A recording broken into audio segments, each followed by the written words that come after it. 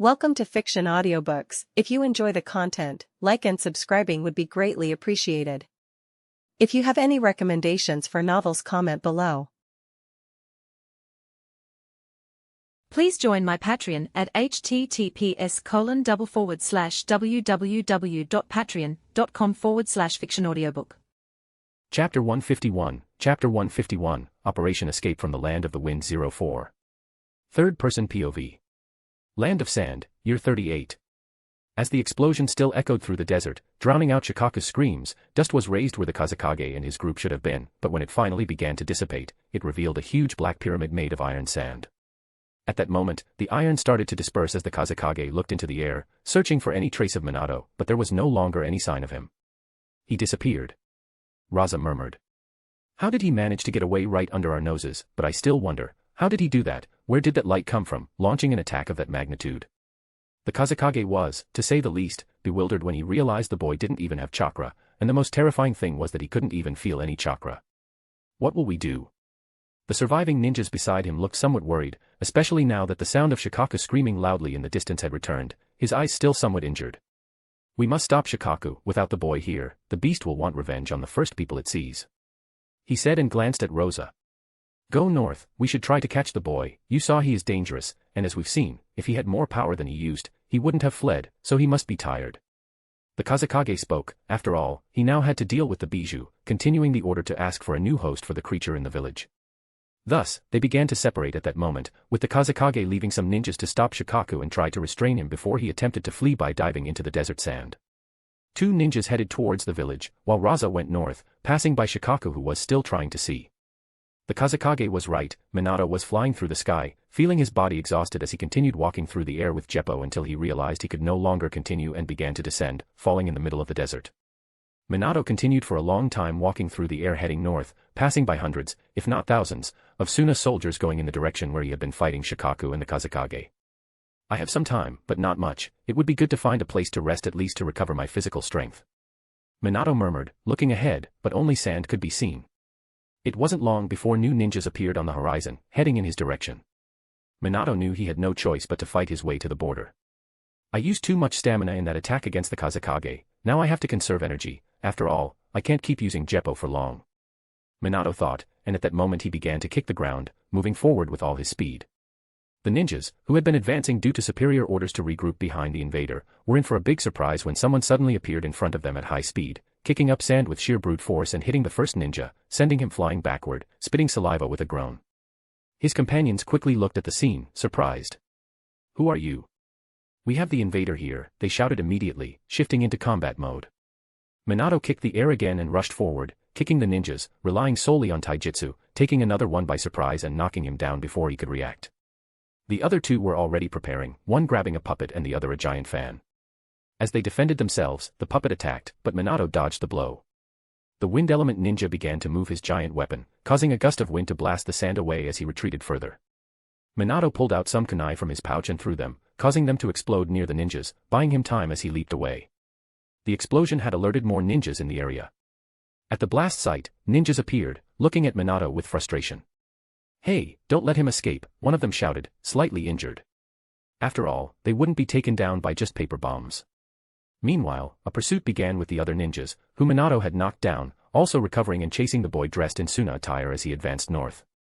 Minato simply clasped his hands in front of his chest, as if trying to absorb natural chakra, while continuing to run, trying to spin his chakra faster to regenerate more quickly, as he desperately needed it. Other patrols began to appear from all sides, with users of earth, water, wind elements, and puppets with kunai being launched, while Minato kept advancing. This is bad, there are more and more of them around me. Minato murmured as he saw the first 4 ninjas he had faced multiply into dozens of them. He was pushing his body to the limit, but always keeping his chakra circulating within him as he held his position while the attacks came at full speed. He used observation haki to try to dodge everything, surprising many of his attackers by zigzagging away from their strikes. He began to gather more chakra before turning towards them all and forming hand seals. In the next moment, he generated a flash of light, catching almost everyone by surprise and temporarily blinding dozens of ninjas who lost their sight. When they regained their vision, Minato was no longer there, having continued north, still pursued by those unaffected by the light. Minato kept running, knowing that soon those dozens of ninjas would turn into hundreds, making things even worse for him. He realized that after a while, no more ninjas were appearing ahead of him. He found it strange, but he continued running, until suddenly he felt sand rise beneath his feet, wrapping around his legs and trapping him before his haki could react, perhaps due to his exhaustion from fighting so much. This, he murmured, knowing very well who the owner of that golden sand was. With no choice, he threw a kunai with his fuinjutsu attached to it forward before disappearing and reappearing next to it, grabbing it and moving away from the sand, but losing all the chakra he had accumulated for that small teleport, with a slightly frustrated expression. Maintaining that frustrated look, he glanced at the ninjas appearing in front of him as one of them stepped forward from the 80 ninjas gathered there, with hundreds more approaching. Raza, Minato commented. You're at your limit, boy. Just surrender, Raza taunted, as Minato prepared his kunai. Minato knew he had to keep running, but he also knew he was reaching his limit. He would have to kill Raza there to get out of this country. It was a shame, because in Minato's opinion, Gaara would never be born. So, Minato prepared to fight, but before the battle could begin, suddenly, people started appearing from the north, rushing at full speed toward the group. Minato was surprised to see them and recognized them, jumping and beginning to throw several kunai toward the Suna group. Raza quickly went into defense mode. After all, there were at least 30 kunai with explosive tags. A series of massive explosions erupted as he shielded the ninjas around him with his golden sand, looking seriously at the group. Minato was a bit stunned as the people landed near him, and his gaze turned toward them. Well, you look like you're in terrible shape, kid. Zelda's voice came from behind her mask. Minato was still wearing his desert attire, with only his eyes visible, but he was clearly recognized by everyone there. You. What are you doing here? Minato murmured, looking at his former squad mates. Alpha, Zelda, Horny, Echo, Blade, Ghost, Falcon, Whisper, Vortex, Mirage. He was quite surprised. After all, he didn't believe Konoha would send a team to rescue him so quickly. Well, let's just say we found some orders to come here. We couldn't let our little mascot die like this, could we? One of them said. Mascot. No, my student. Ghost murmured, while the others laughed, not appearing to be in front of several enemies. Stop it. Minato, how are you? Alpha, the leader of the group, asked, trying to restore order, as they were on a serious mission. Minato sighed. I have very little chakra left and I'm pretty exhausted. If I can recover a little and you give me some time, I can help you. Minato said.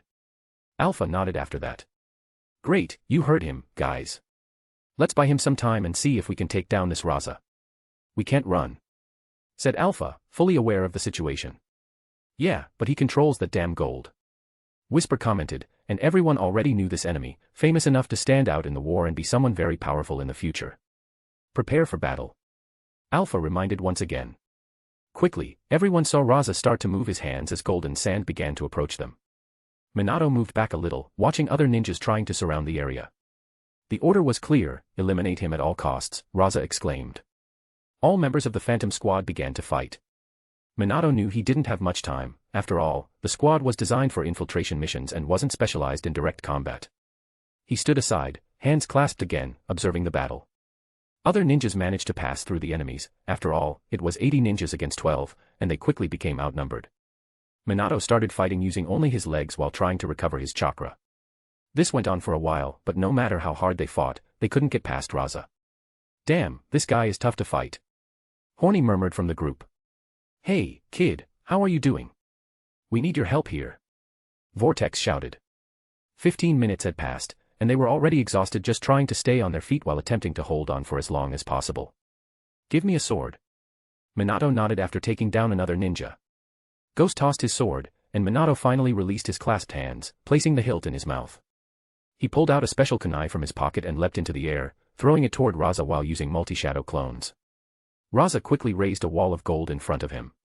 The kunai struck the wall, but one particular kunai passed through a weak spot in the defense, flying through the air. Minato reappeared on top of it, grabbing it and hurling it downward in the next moment, catching Raza by surprise. Raza jumped back, slightly stunned, as his golden wall crumbled. At that moment, everything seemed to happen in slow motion. With lightning speed, Minato appeared right in front of Raza, grabbing Hitaki's sword before throwing it, enveloped in light. In the next instant, Raza felt a massive pain in his chest, and his body was violently thrown back, imitating an explosion across the desert in a straight line of light. The golden sand began to crumble as Minato advanced to finish him off. Commander Raza, the Suna ninjas exclaimed. They looked at Minato in their midst, who began advancing to strike back. Minato disappeared and reappeared among his allies, kneeling as his chakra, once again, reached its last drop. Hey, grab him. Let's get out of here. Alpha exclaimed, and quickly one of them grabbed Minato and began moving. Hey, don't let him escape, the Suna ninja shouted, but now, with much less resistance, it was much easier to flee.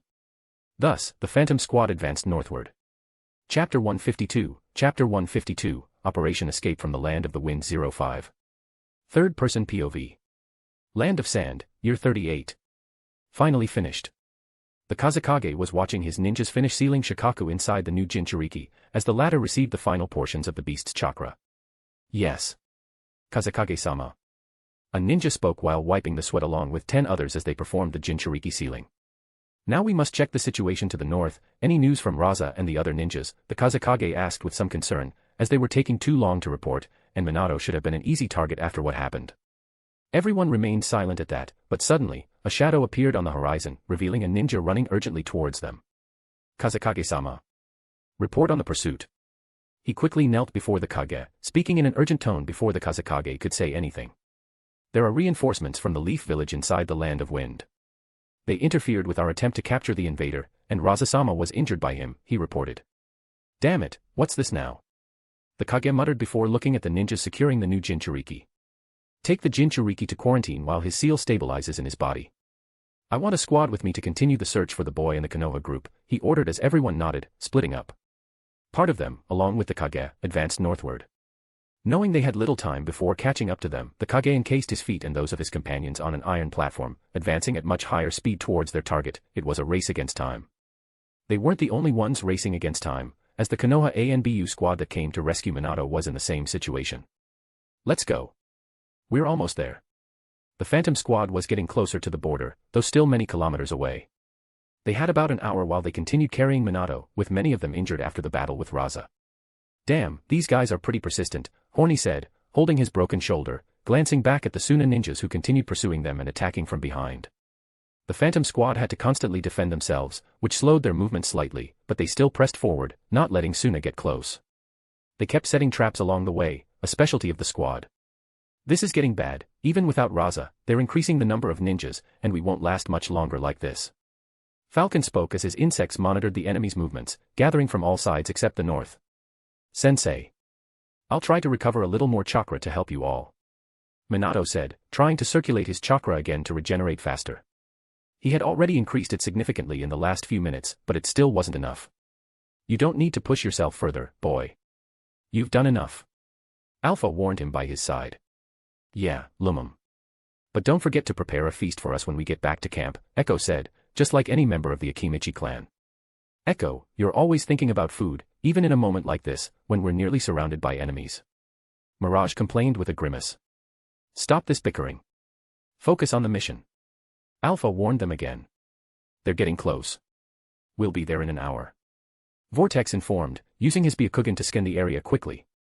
Watch out. They've reached us. He immediately pointed to the side, where a puppet was approaching them, throwing kunai with explosives, trying to blast them as they dodged. The puppet closed in, but Ghost appeared beside it and sliced through. Go, keep moving. They're closing in, I'll hold them off, he exclaimed. Wait, are you planning to stay? Blade couldn't help but be surprised by her cousin. Someone has to buy time. I'll stay and fight, then catch up to you. Ghost insisted. No, we're not leaving while you stay behind. Minato exclaimed, refusing to accept it. You must leave this country, Minato. Ghost urged. Take him away. We'll stay too. Don't worry, Ghost will be fine with us, and we'll catch up after stalling them. Falcon and Whisper stayed behind as well. Stop. This is not going to happen. Minato said, stepping down from Zelda's back, refusing to let them stay behind while it was 3 against 100 enemies. I won't let you sacrifice yourselves for me. If we have to stop and fight, then I'll do it with you. Minato spoke firmly, and everyone stopped at that moment as well. Well, looks like we have no choice. Let's join together and buy some time before we leave. Alpha sighed, realizing that if one stayed, none of them would leave either. So be it, let's finish them. Mirage said, as the entire group stopped and gathered, surrounded by enemies. All around them, ninjas from all sides, except the north, were closing in. Minato was a bit tired, but that didn't stop him from focusing his chakra and waiting for the enemies to approach, ready to push his limits. As the group stood there, starting to get surrounded and preparing to face the approaching enemies, Minato's eyes widened as his gaze turned north. What is that? He murmured, sensing several presences approaching, but not what he had imagined. Something wrong, Minato? Alpha asked, still focused on the enemy group advancing, glancing at Minato, as he had a greater sensory range, second only to the Hyuga clan members' eyes. Reinforcements, he murmured, surprising them for the second time that day. What do you mean by that? Alpha asked again. He's right. It's the village. Said with an equally surprised tone, looking through his Byakugan, before shadows started appearing on the horizon, catching everyone by surprise. The Suna ninjas who were circling the group, expecting to defeat them easily, after all, it was still 120 against a dozen of them, were certainly caught off guard by the new arrivals. As they looked across the desert, more and more figures appeared, running towards them. There were at least 200 of them. As they saw the group approaching, they began to recognize the Konoha vests. Enemy attack, Konoha reinforcements, get ready. The Suna ninjas shouted at that moment. Quickly, the Konoha ninjas charged with full force, and the two groups clashed in the middle of the field. Minato and the others watched from the middle as the impact unfolded, seeing Suna's forces being pushed back by the numerical disadvantage. Come on, we've caught up to them. A Konoha Jonin with a vest exclaimed to the group that was watching. Go quickly, we'll hold them off for a while. You need to cross the border. He instructed the group, and Alpha nodded in agreement. They didn't hesitate, with many of them still injured, so they moved forward. Let's go, everyone. Alpha urged. We have no choice, this is our chance. Hey, what's going on? Zelda asked, clearly surprised as explosions and metallic sounds echoed behind them with hundreds of ninjas battling. Some ninjas left the fight to escort the group northward. Did you think we'd stand by? Our ninjas are here to reinforce the boys' escape. They responded to Zelda's question. What do you mean? Minato asked, now keeping pace with the group without anyone carrying him. We dispatched 1,500 ninjas to attack the camp south of the Land of Rain. These 200 are part of that group, tracking your special squad's ninjas. And we ended up following the gap you created all the way here. That's how we caught up so fast. He explained. That means. Alpha murmured, clearly surprised by this, as they had expected something entirely different from their superiors, something that could cost them their current rank, or even lead to execution as traitors, given how they were acting with their group. Meanwhile, in another setting to the north, at Suna's main camp, part of the forces had been dispatched into the country with the mission to search for Minato and the others. The atmosphere was somewhat tense at that moment, after rumors spread that an invader had single-handedly thrown away all their advantages in the war. Did they catch the invader? One of the ninjas murmured, glancing towards the current leader standing in for Kai. Of course. Suna would never stand by while some ninja thinks he can just enter our country. He spoke with unwavering confidence in his village. In the next moment, explosions erupted from the north. What's happening? This alarmed the entire camp. Sir. There are Leaf Village ninjas approaching with a full-scale attack, there are more than 1,000 of them. A sentinel ninja approached, warning them. Damn it, this is bad. Prepare for battle, they shouted, beginning to organize the ninjas as the forest filled with 1,300 Konoha ninjas advancing toward the camp. Orochimaru was leading the attack, and they were closing in, ready to launch a devastating strike. An intense battle began, and Konoha held a slight advantage in the surprise attack, especially since the Suna ninjas weren't expecting an assault from the north at this time, just to rescue an invader in their country. Meanwhile, the Kazekage continued his advance north for the next few dozen minutes until they finally arrived where Raza was being treated by Suna ninjas, unconscious. The Kazekage circled the area, only casting a frustrated glance before moving on. 10 minutes later, ninjas approached them. Kazekage-sama. We have a serious situation to the north, they shouted from the ground as they saw him passing by, and the Tsunakage saw it was indeed grave and descended to them. Speak. The Kazekage ordered. Kazekage-sama, Konoha is attacking the main camp. The place is turning into chaos. There are over 1,000 of them, and we are losing the advantage in this surprise attack with no powerful ninja to handle Orochimaru from Konoha, one of them reported. What? The Kazekage murmured, surprised, before clenching his fists in frustration. Konoha is doing this to try to get the boy. He muttered, deep in thought, but also surprised. I can't let myself feel this way, I've seen what he's capable of, a child who can fight against a bijou alongside me and the best Suna ninjas. He thought, acknowledging that Minato surpassed all the standards he knew in the ninja world throughout his life. If it were true that Konoha was finishing the mission to save him, he had no choice but to support his ninjas. What would happen if Minato managed to escape? It would be a shame that would haunt him for the rest of his life, a disgrace to his village in front of the entire ninja world. But he had no choice. Alright, regroup all ninjas in the desert. Keep a group pursuing the invaders, but we must focus on Konoha's attack. Let's head to the front lines, he commanded, ultimately advancing toward the northwest instead of the north where Minato and the others were headed. Meanwhile, Minato's group continued moving forward, no longer being pursued by the dozens of previous ninjas. As they got closer to the border, more Konoha ninjas joined them after the conflict, managing to halt the advance of the Suna ninjas. With some injured, they hadn't killed many of Suna's forces, but it was enough to delay them. "Come on, we're almost there," they exclaimed, excited, and Minato could already see the forest beyond the desert on the horizon. "Looks like we made it." Zelda cheered.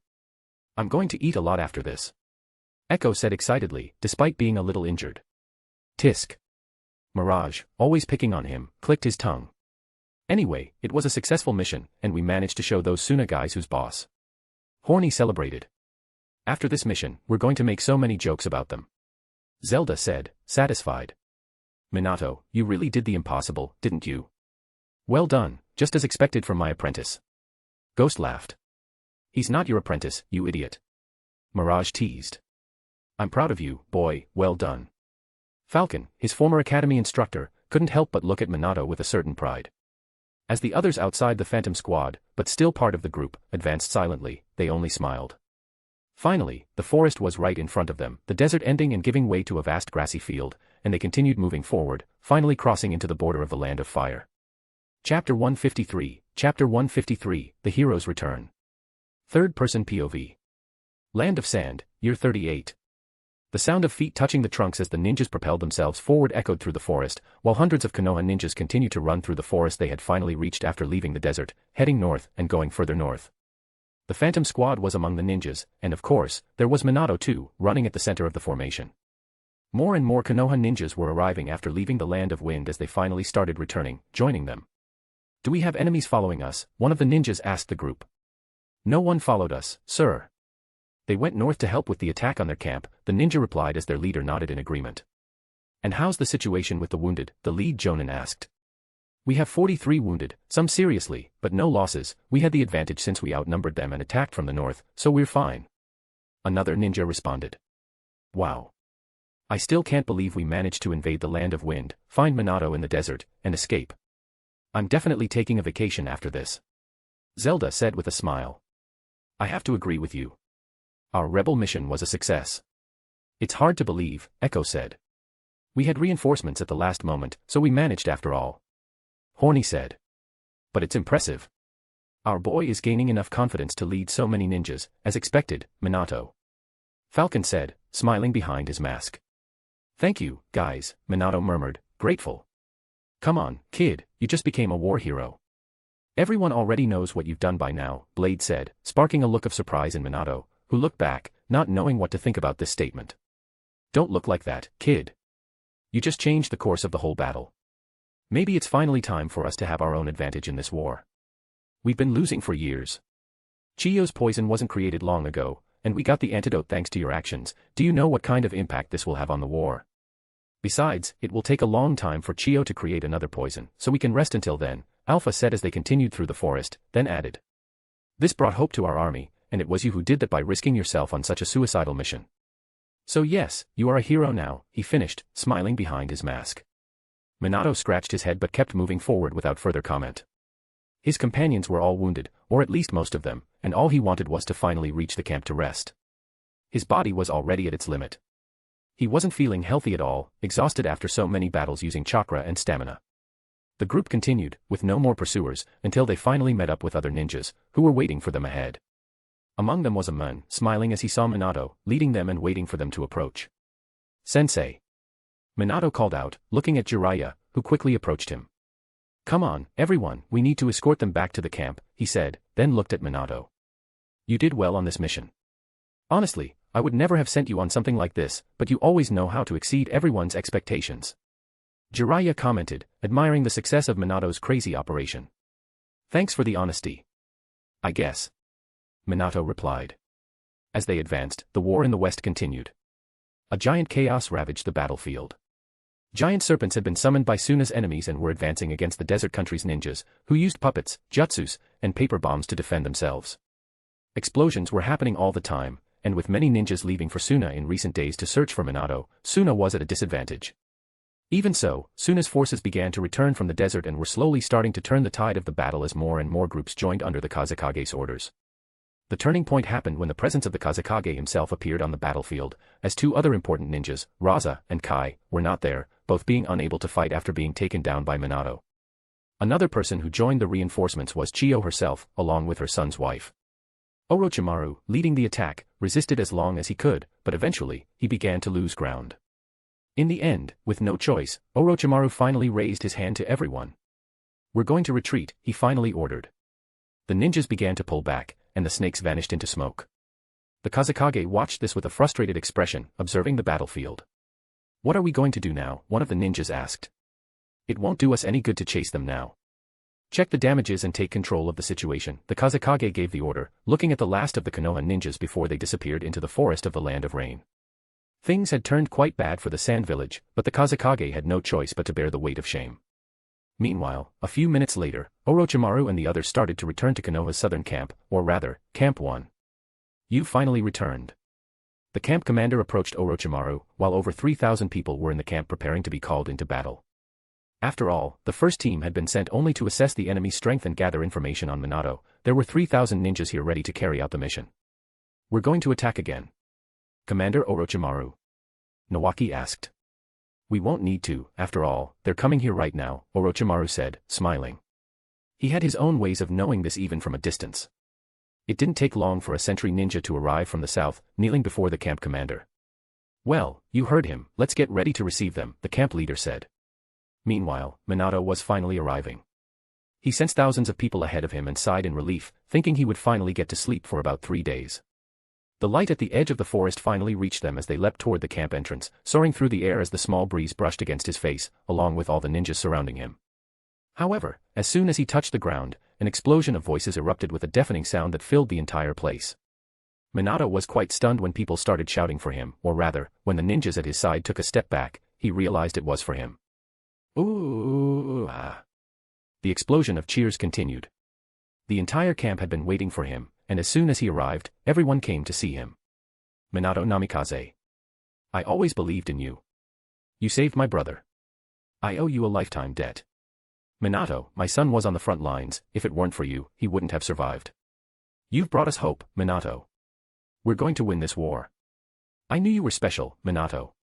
You've proven it to all of us. Thanks to you, our infected ninjas will live to see another day. You've just saved thousands of Konoha ninjas, we'll never forget what you did." Thousands of voices rose around him, as everyone turned their attention to Minato. The boy stood there, frozen, as he felt a hand on his shoulder. "This time, you really surprised us, Minato. You alone accomplished the greatest feat of this war. Now, everyone is looking at you as a hero," Jiraiya said. "Sensei." Minato murmured, looking at his teacher, holding a small smile but with a proud glimmer in his eyes. "Go, they're waiting for you." "This is your moment," Jiraiya said before giving Minato a gentle push forward. Minato took a few steps forward but stopped again, unable to move as he looked at all those ninjas. "Well, it seems the kid is starting to leave us behind," Vortex said with a smile. "Damn, Vortex, he really surpassed all of us," Falcon said. "I wish I was as strong as you," Echo said, sounding like he was crying behind his mask. "I'm so proud of you, my student. You learned everything I taught you," Ghost said, while Blade slapped Ghost on the head, causing him to scratch the spot. "Stop thinking his achievements are thanks to you," he said to his cousin. "Now go," Alpha said with a proud tone, patting Minato on the back. Minato still seemed frozen, with all those people shouting for him. He didn't even react when he was pushed even harder by Zelda, causing him to fall into the middle of the crowd. The people surrounded him at that moment, with smiles and admiration in their eyes, something Minato had never seen from so many people directed at him. Jiraiya just watched from afar, arms crossed and with a calm smile, as he saw people start to tell Minato things, and Minato scratched his head, a little embarrassed, not used to this kind of situation. "Well, that's quite a reception," a voice came from behind him, as Tsunade walked up to Jiraiya. "You're here? I thought you'd be taking care of the main operation," Jiraiya commented, raising an eyebrow. "Well, I had to see if the kid needed any help. Besides, 6 ninjas appeared out of nowhere at my camp after he teleported them, all of them wanting to help Minato as soon as they started receiving medical care," she said before looking at the crowd of ninjas in the middle of the camp with Minato. "He just came out of hell, but it looks like he's doing quite well," she added, moving closer to Jiraiya and standing by his side. "And also, someone insisted a lot for me to come here, very worried about his beloved companion," she said as Tsuna approached as well, looking ahead where Minato was. "Who would have thought that by saving a friend, he'd affect so many lives and an entire war," Jiraiya said. You knew this would happen sooner or later. Minato has all the qualities, he just needed the right moment. Even so, I'm stunned to think he's done something even more impressive than usual. Besides, thanks to him, my daughter is alive, Tsunade responded. It's a shame he's not used to crowds yet, but I'm sure soon enough, he'll have to be. Jiraiya murmured. Are you talking about your destined student or wearing that hat? Tsunade asked. Maybe both. Jiraiya smiled widely this time as he said that. Tsunade didn't reply, her eyes falling on the girl beside her, keeping a curious and uncertain look as she watched her friend from a distance. You're not going over there too? Tsunade asked Suna, who seemed to hesitate. I don't think so. I'll wait to talk to him later, there are too many people there. He won't hear me like this, Suna murmured. Wow, I wish I had had that kind of relationship in my teenage years with a certain woman, Jiraiya couldn't help but murmur. That woman is very well married, Jiraiya, Tsunade replied, her tone quite serious. Jiraiya just shrugged, turning his attention back to Minato, while the crowd chanted his name in unison. Minato. Minato. Minato. Minato. Minato. Minato was lifted into the air by the crowd as many cheered and clapped, with smiles and shouts of admiration echoing around him. Minato couldn't help but smile at that moment, affected by everyone's feelings. Konoha had finally found a hero who was just at the beginning of his legend, a story that would go far beyond this war in the coming decades, one that would affect the entire world, and in time, there would be no one who hadn't heard of Minato Namikaze. Chapter 154, Chapter 154, Feelings. Third-person POV. Land of Sand, Year 38. Minato jumped to one side of the forest, sighing as he finally had a moment of peace after all the commotion that had been happening since he returned. He was happy that he helped so many people, but he was a little unsettled by his own reception, which went on for hours and didn't seem to end, so he ended up sneaking away at the first opportunity. It was nice and contagious how everyone called him a hero, but he wasn't used to this kind of constant attention focused on him. He finally stopped by a river, approaching to splash some water on his face, while taking off his shirt and jumping into the water wearing only his shorts, finally getting rid of the clothes he had worn in Suna to wash off a bit and relax at last. Man, I needed this after spending some time in the desert, even though it wasn't that many days. Still, I could never live in a place like the Land of Wind. Minato murmured while floating, looking up, watching the clouds slowly moving across the sky. This lasted for a while until he felt a presence approaching this place. He had sensed her presence before but noticed that she didn't come near him during the celebrations. She must have followed him after scanning the area, and Minato wouldn't mind seeing her, after all, he wanted to check on her. It didn't take much longer for her to land in front of the river where Minato was bathing in his shorts, while she looked at him with some caution. Minato. Suna murmured. Suna. Minato, still floating, turned his face to her with a sincere smile. You're okay, that's great, he said. Thanks to you. She murmured, with a gaze full of tenderness.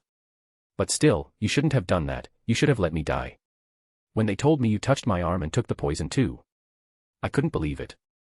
In the end, she let a few tears fall. Hey, I don't regret anything I did. Minato approached the edge of the river where Tsuna was crouched, looking at him with some tears. Even so, you shouldn't have risked yourself like that for someone as foolish as me. I would never forgive myself if you died in the Land of Wind. She said, her heart quite shaken. I already told you I don't regret anything. You're someone precious to me, and I wouldn't hesitate to save you. Minato spoke with a sincere tone as he touched her face. Tsuna felt his touch as he tried to wipe her face, and she looked at him with a somewhat lost gaze in his blue eyes. I know, it's just. She murmured, holding his hand against her face. Things felt natural as they both looked at each other for a moment, entranced with one another, one on the shore and the other in the water. Tsuna was moving her body on her own while feeling Minato's touch, getting closer to him, parting her lips. Tsuna was startled when she felt her body suddenly moving forward as Minato pulled her into the water. What are you doing?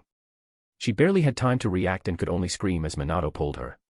You're not going to stay up there while I'm in the water, join me. Minato exclaimed with a smile, completely breaking the trance they were in. What are you doing, Minato? Tsuna was in a bad mood this time as she stood up in the water, splashing it around while pointing at Minato. Ha ha ha ha.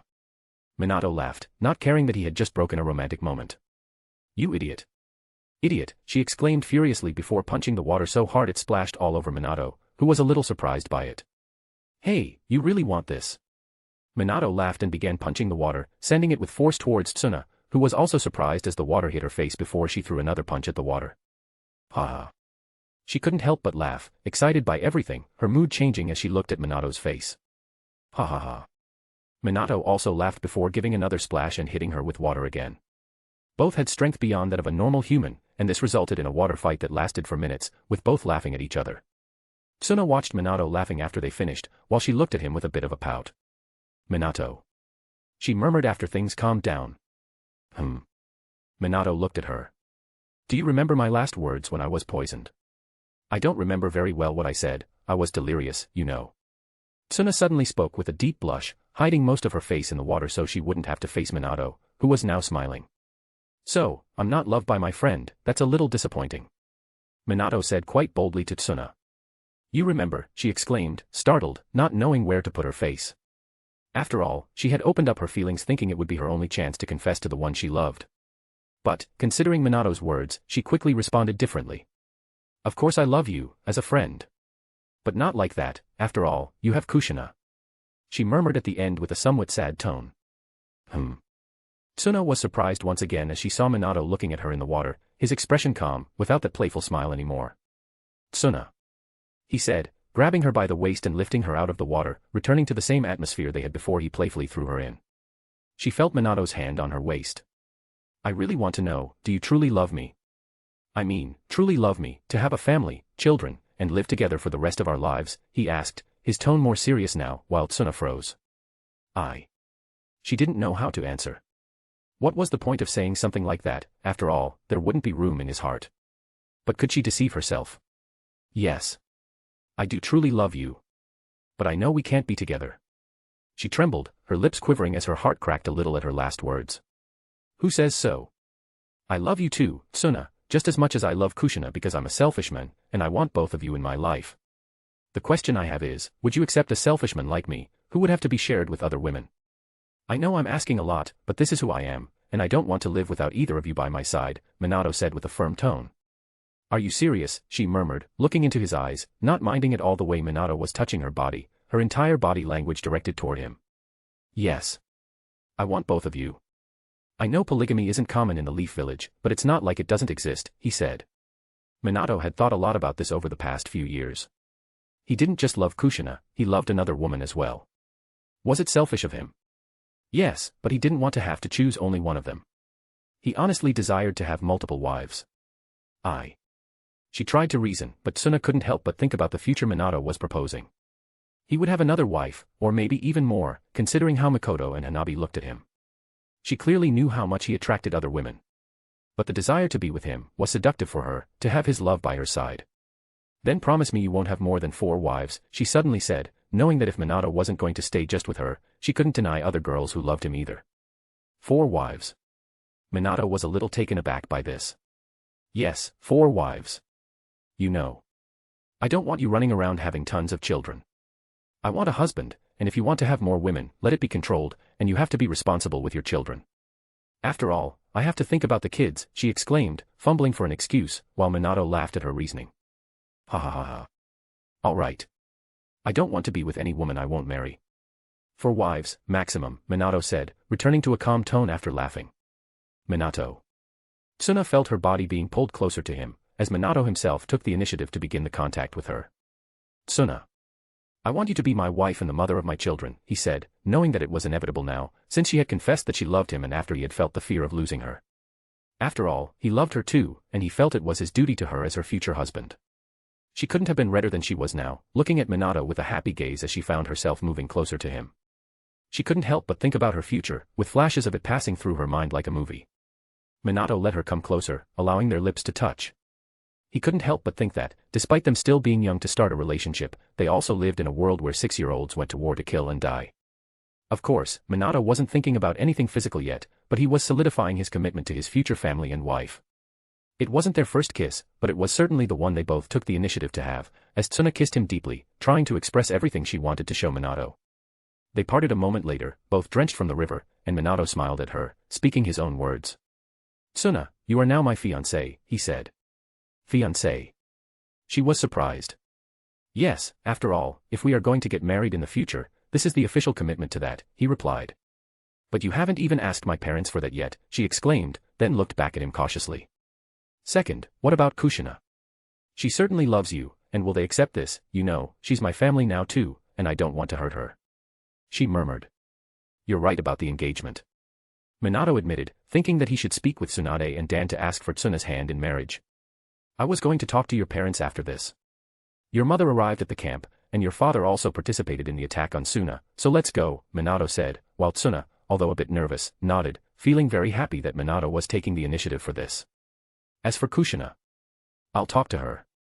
I don't doubt the village will summon me for a debriefing in person, so I'll meet with Kushina after 2 years.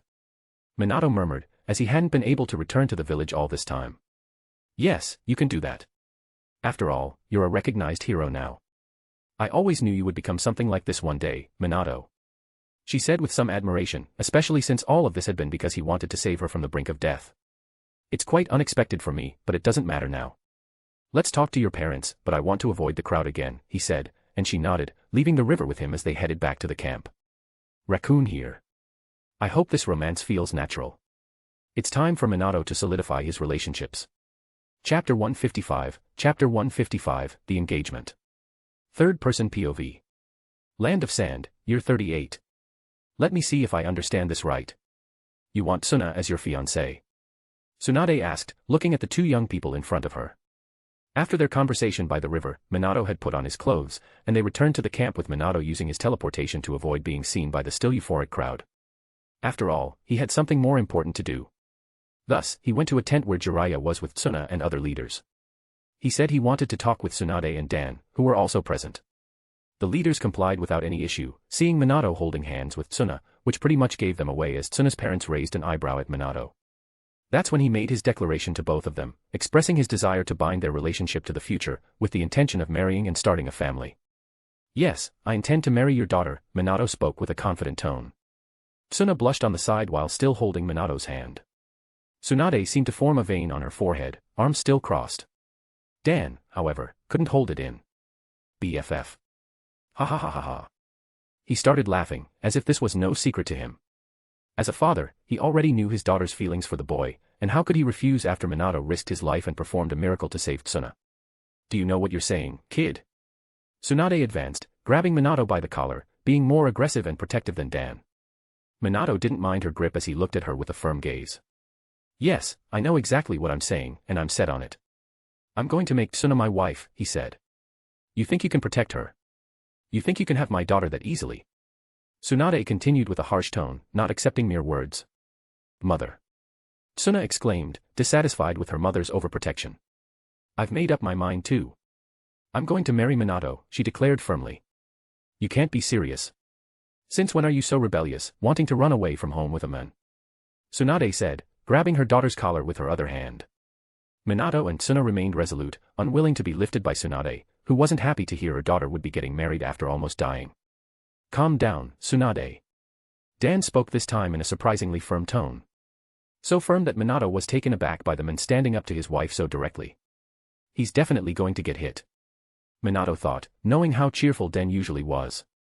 I think you're right, sorry. Tsunade suddenly spoke in a low tone, releasing both young people's clothes. What? Minato couldn't believe it, seeing that Den had a kind of control over Tsunade that he hadn't expected. Well, but this is still sudden. You already want to leave home like this, Tsuna.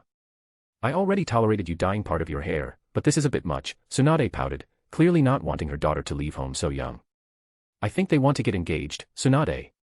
Tsuna and Minato are still young for that, aren't they? Dan asked, looking at Minato. Yes. I intend to marry Tsuna when I'm 18. Is that okay? Minato said, wanting to be of legal age. 18, that's 5 years away. You intend to take my daughter in 5 years, brat? Tsunade exploded again with a dissatisfied tone. Mother. I love Minato, just like you have Dad, I have Minato, and it's natural for us to get married. Tsuna spoke rebelliously. Tsunade didn't like those words but stayed silent. Did you expect anything different, Tsunade? Look at them.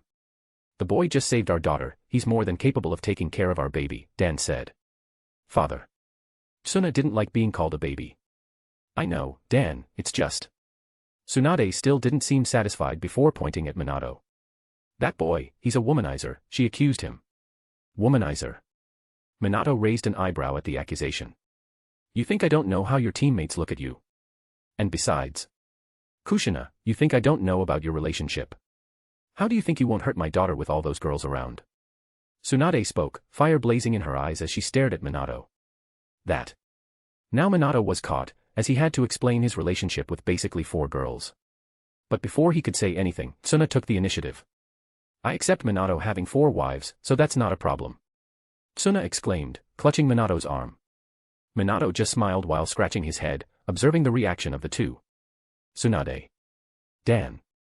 Both were speechless, even Dan, who was supportive of Minato, raised an eyebrow at him. You. Tsunade began to exclaim repeatedly, and Minato knew he couldn't stay there much longer. Let Jiraiya-sensei know I've gone north. I'll bring Tsuna later, goodbye.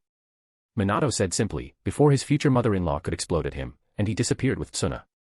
To the far north, Minato appeared with Tsuna by his side, while she remained dazed. Well, that was quite surprising. Tsuna murmured as she looked at Minato. Where are we? She asked. We're at Camp 12. This will keep your mother away for now. Hopefully, she calms down. Minato commented. She'll understand, don't worry. What matters is that we're engaged. She said with genuine joy. Does this make us a couple now? She asked with a smile. I guess it does. But let's leave official talks for after the war, Minato said, and Tsuna didn't disagree. Now let's go see Mikoto and Hanabi.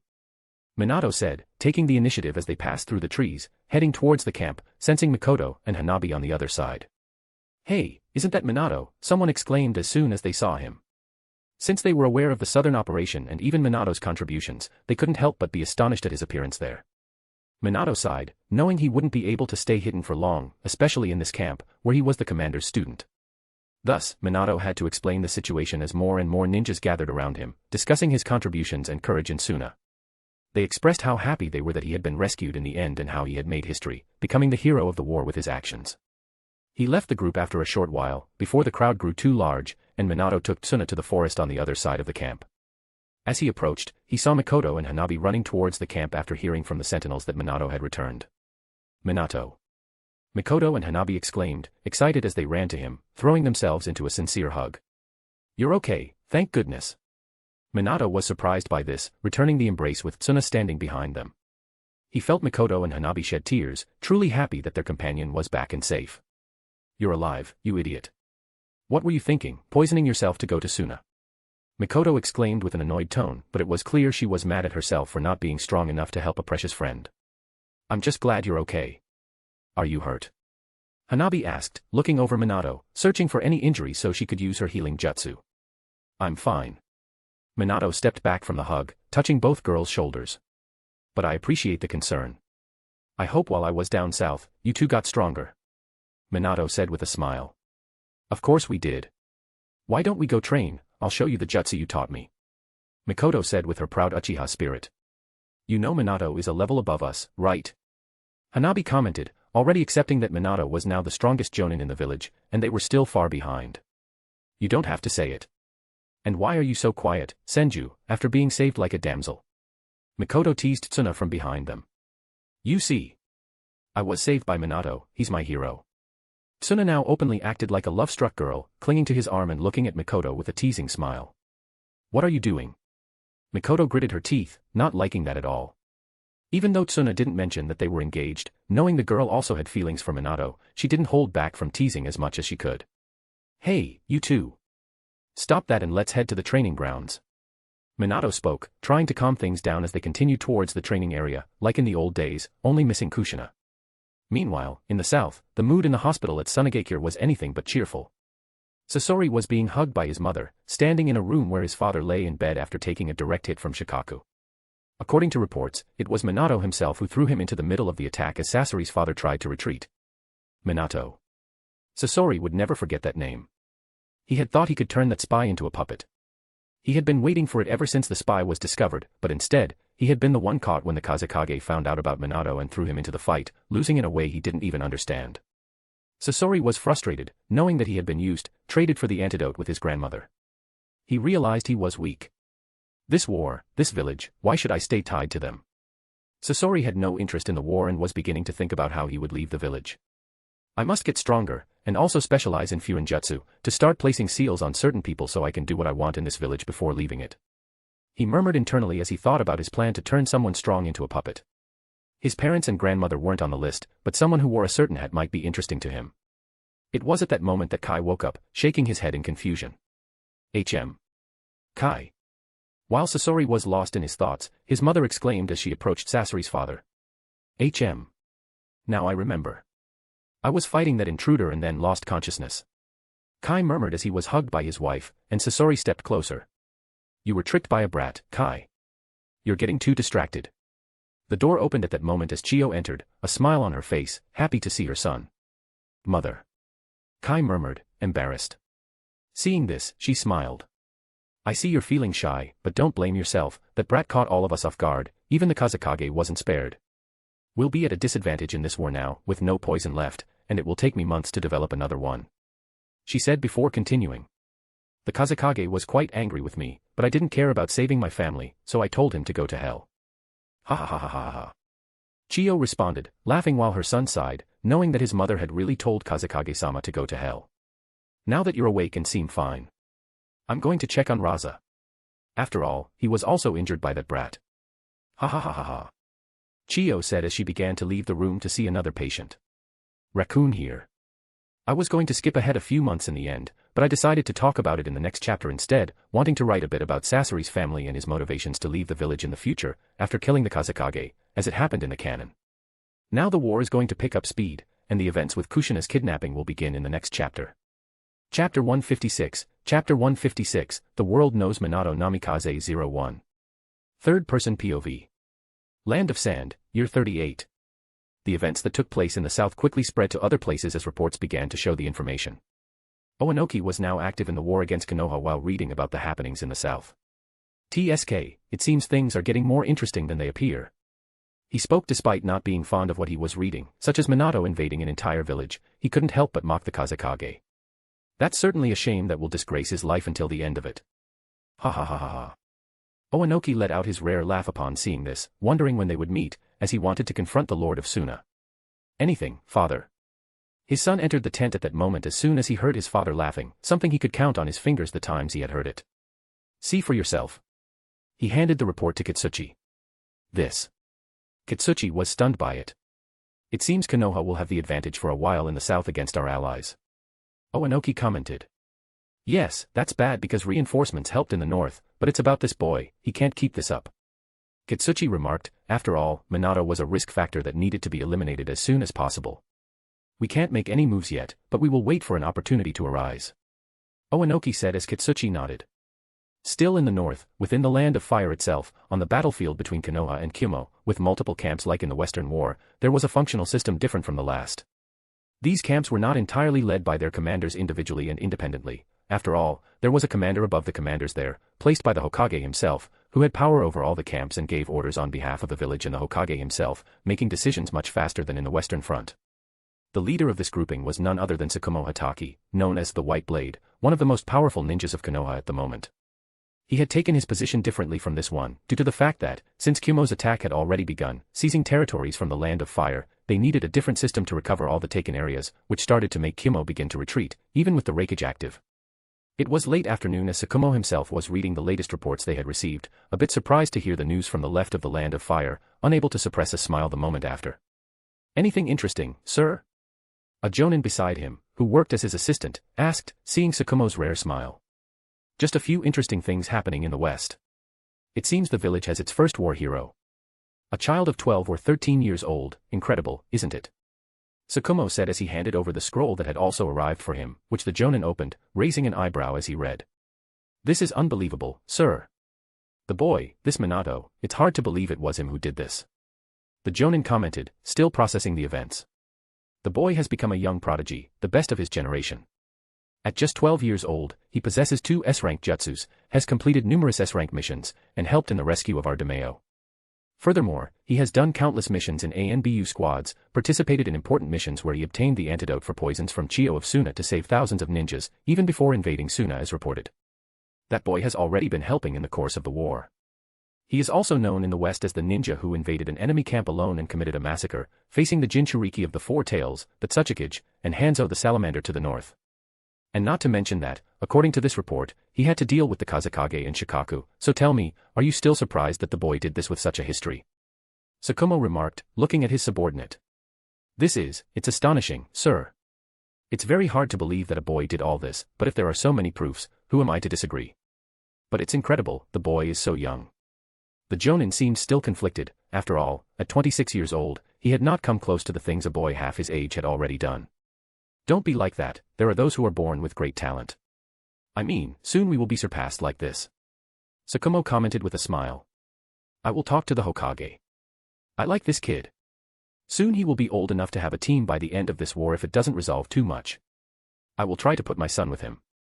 I'm sure there's no one better. He remarked, and then Sakumo ended the conversation. Now you can go. See you later, Lord Commander. The Jonin said his goodbyes and left the tent. It was getting dark, and he was now free with no tasks, so he decided to relax with his companions. This Jonin went over to a group of friends who were drinking in a corner of the camp. Hey, Ecker, come here. His friends called as soon as he was seen. Hey, guys. Ecker approached and sat down with them. I think I'll join you today. He murmured while grabbing a bottle of sake. A lot of work with our commander. His friends asked. You know how it is. Yeah, but today was calm. However, you won't believe what I just heard before coming here, Ecker said as he drank, starting to tell what he had heard. His companions looked at him incredulously. You're saying a child did this? Oh, no way, it can't be possible. One of them, clearly skeptical, exclaimed. You said his name is Minato. Another murmured, thoughtful, before looking at Ecker again. I not only heard about him, in fact, I saw that boy in person in the village during an emergency mission. The kid captured spies in the village alone when he wasn't even 10 years old. He fought against a group of Genins and Chunins on equal footing and won, even being one against multiple. I went to check the situation with the Hokage and saw the boy. He really did that. Because if he did this at less than 10 years, I believe those rumors, that ninja said while everyone fell silent for a moment. If you speak the truth, then I see why the world doesn't believe it either, the one who doubted murmured. Then so be it. Today we will drink to the hero of Konoha. Another spoke, while the others smiled. Yes, let's drink in honor of this Minato Namikaze. They said, despite not knowing him, they were cheerful. And so it was. After this group that night, the rumors began to spread throughout the camp. From group to group, while they did missions here and there, or just chatted, the name Minato was already being mentioned here and to other camps with enthusiasm. After all, in a war, heroes were essential for the morale of the entire army. Did you hear about the kid who participated in the Daimyo rescue mission? He did all of that. Yes, the kid is already known for doing extraordinary things, even at such a young age. Some call him a miracle worker. And the most incredible thing is that he never came from any clan but from an orphanage. But I heard that the Senju family took him in. He even had meetings and training with the late Mikoto-sama herself, can you believe it? The gossip continued to spread throughout the camps. Meanwhile, in a tent in one of the camps on that front, a ninja was delivering the report to his commander. Here, my lord. He placed it on the table while the camp leader read. Well, this is good, thank you for this. The commander said. Thank you, clan leader, the ninja replied. Don't call me that. I'm a commander here. Mazu, Mikoto's father, said as he saw the ninja nodding to leave, but he wanted to talk to him first. Before you go. I received some interesting news from the west, have you heard about what happened there? Mazu asked while the ninja shook his head negatively. I see, anyway, you once told me that you saw my daughter with some inappropriate behavior when you visited the camp at the far north of the western border. Mazu questioned. Yeah. She and that Minato Namikaze seemed pretty close, but closer than a relationship between two teammates should be, he replied. Yes, you're right. Well, he is now becoming quite well known. The commander simply said. And I can't stand still now. He said at the end. What do you mean, sir? The young man asked. The way you mentioned that my daughter was close to the boy. I can't let that happen. I can't. As the clan leader, I won't allow my daughter to associate with anyone outside. I've heard very good things about Fugaku Uchiha in recent years. He is strong and considered the best Uchiha ninja of this generation. It's time for me to betroth my daughter to the future clan leader. He decided. After all, Fugaku was the most talented Uchiha of his time. Mazu needed to think about the future of the clan, and Fugaku had already shown interest in marrying Mikoto. Combining the useful with the pleasant would be the best solution, and he would put an end to any teenage crush his daughter might have before she did something foolish and embarrassed the clan. Now you can leave. Mazu said in the end, and the ninja nodded. This was the Uchiha who had visited Jiraiya's camp a long time ago while seeing Mikoto and Minato closer than they should have been, and passed that information to his leader. Now he was going to meet his team as he exited the tent of the commander and clan leader Mizu Uchiha. In the following days, it didn't take long for the rumors about Minato, the new hero of Konoha, to spread even to this camp. One of the students of that Uchiha was none other than Akame Uchiha, who felt especially frustrated upon hearing about Minato. He had been nearly the best in the class during the first year if it hadn't been for Minato defeating him. Now, he was being left behind while Minato was far beyond what he might achieve in his entire life. This frustrated him deeply. "Where are you going?" his sensei asked as soon as he saw him moving away from him while men talked nearby about the rumors. Akame didn't answer as he advanced toward the training area. "Answer me." The sensei spoke again, now in a harsh tone. "I'm going to train, sensei." Akame simply said, not stopping his walk. The sensei sighed. He knew the boy was frustrated. Akame continued walking through the forest until he found a place where he could train for hours without stopping to try to distract himself. Why do I feel this way?" he murmured as jealousy and anger consumed him. He believed he would be the greatest Uchiha of his generation. Despite having demonstrated great talent by unlocking his Sharingan at 6 years old, his potential had not been as grand as everyone expected. There was even a certain disappointment in the looks of the clan elders. Mikoto, the leader's daughter, also demonstrated great talent, easily surpassing him after she obtained her Sharingan too. He was a total failure. And so, Akame trained for hours, consumed by feelings of frustration. Meanwhile, far from there, a black and white mass emerged from the ground, observing the boy with interest. Especially the black part, which seemed pleased. "He is quite dark." The white part murmured. "Yes, that's exactly what we needed." The black part replied. "That was exactly what Madara wanted. Maybe he is the chosen one." Zetsu Black spoke calmly. After all, they needed someone to carry out the mission as soon as Madara died. They had a plan to follow. A plan that involved a certain mother sealed on the moon for the greatest manipulator of this plan. Chapter 157, Chapter 157, The World Knows Minato Namikaze 02. Third-person POV. Land of Sand, Year 38. Reikage-sama, some news has arrived from the south. A Kumo ninja, through spies, quickly learned of the events in Suna. The Reikage took the scroll and began reading. That fool from Suna was left behind, which proves how mediocre his country is. The third Reikage mocked the Mizukage. However, he hadn't finished yet. This is a risk factor that needs to be eliminated. The Reikage murmured, not stopping to think about the potential Minato represented. These achievements were not ordinary for a child, showing that Konoha had a ninja with potential that could become a major problem in the future. However, he had no way to deal with this now and would have to wait for Iwa and Suna to handle it, as he remained here in the north. "Should we continue attacking Konoha's forces today, Hokage-sama?" a Jonin murmured in front of him. "Not yet, damn Uzumakis. Ever since they brought them to this battlefield, we can't use the Hachibi and Nibi properly. After all, we might lose them to sealing jutsus.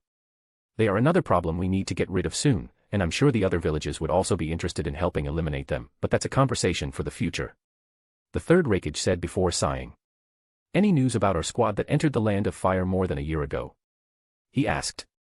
After all, there was a group sent to infiltrate the Land of Fire after a battle involving thousands of ninjas, managing to send this group through a blind spot. Their mission was simple, capture someone, but now that Konoha had strengthened its defense, it wasn't an easy task, and they had to find a way to enter and leave Konoha within 2 years. "No news from them, my lord, perhaps they've been captured."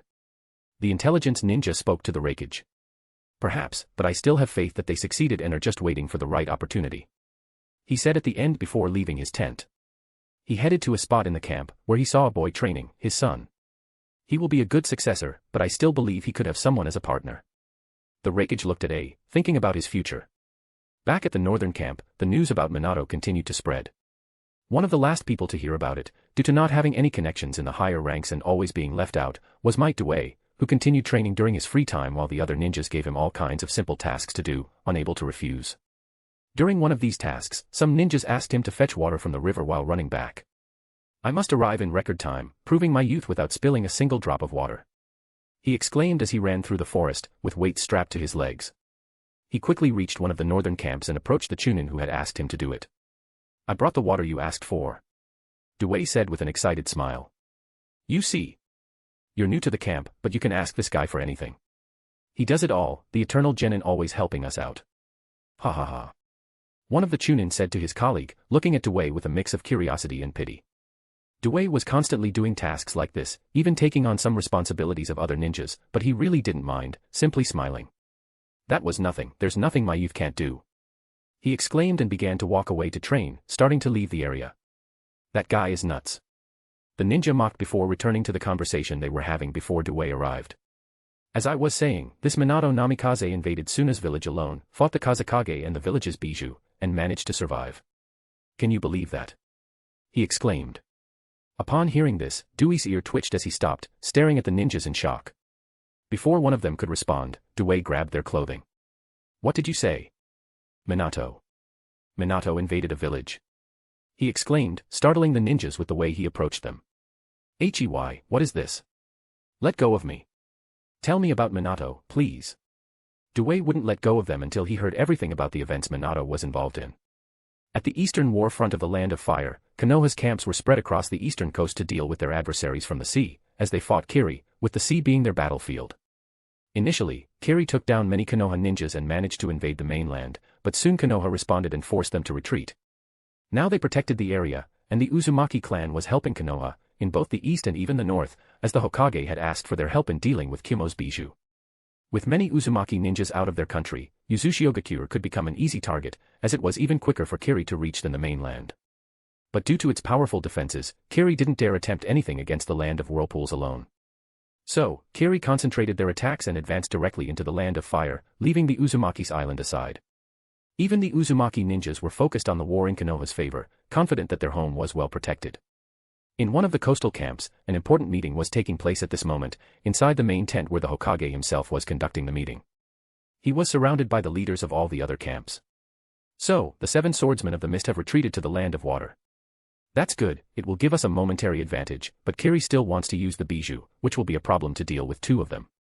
Hiruzen said, as all his commanders listened attentively. He didn't even consider using Kurama, although many seemed to be expecting it. After all, tailed beasts were fighting against Konoha from all directions, but he kept the Kyubi out of use. Hiruzen didn't want to use it, especially since the Kyubi had only been sealed into a new Jinchuriki for almost 2 years, and using it was dangerous. No one could control it, and even Hiruzen wasn't confident that he could. Don't worry about the bijou, Sandaime. Someone spoke at that moment. We can fight them and control them, said a middle-aged man with red hair, a pure Uzumaki, one of the most powerful of his time. He spoke with confidence, as there was no one more capable of dealing with bijou than his clan. The 3rd Hokage nodded at hearing this. All right. Then let's focus more on the Mizukage's movements. I'll leave the bijou to you as soon as they try to attack. Hiruzen said, and the Uzumaki-man nodded in agreement. Good, let's end the meeting here. Return to your posts and await orders, report any enemy movement, understood? He said to all the commanders, who nodded in confirmation and then left for their camps. This camp functioned as a model of the Northern Front, as the Hokage himself was here, and his orders were absolute, concentrating all decision-making power in his hands. One of the men who had been at the meeting and had arrived a little late stayed behind while the others left. Hiruzen had been expecting him, watching as the men kept a serious expression. Danzo had suffered a lot in this war. Hiruzen had come here because things were getting more difficult, dealing with so many renowned enemies. Suna and Iwa could be united to defeat Konoha's ninjas at the border, or the Raikage could be gaining territory in the north, but here, against Kiri, was where Konoha faced the most pressure from the 7 swordsmen of the mist, 2 bijou, and the 3rd Mizukage with an army of people with Kekkei Genkai. These were clans that formed Kiri's terrible army. Even with the Uzumakis, and now with Hiruzen himself acting here, it was still difficult to manage, taking care not to lose the advantage on this front. Hiruzen had never seen Konoha under so much pressure, with all the nations deciding to make the Land of Fire their enemy in this war, leading to numerous losses. Danzo had been one of these victims shortly before Hiruzen arrived to help more than a year ago. His head and shoulder were bandaged due to a serious injury suffered in a battle against the 7 swordsmen of the mist. Not even the newly formed squad, the Root, which he had trained over the past years to be the elite of the elite, could withstand the onslaught. He had only watched as they were killed by Kiri's ninjas. Danzo suffered a crushing defeat, losing most of his men, an eye, and even his own right arm. Hiruzen looked at him with a sympathetic gaze. How are you, Danzo? Hiruzen greeted him, a bit concerned and sincerely acknowledging his friend's state. What do you think, Hiruzen? I lost an eye and an arm over a year ago. Danzo replied curtly. He had lost much of his power with these injuries and was frustrated, wanting to kill any Kiri ninja that crossed his path. However, he still had to think of Konoha as one of its elders. Anyway, I'm not here to talk about myself. I want to talk about the boy in the west. Danzo added with a gleam in his eye. Hiruzen had already known about Minato for a few days, while Danzo had been a bit delayed in hearing the news since he had been at a forward post. He came here the moment he learned what had happened. Hiruzen sighed, taking out his pipe and starting to smoke before looking at his friend again. The boy is something else, isn't he? In just a few years, he's already become a war hero, saving countless lives from that poison. Hiruzen said in a calm tone. Perhaps, but that's not what I want to talk about. The situation is getting out of control. He's gaining too much attention. That's not good for us. After all, we have to think of Konoha, and there's no one better than us for that. Danzo retorted, serious. The boy just changed the course of an entire war, Danzo. What is there to worry about? Hiruzen murmured, a bit weary of Danzo's constant concerns about Minato. Danzo had initially wanted Minato in his squad, to have a good dog to fight for its master, but the boy refused, and both Hiruzen and Jiraiya didn't allow Danzo to push further. Now, the boy was shining brighter than Danzo could have imagined. If one day the decisions of the elders were not agreeable to Minato and he dismantled them publicly, it wouldn't be good for Danzo's position. After all, he believed there was no one better to lead Konoha than himself. I'm sure others, like Mito Kato and Udatane, don't think the boy is trustworthy either. After all, he has already disobeyed an order for personal revenge. Danzo insisted. You worry too much, Danzo. Just relax. Let things stay as they are. My student is looking after the boy. After all, if our ninjas can protect the western side of the country, it will prevent Suna and IWA from trying to invade our territory, and that would give us a real crisis, not a teenager seeking revenge for Konoha. Hiruzen tried to reason. Maybe Minato is important for this war, Hiruzen. But will he also be important for Konoha? Danzo said with a certain gleam in his eyes, while Hiruzen sighed. Well, we'll see about that when this war is over. He said finally, thoughtfully. After all, he too had to think about the village's future. He needed to see if the will of fire would remain unwavering in Minato, as it had in past years. And despite Danzo's persistence regarding the boy, Hiruzen did not entirely dismiss his friend's suspicions. After all, if Minato became so powerful that he was uncontrollable, he understood why Danzo feared he might become a threat to Konoha's future. When the time comes, we'll deal with it. Hiruzen said finally, turning his thoughts back to the war in the east of the Land of Fire. After all, he still had to deal with Kiri. Chapter 158, Chapter 158, The World Knows Minato Namikaze 03. Third-person POV. Land of Fire, Year 38. In the village of Konoha, things continue to function, only slightly affected by the war. After all, some products from other countries were being prevented from being traded due to the conflict, which was quite obvious. Even so, the village's atmosphere remained the same as ever, almost as if there was no war. Many people were saddened by the news of their relatives' deaths, but there wasn't a general depression hanging over the village because of it. After the breach where ninjas entered the village attempting an attack, with Minato stopping most of them before any dangerous damage could be done, the village's security was greatly reinforced, catching more ninjas trying to enter and preventing all kinds of attacks. The ones in charge of the village were the two elders who weren't on the battlefield. Reports had reached them about the war fronts, and both shared a way of thinking about Minato similar to Danzo's, trying to imagine how to combat him if he became a threat to the village. That boy is getting too powerful in such a short time. Hamura Mito Kato murmured, looking at the report. Indeed, this is becoming dangerous, the boy is growing very fast. Kohara Udatane said from across him. To them, Minato had been a talented ninja before. Hiruzen protected him due to his student's interest in the boy. Both Danzo and Orochimaru wanted the boy, but as they knew, Minato ended up with Jiraiya, someone who, in the opinion of the counselors, was too soft. Now, the boy had made a name for himself and was gaining political power in the village. People were paying more attention to his actions, something that was getting out of their control. After all, what was a war hero compared to middle-aged people who made decisions for the village, many of which might not be well received? We must find Hiruzen as soon as he returns to the village. Their concern mirrored Danzo's. In any case, there's nothing we can do now, we just have to wait. Hamura Mito Kato concluded, while his companion nodded. They would have to deal with Minato as soon as he caused problems or questioned their decisions. After all, Minato wasn't affiliated with any of them. Meanwhile, in another part of the village, a boy was running through the streets excitedly, wearing a green jumpsuit. He was returning from the academy, thrilled. Might Guy was 5 years old at that time, and he was training to become a very strong person in the future. I will get stronger and defeat my rival. Guy exclaimed excitedly, drawing the attention of the villagers, who thought he was a strange boy running through the village dressed like that while shouting words no one understood. I'll go back to my new house and do 20,000 push-ups, then I'll show that Kakashi Baka that Might Guy will be the strongest ninja. He exclaimed as he headed toward the Senju property. That boy, he shouts every day, where does he get so much energy? A hidden ANBU ninja commented from a tree. I certainly wish I had that kind of energy too. His colleague remarked, watching Guy run into the yard. These were ninjas guarding the Jinchuriki of the Kyubi. After all, Kushina needed constant surveillance due to being the host of the Fox. Whether her seal might break or someone attempted to kidnap her, their job was to ensure nothing bad happened to the girl. They returned their attention to Guy, who had started training intensely by doing push-ups in the yard. 1, 2, 3, 4, 5. With each push-up, he let out a shout. Here we go again.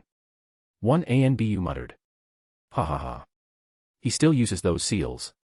He's certainly strong for his age, the other commented. I heard he can't use ninjutsu. What kind of ninja will he be? To me, he's a loser. A third remarked. Don't say that, he's just a child. You say that because you don't know his father. It won't be long before he turns 30. Did you know he's still a genin? Can you believe that? His colleague began to laugh. Don't forget that the boy has been here for over 2 years, almost 3 since his mother went to the hospital, and the late Mito-sama was very fond of him.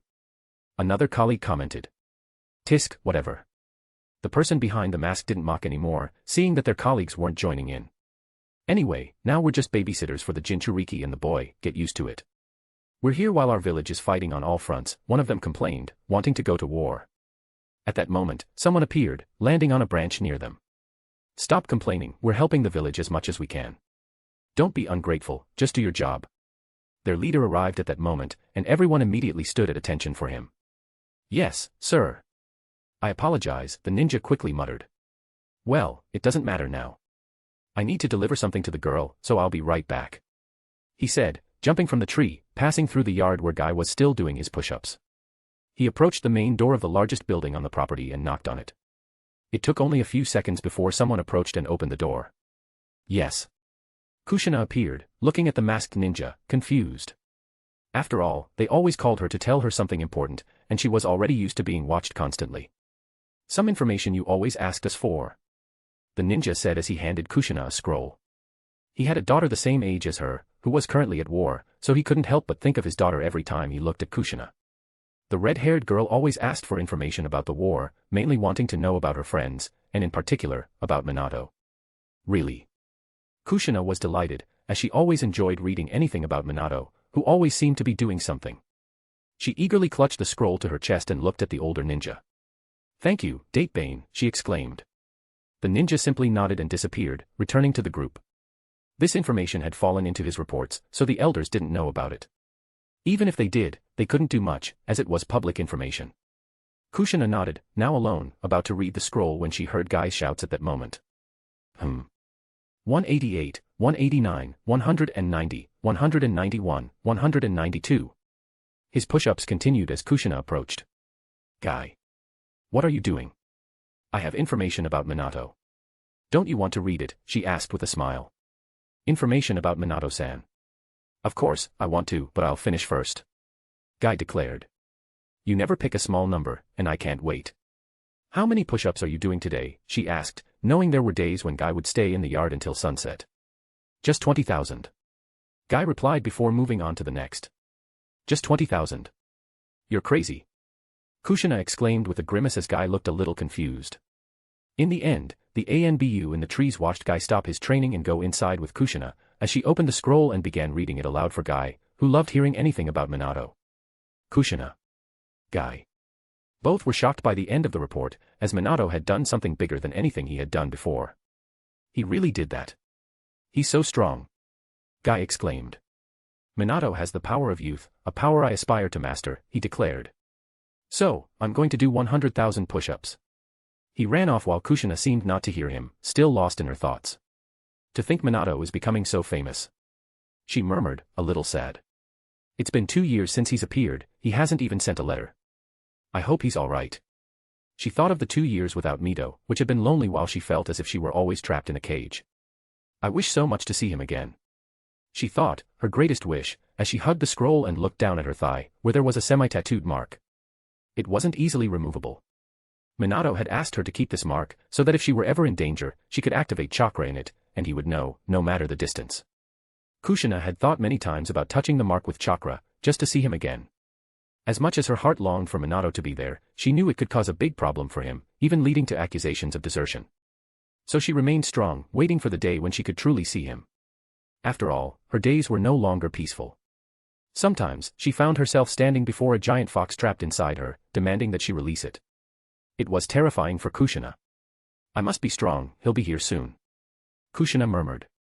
Minato was the person she most wanted by her side. When she heard so much from Tsunade and Suna about Minato's feats when they came to the village, she felt both happy and anxious. Anyway, Kushina snapped out of her thoughts. "I'll prepare dinner for Guy and his mother," she said. After all, Guy and his mother had been living with her since the woman went to the hospital and was brought to Kushina's place. The woman's health wasn't very good, yet she was still better than before. Kushina herself treated her after learning medical ninjutsu. She spent most of her time learning to heal and studying the sealing techniques that Mito had left for her. "I'll also prepare some sandwiches to take to Minato's orphanage tomorrow," she said to herself, as she often visited Madame Guerit's orphanage whenever she could. Kushina then disappeared down the hallway, while the sound of Guy continued to echo with each push-up. The ANBU kept watch over the Senju property for yet another day, hearing the absurd numbers coming from a nearly 6-year-old child saying he would become stronger and surpass someone called Kakashi, his apparent rival at the academy. At that very moment, at the village entrance. "You may pass, good luck," a Konoha ninja said to some men pulling a cart into the village. They continued through the streets of Konoha, as ninjas ran across the rooftops and the marketplace buzzed with activity. "So, this is Konoha," one of them said. "Yes, it seems we finally entered the village," another replied, laughing. "More than a year, and we finally did it. It was about time." The first one spoke again. These were infiltrated ninjas, part of an attack planned by Kimo over a year ago. They knew it wouldn't be easy to get into the village, so they decided to blend in with the citizens of the Land of Fire, showing up in a village and quickly starting to work, making money, posing as merchants, farmers, or hunters for a year. They had finally managed to enter the village without arousing suspicion. Their mission was simple: capture the Jinchuriki of the Nine Tails, and they had completed the hardest step. "We have 6 months left before Reikage-sama considers us dead. So, let's set up a shop here in the coming months, monitor the possible Jinchuriki, observe her movements, her guards, and finally, act." The group leader spoke, and the others nodded in agreement. And so began the mission to capture Kushina, to take her to the village hidden in the clouds. Meanwhile, in another location, to the south of the country, Guren continued swimming as he fought several sea monsters, swinging his tail and defeating each one of them. All were knocked out, and after defeating over 100, they floated in the water. "I'm almost ready for the waterfall," Guren murmured with satisfaction. "Minato would be shocked by my progress. Speaking of which, I wonder how he's doing." Guren couldn't help but wonder, after 2 years without hearing from his friend. "Raccoon here. I initially wrote that Guy was 6 years old, but I remembered at the end that Kakashi graduated at age 5 in canon." Chapter 159, Chapter 159, Getting to Know Nagato. Third-person POV. Land of Fire, Year 39. Months had passed since Minato was declared a hero by everyone on the western frontier, and things had calmed down a bit while he remained in the northern camp, even keeping a low profile. But certainly, his actions had a greater impact in the south. It was something that brought changes, as Suna now, without the poison, began to lose against Konoha, while the Leaf Village initiated devastating attacks against Suna. They began losing much more personnel than before, as they couldn't even incapacitate their enemies, which had been their previous strategy, and Konoha grew much more confident in an open attack. The situation was far from pleasant for the Kazekage, who was having a massive headache at the moment and wanted to seek help from the north, with IWA. As for Minato, as much as he liked the Phantom Squad, he wanted to remain in the north, so he chose to stay under his sensei's command, as he could choose and be close to his original team again. He also requested not to take command of a camp while he still wanted to focus on the battlefield. Jiraiya didn't deny his request and certainly began assigning missions, as Minato wanted to spend time with his companions. It had been over a year since they were separated, and they began doing independent missions, even without their sensei, as Jiraiya was the leader of the northern camp. Meanwhile, Minato, the jonin of the team, took the lead in front of his companions. It was now year 39 since the founding of Konoha, and Minato was 13 years old. Naruto, at this age, was still learning the Rasengan. He thought about his current strength. He wasn't sure how strong the original Minato would be at this point, but he certainly knew that the Minato now was much stronger than the one from his other world. "I don't have time to think about that now." Minato shook his head, pushing those thoughts away. After all, he didn't have time for that as he looked ahead, with the rain touching his cloak and people running around to take cover from the rain in the middle of a city, with the depressive atmosphere typical of any place in the land of rain. Beside him were Mikoto and Hanabi, also wearing their cloaks, hiding their faces and eyes while waiting for Minato's orders. They were on an infiltration mission assigned by Jiraiya, heading towards a city in the northern part of the country in search of a meeting involving a scroll with special information about a proposal from the village hidden in the stone to aim. A proposal from the Tsuchikage directly to Hanzo, the salamander. The A-rank mission was to intercept this contact and obtain the scroll. They were hiding after Minato had guided them into the country to this point, and they had entered the city easily despite the area being heavily guarded by AIM ninjas. Hanabi, pay attention to all the information I'm going to give you, Minato said to Hanabi, who quickly activated her Byakugan. See the two men in the distance, standing in front of an alley, sitting while smoking. They are ninjas and are preparing for the meeting with the IWA ninjas, Minato said, sensing their auras. Yes. Hanabi confirmed. Great, pay attention to every point I describe on this street. On the roof, there are 3 camouflaged ninjas, 2 others are passing through the streets as civilians, but the main group is with 6 of them in that larger house on the street. Do you see the warehouse at the end of it? There are at least 16 ninjas there, Minato said, while Hanabi searched for each one of them, seeing through the walls. Yes, I can see all of them, and they are all armed, Hanabi said, recognizing all the ninja tools they possessed. They are waiting for the IWA ninjas to arrive. I want you to take them down without alerting anyone in the city, Minato said. Wait, what do you plan to do? Mikoto looked at him suspiciously, noticing that he wasn't including himself. I saw something interesting and need to check it out. Don't get me wrong, I will sense everything you're doing. The moment you're in danger, I'll be there the next moment, you know that. Minato spoke, while the 2 girls looked at each other before nodding, seeing that they couldn't argue further. Besides, these ninjas might even have some Jonin level among them. But you can handle it easily. Minato said confidently. Quickly, he began to distance himself from the girls. The 2 just exchanged glances before vanishing from sight, as their leader had told them to continue the task without him. They obeyed. Meanwhile, Minato walked through the streets of that city under a heavy downpour. His earlier thoughts were interrupted, not by the mission, but when he noticed a certain redhead passing through one of the streets ahead. It was a boy around 13 years old, dirty and soaked, a character of some importance in this world story. Nagato had been trying to survive since his parents died, and as with any other day spent hungry, he went after food as soon as he arrived in the city, until he found something he could eat. He was waiting for an opportunity to steal a loaf of bread from a merchant selling some food on one of the streets. Nagato approached cautiously while the men seemed distracted, collecting payment from a woman who had bought some fruit. Nagato believed he had found the right moment and stretched out his hand. Just as his raised hand was close to the bread to grab what he wanted, the men turned to the side and, noticing the movement, picked up a stick, striking Nagato's head mercilessly with a crack echoing through the rain. Ah! The boy groaned in pain as he fell to the ground, clutching his forehead. Filthy thief! Get out of here now, or I'll beat you. The merchant threatened. But I'm hungry, Nagato said, through the sharp pain, with tears starting to well up in his eyes due to his situation. Do I care about that? Everyone is going through hard times. If you're fed, my children go hungry. The men retorted. I'm going to teach you a lesson now, boy, so you never come back here, he said, approaching Nagato with the stick, raising it again to hit the boy on the ground. I think you shouldn't do that. A voice came from beside him, making the men stop for a moment. He looked to his side and saw a hooded stranger approaching. Do you know him? If not, you'd better stay out of this. The merchant growled, still intending to beat Nagato to teach him not to steal. I think you should think twice before continuing. After all, you might regret it for the rest of your life. The stranger spoke again. The men looked confused and irritated by what he considered a threat. But as soon as he saw the stranger's eyes, he felt a certain shiver, realizing that those blue eyes were clearly of a killer accustomed to taking lives, hundreds of them.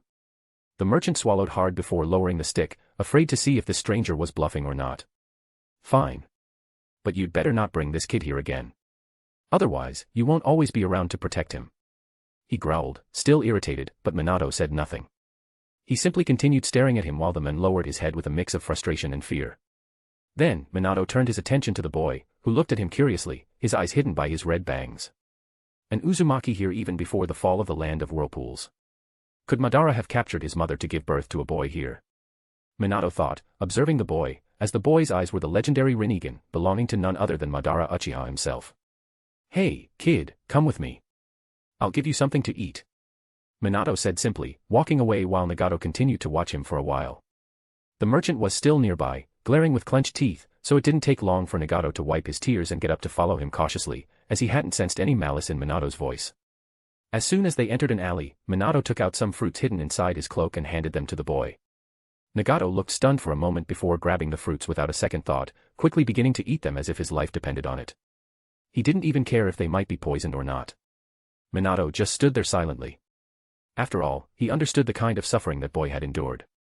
He might have been in the same state, having the same reaction, after going many days without food. Minato never forgot about Nagato's existence and knew that Jiraiya, sooner or later, would find him. Minato hadn't intervened in the boy's life because, at that moment, he didn't have the skills to deal with the Zetsus, and Madara might have been watching him all the time. There was also the matter that if Nagato wasn't with his companions, he would never become who he needed to be. So, Minato made the choice not to interfere, knowing that this war would be a crucial moment for the future, and even though he was in constant danger, Zetsu would never let the boy die. Thus, Nagato would survive this chaos. While Nagato finished eating the last piece of the first apple, he reached for the second apple that Minato had given him, but his gaze fell on the blonde, analyzing him, even under the cloak. Nagato noticed the blonde hair, blue eyes, and that they seemed to be the same age, but the look in their eyes was completely different, like water and wine. One was currently a hero of a nation, while the other was a lone boy, starving and trying to survive without any power to change his reality. "Who are you?" Nagato asked curiously. "I am Minato Namikaze," he replied, with a slight smile, having no reason to hide it. "Why are you helping me? Do you know me?" Nagato asked cautiously, still wary of the possibility that the stranger might demand something in return. "I'm not from here, I'm just passing through. Soon I'll be leaving, and when I saw you, I didn't want to see a child starving, so I stepped in," Minato said. "Well, thank you," Nagato murmured, still finding it strange that, in the midst of a war, he was being helped by this stranger. Either way, he was filling his stomach, and that was great for him. Minato simply nodded as Nagato moved on to his second apple, while his attention shifted to his surroundings. He knew that the Zetsus would be watching him very closely, ready to interfere at any moment, and he tried to sense their locations in the vicinity, but his haki wasn't strong enough for that yet. He couldn't sense anything beyond the people around him. His focus then turned to his teammates, who were moving silently among the groups of enemy ninjas. The AIM ninjas weren't very skilled in taijutsu, focusing their efforts on infiltration and traps. They hadn't expected an attack from Konoha with two such powerful close combat fighters, and they began to fall one by one. And Minato also played his part in the girls' taijutsu training over the past few years, but seeing that they were starting to draw attention from other ninjas, he knew the conflict could spread and eventually draw the city's attention. Minato sighed as he began to stand up, taking out a piece of paper with Fuinjutsu symbols. "I'll teach you something," Minato suddenly said as Nagato stopped eating, looking at him confused. "Take this." He handed the paper to Nagato. "What is this, sir?" Nagato murmured, confused. "This will keep you from going hungry for a while," Minato said as he showed a finger, its tip covered in chakra, before touching the center of the paper in front of Nagato. Boom. A small puff of smoke revealed a piece of bread much better than those from AIM, as it was cultivated in the land of fire. "What is this?" Nagato murmured, a bit startled. "This paper just contains food. It's something simple I made while studying Fuinjutsu. It works even for those who have no knowledge of Fuinjutsu, where they can activate it by releasing a bit of chakra. I'm sure you saw how I did it," Minato said, knowing that those Rinnegan eyes could see chakra flow. "You'll need to learn this now. No great mastery is needed, just manifest the chakra on the paper, and that'll be enough to get food from inside, understood?" Minato spoke with a smile. But Nagato was lost. He had clearly seen Minato releasing his chakra, with the blue filling the dark world he sometimes saw with lines. "Unfortunately, you'll have to practice it alone. It won't be hard, especially when the reward is you not going hungry. Now take it, kid, and keep surviving, understood?" Minato said, while Nagato looked at him curiously, not understanding why he was being helped like this. Before Nagato could say anything, Minato simply disappeared, making the boy open his Rinnegan eyes in surprise, wondering what had just happened and where Minato had gone. He was alone in that alley, left only with the scroll, one that could keep him alive for some time, but he'd have to learn to draw on his chakra energy. He had only seen Minato do it, so he'd have to learn on his own, but Minato believed he could learn it easily. But what was that? Was he human? Nagato murmured internally.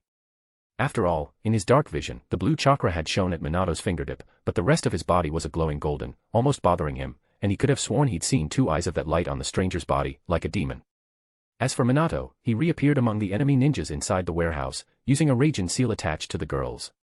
He emerged and knocked out two AIM ninjas, surprising everyone, while they had no time to react, startled by this. He threw his kunai in all directions. Before the other ninjas could figure out what was happening or attempt to create real chaos, Minato began reappearing among them, moving through the air and teleporting around, knocking them out one by one, before landing on the ground. In the next moment, as Minato reappeared in front of the girls, all the enemy bodies began to fall unconscious a second later, while Hanabi and Mikoto looked at him with a sigh, already used to this kind of sight. Raccoon here, as they say, devil's fruit. Chapter 160, The Seal's Request. Third-person POV. Land of Fire, Year 39. Well, it seems we got them, Minato commented, looking at all the bodies scattered and lying unconscious on the ground while he removed his cloak. The girls watched him, raising an eyebrow. Mikoto and Hanabi just stared at him for a few seconds before the former took a step forward. Anyway, what should we do now? Mikoto approached. Let me see. Minato searched for someone who seemed to be the leader, then grabbed him before waking him up with a slap. Can you get information from him? Minato asked, and Mikoto nodded before releasing her Sharingan. The frightened man saw the red eyes paralyze him as he looked lifeless for a moment. Tell me where the meeting is, Minato requested as Mikoto repeated the words. We will meet IWA 3 kilometers away, in the northern hills. The meeting is in 3 hours, the man said. Is there a code for Iwa's ninjas to recognize you? Minato continued to ask while Mikoto gathered the information. Use a red armband, that's the code, he replied. All right, put him back to sleep, Minato said, and Hanabi did so as the ninja collapsed to the ground. Now we have a way to deceive them, let's wait after cleaning up this mess. Minato summoned several clones, and they proceeded to tie up all the AIM ninjas. What were you doing? Hanabi approached while Minato's clones finished the work. I saw an interesting child, I hope they're okay for a while. Anyway, we'll have to wait a few hours, Minato said in the end. The girls simply agreed, not asking further questions, as the hours passed until it was time for the meeting. At that moment, from the warehouse window, a group of 20 AIM ninjas, led by someone wearing a red armband, moved out silently before any citizen could see them and left the city. They headed north, quickly spotting the hills where a group of ninjas in Stone Village uniforms were already waiting. The AIM ninjas approached, landing a few meters from them. You're Hanzo's ninjas. A fat man from the Stone Village spoke. Yes, we're here for the scroll for Hanzo-sama, the ninja said, his voice muffled behind his breathing mask. Of course, a direct message for the shinobi demigod of the ninja world, the man spoke with a smile, though there was a certain tension in the air, his gaze falling to another stone ninja who was staring intently at the AIM ninjas. It was at that moment that a sharp sound came from one side as 2 arrows flew at high speed towards the 2 groups, piercing the trees near them without making much noise. Enemy attack, the stone ninjas exclaimed. Prepare for battle, the AIM ninjas also shouted. Figures emerged from the forest as ninjas wearing black cloaks appeared, not showing their affiliation, beginning to surround the 2 groups. It seems we've been discovered. You were followed, the AIM ninjas accused. It wasn't us, the fat man said, while the ninja beside him looked strangely at the situation. This is odd. I feel like they're clones, but I'm not sure. The stone censor murmured. Even the AIM ninjas seemed like clones, but it was strange. What do you mean? His companion asked. Here they come, an AIM ninja exclaimed. In the next moment, a fight broke out as the cloaked individuals advanced with kunai, more and more arrows flying from the forest. The distance between the AIM and IWA ninjas was finally broken as they fought against their enemies together. That was until one of the ninjas in black was struck, turning into smoke. He was a clone, the IWA ninjas commented. Yes, unfortunately for you. The AIM ninja suddenly spoke before attacking the IWA leader, catching him by surprise as the others attacked everyone else. Why are you doing this? The ninja tried to argue, but he was quickly knocked out before using any jutsu. Nothing personal, just doing our mission, the AIM ninja spoke calmly to the fallen ninja while the others looked stunned. Thus, both the AIM ninjas and the ones in black fought against the rest of the IWA ninjas, defeating them after a few moments.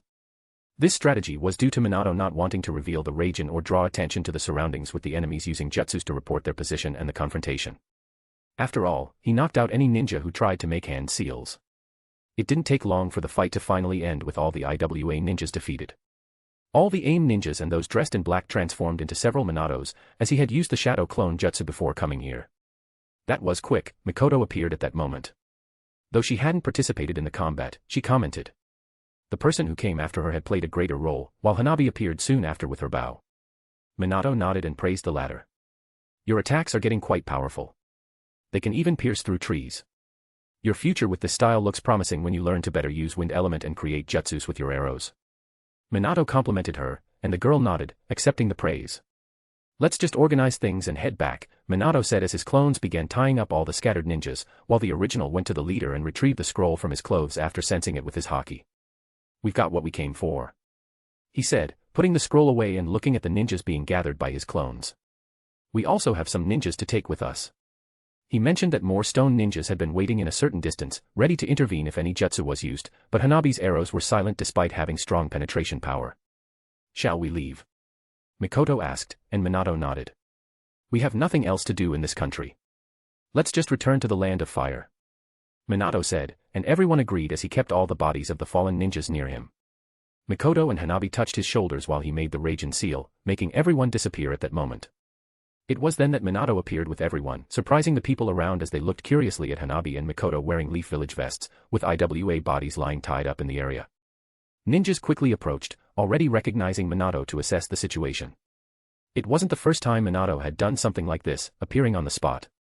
"Minato, I see you got a good batch this time," a ninja commented, looking at the fallen bodies with satisfaction. They could use these prisoners to gain something from IWA or even exchange them for captured Konoha companions. After all, hostages were useful and quite difficult to obtain in the war, with ninjas sacrificing themselves all the time when they were defeated. "Yes, can you take care of them?" Minato asked, as they would be taken to prison. "Sure, leave it to me," the ninja nodded, starting to carry the bodies with other ninjas who appeared to help take them to captivity and keep them there with some seals.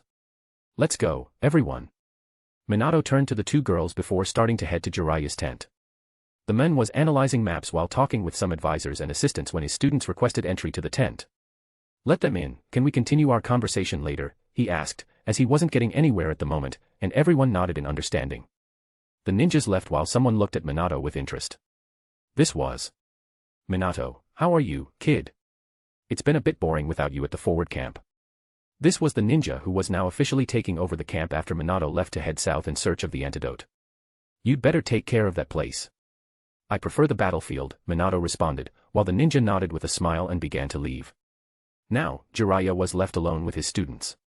"Damn, who would have thought it would be so quick to see you all like this, going on missions by yourselves?" Jiraiya murmured. It was more than proven that they were capable of undertaking missions that even Jonin were assigned to. Despite Mikoto and Hanabi still being at a high Chunin level, Minato made up for any weaknesses with his skills and strength. "We're growing, sensei," Minato smiled at this comment. "Anyway, was it another success?" Jiraiya asked. "Yes, here's the scroll that IWA was going to deliver to Hanzo." Minato took out the scroll and handed it to Jiraiya, who nodded after opening it and quickly checking the information. "You all did well. It seems Oanoki wants a non-aggression pact in exchange for resources and money. I need to pass this to intelligence," Jiraiya commented before closing it and turning back to his students.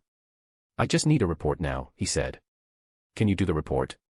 Minato asked Mikoto, as she was used to doing it when he couldn't. "Yes," the girl nodded. "With that, I believe we're done here, right, sensei?" Minato said, and Jiraiya nodded. "You can rest until you're called upon again. It will take a few days, so enjoy it," he said, and they all nodded. But just as Minato was about to take his first step, he felt something coming from the east beyond the camp, something he had feared happening, but it was happening now. His Raging Seal was calling for help. He knew very well to whom the seal belonged, and she wasn't in Konoha anymore. Something wrong. Jiraiya looked at Minato, noticing that something had happened. "Jiraiya-sensei, I asked for permission to be away for a few weeks," Minato said. Jiraiya looked at him with confusion. "What are you talking about?" he asked, even his companions looking bewildered at Minato. "Kushina is in danger. She's activating the emergency seal I placed on her. I'm going." Minato simply said this and disappeared the next moment, leaving Jiraiya, Mikoto, and Hanabi standing there, stunned. The scene shifted to Minato, who was already accustomed to this, appearing in a group as his observation haki sensed all the enemies. He had surprised several ninjas around him, who groaned in shock. But Minato didn't waste any time, kicking each of them, knocking out everyone he hit, while two managed to escape, backing away and staring in shock. Before they hit the ground, Minato pointed two fingers and fired a bolt of lightning, piercing their skulls and giving them instant death. He lowered his hand towards the forest and fired 5 more lightning bolts, more powerful than usual, causing several explosions around the area, illuminating any enemies until finally, everything was clear. He finally landed on the ground the next moment and looked at the girl, who stared at him in surprise, her hands tied behind her back, being taken north with the intention of imprisoning her in Kyumo. "Minato." She looked at him for a moment, tears beginning to fall from her eyes, and she ran towards him in the next instant. Chapter 161, The Rescue of Kushina. Third-person POV. Land of Fire, Year 39. Kushina had a difficult time in recent days. While they seemed to have their usual quiet life, she kept doing her own things, leaving the Senju property only for some errands, like visiting Minato's orphanage and doing some shopping, as she had developed a liking for cooking over the past years, perhaps trying to make Minato's favorite dishes, always wondering if he would like what she prepared. A few days ago, she had baked a cake, trying to make it perfectly, as one of the things that also helped her avoid having horrible dreams about the Kyubi. When it was ready, she stored it and took it to the orphanage, delivering it while spending the afternoon with Madame Guerit and the other children, whom she had ended up befriending. They always asked about Minato, and those who were new, Kushina had to explain who Minato was to the young children. However, when she returned home, something felt strange. Everything was much quieter than it should be. She even looked at the trees, searching for her guards, and found them, trying to sense their chakras. That's strange, why aren't they here today? Kushina murmured, seeing the place completely empty, which was odd, but she first decided to put away the tray she had brought from the orphanage inside the house innocently. She didn't notice as she climbed the 1-meter steps to enter her house that there were bodies of leaf ninjas under the stairs. She opened the door without seeing anyone and began to enter, but when the door with the slits almost connected in front of her, she suddenly saw a ninja advancing toward her, and she barely had time to react before he grabbed a cloth and covered her mouth, falling on top of her, making her pass out. We got the girl, now we have to get out of the village quickly, they'll soon notice our barrier. The Kumo ninja said as his remaining companions arrived. They were waiting outside the property to avoid detection by Kushina, knowing in advance that she was a censor. And so they departed, proving a significant failure in the village under the command of Hamura Mitokado and Kohara Yuditane. Kushina woke up more than a day later, frightened, as she found herself tied up, with the group of pursuers resting. You've woken up, girl, one of them mocked. What are you doing? Who are you? Kushina exclaimed in fear. You really are strong, we sedated you to keep you asleep for the entire journey, but it seems it's harder to bring you down than it looks. One of the ninjas said in a dark tone. Let me go. Do you know who I am? The village will never let you get away. Kushina shouted, still scared. It was obvious she was being kidnapped. It doesn't matter, girl. You'll soon be in our country and will give us the kyubi, another one spoke while Kushina showed an unpleasant expression. She quickly tried to reach her thigh, where Minato's tattoo was, but her tied hands couldn't reach that area. Please. Minato. She murmured, begging. Minato. Is he your boyfriend? I'd love to see his face when he finds out you were captured by our village and will be imprisoned for the rest of your life. Ha ha ha. He started to mock her. If you survive the extraction of the kyubi, I'm sure the Raikage will be interested in your Uzumaki lineage. You'll become a breeding whore. He spoke, leaving Kushina speechless, losing her footing upon hearing such words. No, she murmured as tears began to fall. Shut up. You're an idiot for provoking her like that, she has the kyubi inside her body, don't forget that. The more sensible ninja didn't want to see the kyubi go berserk while they hadn't even left the land of fire yet. I think you're right, sorry, the ninja murmured to the leader. You could kill them all, a voice emerged inside her, it was the beast from her nightmares, wanting her to use its power, but Kushina knew she couldn't do that.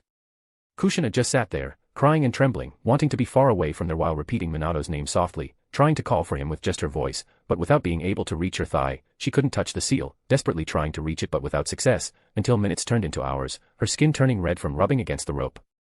At one moment, the ninjas began to move through the forest, avoiding any Konoha patrols while heading north, and Kushina was simply pushed to follow them, but no one provoked her anymore due to the kyubi. Kushina just followed them, her expression lifeless, her skin raw from trying to free herself. Night fell, and they took her to a cave, leaving her aside while they discussed among themselves.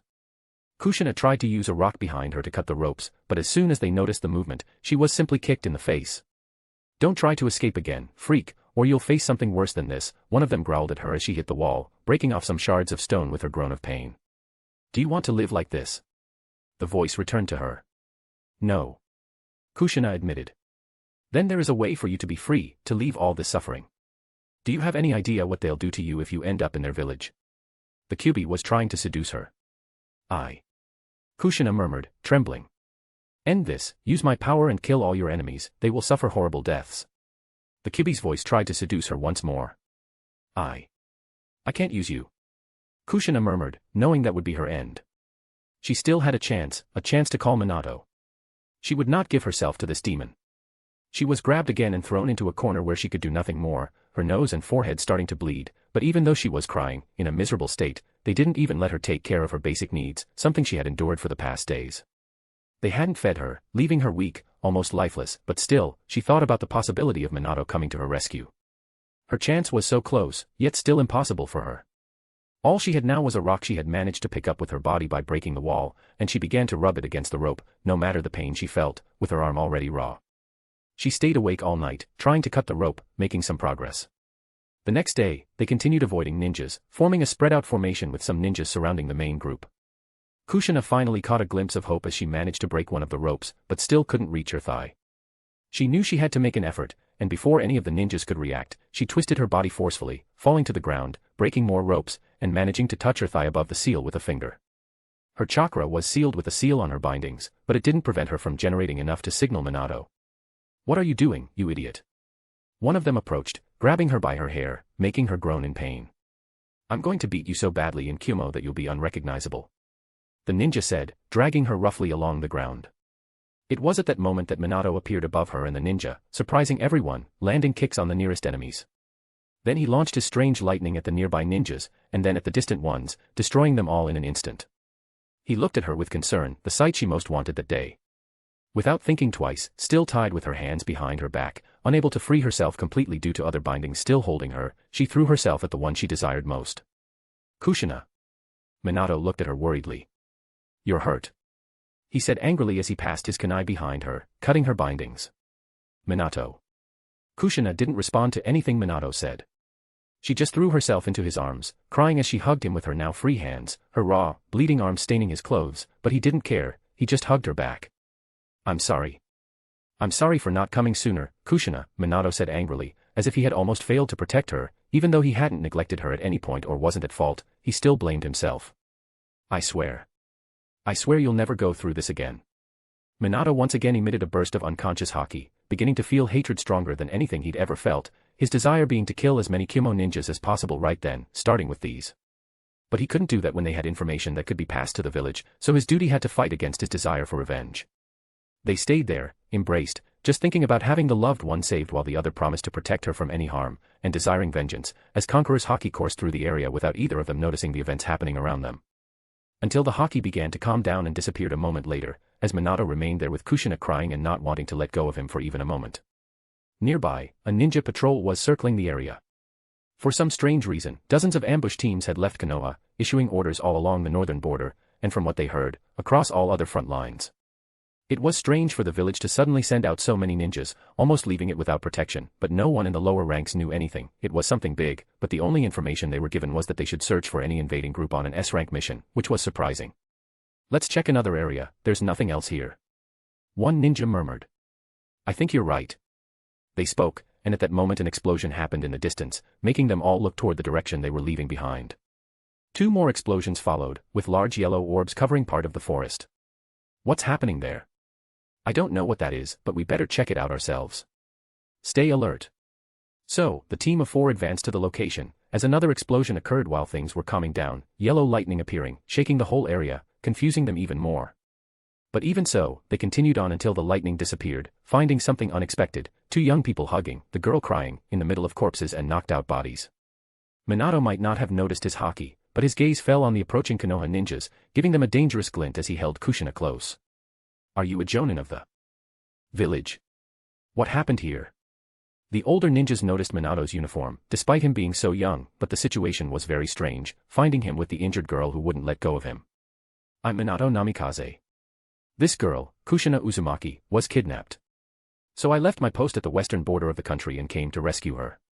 The dead ninjas are from Kumo, I knocked some out to gather information," Minato said, the last part with a certain disdain. Minato Namikaze. The hero against the village of Suna.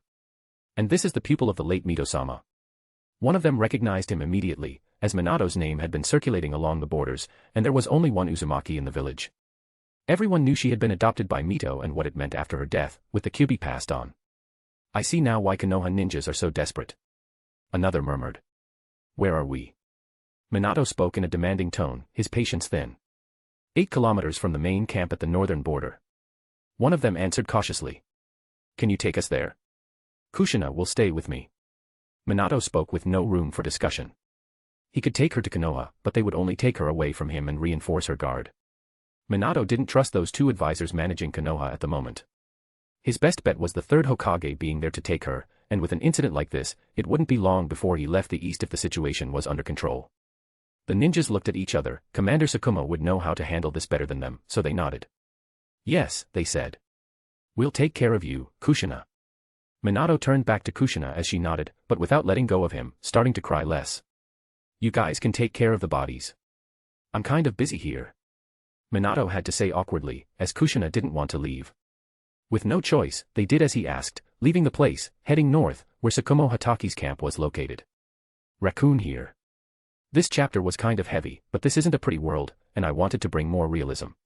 Chapter 162, Getting to know Tsukumo Hatake. Third-person POV. Land of Fire, Year 39.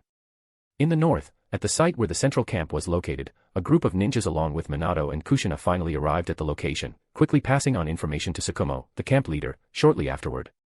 What did you say? Tsukumo quickly rose from his desk upon receiving the news from a ninja, who reported Minato and Kushina's arrival to him. They're out there, my lord, the ninja said as Tsukumo understood.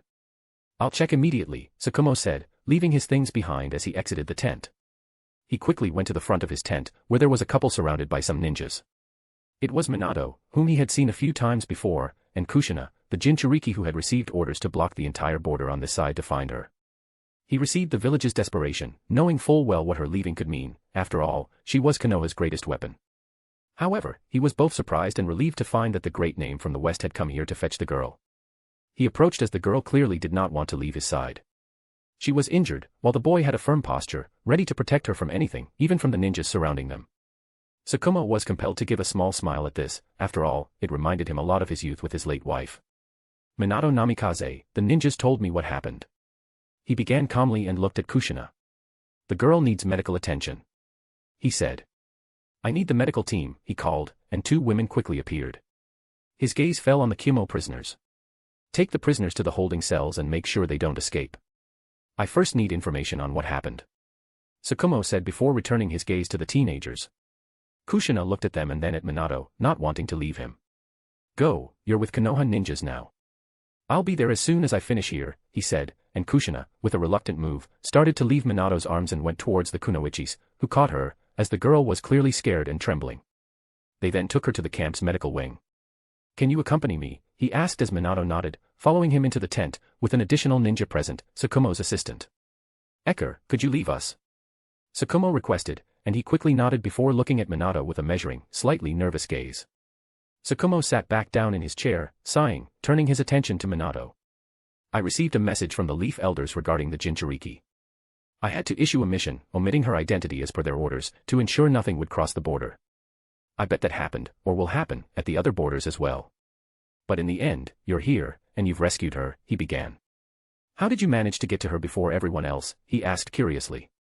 She has a seal on her body, one I placed with Mito-sama's help. She was able to activate it only seconds before appearing. If I had known earlier, they wouldn't have even gotten past the village, Minato spoke in a frustrated tone. He didn't hide this from Tsukumo. After all, there was no malice in the men, nor any way he could be harmed by this information. Well, that certainly is unexpected, but we were lucky you were there to protect her. She must be important to you, Tsukumo commented. More than you could imagine, Minato murmured, as if the thought came automatically. Anyway, she'll be fine soon. Since you're here, I don't see a problem with you staying. I just hope it won't be an issue for your absence in the West, Tsukumo commented.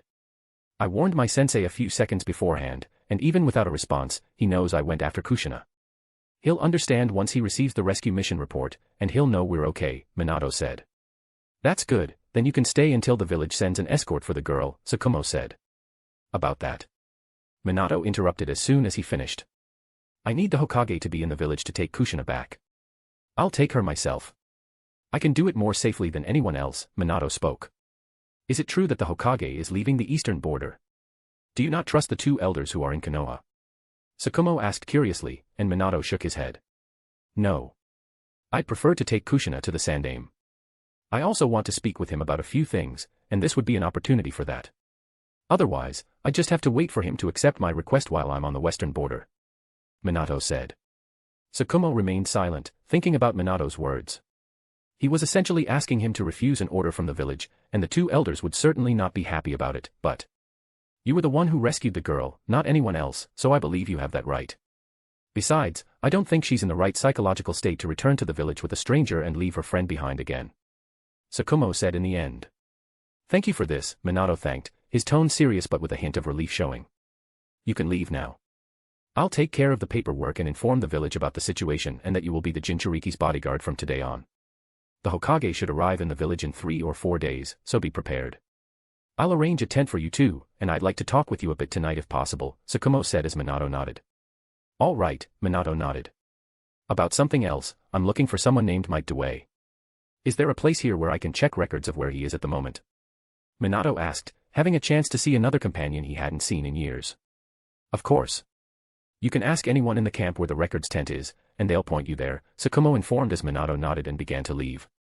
Once again, he found the camp as busy as when he'd arrived, with the guards staring at him as he sensed which tent Kushina was in and headed there immediately. Naturally, he would draw attention. After all, people had started spreading rumors about him being Minato Namikaze, someone already known here, sparked by the ninjas who had escorted him, and by Tsukumo asking about him in front of everyone there. The number of eyes on Minato kept increasing as he made his way to his destination, with everyone clearly seeing a 13-year-old boy wearing a jonin vest, which was surprising. Excuse me. Minato approached the white tent, starting to open it, with two women dressed entirely in white tending to Kushina's wounds with medical ninjutsu. Sorry, you'll have to wait outside, a medic nin said upon seeing Minato, although she seemed respectful towards him. Wait, please, let him stay. Kushina murmured in a tearful tone. Tisk, fine, just don't get in the way, she said in the end, as she had heard Kushina asking about Minato in the last few minutes out of fear that he had left. Minato didn't mind staying there, and he approached, kneeling beside Kushina and touching her forehead. We'll stay here for a few days and rest.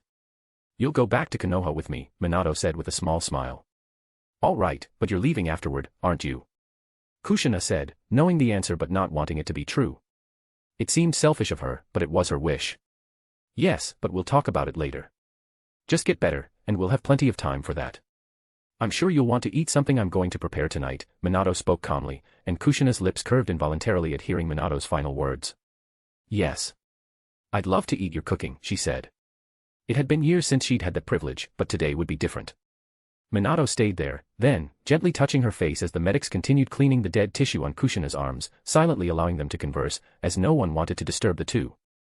Kushina was being bandaged a moment later while her arms were fine. With Kurama inside her and being a Jinchuriki, she wouldn't be far off from Naruto in terms of self-healing. You are free to go, just don't overexert yourself or use jutsu with hand seals. Your arms still need to recover the chakra flow passing through them, one of the medics said as Minato helped Kushina out, starting to leave the tent. Minato Namikaze. A ninja landed in front of them as soon as they exited. Yes. Minato asked. The tent that was requested is ready. It's over there. He pointed to the tent Tsukumo had arranged for them, and Minato nodded. That's great, we're heading there now, Minato said, leading Kushina, who was feeling a bit better. They ended up heading to the tent. Minato entered first to check the place and put away some scrolls. Wait. Minato, do we have a tent for both of us? Kushina murmured, blushing, barely able to look at Minato. It's not like we're going to sleep together. There are 2 beds here, Kushina, Minato said inside the tent, and Kushina eventually entered. I see. She seemed a little disappointed. Minato didn't notice and quickly took out his scrolls, storing them in some places for use over the next few days, while he watched Kushina looking at one of the beds. You know. I still can't believe you're here. She murmured. I'm here, Kushina, and nothing will happen to you as long as I'm here. Minato said in a serious tone. I know. I'm just happy. I thought they would take me, and all I could think about was you. Then you finally appeared. She murmured, looking at Minato while hugging him. Minato returned the girl's hug, telling himself that he would do everything to protect her. You talked about how it was difficult to reach my seal, let's move it somewhere else, Minato said, at least intending to place a new seal, to have 2, one hidden and another in an easily accessible spot. Why didn't you send me any news from the war? She asked while still hugging him. It's complicated. I had no one to send letters, the only way was to ask someone to take them to you, like I did with Tsuna the last time she went to Konoha, Minato said. But that was a year ago.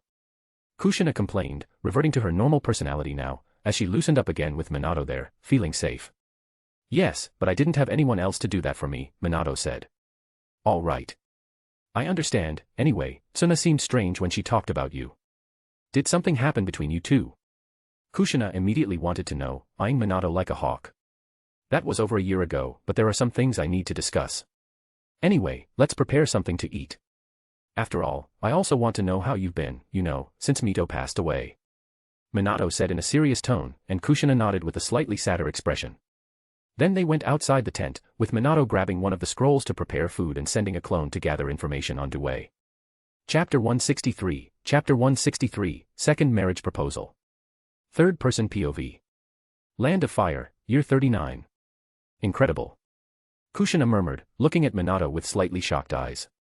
You infiltrating the village of Suna in search of the poison to save Tsuna. Kushina couldn't help but feel a bit envious of that. Minato sacrificed himself to save his companion, to the point of absorbing the poison into his own body. I had no choice, with sensei forbidding me from doing something like that on my own. So, I threw myself into a mission because I didn't want to risk anyone else. I knew I had a better chance on my own. You know they would never have allowed me to do this alone. Minato explained. I understand, because you're always saving some woman. She murmured, looking at him with her chin resting on her knees as she glanced at Minato. Minato just smiled at her and saw that their food was ready now. Let's eat, it's ready, he said as he began to serve the beef stew he had made right in front of their tent. Some passing ninjas glanced at them oddly, as it was unusual for someone to cook their own meal in the middle of a camp with marked territory. Finally, Date Bane. Kushina exclaimed excitedly as she grabbed the bowl Minato offered. Eat, you'll have to help me improve it, Minato said. You don't even have to say. She replied, quickly devouring the bowl with a renewed mood, happy to once again share this experience with her old companion. Minato took his share and began eating as well, while watching the activity around the camp with a serene look. You're quite famous now.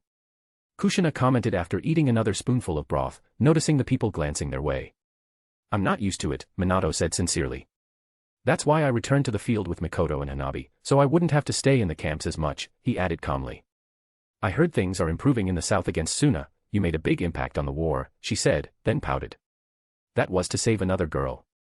I saved her, yes, and I wouldn't hesitate to do the same for you if you were in Tsuna's place, Minato said, thinking that Kushina seemed a bit jealous about it.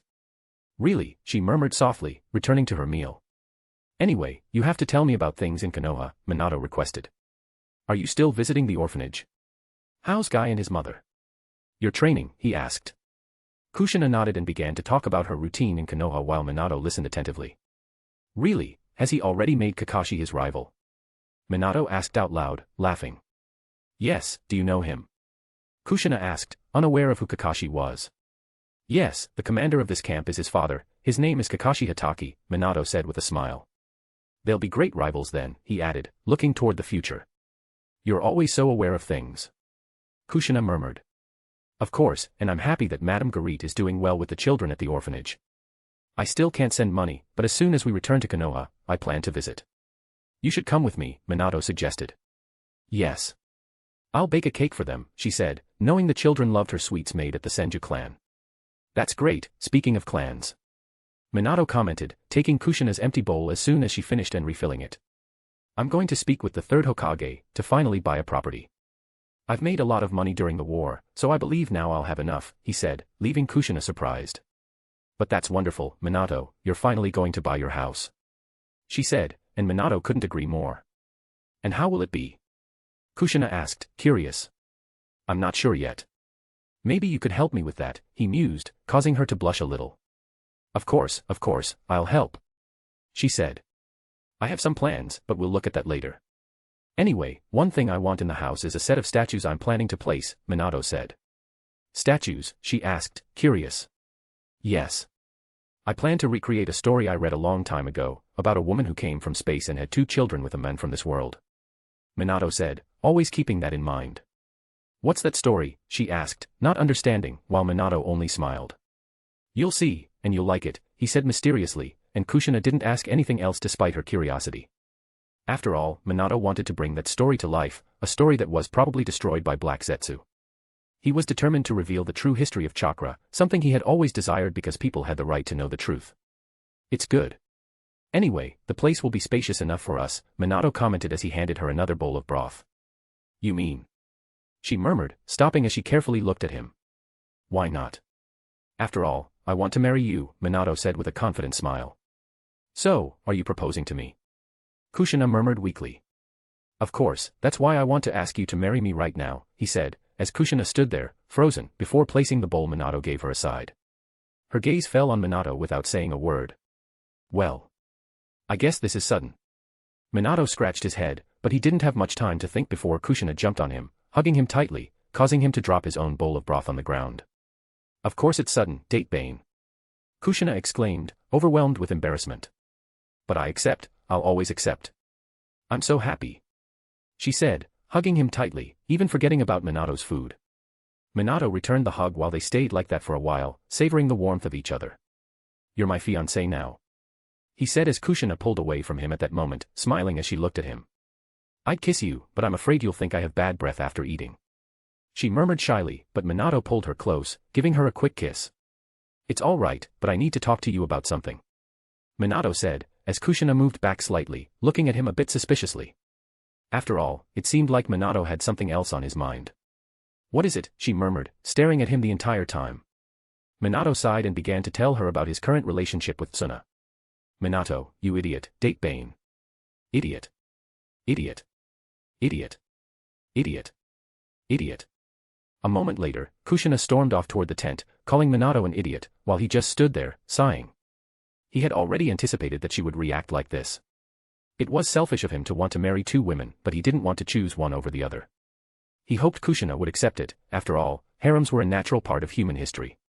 Powerful men had always had many women. Even in modern Western times, an outstanding man has a huge number of women available to him, even if he doesn't marry. He can still enjoy their company, while in the East, it's common for men to have multiple wives, Minato thought. In this world, it wasn't very common among ninjas, but many great nobles practiced it. Minato didn't see why he couldn't follow that path as well, having more than one woman to build a family with. How can he make me so happy and so angry at the same time? Kushina murmured, not wanting to see Minato's face as she pouted. She seems pretty upset. A voice appeared at that moment, and Minato looked up at the white-haired man wearing a jonin vest like his own. Commander Tsukumo. Minato greeted him, already thinking about how to talk to Kushina later. I proposed to her, and well, it's complicated, but nothing we can't resolve later, he said, scratching his head. That's great. When's the wedding? Tsukumo asked with a smile. Well, in about 5 years, you know. I prefer to be 18, Minato said, which was why he was formalizing the engagement now. That'll be in a while. I want to be invited too, Tsukumo said with a smile as he sat down in front of Minato. Of course. Minato said calmly before pointing to the pot he had made. Would you like some? Sure, I just came out of my tent, so I'm hungry, Tsukumo said as he served himself. This is good, he admitted, turning back to Minato. I heard you went after Might Dewey. Now that I remember, when I enrolled my son in the academy, I saw him and his son. The boy declared himself Kakashi's rival. I'm surprised he was on this side of the war. I didn't even know his name until I saw your interest in him, Tsukumo said, curious. So you notice the potential guy has? Minato smiled. Dewey is no different, he might only be a genin, but there's no doubt he will become very strong, Minato said, defending Dewey. I see.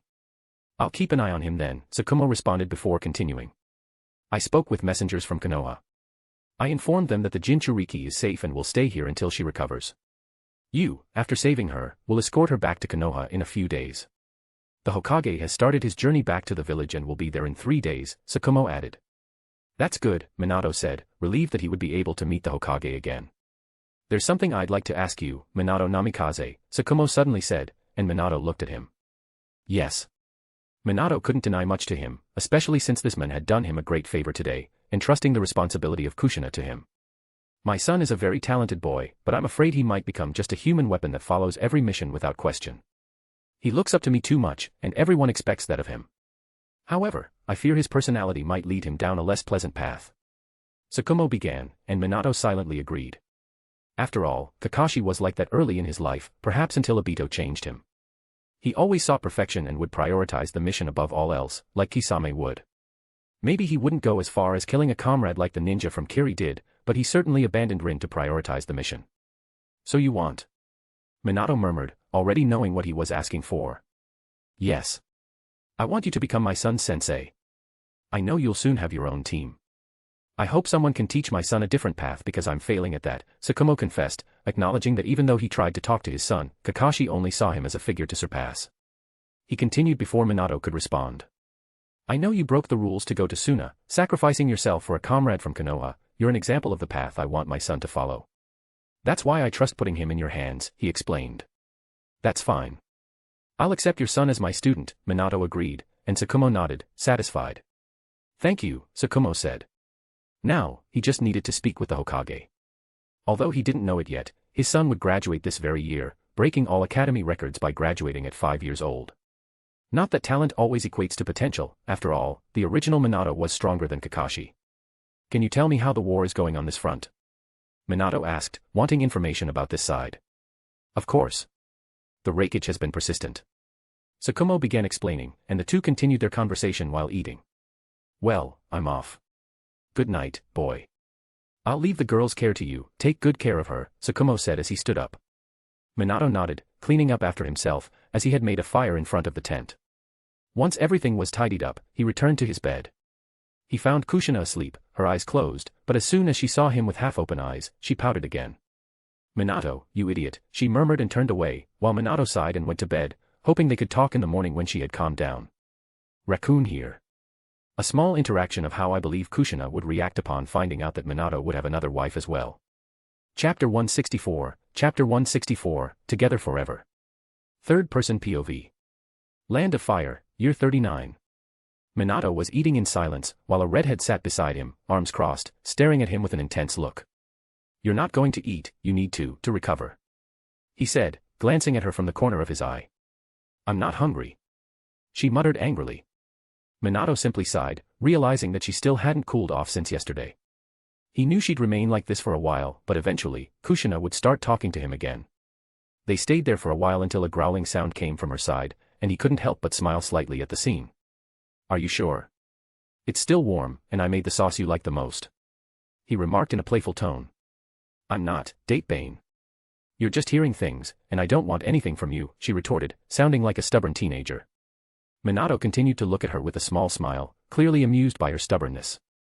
What are you looking at, Minato Baka, she said, just before her stomach growled again. Grrrrrrrrr. Can you stop that? I'm not going to eat this. Minato Baka's food. Datebane, she exclaimed, glaring at her own stomach. Minato didn't say a word as he stood up and walked over to the pot he had prepared for her. He picked up a tray and brought it over, while she stared at him. Take it. He said, with a firmer tone than he usually used. But Kushina was torn between accepting it or not. On one hand, she was hungry, but on the other, her pride was in the way. Take it. Minato repeated. You can be mad at me, but you still need to eat, he said. She hesitated but finally reached out and accepted the bowl from Minato, taking the spoon to start eating. Minato nodded and sat a bit further from her, giving her space to eat. Kushina made a slightly happy face as she tasted the food. She ate quickly, and as she was nearly done, she glanced over at Minato, expecting him to be watching her so she could call him Baka, but instead, she found him at a distance, eating while opening a scroll. Idiot. She murmured softly, feeling a pang in her heart, repeating it as she saw him now ignoring her. Meanwhile, Minato seemed completely absorbed in the scroll, as if the roles had reversed. She kept glancing at him as she finished the rest of her food. Tell me. Kushina murmured, this time directing her voice at Minato. Minato looked up at her. Are you serious about marrying more than one woman, she asked, even though she already knew the answer. Yes. Minato replied honestly. Kushina didn't say anything for a moment, and Minato went back to reading, showing no regret about what he had just said. Kushina sat there, looking at his back, still pouting with her now empty bowl, while also still feeling a bit hungry. You know this kind of relationship needs rules, right? Kushina's voice broke the silence again, surprising Minato. Kushina seemed to have swallowed all her pride to say those words, reluctantly accepting that Minato would marry someone else besides her. Of course, we need rules. Minato agreed, a little relieved that Kushina was beginning to accept it. He returned to his reading, sensing her getting up to refill her bowl. She sat back down next to him, this time curiously glancing at the scroll, fully opening up to him again. What are you reading? She murmured softly. This is a technique I used to transport some Konoha ninjas to safety. I had to absorb the Shikaku's chakra and used the sealing jutsu to do it. Minato explained, pointing at the seals, studying how to absorb chakra through them in an attempt to create a version without side effects or drawbacks. This seal. Kushina exclaimed, disbelief in her voice. I saw these seals in Mito's scrolls. You used this, Minato. It could have killed you, she cried, shocked. Yes, but I had no choice. Minato replied. There were ninjas who would have died in the desert if I didn't do something. Minato, you take too many risks, you need to think about yourself too and not play the hero all the time, she exclaimed, not accepting that Minato had put himself in such danger. I'm fine after all, although it was a bit foolish, I don't regret anything, he said in a serious tone. She just looked into his eyes before a small smile formed. Maybe you really are like that. She said finally. You mean my ninja way? Maybe. I never thought about it, but perhaps so. I want to protect Konoha, my friends, and you. He said, reflecting on it while gazing at the sky, before feeling her grip tighten on his clothes. Don't say things like that so suddenly, you idiot. Kushina murmured with a blush, clutching Minato's clothes. Minato said nothing and simply touched her face, kissing her forehead. She looked at him in surprise as he smiled and returned to the scroll. "What do you think?" she murmured as Minato paused again, glancing at Kushina. "What?" he asked, curious. "Our child, you know. How do you imagine him?" she asked, blushing even more, unable to meet Minato's eyes. "Well." Minato put the scroll away with that question, knowing exactly how he imagined their first child. "I think he'll be blonde like me, but since we both have blue eyes, there's no doubt he'll have those too, looking more like me, though." Minato smiled, and Kushina, now staring at him, listened attentively as he spoke about the child that hadn't been born yet. "He'll definitely have your personality. He'll be a troublemaker and give us a lot of work," he added. "You think so?" Kushina asked, her eyes trying to picture this child, before bursting into laughter. "BRFFF. Ha ha ha ha ha. You think he'll be a troublemaker, Minato?" She couldn't help but imagine a future as the mother of such a child. "Of course, he will. We'll wake up one day, and all the Hokage statues will be painted while he runs off after messing with all their faces, including mine," Minato said, diving into this imagined future. "Ha ha ha ha ha. That would be so funny, Minato. Datebane." Kushina began laughing uncontrollably, wondering where Minato was getting all these ideas. She truly enjoyed picturing that scene in her head. "He'll even have his own catchphrase. But maybe a little different from yours," Minato said, looking up at the sky. "Yes." Kushina replied, much happier than she had been since her abduction, wiping the tears that the laughter had brought. Minato remained silent. "You know." Kushina spoke up again. "When I first entered the academy and yelled that I wanted to be Hokage to try and gain respect from those who made fun of my hair, and everyone laughed at me, you were the one who defended me, and I knew from that moment, you would be the love of my life," she said without hiding her face, her blue eyes shining with a certain confidence to show that her words were not just words. "End it, use my power, and kill all your enemies. They will die horrible deaths." The recent memory of the Kyuubi's voice echoed in her mind. "No matter what happens, Kushina.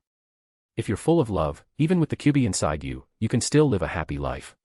And that's what I wish for you, you and that boy." The voice of Mito also resounded, a much older memory from nearly 3 years ago when she was still alive, the greatest lesson Kushina could learn from her.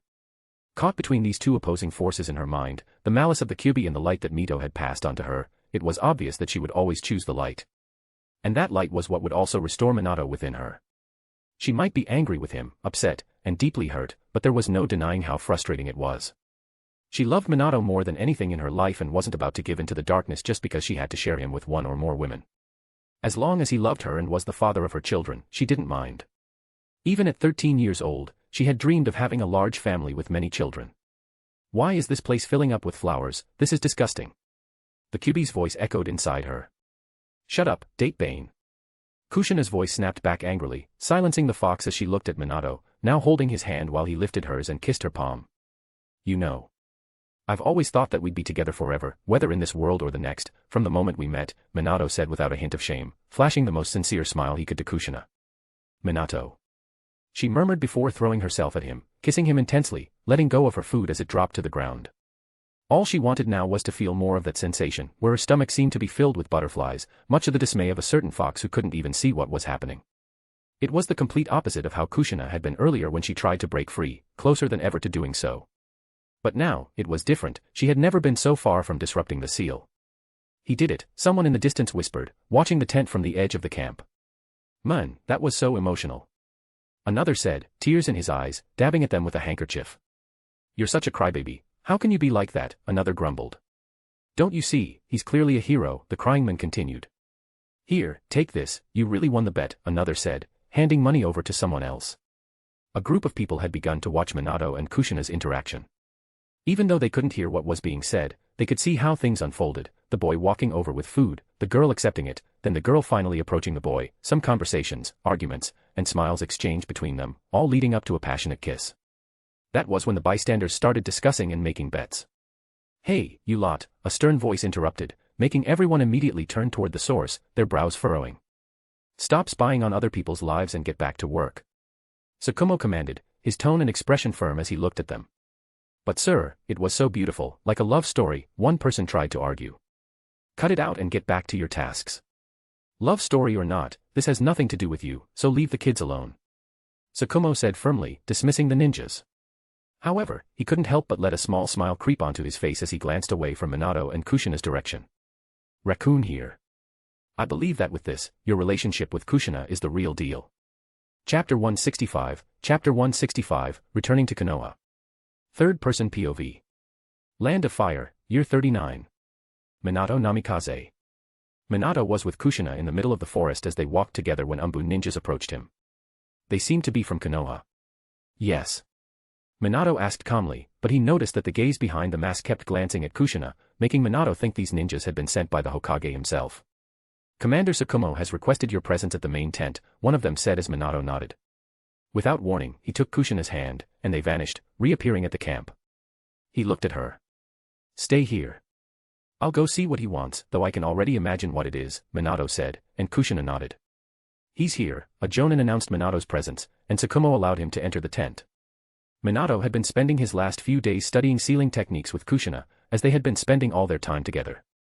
No one had disturbed them during that time, but today, with this summons, Minato finally came to the tent.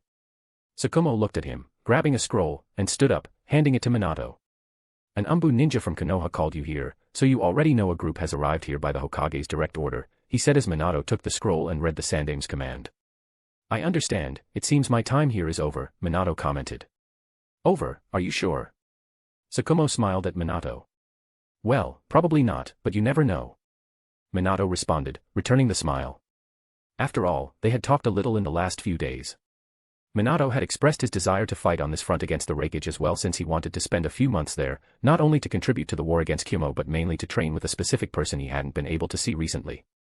He had techniques to develop, and this moment would be a great opportunity to start working on powers he hadn't yet achieved over the years.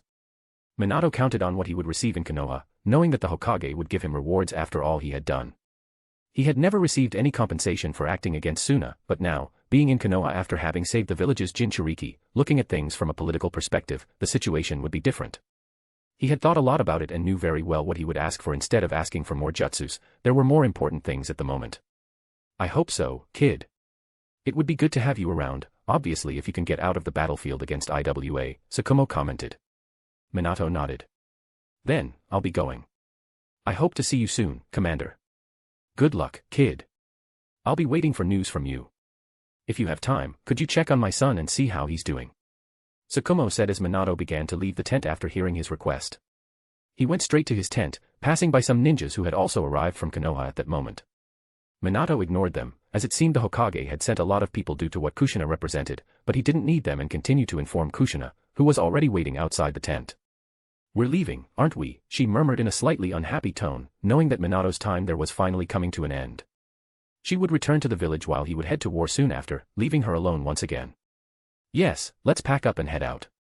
The Hokage must already be waiting for us now. Minato replied. Kushina, a bit reluctant, nodded, putting all her belongings and tools back into the scrolls. She sent the last scroll to Tsukumo through a ninja, as it contained a report she had to submit, and then bid farewell. Minato Namikaze and Kushina Uzumaki, we're here to take you back to the village. With Minato and Kushina ready, a group of Umbu ninjas appeared, accompanied by another set of jonin right behind them. Minato looked at the village ninjas who had come to escort them with an apologetic smile. Sorry, guys, but I'll be going ahead, he said, as their mission was to escort them back to Konoha.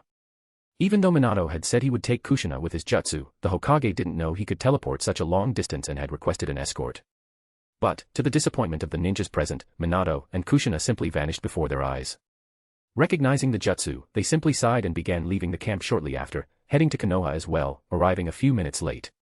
Meanwhile, in the middle of the Senju clan grounds, where Minato had left a seal, he reappeared with Kushina. We're back, but we must head to Konoha's main building.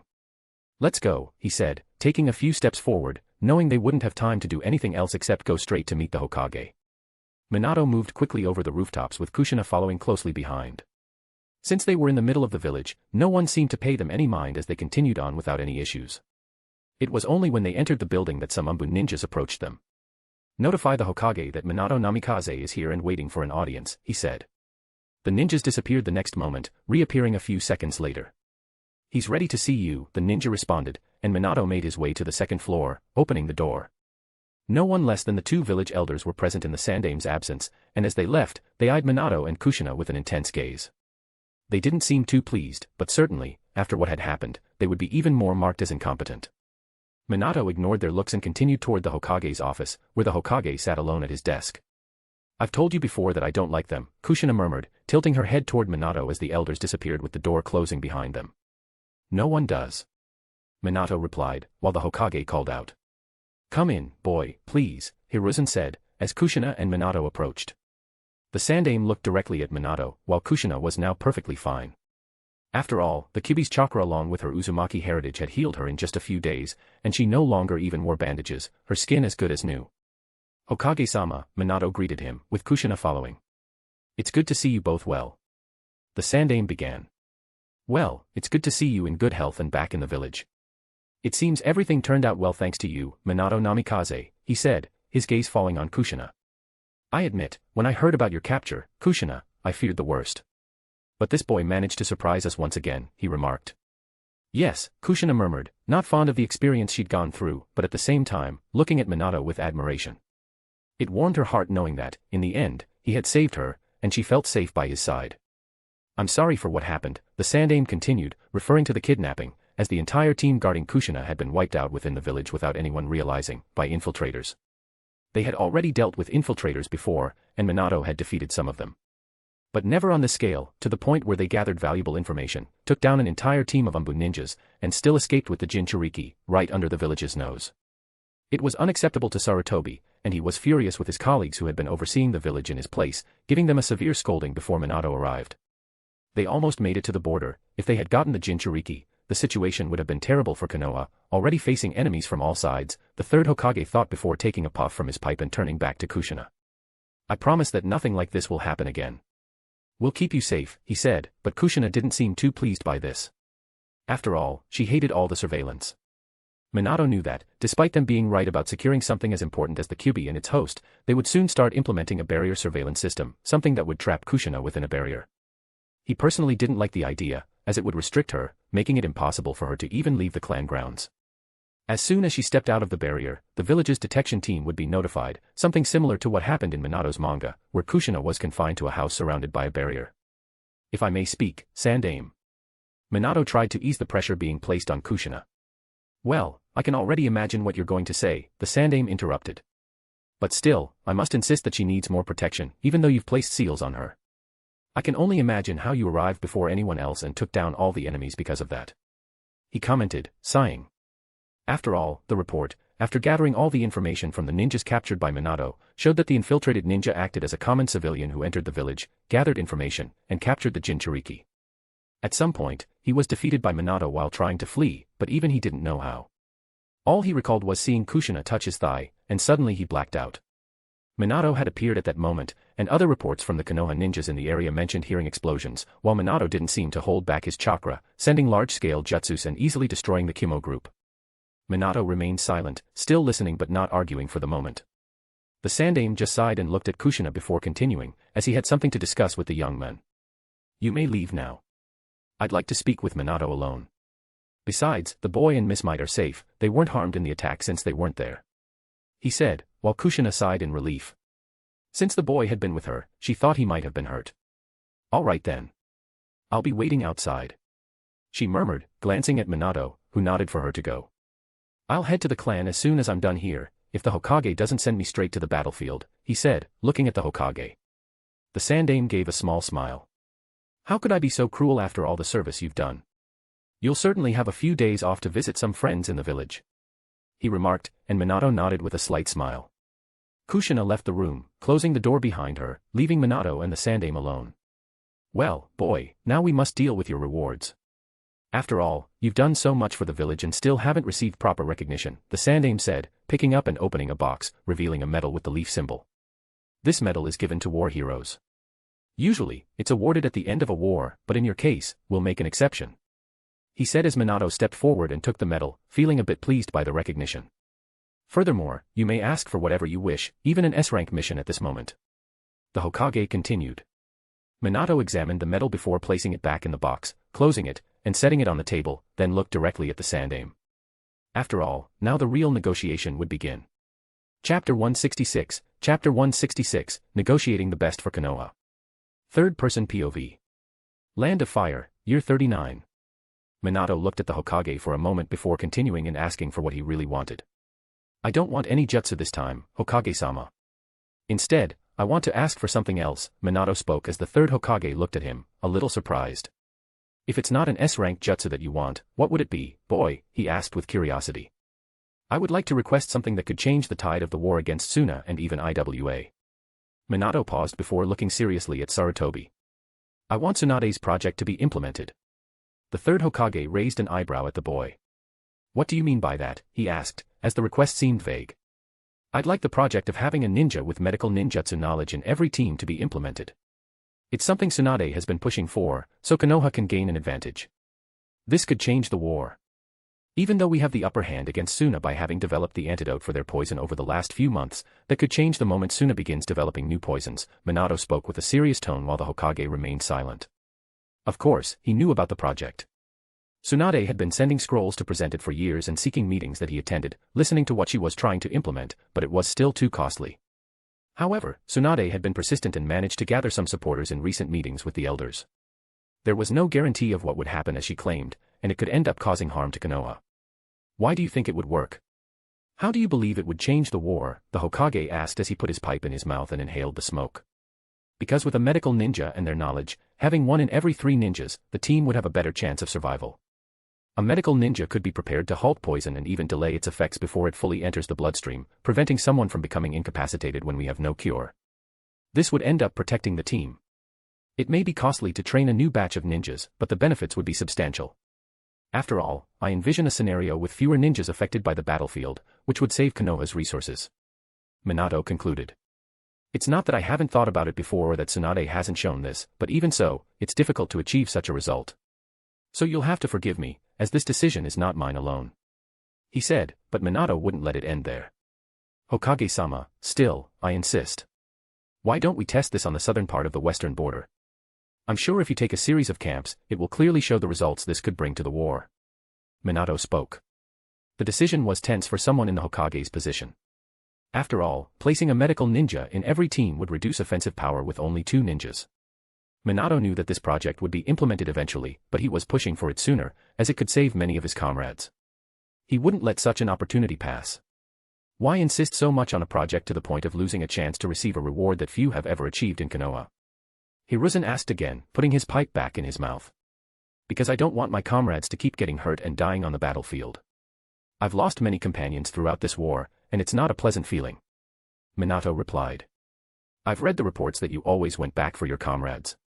No matter how risky it was, you always prioritized them. That happened in Suna, when you stayed behind to face a Bijou and a Kage. Hiruzen commented, putting down the pipe before picking it up again. Minato didn't speak but nodded as he saw the Hokage seeming to debate internally. Hiruzen remained silent for a moment, looking seriously at Minato as if thinking about what he had just heard, before exhaling the smoke from his pipe and showing a small, closed smile.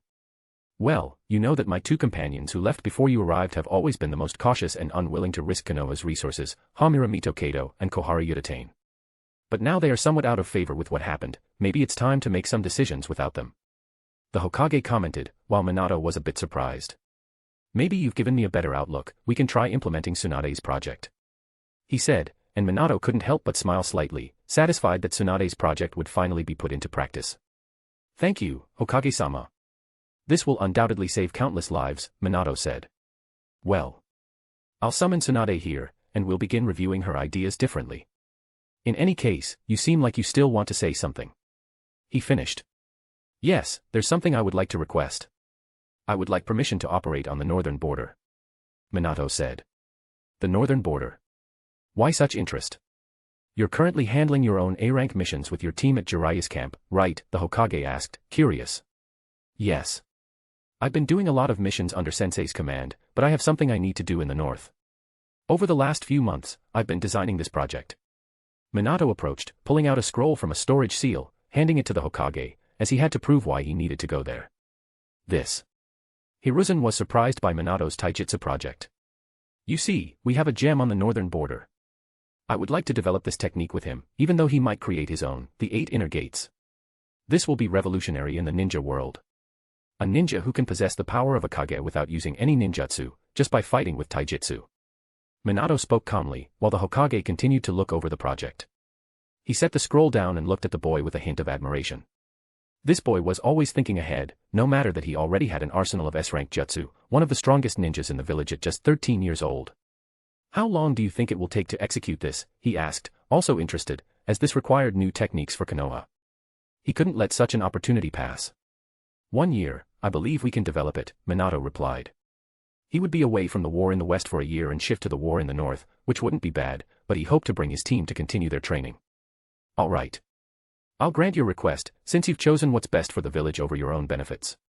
Besides, if you can achieve this technique as described, even replicating what Might Dewey did, Konoha stands to gain a lot from it, the Hokage said, and Minato nodded, satisfied once again. Just keep in mind that things are more stable in the west now, but if an emergency arises, you will be dispatched, understood, he added at the end. Yes, Hokage-sama. Minato said, accepting the condition, which was quite logical. But he didn't stop there, turning back to the village leader once more. Hokage-sama, may I ask for 2 more things? It won't impact Konoha, just simple requests, Minato spoke. Go ahead. There's no reason not to continue listening, he replied. I'd like to keep in contact during the war with Kushina. I'd like permission to send her scrolls. Minato requested. That's fine. We have messengers coming and going from the war all the time. I can make space for your messages, just don't send anything that reveals mission details, the Hokage instructed. That's perfect. You know. Kushina and I are engaged. Minato said, as the Hokage raised an eyebrow at this. I couldn't ask for anything better, although my companions will see this from a much darker perspective, Hiruzen thought. After all, this was a high point for Minato, proving that he was loyal to the village and always would be. But his companions would see it as a huge political gain, especially since Minato would also have the kyubi in his hands, which would leave them worried. That's wonderful, I'm glad you two have built this bond, Hiruzen said, not knowing that Minato was actually engaged to 2 girls. Thank you, that's why I wanted to talk to you, because now I'll need a house. I'd like to buy a plot of land, at least 1,000 square meters, because I want to build my clan, Minato said. Your clan? Hiruzen thought about it for a moment, but it was quite obvious, given Minato's growing power, and now he could protect Kushina from this point forward. Yes, Minato confirmed. All right, you know I can't just give you something like that, and it will be expensive, he warned. I have money from selling my explosive tags to Konoha over the past few years. I've accumulated a good amount, Minato said, leaving Hiruzen with nothing more to add. Very well, I'll get you a very good discount. Is there anything else to discuss, he asked. No, Hokage-sama, Minato replied, and Hiruzen nodded. Then you are dismissed. You can take 3 days off, and I'll prepare the documents for you to retrieve your team and head to the north, he said. Thank you, goodbye. Minato said before he started to leave. He exited the building with the Hokage watching him from the window. Minato simply disappeared into the village as he walked through it after so many years, he was finally here and wanted to enjoy it. Compared to the battlefield and the camps, this place was the complete opposite of the borders. It was peaceful, though still a bit gloomy due to the ongoing war over the past few years. The village, while not as noisy or crowded, still functioned well, with families walking the streets, buying things from shops, and children running around. Minato, who expected to see only women and children, given that most of their husbands were off at war, also saw male citizens. After all, Konoha was mostly made up of civilians, with ninjas being only a small percentage of the village. People were walking the streets, buying their things, sometimes laughing, joking, and some children asking their mothers how their fathers were doing in the war. The marketplace was still thriving, and his eyes fell on a ramen shop on that very street, one he knew well, with some customers inside. His first impulse was to go in, but he put that aside, wanting to take Kushina there later, as he was heading back to the Senju clan to see her. They would enjoy some of his free time together in the coming days. In the end, despite the anger he felt towards Kyumo for the kidnapping and how Kushina had been when he found her, Minato had managed to secure many benefits, both for the village and for his comrades, without taking anything for himself this time. Not that he minded, after all, he doubted there was another S-rank scroll that could interest him at that moment. Walking through the streets of the village without anyone approaching or recognizing him, he finally arrived at the Senju clan compound, which wasn't far from the Hokage's building. The place was heavily guarded by ninjas, as security around Kushina had been heightened significantly after the kidnapping attempt.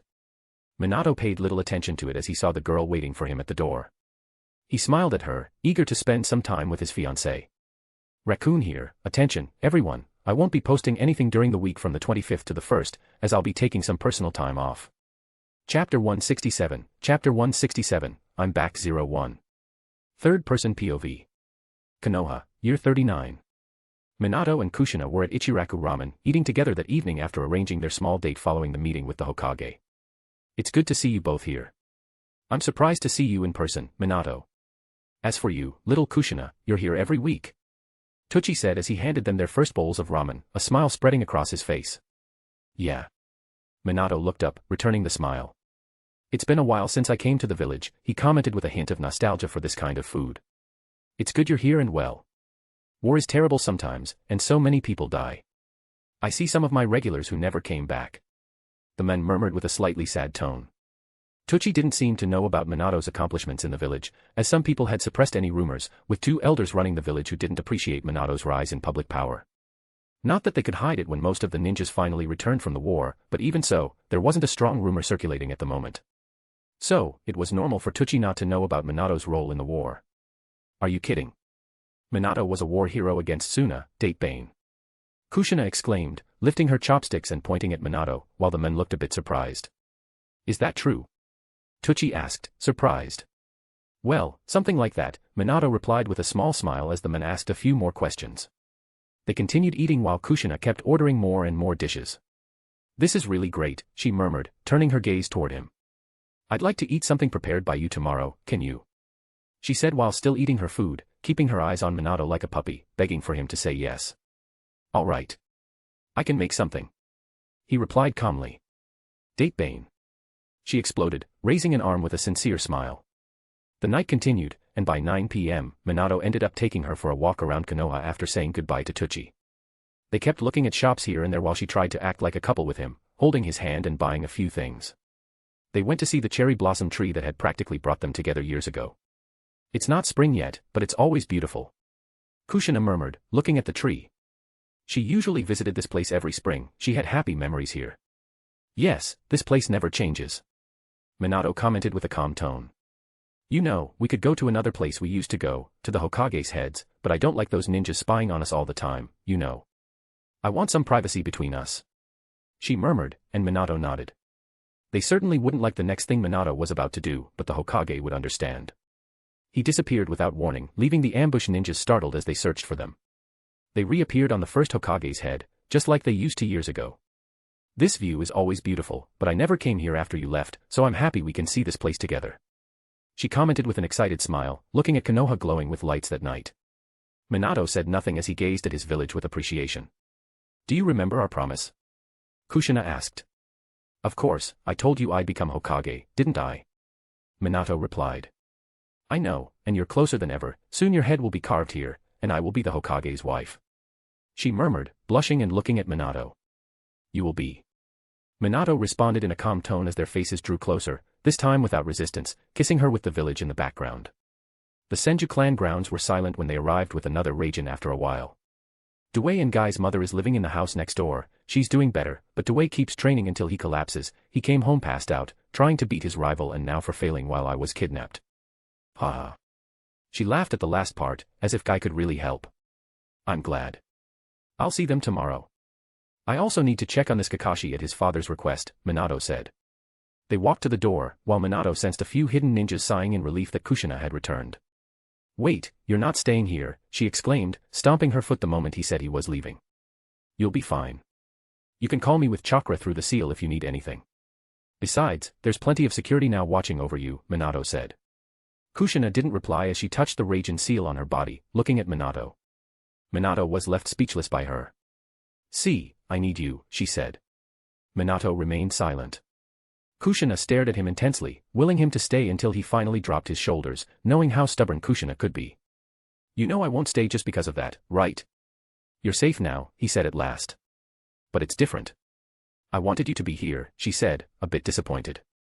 Sorry, Kushina, but I have to go back to the apartment. It's been a while since I've been to my place since I left the village. So I want to check on it and sleep in my own bed, it's something I miss as well, Minato replied. Then I'll go with you, she exclaimed. You can't, it's inappropriate. Minato said. We're going to be married, aren't we? What's the problem with that, she exclaimed stubbornly. It's not that simple. He sighed at her persistence. She just crossed her arms, pouted, and sighed. Fine, but I want you here with me tomorrow morning. She murmured, clearly not wanting to part from him. All right, I promise I'll sleep here. Tomorrow, Minato replied in the end. Kushina nodded. Good, fine. Tonight was great, thank you for everything, Minato. She gave a small smile at that moment, blushing as she got closer to him again, her eyes on him. Yeah, Minato said, watching her trying to kiss him once again, pouting as much as her lips could. Minato wanted to laugh at her expression, but just when she thought he was going to meet her with a kiss, her face was gently touched, and she felt a kiss on her forehead. What are you doing, Datebane? She exclaimed, clearly frustrated while he found amusement in it. Goodbye, Kushina. Remember our commitment tomorrow morning, he said, referring to their conversation at Ichiraku Ramen. She didn't even have time to say anything else before Minato disappeared, leaving Kushina alone as she went back inside the main house, still stomping her feet and muttering Minato's name. Minato returned to his apartment, finding it just as he had left it. There was no leftover food, and the place was quite organized. He checked a few things and felt satisfied with what he found, then went to bed. The next day, Minato woke to the sound of his doorbell. Kushina was already at Minato's door early in the morning. He got up with a yawn as he looked at the door. She had arrived even earlier than they had agreed, but that was understandable. Opening the door, still thinking he should have been the one meeting her, not her showing up at his apartment. Come in. He opened the door while she, dressed in a purple dress, held a tray that smelled of chocolate. Did you make a cake? He asked. Yes. She yawned again as she entered. Did you stay up all night making this? He couldn't help but raise an eyebrow at her. 4 hours of sleep, but yeah, I wanted to have this cake ready for when we go to the orphanage, she said, placing the cake on the table. It was at least 3 hours before they were supposed to meet, and Minato didn't know what to think of her eagerness. All right, we'll go earlier. I'll get ready, Minato said as he went to his wardrobe, grabbing some casual clothes to wear in the village and taking off his Jonin uniform, which he had even slept in. I miss this place. I remember how we used to come here after the academy with the girls, she commented, looking around the empty place. I'm fine, there's nothing better than your own bed, Minato commented as he came out of the bathroom dressed in casual clothes, slipping on simple sandals while Kushina was picking up the cake again and they were about to leave. Kushina waited for him to lock up the house as he pulled out the key, and they were about to head out when, suddenly, a sense of imminent danger hit Minato, something he hadn't even felt when facing the semi-god shinobi, the Tsuchikage, the Kazekage, or Shikaku. It was much worse than those monsters. The door across from his apartment creaked open, and a single eye peered through the gap, staring directly at him. It was his neighbor, the old pervert. So, you're back. Fufufu. Minato heard her voice, and a chill ran down his spine. We need to get out of here. I need to move out as soon as possible, Minato murmured, as Kushina looked at him, confused by his words. What did you say? She asked, not having heard him clearly. It's nothing, let's just go, Minato said with a tone of urgency as they continued walking through the village. Children were starting to wake up around this time. It was 6:30 in the morning, while Garit stepped outside to call them. Come on, kids. Breakfast is ready, and everyone's eating already. You're the last ones, she called out to the children playing in the orphanage park. Madam Garit. I'm heading to the academy, I plan on getting there early today, a child ran past her, startling her. Don't run like that, she scolded as the children rushed inside, with some heading off to the academy. These brats. I'm losing control of them, and I haven't been sleeping well these past months with insomnia and anxiety. Will I have to retire soon, she muttered to herself, her eyes falling on 2 figures approaching at that moment. She blinked, recognizing one, but the blonde beside them left her stunned, wondering for a moment if she was dreaming. Is that? She murmured as the blonde smiled and raised a hand in greeting, while the child who had passed by greeted Kushina, recognizing her, but seemingly not knowing Minato as they disappeared into the streets of Konoha, heading to the academy. Minato, she exclaimed as she approached the gate. It's been a few years, Madam Garit. I'm so happy to see you again, Minato said to the woman who had been the closest thing to a mother to him in this world. Minato. She opened the gate and approached him, her eyes wide, still in disbelief as she touched his shoulder and moved in for a hug. It's so good to see you're alive, she exclaimed, surprising him as she suddenly began to cry at his return. Minato was speechless, while Kushina stood beside them, still holding the cake in silence. It took Minato about 5 seconds to react as the older woman hugged him and cried, before he slowly raised his arm and returned the embrace. Thank goodness. I'm so happy. I lost 8 children since this damn war started. I always wondered when a ninja from the village would show up with news of another child who graduated with you or in recent years, dying on the battlefield. I'm just so glad you're okay. She cried as Minato accepted her motherly embrace. Yes. I'm back, mother, he said impulsively, his voice carrying a rare weight of emotion. Raccoon here. I could rush Minato in Konoha, but I believe it would feel strange, almost like I was killing the characters he grew up with in the village. Chapter 168, I'm back 02. Third-person POV. Konoha, year 39. Kushina-san. The children seemed excited as they saw Kushina entering the room with a cake. I think this is perfect for you at the moment. Kushina commented with a smile, while the children were in the middle of breakfast. I think one cake won't be enough for everyone. Minato commented from the side, looking at the children. Many of them he didn't know, but there were others he had seen when they were younger. You underestimate me, Minato. She said with a laugh as she reached the children's table, placing the cake on one part of it and pulling a scroll from her pocket, starting to pull out 2 more cakes while winking at Minato. Then why? Minato was stunned by this. Because I like looking like a woman carrying a cake around. She commented with a mischievous smile, and Minato didn't know what to say. Who's the uncle, Kushina-san? A child pointed at Minato after grabbing a piece of cake. Is he your boyfriend by any chance? A girl exclaimed, looking at Kushina, expecting something like that or hoping she would be embarrassed, as Kushina was quite funny when she got emotional. He is my fiancé. Kushina commented with a small smile. The children eating cake looked at Kushina in surprise, while the others also glanced at Minato. Those who had memories of him couldn't help but express their doubts since they hadn't recognized him right away. Are you Minato Namikaze? They asked. Yes, it's been many years, Aiko. Minato responded to the girl who had asked directly. She looked to be about 10 years old. Minato, the greatest record holder at the academy. The children exclaimed, recalling the name they had heard over the years. Besides Kushina mentioning him, the academy also held him up as an example to follow, though they weren't yet aware he had become a war hero. Amazing. You're the legendary Minato. I've always wanted to be like you. Did you also come from this orphanage? Another boy looked at him with stars in his eyes. It's a shame Yuma already left for the academy, he would have been so excited to meet you. Another spoke, referring to the child who had passed by Minato and Kushina before they arrived. It didn't take long for the children to leave their chairs and surround him, pushing him away from Kushina and her cakes. The girl couldn't help but pout, being replaced by the children, but also smiled as she watched Minato being swarmed by them, unsure of how to handle all the questions they were throwing at him. What is going on? Some of the orphanage staff, who took care of and helped with the children along with Madame Garit, appeared, returning from the kitchen and seeing the chaos when the children should have been quietly eating before many of them went to the academy.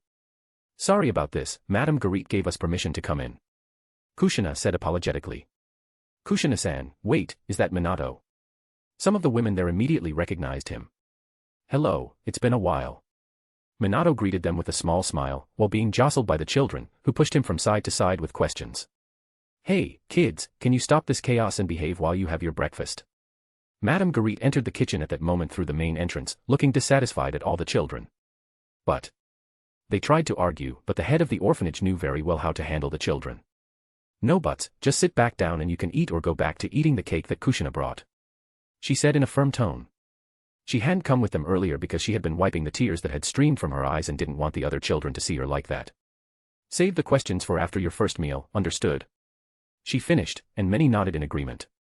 But I wanted to ask Minato-san some questions, but we have to go to the academy. Others argued. Minato will be in the village for a few days, so you can ask your questions tomorrow.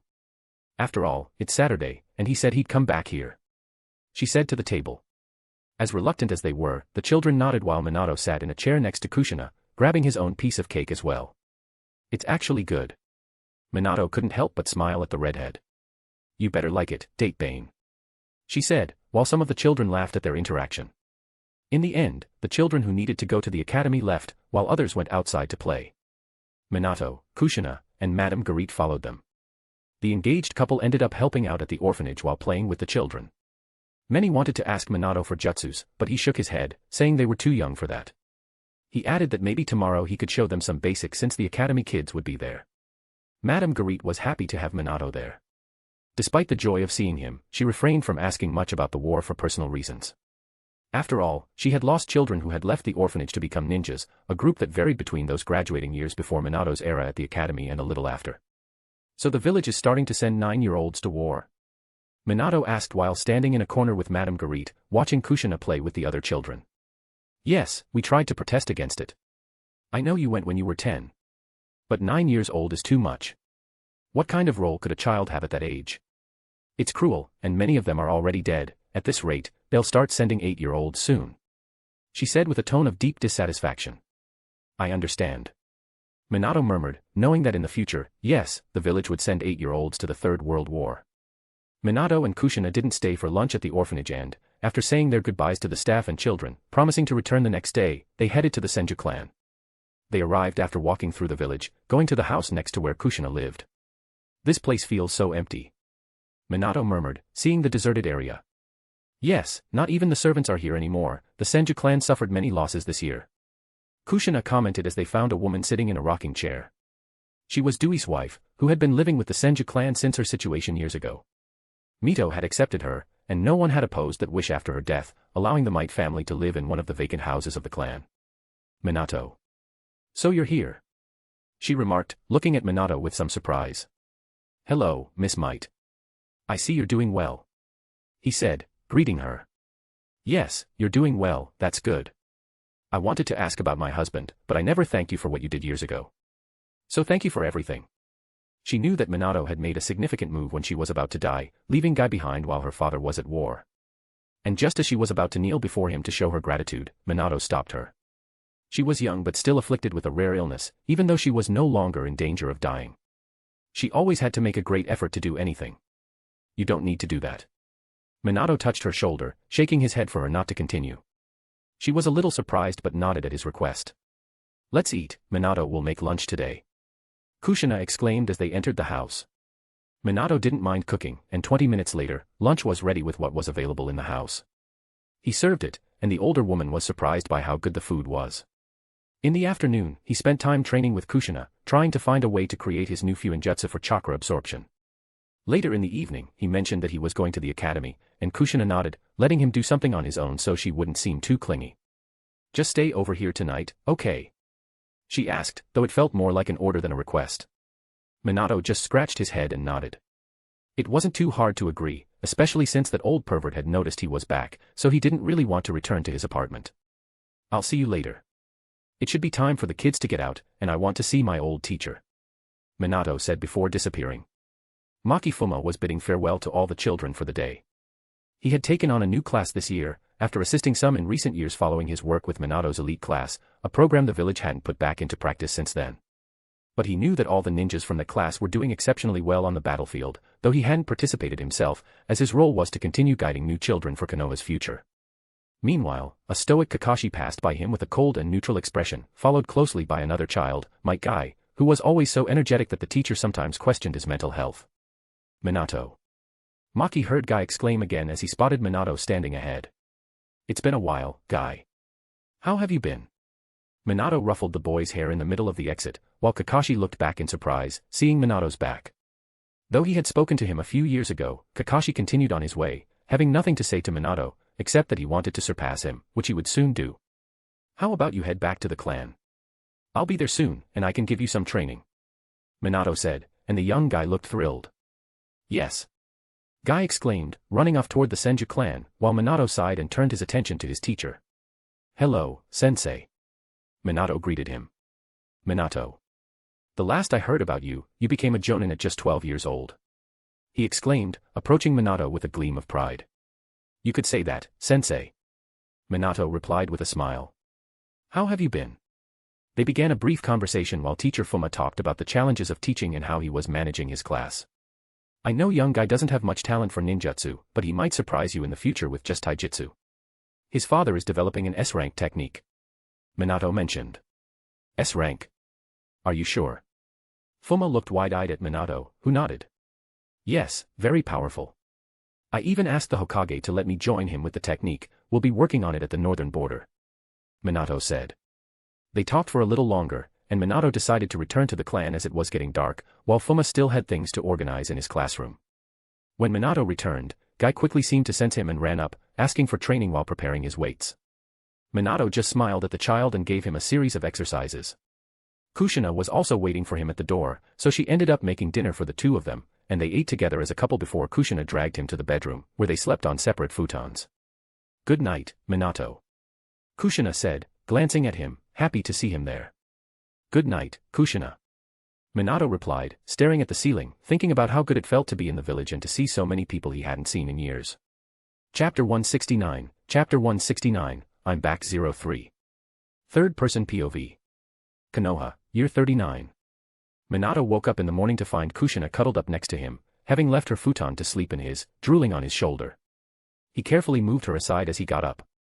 Minato. Kushina sat up, rubbing one eye while looking at him with the other half closed. Kushina. I'm heading out now. After all, I scheduled a training session with Guy, all right? Minato asked with a small smile. Well, if you're going to do that, it's fine. Can I bring you some coffee? She asked, and Minato nodded. That's fine, but let me know where it is, she requested. I don't know yet. I'll be looking for someone, Minato commented as he started to leave after changing and saying goodbye to Kushina. 856, 857. 858. Little Guy was doing push-ups as Minato opened the door, and the sun hadn't even risen yet. What are you doing? Minato raised an eyebrow at him. I'm trying to do 1,000 push-ups before you show up. But it looks like I failed, my youth wasn't enough. He began to complain like a child. Stop crying, and let's save your push-ups for training. Let's go, Minato said, grabbing the boy forcefully despite his training obsession, and disappeared. Minato headed to the training field where he used to train, while Guy looked dazed. This is where I used to train. Minato said, but his attention wasn't really there. Really? I can feel the power of youth in the atmosphere. The boy exclaimed, then turned to see Minato, who had his eyes closed, focusing as he scanned the village with his observation hockey, checking all the training grounds until he found the one he was looking for. Field 7. How ironic. Minato commented as he once again grabbed a confused Guy and vanished from the spot. At training field 7, someone was training at that moment and was slightly startled by the sudden appearance of Minato and Guy in the middle of the field. Who? He quickly grabbed a kunai, pointing it at them. His eyes widened when he recognized who they were. Looking around a bit surprised, Minato tried to pretend he wasn't there on purpose. Look, Guy, it's so nice to come here. This is my favorite training field to train you, he spoke to the air while Guy looked at him, confused. But it seems like it's already occupied. Minato said, turning to a small Kakashi, smiling at Tsukumo's son. Kakashi. Guy exclaimed as soon as he saw him. My rival. Fate has brought us together once again. Are you ready to lose? How about a race around the village using only our hands? Guy exclaimed, while Kakashi looked at him like an idiot. But before Kakashi could say anything, Minato slapped the back of his head. Stop talking nonsense, you're training with me today, remember? He said. That's right. Sorry, I'm ready to start training. Guy exclaimed as Minato turned back to Kakashi. Hey, it's alright if we train here, right? Minato asked with a smile. Fine, just don't get in my way, Kakashi replied, a bit hesitant but speaking with some arrogance. Just like his father said, this brat is so full of himself. Minato only nodded, not paying much more attention to Kakashi. In the next moment, Minato started training Guy by giving him some seals. These are weight seals, you'll start training with them now, Minato began explaining the new dynamic to Guy so he wouldn't have to carry too many things. Really? Guy was, as always, enthusiastic. Kakashi continued his kunai training, but he glanced at the two of them every now and then, finding their training ridiculous since it was purely physical, and he believed that a ninja who relied solely on physical prowess was weak. This is so heavy. Guy gritted his teeth as he tried to do push-ups. You can do it. I want to see you unleash the power of your youth, Minato said, stepping behind the boy while Guy was already straining under the weight. With Minato's added weight pressing down, it seemed to unbalance him, but he quickly pushed through to keep going. Very well. I want to see you do 100 push-ups, Minato said while standing on top of the child, trying to push him to surpass his limits. 100. After some time, Guy finished. Very good. Minato stepped off his back, looking satisfied with the effort while Kakashi observed them curiously, even though he thought this training was pointless. Now let's train your reflexes, Guy, Minato said as the boy finished resting. Alright, just a second. Guy was clearly exhausted, feeling his arms go numb. You're doing great, at your age, I was much weaker, Minato commented with a smile. I'm stronger than you were at my age. Guy couldn't believe it. Yes, now enough talking, let's continue, Minato said, picking up some stones. Guy saw Minato preparing to attack. When Minato threw the first stone, he moved at a nearly impossible speed, passing by a frozen Guy before hitting the ground, resulting in a massive explosion with just the force Minato put into the object. What? Guy made a grimace as he watched. Even Kakashi looked on with wide eyes, wondering if Minato had used some kind of jutsu, as such strength seemed impossible for anyone to possess in his opinion. One more time, this time I'll aim properly, Minato said, picking up a handful of stones. Wait. Guy was genuinely terrified, but it was too late as Minato started hurling more and more stones, all flying at high speeds. Boom. Boom. Boom. Boom. Boom. Boom. The explosions continued as a 5-year-old boy fought for his life amidst the blasts of small stones hitting the ground. The forest behind him began to break apart as the stones destroyed the trees. Well, this is too easy. Minato murmured, while Guy, who was already crying and thankful to be alive, saw Minato picking up a rock larger than him, holding it above his head with his own hands. Try to dodge this, Minato said, tossing the rock, which came crashing down on the little guy, making him run away immediately as the ground exploded. This is good, this was a training session to help you withstand pressure, Minato said, satisfied with Guy's performance, as the boy continued crying on the ground. Minato, you went way too hard. Guy couldn't help but mutter.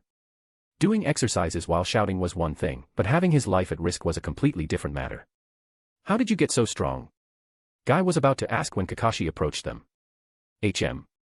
Are you interested in my training too? Minato smiled, looking at Kakashi. Kakashi didn't know what to say, he didn't want to be in Guy's position. Well, if you want to find out, you'll have to go through my training. Besides, I'm not accepting clones, so bring your real self, Minato said. Before Kakashi could react, Minato placed a finger on his forehead, flicking him, and Kakashi exploded into a puff of smoke. What? Guy jumped, looking at Minato and crying even more. How could you? You killed my rival, he exclaimed in despair.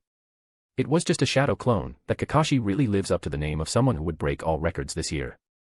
Minato commented with some admiration. Kakashi was at his clan's compound when he frowned. He had been sending clones to different places to train and become stronger. With these jutsu alone, he could graduate from the academy, and he planned to do so soon, but he wanted to spend some more time training.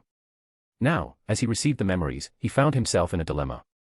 Kushina finally sensed Minato's chakra after searching for him a bit, even going to his old training ground. She eventually found him in a peculiar scene, watching 2 5-year-old children, one being Guy and the other a white-haired boy, carrying giant rocks on their backs while walking around the area. I won't lose.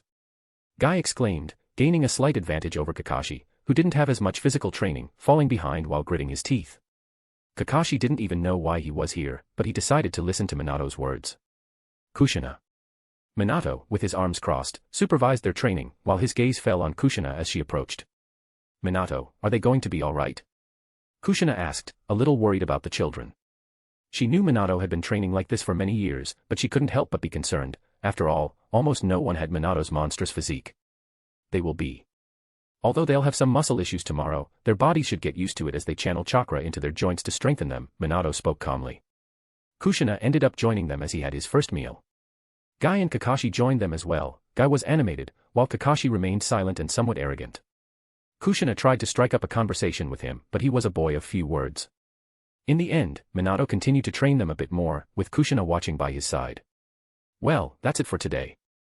This will be your training routine until I return from the war, Minato declared. Why are you here and not at the war? Kakashi approached Minato at that moment. Because I'm taking care of some things, Minato replied in a calm tone. But a ninja should always be fighting. Kakashi murmured. Maybe, but a ninja also has a life, and important comrades he must pay attention to, Minato answered. Kakashi didn't quite understand this, still looking at Minato as if he were wrong, while Minato sighed. Besides his prior knowledge, Minato's own father had warned him that his son might be heading down a wrong path. Anyway, we're leaving, Minato turned back to Kushina. Kakashi quickly glanced to the side as the leaves of the trees rustled, remaining alert in case it was an enemy. Ha ha ha. We're surrounded all the time, don't be so tense, the trees are full of Umbu ninjas, Minato said, laughing. After all, this was Kushina's security detail. In the end, Minato and Kushina went to have lunch at the orphanage, with Guy tagging along. Minato spent the entire afternoon with the children, showing them some secrets he had developed during his academy days. Despite not having much of a social life back then aside from a few friends, he had trained relentlessly. The next day was Minato's last day in the village. He trained Guy and Kakashi in the morning and spent the afternoon with Kushina looking for a plot of land to buy. They ended up choosing one on the edge of the village, avoiding the hustle and bustle of the center. Unlike the Uchiha, who felt offended by having such a location, Minato saw peace and tranquility. The plot they closed on was also far from the training grounds. That evening, Minato trained with Kushina in Fuinjutsu, and she had a sad look in her eyes, even as she ate her meal. After all, Minato was leaving the next day, but he still had his duty. More than that, he was about to take a new step in his power scale, beginning his training with armament hockey. He hoped to gain enough strength to protect Kushina and everyone else. Chapter 170, Heading to the Northern Border 01. Third-person POV. Konoha, year 39. The next day, Minato was standing at the village gate with Kushina. So you're leaving. How long do you think you'll be at war? I mean, how long do you think this war will last? She asked cautiously. Maybe another 2 years. Now that we have the Hokage's approval of Tsunade's project, it won't be long before we turn all the battlefields in our favor to the west of the country. Then, we can start sending more forces to the other sides, Minato said. I see, then I'll wait for you. Kushina murmured, looking at him with a certain passion, as Minato nodded. There's something I wanted to give you. I took the chance to order it on Saturday. Minato said, pulling a small box from his pocket and opening it to reveal rings. This. Kushina murmured, before looking at Minato and jumping on him with a joyful laugh. This is so cool, Datebane, she said, clinging to his neck. I think we need to make it official, don't you? Minato said calmly, crossing his hands behind Kushina's back. Put it on me, Minato, she demanded, stepping away from Minato and holding out her finger. Some people entering and leaving the gate looked at the scene curiously, as the girl raised her finger. Minato obliged, sliding the ring perfectly onto her finger. How beautiful. This must have cost a lot of money, didn't it? She asked, raising her finger as the ring caught a bit of the morning sunlight, and soon she returned to him. Wear yours too. I don't want any kunoichi trying anything with you. They should see you're a committed man, she insisted, and Minato only sighed but took one of the 2 remaining rings from the box and placed it on his finger. Perfect. It's a shame our wedding is 5 years away. I'll be looking forward to it, Datebane, she exclaimed, and before Minato could react, Kushina, without warning, jumped on him, kissing him with an assertive demeanor. Well. I think I should go, Minato said in the end, he was already late. All right. Go and win this war, Minato, she exclaimed. Minato nodded, turned his back to her, and tightened his headband to ensure everything was in place while he kept his Jonin uniform on. In the next moment, he disappeared. The space around Minato distorted before stabilizing again, and he found himself near a camp, the 12th camp, north of the western border in the battlefield against Suna and IWA. He approached, with a few sentries in the trees looking at him in confusion, recognizing him, but no one stopped him as he entered the camp and headed to Jiraiya's tent. As soon as he approached, Jiraiya immediately exited his tent, surprised after sensing his chakra approaching. Minato, you're back. He said, smiling. Come inside. I've received some reports about your rescue. Let's talk inside, he requested, and Minato nodded, following his sensei into the tent. He stood in front of Jiraiya, touching his wrist to summon a small scroll, which he took and handed to his sensei. I have something here, sensei, before we start. This was delivered by the Hokage to you yesterday, he said, having been summoned once more to deliver direct orders from Hiruzen. Jiraiya took the scroll and read it calmly, raising an eyebrow. He looked at Minato afterward, a bit surprised. Are you sure about this? Acting on the northern border, he murmured, as Minato's request and its authorization were in the scroll. For a while, yes. I know I can stay there for up to a year since I need to work with Might Guy on developing a new technique, Minato said. I understand. That won't be a problem, but you don't want to go alone, do you? Jiraiya asked. Minato shook his head. No, I want to take the girls with me. After all, they are my team, and you can't leave the camp's command. So it would be better to have them with me, Minato explained. Jiraiya nodded. All right, I'll allow you to do that then. Just come back soon, I'm feeling like a lousy sensei, after all, I couldn't teach you everything I could have, he said. It's all right, sensei. Are you still training the Raise-Non I taught you? Minato asked with a smile. I'm trying, but an S-rank jutsu is very difficult. Jiraiya commented. The older man then called one of the guards into the tent and asked him to summon the 2 girls from Team 7. Meanwhile, he continued talking to Minato about what had happened. Well, that was unexpected. When you left here, I didn't expect things to escalate so quickly. But I'm glad you managed to save her. I see you even have a ring, he remarked, with a slight smile. I bet Kushina is happy. But I also heard some comments from Tsunade. Did you also get engaged to her daughter? Jiraiya asked, narrowing his eyes. I'm engaged to both of them, sensei. I'm going to marry both, Minato said calmly, without any hesitation. Well. I guess I can say your sensei is proud of you. A Senju and an Uzumaki, you're ambitious, kid, Jiraiya murmured in the end. Anyway, sensei, I have permission to go to the medical camp. I'd like to check on a few things there and even invite Suna to come with me to the northern border, which might be difficult, but I'll ask anyway, Minato said. No problem. You can do that, Jiraiya replied. Minato, if you're staying here for a few days, you'll be free. There's no reason to tie you down to camp duties, he said. At that moment, Mikoto and Hanabi entered the tent, looking at Minato. We heard what happened. Is Kushina okay? Mikoto asked immediately. Minato nodded. Yes, she's doing very well now. Anyway, I have some news. I'm heading to the northern border, he said, leaving Mikoto and Hanabi wide-eyed. Minato continued before they could say anything. I plan to take you both with me. I hope you're okay with that. The two exchanged glances. You're taking us to the northern border? Hanabi asked. Yes, you're my team. You'll be better off with me than here. After all, you'll continue to train with me, Minato explained. All right, we'll go with you, Minato, they replied in unison. Great. Prepare your things, we'll be leaving in 2 days. I'd also like to check on your training. Today, I'll be heading to the medical camp, but I'll be back tomorrow for a bit of training, Minato said, and the girls nodded. He then turned to Jiraiya. Anyway, sensei, I'm off, he said, disappearing in the next moment. Did you see the ring on his hand? Hanabi murmured to Mikoto with a strange look. Yes, I saw. Mikoto said, almost whispering, her voice nearly breaking. Jiraiya just listened, scratching his head, not knowing what to say to the girls as they began to leave the tent. Man, this student of mine is either going to break 2 hearts or keep both for himself. After all, if there's room for 2, why not 3 or 4, he muttered, but with a certain pride in Minato. Suna was surprised as she was studying a poison that had begun to emerge on the battlefield, created by Suna after many months at her mother's request. A nurse entered the medical tent, informing her that Minato Namikaze was there. Now, being a hero, he had his own privileges and wasn't as restricted from passing through any area in the medical tent. However, Minato didn't enter as he usually did and instead asked for someone to call his fiancée. Minato. Suna approached, throwing away her gloves, going up to him outside. Suna. He smiled warmly. I heard about what happened with Kushina. Is she okay? Suna asked with concern. It was obvious the news had already spread among the camp leaders. Yes, she's fine. How about we talk somewhere else? Minato suggested, gesturing for them to step outside. So, Minato revealed everything to her in a place outside the camp. So, Kushina accepted our condition. Suna murmured, unsure whether to feel guilty or not for making her share the men the Uzumaki loved. Yes, as you can see, I have a ring, and I brought one for you too, he said, once again taking a small box from his pocket. Suna's lips curved into a smile when she saw the object reflecting the sunlight inside. Come on, put it on my finger, she asked, excited, as Minato repeated the gesture he had made with Kushina. Now we're official, she murmured, looking at the ring placed by Minato. Yes, but there's one more thing. I'm going to the northern border, he said suddenly, breaking the girl's momentary happiness and making her look surprised. It's temporary. I even thought about asking you to come, but I bet you won't be able to, right? Minato asked. No, I'm still in training with my mother.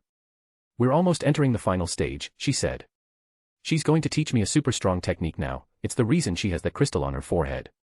Suna explained, remembering she was close to completing her training with Tsunade. This was a sign that the heir was about to master the technique that only Tsunade possessed. Minato understood and nodded without issues. That's good. Speaking of which, I'll be staying here today, but I also want to talk to your mother. I have some important news from the Hokage, Minato commented, pulling out a second scroll. She nodded and led Minato to her mother's tent, where Tsunade was giving orders to a group of medical ninjas. They waited at the entrance while Tsunade had already noticed Minato and Suna from the corner of her eye but continued her meeting until it concluded. You know. I'm becoming a very powerful medical ninja, Suna suddenly said. I can imagine. You might even surpass your mother, Minato replied. It was at that moment that Tsunade ended the meeting and approached them, her eyes narrowing, especially as she looked at Suna's fingers. So, you managed to rescue Kushina. That's very good, brat, Tsunade murmured, eyeing Minato sharply. But I see you're rushing things. I don't recall giving permission for you to marry my daughter yet, she said, not seeming pleased with the ring on Suna's finger. Mother. I'm going to marry Minato. Suna stomped her foot quickly.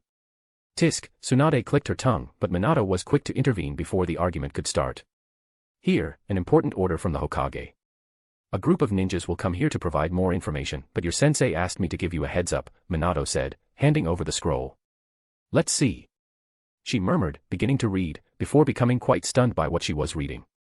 He approved my program, she couldn't help but exclaim. Mother. Suna looked surprised at this, while Tsunade turned back to Minato. You did something, didn't you? She couldn't believe it. Of course, I've always believed in your project and convinced the Hokage with my achievements for the village. I'm here to support my mother-in-law, he said, flashing a bolder smile. I'm very happy about this, brat, but I haven't given you permission to call me that, she retorted. Chapter 171, heading to the northern border 02. Third-person POV. Konoha, year 39. You know you can do better than that. If you're afraid of hurting me, I don't think that'll happen so easily. Minato spoke calmly, dodging the arrows piercing the ground and leaving small holes behind. Hanabi stood at a distance, aiming her bow, nodding at Minato's words. She quickly began infusing chakra into her arrows, which started to glow, surrounded by a green wind swirling around them. She then took aim, focusing on Minato with her Byakugan, her concentration tightening her bowstring to its maximum capacity. Minato exclaimed, barely reacting in time. He quickly jumped upward, using his reflexes just before a high-speed object shot directly to where he had been standing. The ground shattered and exploded in the next moment, prompting Minato to kick the air to escape. He landed far from the dust cloud created by the explosion, looking at Hanabi in astonishment. This is her full power. Incredible. It's like a B rank or higher jutsu, Minato murmured.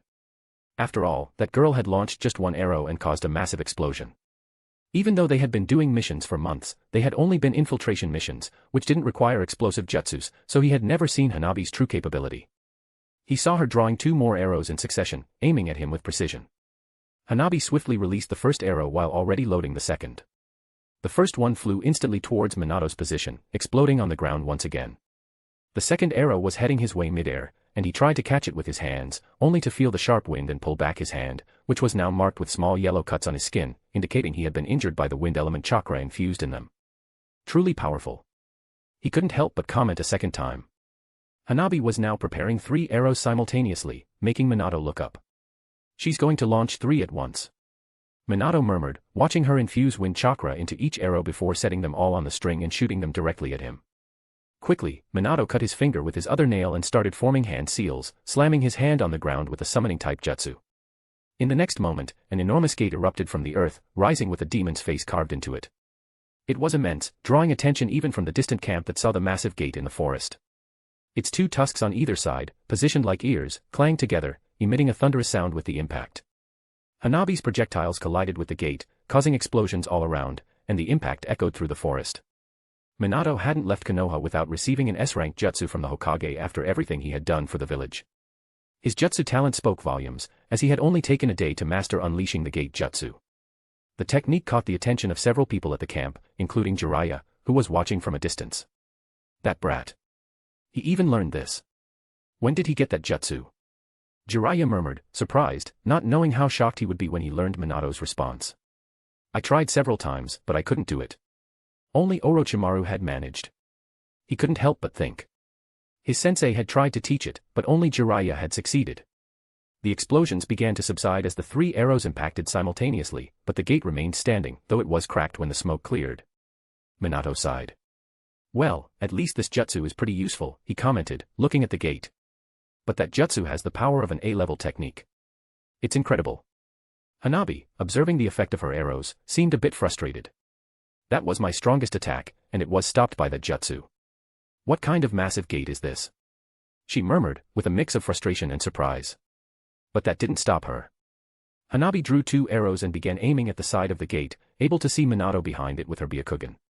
Minato couldn't help but widen his eyes in the next moment as a wind projectile slipped past the side of the gate, beginning to curve and advance toward him. She can even do that. Minato commented as the arrows exploded where he had been. In the blink of an eye, he reappeared near Hanabi, using the Raijin to teleport to a kunai he had left nearby. Hanabi noticed this immediately and shot another arrow at Minato, who dodged and quickly threw 2 kunai at her.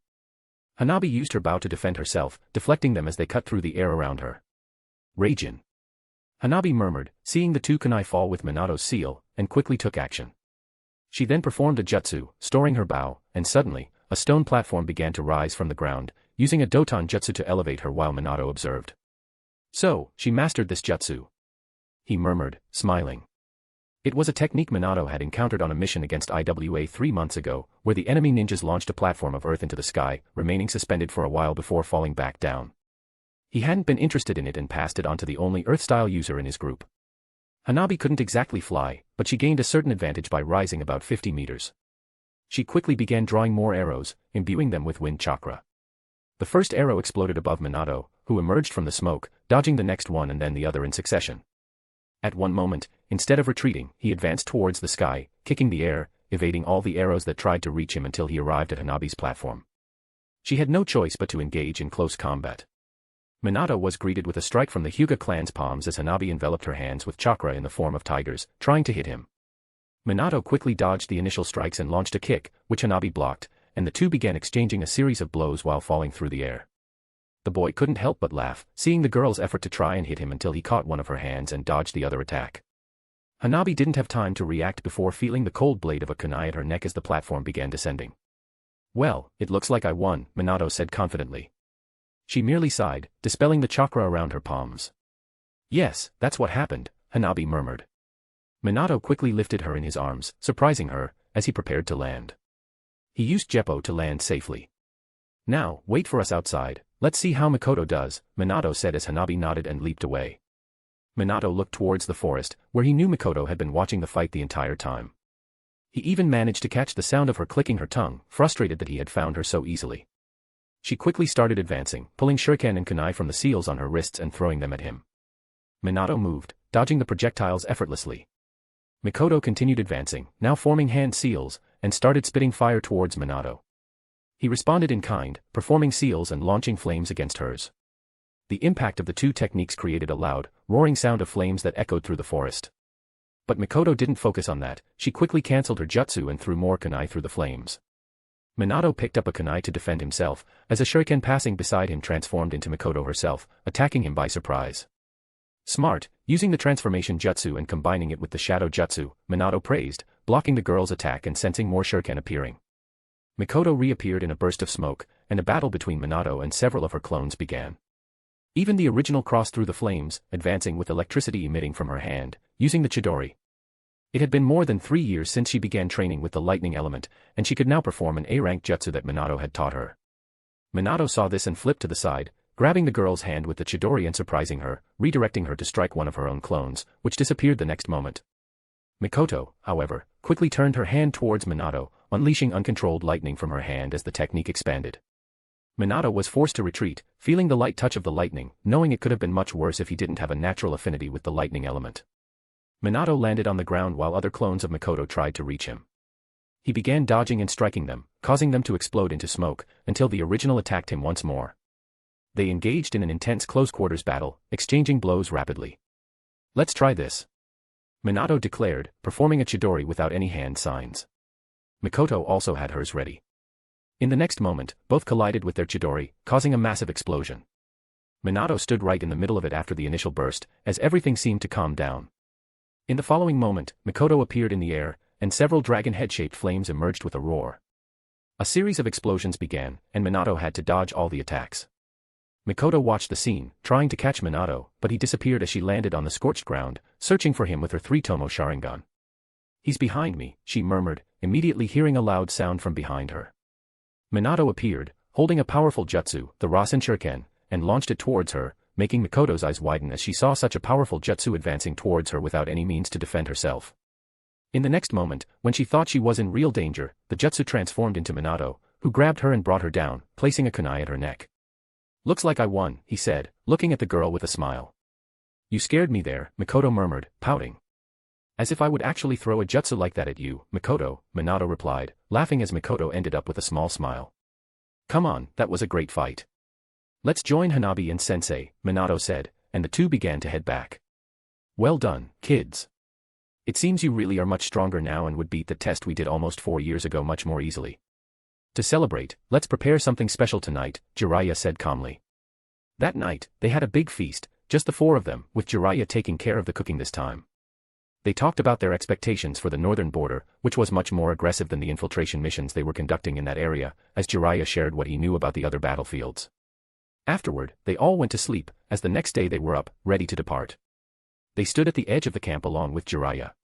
"Well, I can only say good luck from here on. I hope to see you soon," Jiraiya said, and they all nodded, but Minato had a different feeling as he looked at Jiraiya, as if they might not see Jiraiya again so soon. Minato knew that in this timeline, Jiraiya would encounter Nagato amidst missions in the Land of Rain, alongside his 2 companions, Tsunade and Orochimaru, and they would become recognized as the legendary Sannin. Thank you, sensei. We'll see you in a few years, Minato simply said, leaving Jiraiya confused. He didn't even get to speak or express his thoughts about those words, as Minato simply disappeared the next moment, advancing in an instant along with his companions to the northern camp of Tsukumo Hatake. Raccoon here. If you're asking how Mikoto didn't see the Rasen Shuriken transformed with her Sharingan, I don't know, but I do know that Pain also didn't see it when he fought against Naruto. Chapter 172, Meeting with Might Dewey. Third-person POV. Konoha, Year 39. Minato and the girls quickly made their way to Tsukumo's tent as soon as they arrived, authorized to report to the camp leader. You're here. Team 7, Tsukumo greeted them, focusing mainly on Minato, whom he already knew, while reading the transfer order issued by the Hokage himself. The three remained silent. All right, Tsukumo began. You're a team of only 3 members, but we can still request an additional member to complete the team, not a Jonin, since we already have one here. I'll transfer you to Camp 6, Tsukumo explained. Camp 6. I imagine that's where Dewey is, Minato remarked. Exactly. As the Hokage's rules are clear about you receiving exclusive training with him during your stay here, he'll be requested as your 4th member. After all, he's currently a genin, replenishing the camp and handling other tasks, Tsukumo stated, showing some interest in the men Minato mentioned as he reviewed his records. Well. Minato made a strange face at this information but sighed and continued, all right. Having him on the team will be quite useful, as long as we're not undertaking very difficult missions. Otherwise, I'd rather go alone on S-rank missions, he said, ignoring the dissatisfied looks from his companions at that moment, almost as if he were abandoning them. Very well. We'll see about that. In any case, welcome to the northern border. You're also known for your achievements in the West, so I hope your presence is a great asset to everyone, Minato, Tsukumo said, offering a small smile. Thank you, Border Commander, Minato saluted officially as the leader of his team. Tsukumo nodded, and they left the tent, with Minato not mentioning Kakashi, as it wasn't the right moment. They exited the tent and waited for the ninja that Tsukumo had arranged to guide them to Camp 6, located a bit further to the east. Commander Tsukumo had also offered them a chance to rest, but Minato declined. After all, they had just left the western border, and even after carrying 2 people for hundreds of kilometers, Minato was used to it by now, having strengthened his chakra reserves over the years, so it didn't bother him. They stood in the middle of the camp, watching everyone busy with their tasks, while some greeted Minato, and he engaged in brief conversations with a few of them after settling down in the camp with Kushina. It was at that moment that someone landed beside them, approaching with a smile. Hello, are you Team 7? A Chunin approached, and Minato nodded in acknowledgement. Great, well, I'll be your guide to Camp 6. Anyway. He said, stepping closer to Minato and raising his hand. It's a pleasure to meet you, Minato Namikaze. I've heard about your performance at the western border camp against Suna's forces and also about your rescue of your fiancée. It's good to hear such things on this battlefield, he remarked amicably, as there was gossip about Minato and Kushina being quite close, so it was natural for comments like these to arise. Well, thank you. I just did what needed to be done, Minato replied with a humble expression, as if uninterested in that kind of conversation, having had hundreds of them before. The men nodded in understanding. All right then. Let's go, the Chunin said, greeting Hanabi and Mikoto as well before moving forward with them, leaving the camp and heading east into the forest. It took about half an hour before they finally reached the camp. As they ran through the trees, the men exchanged a few words, asking about the battlefield where Minato and his team operated. Minato responded by explaining that they focused more on infiltration and espionage missions, but they always ended up in some sort of combat. Well, it looks like we've finally arrived. I'll just hand over the scroll to the local commander. He'll receive you, the Chunin said as they approached the main tent, where it seemed many people were waiting to speak with the leader at that moment. Something wrong, Mikoto? Minato noticed the girl looking around, as if searching for someone. It's just that, my father is the commander of a nearby camp, she said, appearing cautious about encountering an Uchiha who might inform her father of her whereabouts. I see. I suppose this camp is only for the Uchihas. Minato raised an eyebrow. Not necessarily, Mikoto replied and continued, but, for the most part, yes. After all, he's the clan leader, she commented. I see. Are you afraid of your father? Hanabi murmured beside her, asking the girl with a curious look. No, it's not that. Mikoto murmured but couldn't finish her sentence before their guide returned. Come on, he'll see you now, he said as they entered the tent. Well, look what we have here. A man with dark glasses was sitting at the desk in the meticulously organized tent, dressed in Jonin attire with the village vest, and he greeted them. Although he had a rather reserved and common appearance, Minato could occasionally see an insect in the air, but not just that. He could sense thousands of them in the area with his haki, all hidden, showing that the commander of Camp 6 was a ninja from the Aburame clan. I'll leave you then and head back to the central camp. It was a pleasure meeting you, Minato. Good luck, he said, taking his leave, while only Team 7 and the commander remained. The commander was reviewing some reports on his desk before turning to speak with them again. You don't need to introduce yourselves, after all, I have all the reports on your team here. But, as a formality, my name is Akari Abirame, he introduced himself and continued. Your team hasn't acted much alone, but I must admit you've completed quite a few A and B rank missions successfully in the past few months, he commented. The men didn't seem as reserved as most of his clan, he spoke openly and clearly, making direct eye contact with them. Collectively, that's very good. But individually. Minato Namikaze, several S-rank missions, classified as an elite genin. It's a bit modest for someone who can fight against Kages and even Jinchurikis at the same time, the men remarked, while Minato remained silent. But I'm not surprised by this. Honestly, despite not expecting this kind of thing in my camp, I am indeed surprised by the fact that. He commented while turning to pick up a scroll with the Hokage's request. The fact that you were sent here specifically because of a genin for some special type of training. Well, if those are the Hokage's orders, there's nothing to be done. In any case, you'll find who you're looking for doing simple tasks around the camp. You can release him, as he'll also join Team 7 with Commander Tsukumo's order. And you can look for one of my guards near my tent to find out where you can set up your own tents later. I'll ask some people to organize that. Anyway, welcome to Camp 6. I hope we can work together quite well, he said sincerely, and Minato felt a genuine tone in his words. Thank you, Commander Abirame, Minato said as he left the tent, while the men only looked calmly before returning to his work, calling the next people in for the following audience. He was clearly tired of dealing with so many people, as he didn't seem to enjoy it. Do you already know where he is, Minato? Mikoto commented beside him as they followed Minato. Yes, from the moment I entered the camp, I already knew his location. Anyway, let's go talk to him, Minato said, moving to the side, with his companions following him. Due was carrying buckets of water for the camp at that moment, 2 in each arm and 1 balancing on his head. Come on, Due. We need to prepare boiling water for the midday lunch. Get more water for us, one of the ninjas, waiting for Due, exclaimed. Of course. I'm on it. I'll show my youth. Due shouted enthusiastically, grabbing more buckets after dropping off the 5 he had brought. Look at this guy, always willing to do everything, isn't he? One of the ninjas commented, laughing. Of course I am. After all, this is training for me. I'll carry the buckets upside down while training my arms. Due replied, smiling even as he heard his companions' teasing comments, while the ninjas in that group started laughing even more. Due.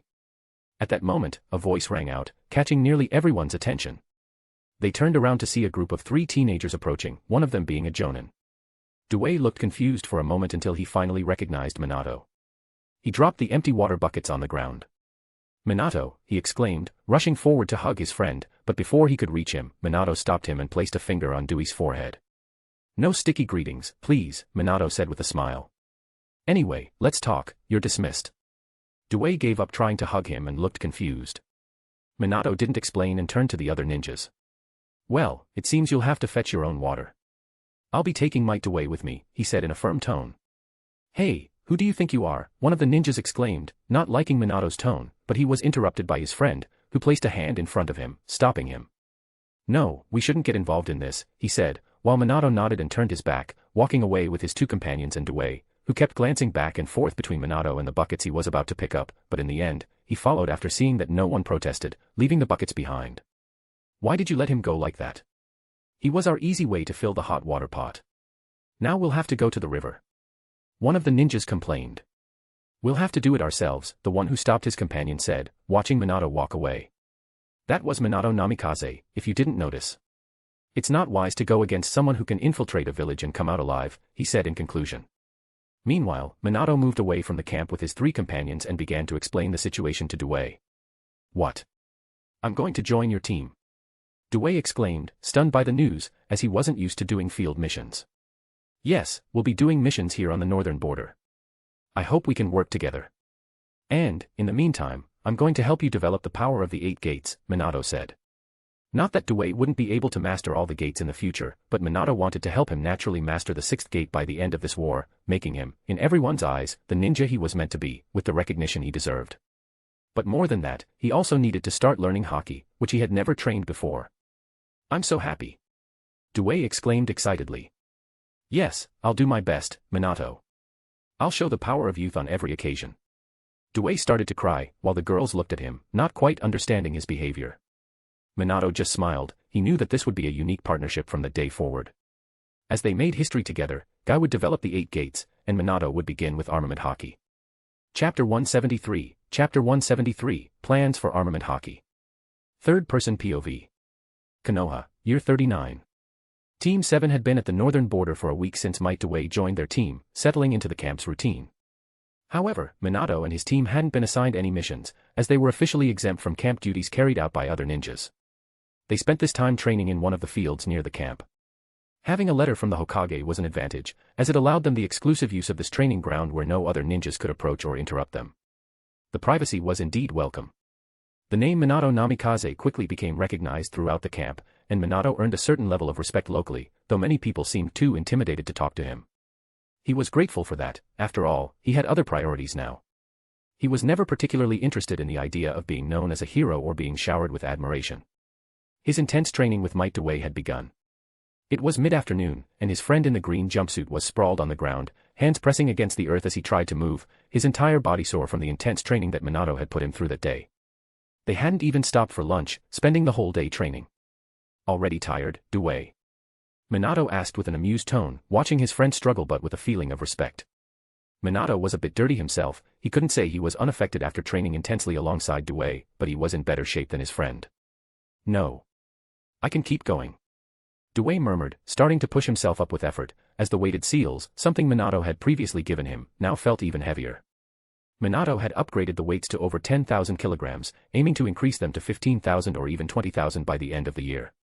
It shouldn't be too difficult for Dewey. After all, Minato himself was carrying 15,000 kilograms on his own body. All right, let's keep going, Minato said, satisfied, seeing Dewey pushing himself to the limit. Knowing his partner was tireless and a prodigy in physical prowess, Minato understood that Dewey's body was already extremely powerful. Stronger than most jounins, though he had never had the chance to prove it. Quickly, they resumed training while, nearby, Hanabi was also practicing. She focused on wind element jutsus, working on the technique she was learning. But it wasn't just that, she was also studying scrolls on the human body and chakra control to enhance her effectiveness with medical jutsus. Tsunade didn't take long to send a report to all battle camps about her major project of assigning a medical ninja to each team. An initiative started at the western border. Although it was initially implemented in that region, she sent the report to all other battle camps as well, aiming to encourage the command in each area to follow her lead, as she believed this was the right path. Hanabi, learning medical ninjutsu, also received a letter that included the code of conduct for medical ninjas that Tsunade had created. Minato recalled a particular rule not being mentioned there, the one Tsunade herself had broken in her battle against Madara. But only she and, perhaps, her daughter could do this, creating a crystal on their foreheads from years of accumulated chakra. Mikoto, on the other hand, was in a corner of the field, sparks of electricity in her hand, striking a stone as she attempted to develop her skills with the Chidori, as Minato had suggested. She seemed to struggle with maintaining her jutsu, mainly because her mind was elsewhere, thinking about her father. She hadn't been in contact with him, despite knowing he was nearby. In recent months, Mikoto had received several letters from him, letters that she frowned upon reading, feeling a bit nervous about meeting him. The training continued as Dewey and Minato kept up with their physical training, and the girls worked on their current skills until the end of the day when the sunset began to color the sky. Finally, Hanabi approached Minato after putting everything away. Let's head back to camp. Minato, standing beside an exhausted Dewey, nodded to her, while Mikoto also passed by, greeting and saying her goodbyes. This routine repeated itself daily, with Mikoto and Hanabi organizing things for the night back at camp, while Minato and Dewey trained from dawn to dusk every day. Minato possessed a powerful physique, and Dewey held an uncommon willpower, a determination rarely found in people of this world. After the girls left, Minato saw Dewey fall to the ground once more, exhausted, as he approached with a smile. Well, it looks like that's your limit for now. Let's rest a bit, I want to talk to you, Minato said. Dewey nodded, breathing heavily while lying on his back, still keeping a cheerful smile on his face. Despite the challenges, he was happy to be able to train all the time, something he could hardly do before due to all the tasks assigned to him. Even when receiving orders from higher-ranking ninjas, Dewey always performed his duties with a smile and the energy of youth, trying to make the best of every situation. Minato truly admired this determination, but he knew that now was the time to set Dewey on the right path to developing the 8 gates. It's time to bring out the things from the scroll, Minato said as Dewey sat in front of him, looking curious. Minato quickly began pulling out various items, including a scroll he unrolled in front of Dewey, showing the human body with the points of the 8 gates marked, along with additional drawings that Minato had made himself. It's so similar to mine. Dewey exclaimed, as he searched his pocket for a small piece of paper, which he placed beside Minato's. It was a much more scribbled drawing, with a few points marked, but not as complete as Minato's, which had been created with all the knowledge he possessed from the future. Well, Dewey, Minato murmured, a bit lost upon seeing Dewey's drawing, but continued, I want you to take this scroll and try to develop it from now on. I know it's incomplete, but only you can finish it. Also, here are all these books I managed to buy in the village. He pointed to the stack of books beside him. They were all books about the human body and chakra control, including information on chakra flow. If he had access to the Hyuga clan's books, it would help even more with Dewey's technique, as they studied chakra flow within the human body with precision. However, even being close to Hanabi, there was no way to obtain these confidential materials from the clan's main family. Dewey was stunned by the number of books in front of him. There were at least 20 of them. They're all for you to study, Dewey. I want you to spend every night studying and developing this technique on your own. I'm not as talented as you in this area, so only you can do this, Minato said. Deep down, he knew the technique was meant for Dewey. He was there only to guide his friend and let him take it all on himself. Minato, these books are so expensive. I could never afford them. Dewey said, looking amazed. He noticed that some of the books were rare ones he'd always wished to have, but they were far too costly for him, given his genin status. Don't worry about that, Dewey. They're all yours, it's my gift to you. Study as much as you want, and if you need help, I'll be here. But I believe you can manage this on your own, Minato said, giving him an encouraging smile. Hearing this, Dewey couldn't resist and, overwhelmed with emotion, lunged forward to hug him while crying gratefully. Minato saw this and quickly vanished in an instant, avoiding the sticky embrace, leaving Dewey grasping at thin air. He reappeared on the other side of the training field, where a kunai lay on the ground, and saw Dewey falling to the ground, with no one to grab onto. Study the books, Dewey. I'll stay a bit longer, Minato said, ending the training for the day. Dewey nodded, standing up awkwardly, grabbing Minato's books and scroll as he left the training field, smiling and exclaiming his usual words of enthusiasm. Now, Minato was alone in that place, able to begin his personal training. He walked to the center of the field, raised his fist, and stretched. Seeing that no one was around, he closed his eyes and tried to focus on Haki, something he hadn't even begun to learn yet, attempting to draw the energy of armament from within himself. Haki came from the spirit of a person, whether it was armament Haki, observation Haki, or, most importantly, conqueror's Haki. Although he had no real understanding of the latter, he had already released it twice in moments of rage. He then focused on armament, trying to channel his energy into his fist. He felt his whole body warm up as he attempted, somehow, to move this energy directly into his arm. And, in fact, it worked. He began to concentrate all the heat from his body into his shoulder, directing it specifically to that spot. So, this is armament Haki. Minato thought as he kept all that heat concentrated. Then he began to channel it, commanding the energy through his arm, circulating it down to his forearm and moving it forward to his hand, where his fist was clenched. Tiny sparks began to appear faintly as he tried to keep his fist as the hottest part of his body, feeling as if it were in a furnace, but without causing pain or discomfort. He only felt the heat and even a slight tingling. His eyes opened as he saw small black marks appearing on his fist, with tiny red and black sparks around it. However, he managed to see this for only a second before the technique simply failed, returning everything to normal. Well, looks like I need to train even more, Minato murmured, accepting his first attempt and realizing he was still miles away from truly mastering that technique. But he wasn't discouraged at all. He needed someone to help him harden his body, and there weren't many fighters on the battlefield who could do that. He couldn't simply fight tailed beasts due to their size or summon his giant toad as a training partner. But there was Dewey, a powerful taijutsu user. If Dewey opened up to the sixth gate, he could provide Minato with beneficial fights, helping him quickly develop his skills. In the end, Minato stayed there a while longer, training and occasionally failing with the technique, until he began to harden his body, striking a few things to test his resilience, though still only scratching the surface of the potential he could achieve. When he finished, he returned to the camp and dined with the girls, while Dewey appeared, studying and reading all those books with the determination of someone lost in the desert, seeking water. Eventually, they went to sleep. The next day, Minato was awakened by a chunin approaching his tent. Minato Namikaze, I've come to inform you that Commander Aburaim is requesting your presence in his tent. It seems there's a mission for you, he reported. Minato nodded, realizing that he would finally begin working at the camp as a shinobi at last. Chapter 174, Chapter 174, Mission in Odo 01. Third-person POV. Konoha, Year 39. Minato was then summoned for an A-rank mission that morning, surprised as he arrived at Commander Aburaim's tent, where he immediately began receiving details about the mission. The ninjas from Kumo have invaded the land of sound. The Sound Village took a neutral stance in this war, so they didn't support any side, but Kumo doesn't seem satisfied with that, and the third Raikage, along with his advisors, decided to invade the Land of Sound to gain a larger area from which to attack Konoha. He said. So they plan to do the same as they did with the Land of Hot Springs and the Land of Swamps. Minato murmured as the captain nodded. After all, Kumo didn't have a direct border with Konoha, there were two countries in between, and they had started the war by invading them. However, the Land of Sound was not a territory they had previously invaded. What did they do in the country? Minato asked as the men pulled out a scroll for Minato to see.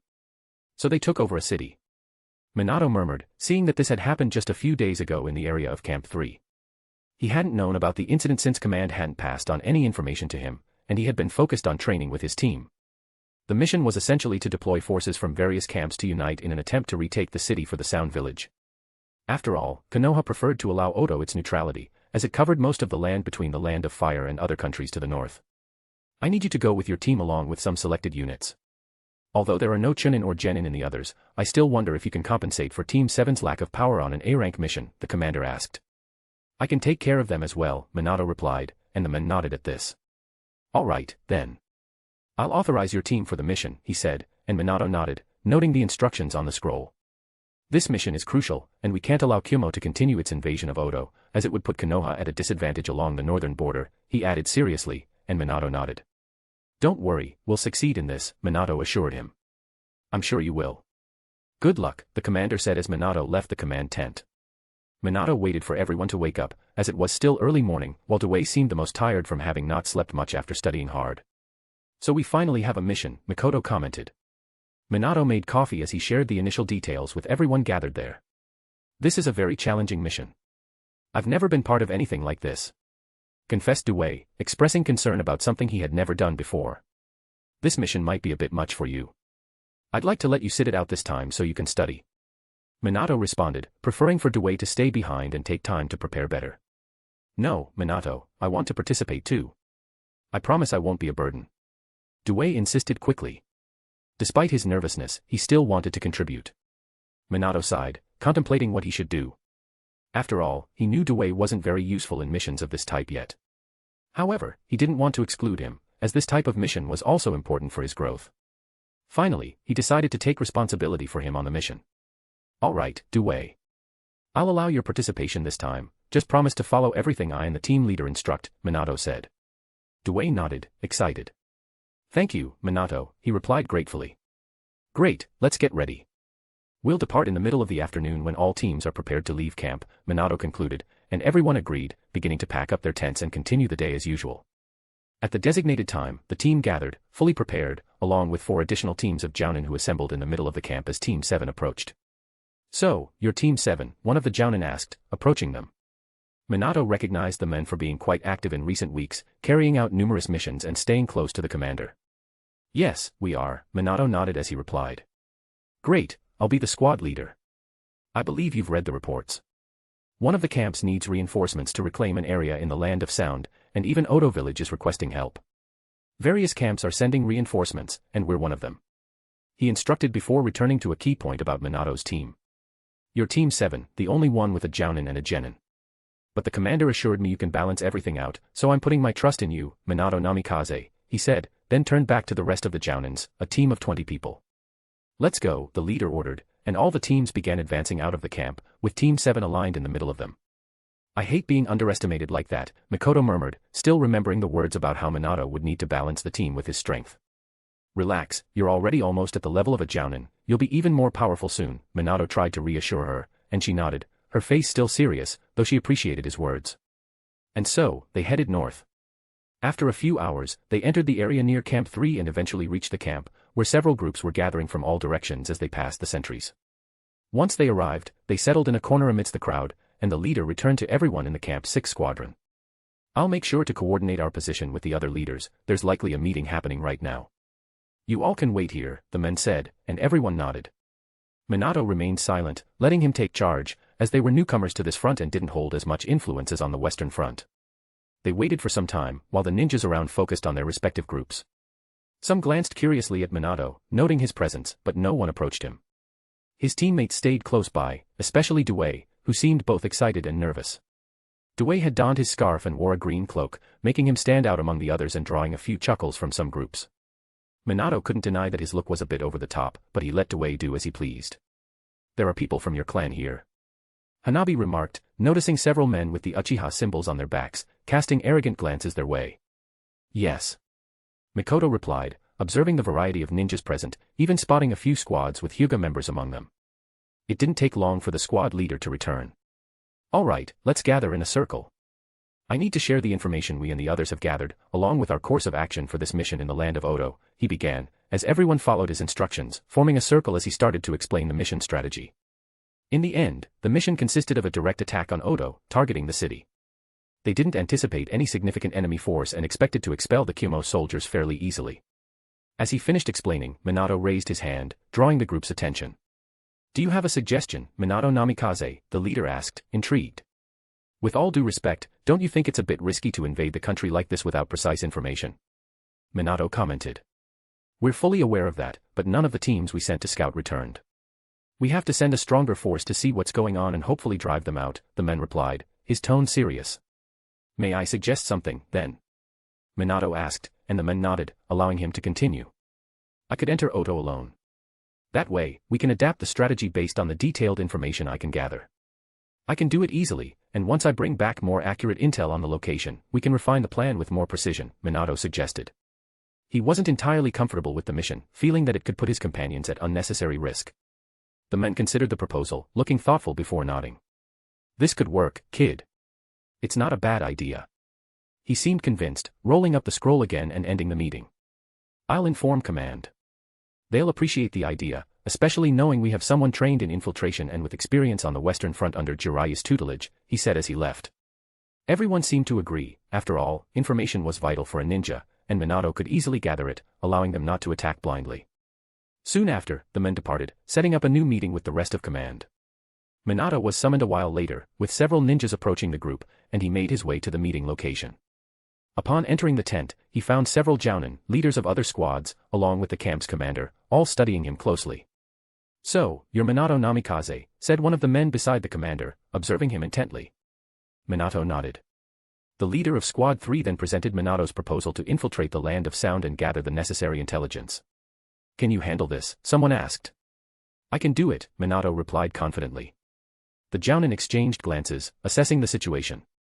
Minato appeared sure of himself, and his reputation for exceptional skills, along with his mission record, weighed heavily in their decision. All right, I'll trust in your experience. After all, you managed to infiltrate Suna. We'll let you take the lead, the commander declared, looking at everyone there. If you're in favor, raise your hand, he requested, and everyone promptly did so, making the decision unanimous. Minato nodded, resolute. All right.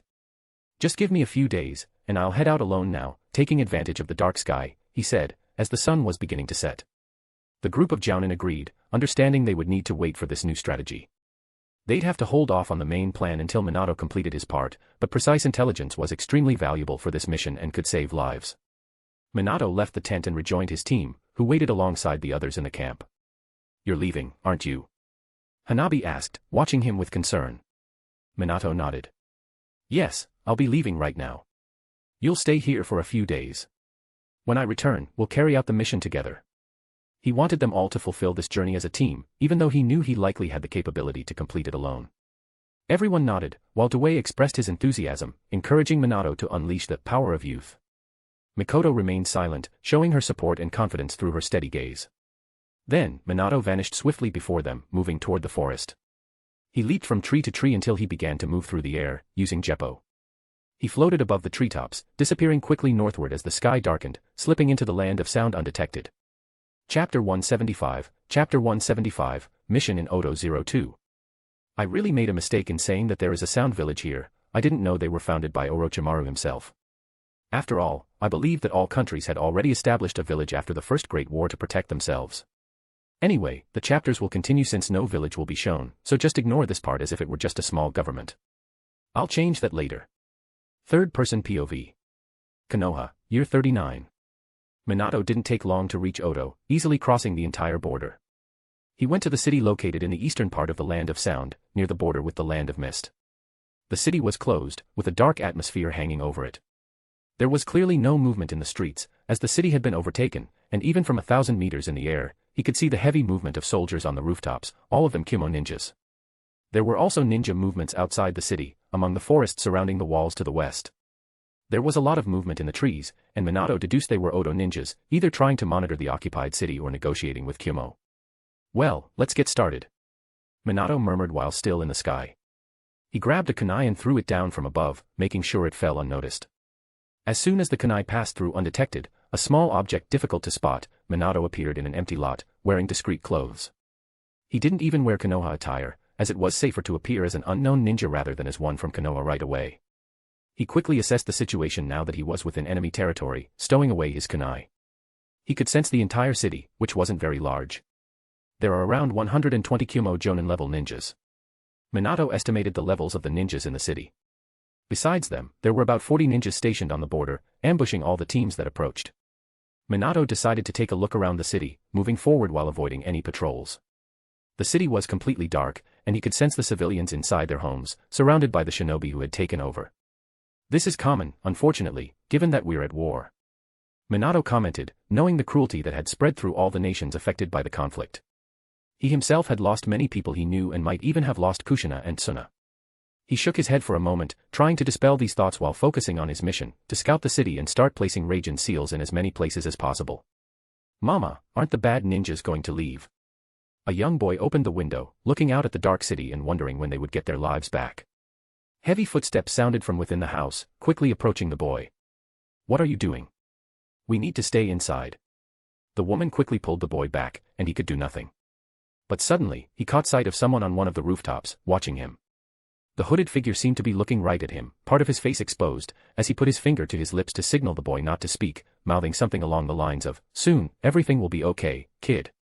After that, Minato continued moving around the city, hiding from the patrols, but he didn't go too close to the city center due to sensing a sensory ninja, so he kept his distance from their range. I think that's good enough, but I should check the border of the Land of Clouds before heading back to Konoha, Minato decided, retrieving his kunai again and preparing to throw it with force. The object shot into the sky, and he reappeared next to it, catching it quickly and beginning to step through the air. He spent the rest of the night assessing the situation in the Land of Sound, memorizing all enemy data without being seen. He had to keep a great distance because of the large number of sensors in Kimo's army, but he still managed to gather everything he wanted. After all, his hockey range was greater than the enemy's sensing abilities, allowing him to even go north and find other enemy camps. In the end, Kimo is determined to take over Odo, which was supposed to remain neutral in this war, so the third Hokage isn't very pleased with how the war between Konoha and his village is going. Minato couldn't blame him. His pride must have taken a significant hit after failing to defeat Konoha despite years of trying to breach the Land of Fire, while Konoha continued fighting against 4 nations at the same time, a testament to Konoha's dominance over the continent. Minato decided to disappear near dawn, leaving Oto and appearing suddenly, startling Mikoto, who was asleep. Mikoto quickly sat up, feeling the weight on her bed and seeing her companion, dressed in infiltration attire. Minato. You're back, but why did you come into my tent? She exclaimed, as Minato smiled.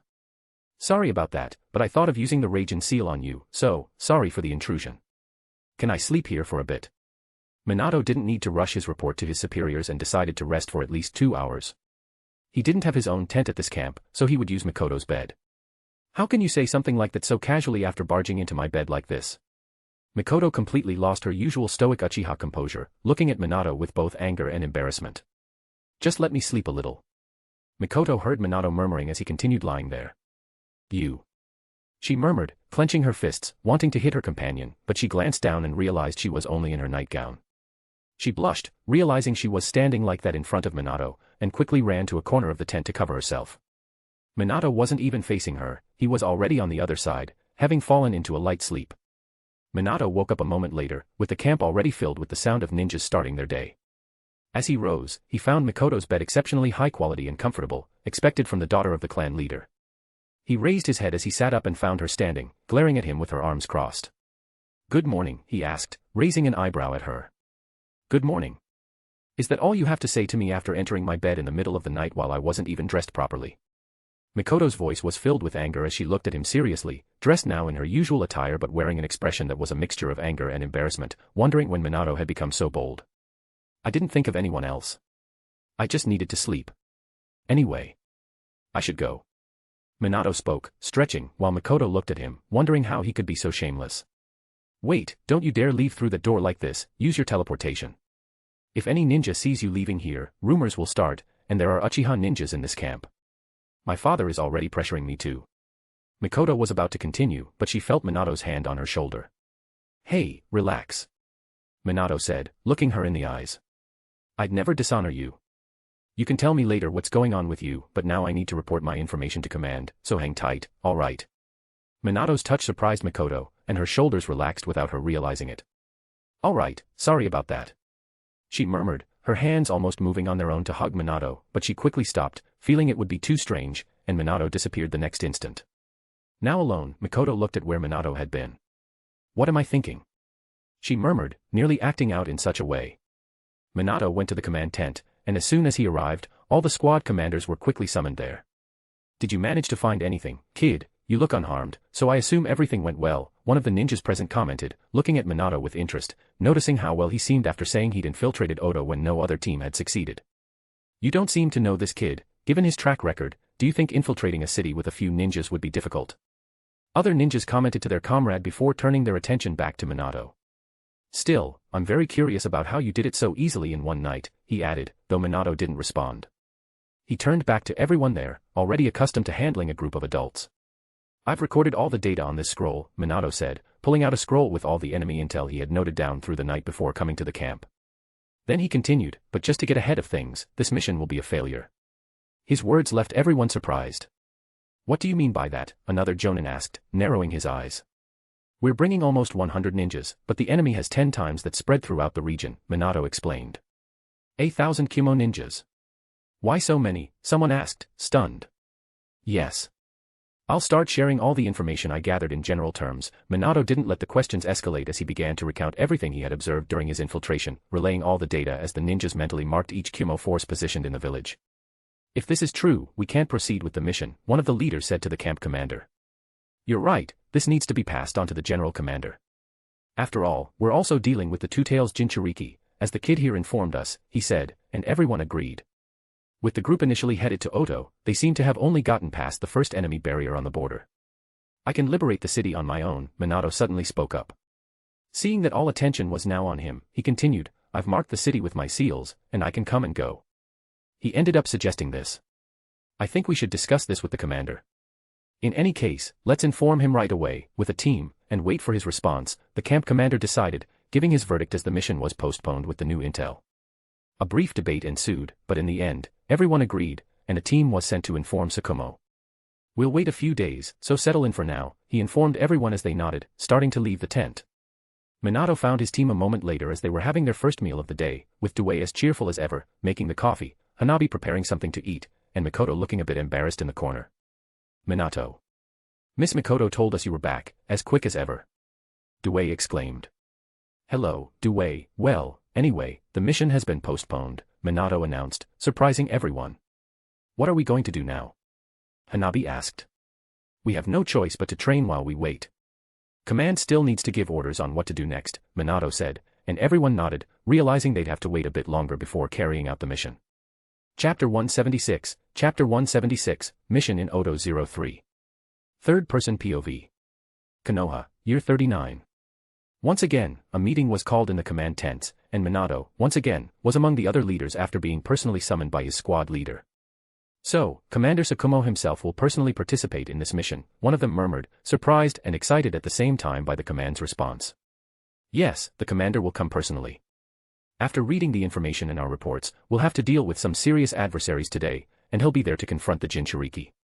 Now we can defeat any village. Another chimed in, morale rising high.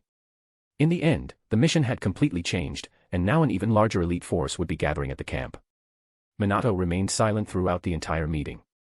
He had already done his part, while the adult men discussed the strategy. But nothing was finalized yet, as he had to wait for the new commander to arrive to make any real decisions. After the meeting, Minato returned to Team 7 in front of their tent, going about his tasks. He informed them of the situation while they nodded at the information, spending a few days training until the mission was set to start. Then the day finally came. Tsukumo arrived, bringing over 100 ninjas behind him, and went to speak with the leader while Minato remained with his team. The place was getting more and more crowded with Jonins, as besides the 100 that came with Tsukumo, another 200 started gathering from other camps after the command's order to send reinforcements. The camp is so crowded, Hanabi murmured, as Team 7 waited in front of their tents, surrounded by many others, watching the camp become busier and more packed with jonins awaiting the leaders to send them to Oto. Yes, so many ninjas. This mission is really important. Dewey commented, having never experienced anything like this before. Yes, it seems that way.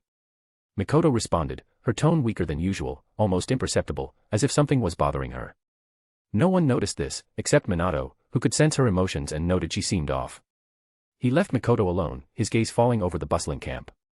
He was surprised to see someone for the first time. It was Fugaku Uchiha, the next leader of the Uchiha clan, standing with a group of other Uchiha bearing the clan symbol, all summoned for the mission.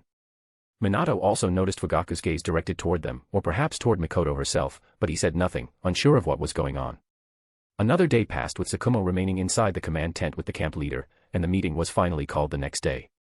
All the squad leaders and additional members gathered in an open space, as there were too many people to fit in a tent now.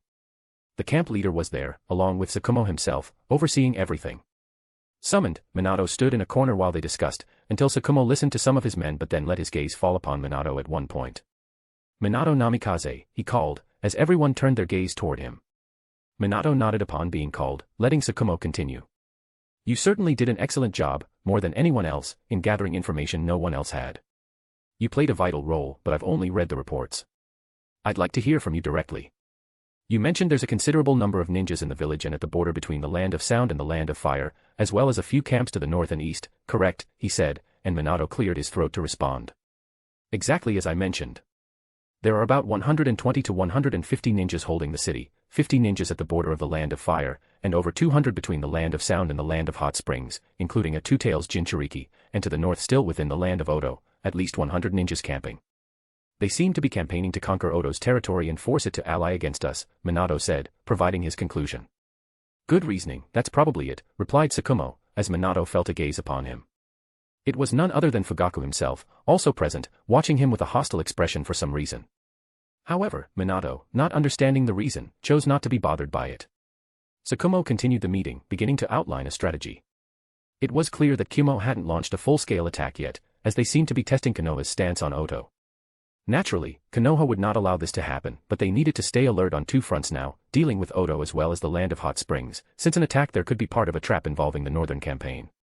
Everyone there formed a group that would head to the front lines in Oto, while ninjas gathered to reinforce the borders between the Land of Fire and the Land of Hot Springs. The discussion continued, and in time, the plan was finalized. Tsukumo gave his decision, and everyone was dismissed. They would have one day to prepare, and soon they would invade the Land of Sound. Minato returned to his team, and by then, night had fallen. He called for a small meeting among the four of them. We'll be going soon, Minato said, as everyone nodded. Hanabi and Dewey returned to their tents, while Mikoto did the same. Mikoto, Minato called, and she turned to face him. Do you have a minute, he asked, and she nodded, as the others were already getting ready to sleep. Is something bothering you, Mikoto? Minato asked, looking at her seriously. Why do you say that? There's nothing bothering me, she murmured, a hint of caution in her gaze. Even so, I'm a bit concerned. We have an important mission tomorrow, and I want to see my team at their best for it. I don't want anything distracting us, Minato told her. I'm fine, Minato, there's nothing you need to worry about. Mikoto returned to her tent after insisting she was fine, preferring to keep a low profile. Minato simply nodded and went to his tent as well.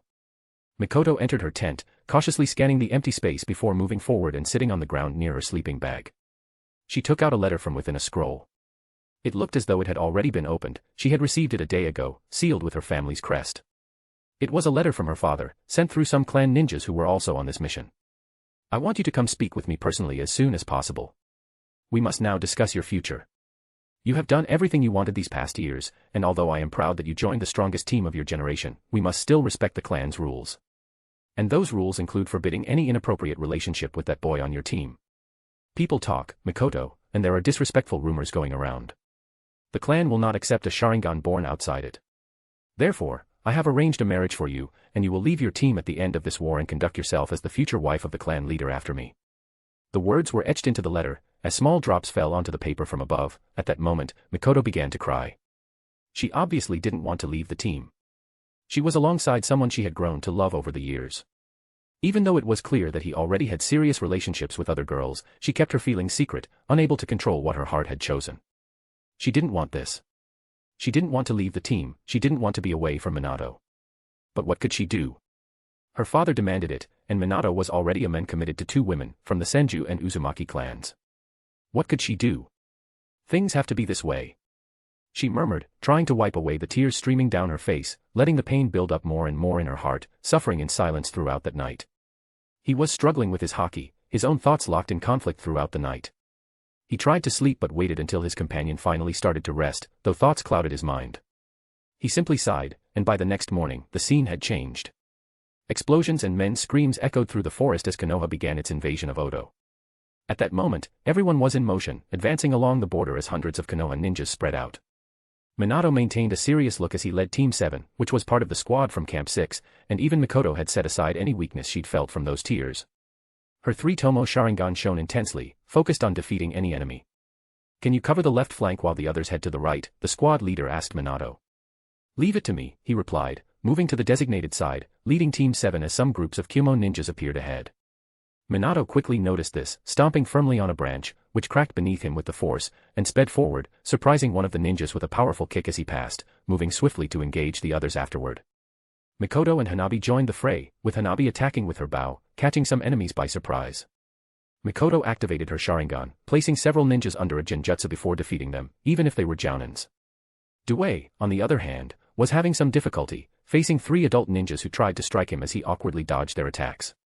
When one of them was about to hit him from behind, Minato reappeared, kicking the ninja thanks to the seal he had placed on Due the entire time, sensing the danger on him through his haki.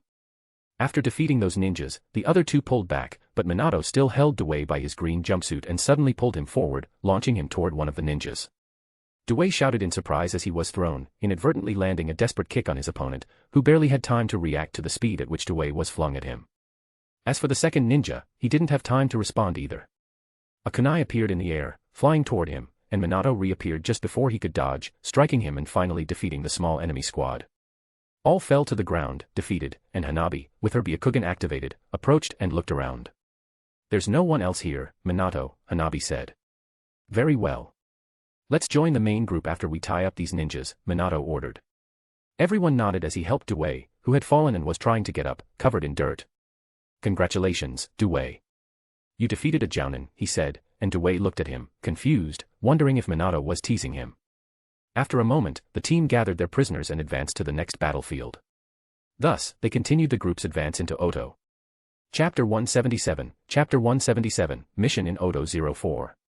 Third-person POV. Konoha, Year 39. The battle at the border quickly tilted in Konoha's favor due to the unexpected attack by the Land of Fire as they advanced directly toward the Land of Sound. Tsukumo was leading the main group advancing toward the city, while hundreds of ninjas followed him, and teams took care of the other enemies on the flanks as they moved forward. How are the teams? Tsukumo asked as an assistant, a Hyuga, approached him from the side to give the report. All the Kyumo ninjas on the border are being pressured, but none have managed to pass through to inform the enemy, so we're free for a surprise attack, the Hyuga reported. I see. Let's position some ninjas around the city so we can catch anyone trying to alert other camps. We should aim to catch them while we still have the element of surprise. Tsukumo ordered as the ninjas began to move, already inside the Land of Sound, with the darkened city appearing on the horizon. The ninjas moved quickly, now within the Land of Sound, as the shadowed city loomed ahead in the distance. To the south, Minato was part of one of the squads responsible for securing the border and preventing enemies from relaying information about the surprise attack to other strategic areas. They had just finished dealing with a few more enemy teams and were tracking another group when Minato continued defeating ninjas with his team and helping Due face high-level opponents. However, the genin felt somewhat lost, as Minato often had to step in to save Due, using him in some way to handle the situation. They soon regrouped with the team a moment later, bringing Due over to Hanabi and Mikoto. You can guard the bodies like the others, Minato ordered as a toad emerged from his shoulder, landing beside the bodies and opening its mouth to collect them. They moved forward, bringing the captives inside the toad that Minato had summoned from Mount, which he always kept on his shoulder. The summoning facilitated the transport of the bodies. Before long, they reached the area where the commander of their squad was waiting, planning the next steps along with the other teams at Camp 6. Well, you're the last ones. I believe we're done here, the commander said, gesturing toward several Kyumo ninjas bound on the ground. Leader, should we leave them alive? They've killed many of our soldiers over the years. This is our chance for revenge, murmured one of the ninjas as he approached, hatred evident in his gaze as he stared at the prisoners. No, we shouldn't do that, the commander replied. Although he understood the ninjas' anger and resentment, they couldn't act like this. Minato watched everything from a distance, recalling how he had felt in past situations, when anger overtook him at the sight of fallen comrades, fueling him to fight with fury, killing ninjas on the battlefield. We'll use them to negotiate. I'm sure this will be useful for Konoha in negotiations with Kumo, he concluded, signaling for everyone to follow him. They advanced toward the land of sound, crossing the border along with other squads approaching from various sides of the border. In the distance, they could see an intense battle unfolding on the horizon. It looks like it's already begun, murmured one of the ninjas as they moved toward the city. Minato sensed the presence of sound ninjas who, unaware of Konoha's real position, were just watching. Flames and intense lights appeared far away, accompanied by echoes of explosions, but what drew everyone's attention was a lightning bolt that shot up from the city a moment later, lighting up the distant sky. That, the commander muttered, surprised. This is bad. It looks like they've found a way to alert the other camps, Minato commented, watching the lightning that illuminated the sky, visible for miles. It was clear that the message would reach the other camps, and soon the area would be swarming with Kumo ninjas. They pushed forward, finally reaching the city, where the battle had already concluded, with all the Kumo ninjas defeated. Some houses were destroyed, and fear spread even more among the city's inhabitants. Hundreds of Konoha ninjas gathered, while the Camp 6 squad halted at a strategic point. I'll check the situation and be back shortly, the commander said as everyone nodded, waiting there. Minato, do you think we're going to have a fight here? Due asked, a bit nervous. It was understandable, as brave as he was with his philosophies, he still hadn't dealt with anything like this before. Now, he was truly on a real mission, seeing firsthand how they worked. I believe so. There will be many ninjas, but the worst part is the Jinchuriki. I don't know him, Minato murmured, trying to understand more about the Two-Tails Jinchuriki, as he couldn't remember mentions of this figure in the original work, only about Yujito Ni, who hadn't even been born yet and was captured by the Akatsuki in that future. Everyone remained silent, watching the city completely darkened, except for Due, who showed a certain restlessness. All the places are filled with people. Hanabi murmured as she observed through her Byakugan. Yes. More than knowing of their presence, he could feel their fears there, which was somewhat uncomfortable for Minato. At that moment, the squad leader returned. The commander wants us to set up a security line inside the city, as the enemies are coming here. Even if we try to fight outside, we can use the walls to our advantage, he said. It seemed cruel to use the city as a battlefield, but they were in a war. Everyone nodded as Minato quickly gathered his team for a briefing and prepared to head to the post designated by the supervisor. Minato also sensed Odo ninjas finally approaching the city as Tsukumo spoke with them, explaining the situation. It wasn't long before ninjas appeared from both the north and the east, coordinated effectively, in numbers matching Konoha's forces, just as Minato had noted in his report. The Kumo ninjas halted in front of the city, analyzing the place. One of the ninjas began to step forward, looking intently at them as if he were the leader of the Cloud Village ninjas. Who is the leader of the Konoha ninjas? He shouted as he stepped forward, and Minato sensed a powerful presence emanating from him, with an intense chakra. He was the Two-Tails Jinchuriki, a blond man with an arrogant gaze. Tsukumo stepped forward from the city walls. I am, he said calmly. The Kumo man saw him and broke into a broad smile. Ah, today is my lucky day. We're here precisely because of you, Tsukumo Hatake. He said, while Tsukumo narrowed his eyes. The Kumo ninja continued, I'll give you a proposition, we'll leave Odo and all the Konoha ninjas in peace if you surrender yourself, your life in exchange for all your comrades. What do you say? He proposed. The offer sparked indignation among the Konoha ninjas, but Tsukumo raised his hand, signaling for them to remain silent as he addressed the Jinchuriki. You speak as if you've already defeated us, Tsukumo responded calmly. Do not underestimate Konoha. He had never seen this man on the battlefield, but that was no reason for him to falter in front of all his ninjas. The Kumo ninja laughed, derisive. You may have caught the city by surprise, as it seems you've somehow discovered our operation. But the plan remains the same. Not only have you taken the city, but you've also walked right into a trap we originally set just for you, Tsukumo. Allow me to introduce myself. I am Tashi, the one who will kill you, he said with a confident smile. It seemed Minato was not the focus of attention here, just another ninja doing his part, which was perfectly fine, while Tsukumo was the main target the enemies wanted to eliminate. Your words are empty. Let's begin the battle. Tsukumo declared, raising his hand to signal his Konoha ninjas to prepare for the attack. Still, the Kumo ninja continued laughing. You know, I never joined this war over the past 3 years, and do you know why? Because they wanted me kept as a secret. But let me tell you something, great Tsukumo, he said, clasping his hands together. Blue flames began to form, emerging from his body. Even Tsukumo was taken aback, watching an explosion of flames ignite. Let me show you how a perfect Jinchuriki fights. What is that? Hanabi asked, watching alongside her team as the immense amount of chakra began to manifest, while Minato's eyes widened in astonishment. He's a perfect Jinchuriki, Minato murmured, incredulous, as the two tails began to emerge. The flames burst forth, taking shape into a massive cat surrounded by blue flames, towering over the city walls. Even Tsukumo observed, shocked, momentarily losing his composure. This is bad. All of you, stay here. Minato ordered urgently, realizing the situation was becoming critical.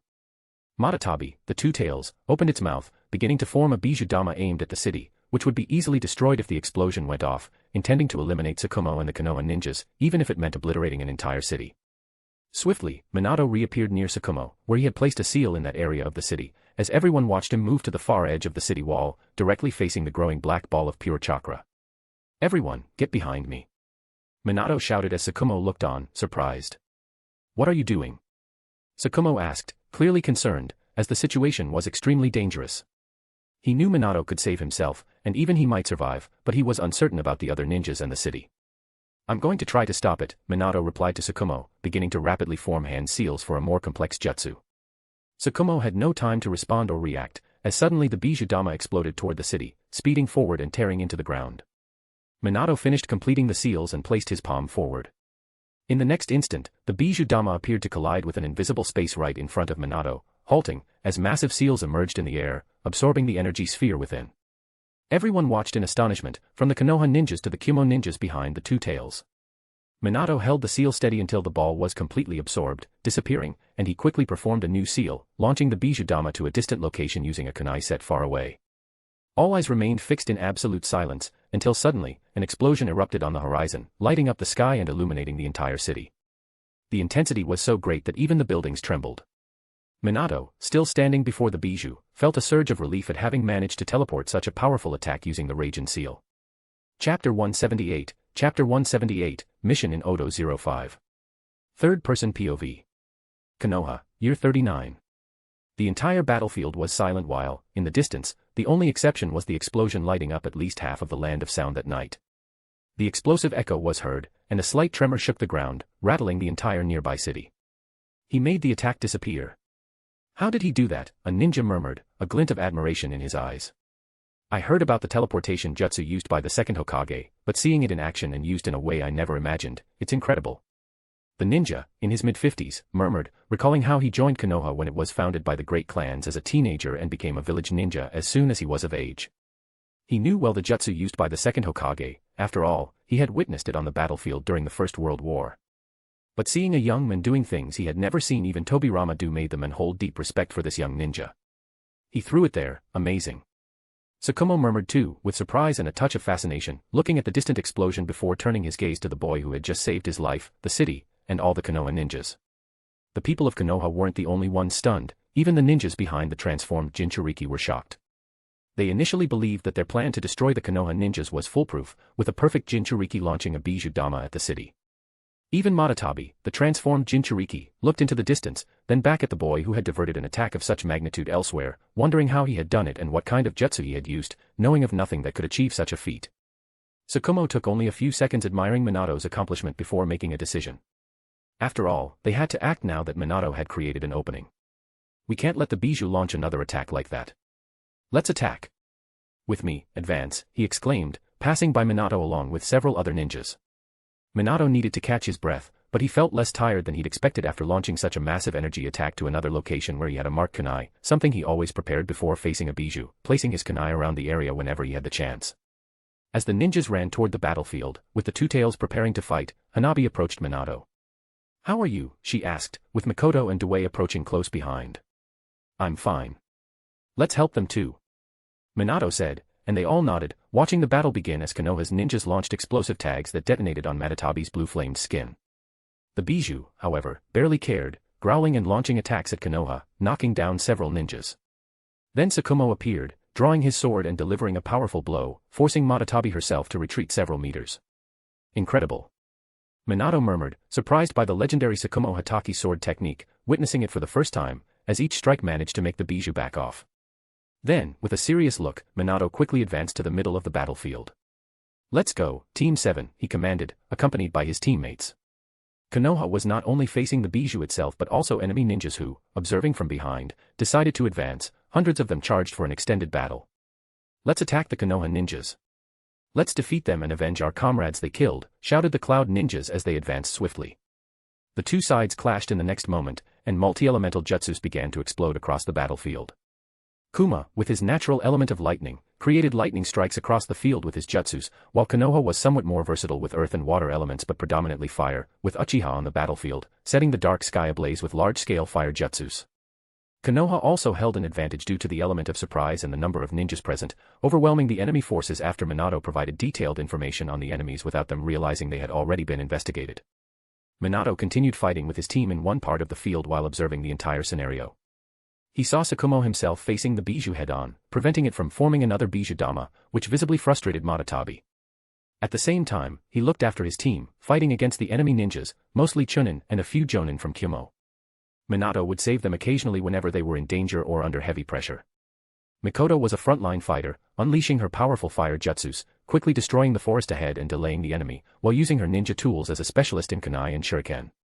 Hanabi attacked from a distance, using her bow to her advantage with its long range, adding wind element and firing her arrows at high speed to strike the ninjas, most of whom were hit.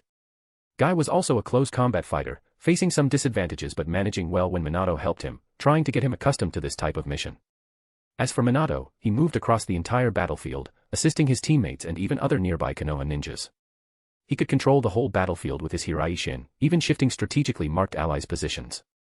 Combined with his observation haki perception, which allowed him to sense everything happening in his area at that moment, he became a force capable of even dictating the rules of the battle. This skill essentially allowed him to control an entire battlefield. In the future, this move would become unstoppable as Minato grew stronger, moving pieces from one side to the other, constantly putting the enemy at a disadvantage. Even now, he could do this with his team, but he would save the full potential of this ability for a near future, to command an entire army with it. The battle continued intensely and seemed like it wouldn't last much longer, just through the night. Tsukumo kept repelling attacks from the Kimo ninjas, who were starting to feel the pressure. Even the Bijou seemed frustrated, realizing for the first time why Tsukumo was considered the hero of the northern border and the commander under the Hokage. Some were already seeing him as the next fourth Hokage, hoping he would take Hiruzen's place after this war. In a moment of frustration, Matatabi suddenly leapt back several times, trying to move away from Tsukumo and the others, distancing herself from the battlefield. The Bijou then began gathering chakra in her mouth again, aiming it at both Tsukumo and several Kimo ninjas. This is bad.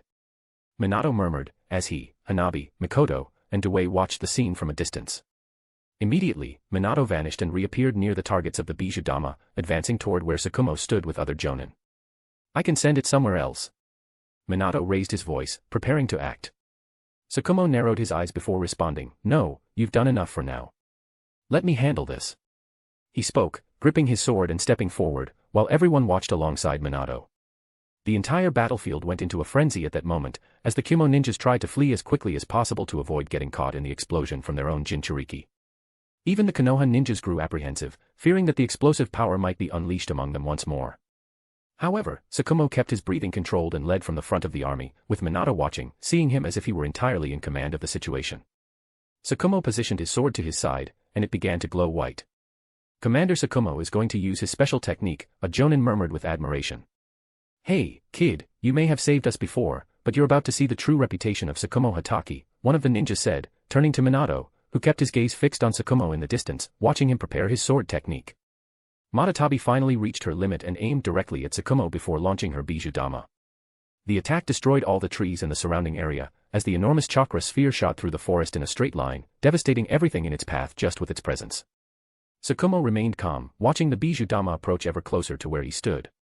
All the noise and distractions around him seemed to vanish as he focused solely on the glow of his sword, turning it to the side and preparing to unleash his strike. As the Bijou Dama approached, time seemed to slow down. Then, calmly, he began his movement, as if everything was in slow motion. Even from 200 meters away, he swung his sword, slicing the space in front of the attack. The next moment, Minato opened his eyes, surprised. He saw the Bijou Dama start to split in half. The sphere began to divide, with one half rising upward and the other descending. He was in awe, witnessing Tsukumo Hatake's skill, beginning to understand why he was known as one of the greatest ninjas of his era. The halves of the Bijou Dama continued to separate, moving to both sides now, each going in the opposite direction without hitting the city. One side struck part of the city walls, destroying them, while the explosion spread through the forest in the western part of the country, one further north and the other south. Fortunately, the blasts didn't harm the Konoha ninjas or the city, affecting only the surrounding forest. Meanwhile, Tsukumo's slash moved beyond the Bijou Dama, continuing forward, creating a line through the forest and the area devastated by the energy sphere. It was like a shooting slash, and Matatabi could do nothing but receive the attack. Everyone witnessed these two effects simultaneously, on one side, the explosion of the Bijou Dama missing everyone, and on the other, Matatabi roaring in pain. He injured the Bijou. Minato murmured as he saw a slash across one of Matatabi's eyes and an entire tail severed, causing her to scream and begin losing control of her transformation. He's falling. We must rescue him, the Kumo ninja shouted, quickly entering a panic as they rushed to reach their Jinchuriki, who was losing the transformation until his blue flames left him, returning to human form with a wounded eye. They were closer to him than the Konoha ninjas and quickly reached their Jinchuriki. Hurry, we must retreat, one of the Kumo ninjas ordered, lifting the man's body, his eyes blank with blood and foam coming from his mouth, as they began a hasty withdrawal. Minato remained silent, unconcerned with the retreating Kumo ninjas, continuing to watch Tsukumo's back with a certain admiration. He could comprehend such power coming from a Susanoo sword, but seeing someone wield a sword in human form and achieve something like this was truly incredible, comparable even to the most devastating powers from the world of One Piece. It was a level Minato hadn't thought possible in this world, but here was Tsukumo Hatake. Commander, should we pursue them? A Konoha ninja asked, approaching Tsukumo at that moment as he looked satisfied with the outcome of his attack, which had cut the entire forest in a straight line and forced the Kumo ninjas to retreat. Tsukumo shook his head before answering. No. It's not worth the risk of losing more Konoha ninjas in pursuit. He replied, knowing their goal was to drive the Kumo ninjas out of Odo, ensuring Kumo wouldn't trouble them anytime soon. He then resumed giving orders. Now, tend to all the wounded and give me a report on our losses. Let's return to the city and try to organize things until more Odo ninjas arrive. He commanded, and everyone nodded, relieved that the battle with Kumo had come to an end. As Minato got lost in his thoughts, Tsukumo approached him. You seem impressed, Tsukumo said, smiling. I heard you trained genjutsu with some members of my clan on the western border. Did you think a human sword could reach this level? He asked, curious for the opinion of the young and talented hero of the West and the future powerful ninja Minato was becoming. No. I never imagined someone could reach this level, Minato had to admit, still keeping a tone of admiration in his voice. Chapter 179, Mikoto's Future 01. Third-person POV. Konoha, Year 39. When things began to calm down after no Kumo ninja was seen there anymore, the Konoha ninjas started to organize themselves, helping the wounded while gathering the bodies of their fallen comrades in a corner to place them in bags and send them back to Konoha, to their families. The main leaders returned to the city to try to settle things down, especially with the population, and check if anyone had been hurt as a result of the final conflict. One of the city walls had been destroyed in a corner due to half of the Bijou Dama that Tsukumo had split, and while assessing the damage, they found destroyed houses with families that were far from happy with the situation. However, there was no other choice but to accept help from the Konoha ninjas. Team 7 stayed with Squad 6, assisting here and there in damage management outside the city where the battle had taken place. It wasn't long before a group of Odo ninjas was spotted along with the country's leader himself, coming to speak directly with Tsukumo, and they met in the city.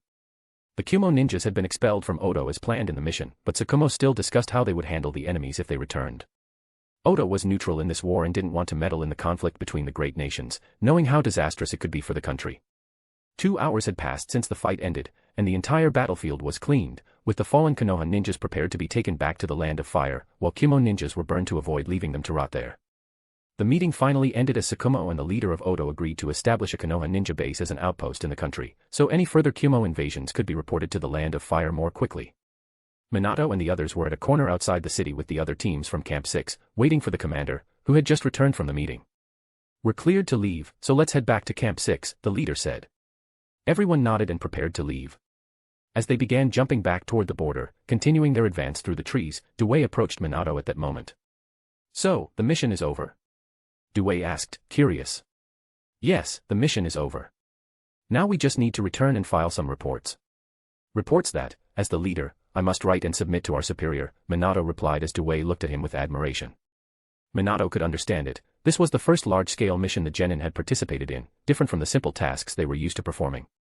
This time, they had faced great ninjas, powerful jutsus, and even explosions involving a bijou, capable of devastating an entire city, power beyond human limits. The return trip was peaceful, with no problems along the way. As soon as they entered the land of fire, it didn't take long to finally arrive at Camp 6. We've arrived. I'll write my report in the main tent. I want all team leaders to submit their reports by the end of the day, the commander requested as they had spent the entire night traveling, the sun now high in the sky. Let's go, Minato said to his team as they headed to the tent. What do we do now, Minato? Hanabi asked. You can all go to sleep. I'll write the report and rest too, Minato said. Until we're called again, let's just focus on training, understood? Minato added, and everyone nodded, as that was the goal of being at the northern border. Everyone went to their tents while Madara created a clone to handle the report, though he looked at it with some disdain but began working on it nonetheless. Finally, I can read my books. Minato heard Dewey saying to himself in his tent. In the following days, the same routine of training continued as they used the exclusive training ground for themselves, honing their jutsus. Minato trained his elemental techniques alongside the girls and talked to Dewey constantly as the latter took the initiative to start developing his own 6 gates. They were just clones, as the original remained focused in a more isolated spot, away from the others, constantly trying to develop his haki. But it was proving incredibly difficult, even making him wonder if he would succeed before Dewey managed to master the 6 gates. Weeks and weeks of training passed, and everyone was pushing themselves hard, everyone except for one person. Mikoto seemed distant and distracted, as if she wasn't fully concentrating anymore. Everyone noticed it. Her rate of progress had slowed considerably compared to the training they had undergone on the western border. I'm going for a walk. While Minato was preparing a small midday meal, Mikoto, who had been deep in thought in a corner, suddenly stood up and announced. Hanabi, who was cutting some vegetables Minato had asked for, looked at Mikoto leaving with surprise. She left during lunch. She'd never skip Minato's food. She murmured under her breath. Dewey was sitting in a corner, engrossed in his book while continuing to refine his ideas. Minato, still cooking, watched as the Uchiha girl walked away toward the training grounds. Minato finally finished preparing the meal and began serving it. I'm stepping out for a bit, he said, picking up 2 trays before disappearing, heading toward the training grounds. Mikoto wasn't training. She was sitting by the edge of a river in the forest where they trained, quietly watching the water flow while staring at some stones on the ground. Almost instinctively, she picked one up and raised her hand. She threw it into the water, watching as it skipped across the surface before sinking. She picked up a second, then a third, and a 4th stone, trying to throw them in different ways. Soon, she became so skilled that the stones skipped all the way to the other side of the river at high speed. What am I doing? She murmured to herself, seeing the stone land on the other side. Realizing how distracted she had been again, she sighed and finally settled there, hugging her knees and resting her chin on them, heavy thoughts filling her mind. Lately, she had been very pensive. She knew her teammates noticed her change in behavior, but she didn't want to complicate things, so she tried to stay composed. But the thoughts about her father's decisions had left her somewhat depressed. Soon, she would have to leave the team, and that thought filled her with deep sadness. She knew she should try harder or even talk about what was going on, but she also needed to find a way to tell them about her departure, her father's decision, along with the arranged marriage he had planned for her with someone she didn't even know, someone she didn't want to marry. She was so absorbed in her thoughts that she didn't notice another presence until she heard the sound of a stone flying and skipping across the river. The stone bounced on the surface once, twice, 3 times before crossing to the other side, just like hers had. Who's there? She asked, turning quickly. That's when she saw Minato approaching, carrying 2 trays of food in one hand. You were so distracted you didn't even notice I was here, he commented, stopping beside her. What are you doing here? She murmured, no longer looking at him. Can I sit down? I brought food for you, and for me. Maybe we can eat together, Minato suggested. Mikoto didn't respond, caught in a vulnerable moment. She didn't even look back at him, keeping her gaze to the side. I'll take that as a yes, Minato said, watching her. Mikoto remained silent. Minato sighed and decided to press on. You're worrying me, Mikoto. I'd like to know what's going on, for you to open up to us, he said in a gentle but serious tone. She trembled slightly at his words and lowered her head. Just thoughts, she replied evasively. Since our mission. It's been 2 weeks, Minato murmured, watching her closely. She avoided his gaze, feeling unable to meet his eyes. I don't think you can help me, was all she said, sighing. I don't want to talk about it. All right, if you don't want to talk, he replied calmly. But we're a team. We're here to support each other, and you're a valuable teammate and friend. We've shared important things, even secrets, with each other. I don't want to see you like this, feeling down. He was careful not to overstep, but he spoke his mind. She finally raised her eyes, surprised by his words. However, it only seemed to make her gloomier, as the thought of leaving the team was too painful. She didn't even seem to have control as tears started streaming down her face. Sorry, she whispered, her voice trembling. Minato watched her for a moment, his expression growing more serious. Why, Mikoto? What's going on? You know you can tell me, he insisted. Sorry, but you can't help me. It's complicated, she murmured, tears now falling freely. Minato remained silent. Seeing his silence, she seemed even sadder. Deep down, she wanted to tell him, hoping he would have a solution, that he would say everything would be fine and find a way out. But that was just the voice of her heart. She knew Minato wasn't lying when he said they shared secrets. She remembered his strange powers, how he had helped awaken her Sharingan years ago, making her a prodigy. Now she was conflicted, perhaps even afraid of what was to come. If things went as her father planned, she would leave the team.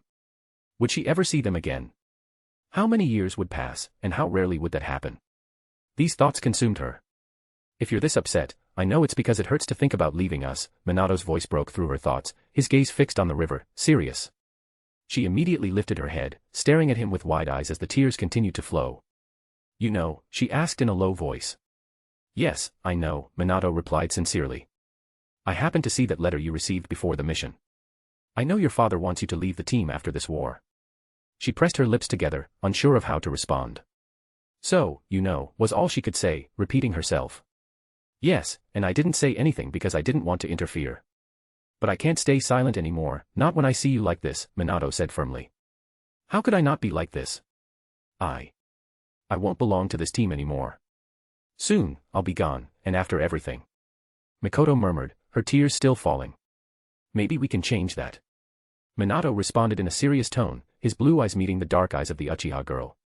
Chapter 180, Mikoto's Future 02. Third-person POV. Konoha, Year 39. WHE. Maybe we can change that.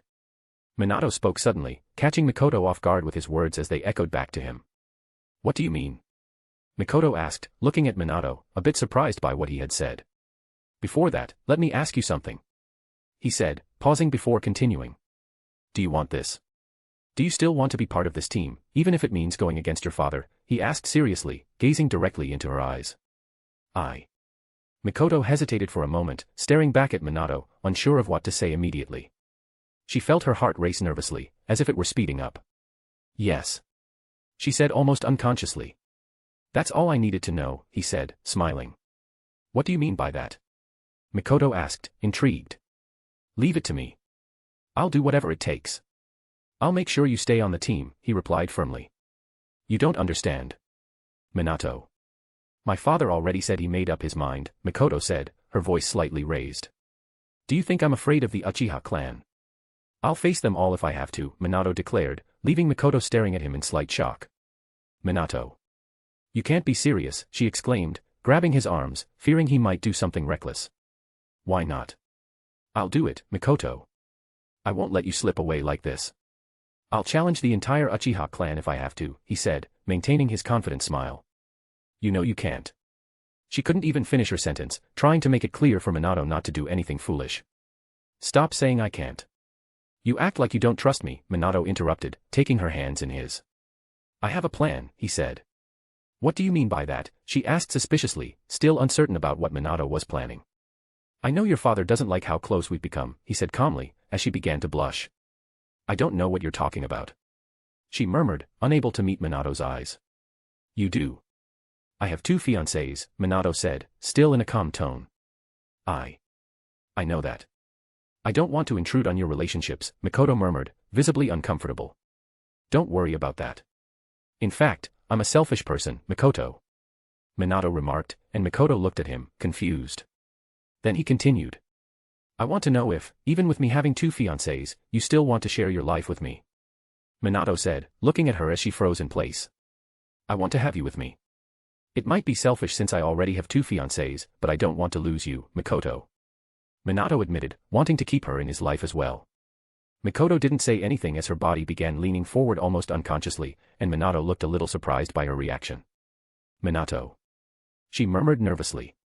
She had loved Minato for a long time, and now he had confessed to her, saying he wanted her and didn't want to see her marry someone else, even though he already had 2 future wives. Minato, kiss me. She whispered, moving closer to his face automatically. Minato was surprised by this development. He hadn't expected the Uchiha girl to react this way, but he didn't resist her movement and leaned in to meet her lips, kissing her for the first time in the next moment. Although he thought things had escalated in an unexpected way, he didn't mind and accepted Mikoto's feelings he had always known she harbored for him but had never had the chance to discuss until now.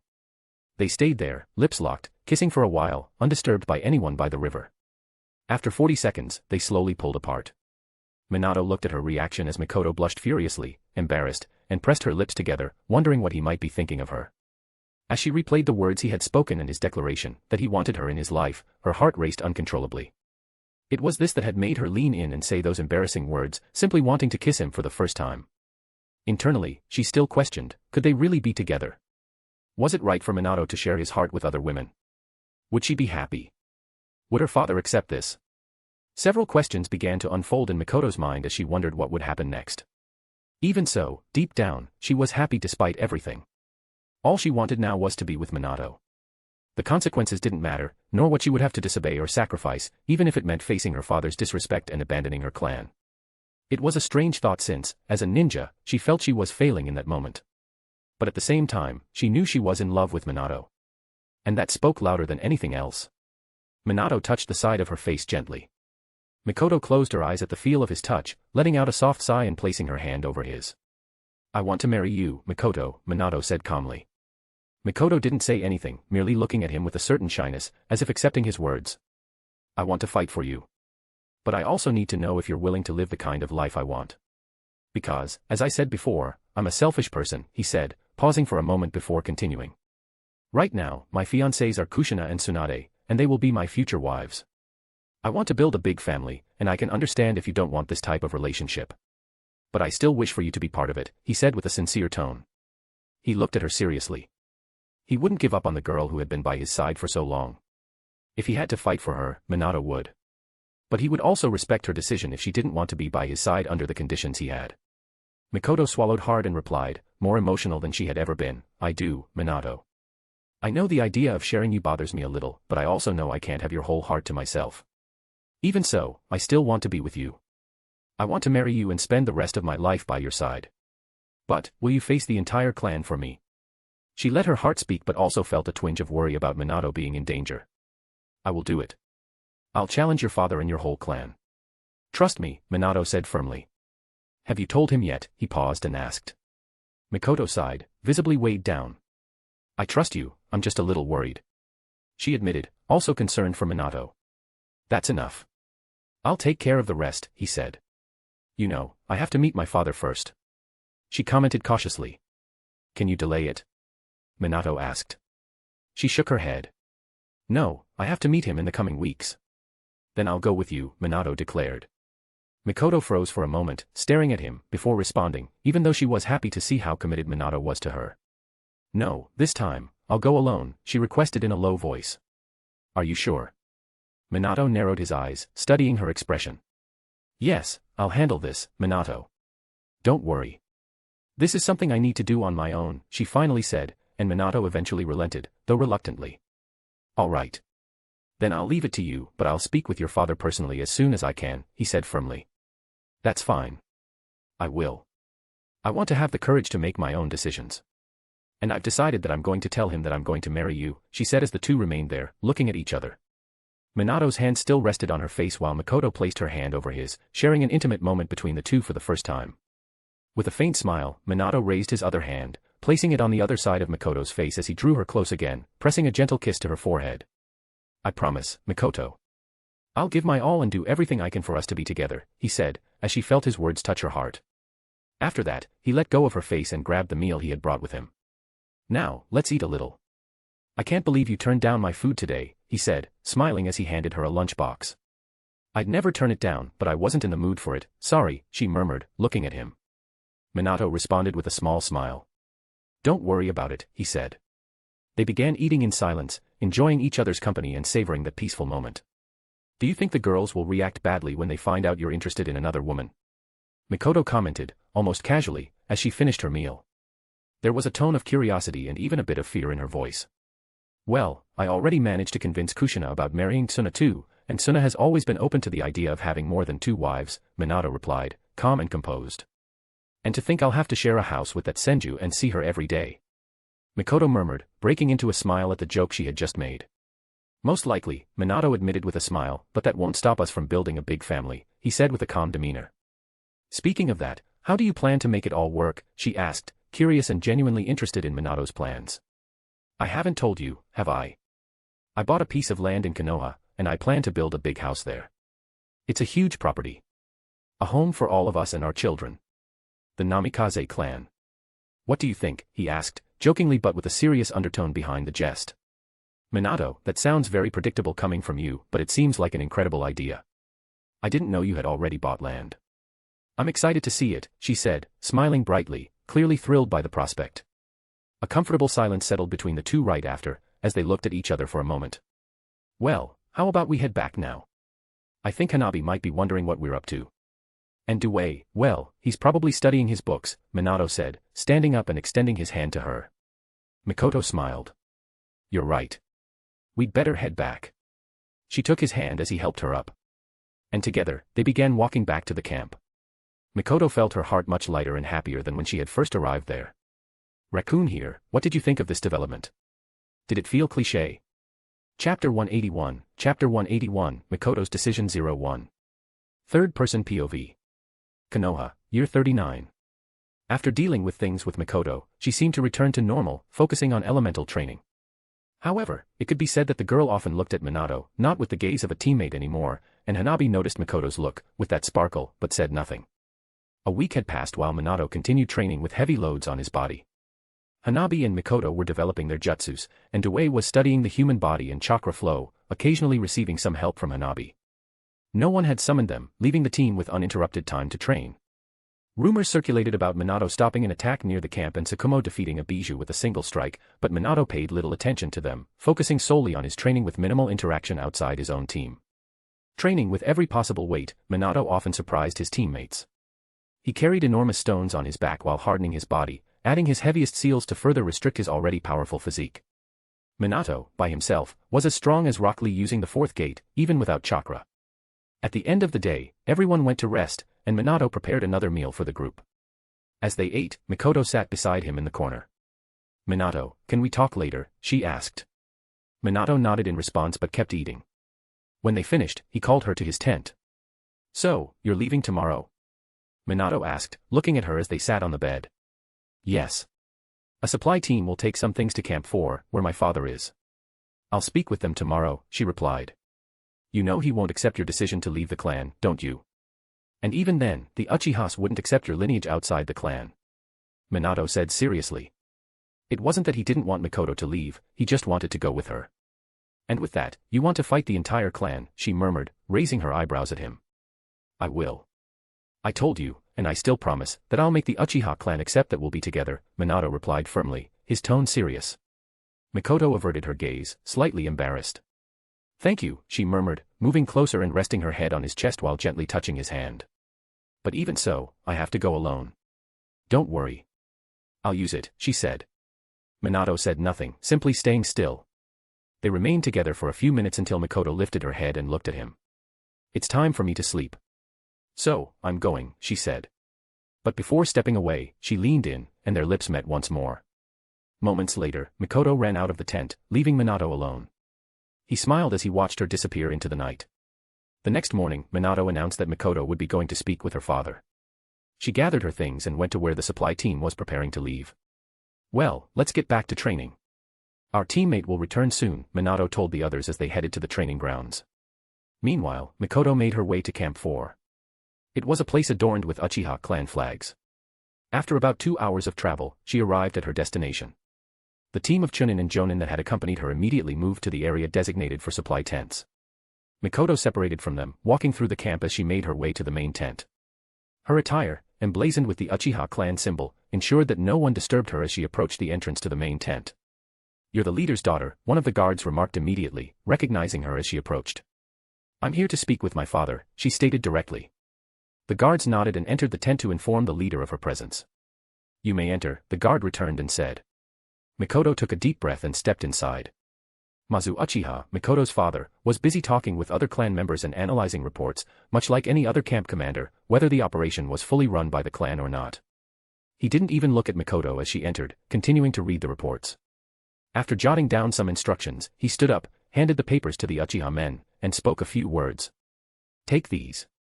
These are my orders. I expect you to succeed in the mission. His voice carried authority. The men left, walking past Mikoto without noticing her. The girl's gaze landed on her father, analyzing him carefully. He finally turned his eyes toward her, his expression carrying a dissatisfied gleam. You finally came. I expected to see you at least a week ago, he murmured in a stern tone. I had to think about some things, she replied, raising her gaze to meet his directly, showing no fear. Think about some things. He raised an eyebrow, visibly intrigued, wondering what she meant. After all, he had called her to discuss her future. Yes. About the plans you have for me, she answered firmly. He frowned before retorting, there's nothing to think about, Mikoto. You only need to obey. It's what's best for you and for the clan. You'll leave your team at the end of the war and dedicate yourself to your future fiancé, Fugaku, the best Uchiha of this generation, he stated, maintaining his authoritative tone, as if speaking to a subordinate, not his daughter. Not when the decision is entirely yours, father, she shot back in a firm voice. I came here to tell you that I will neither leave my team nor marry someone you've chosen for me, Mikoto declared, keeping her tone steady. What do you mean by that?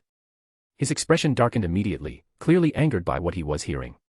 I've been proposed to, by the very person you suspect I have a closer relationship with than I should, she said with a defiant look and continued. Minato asked me to marry him, and I said yes.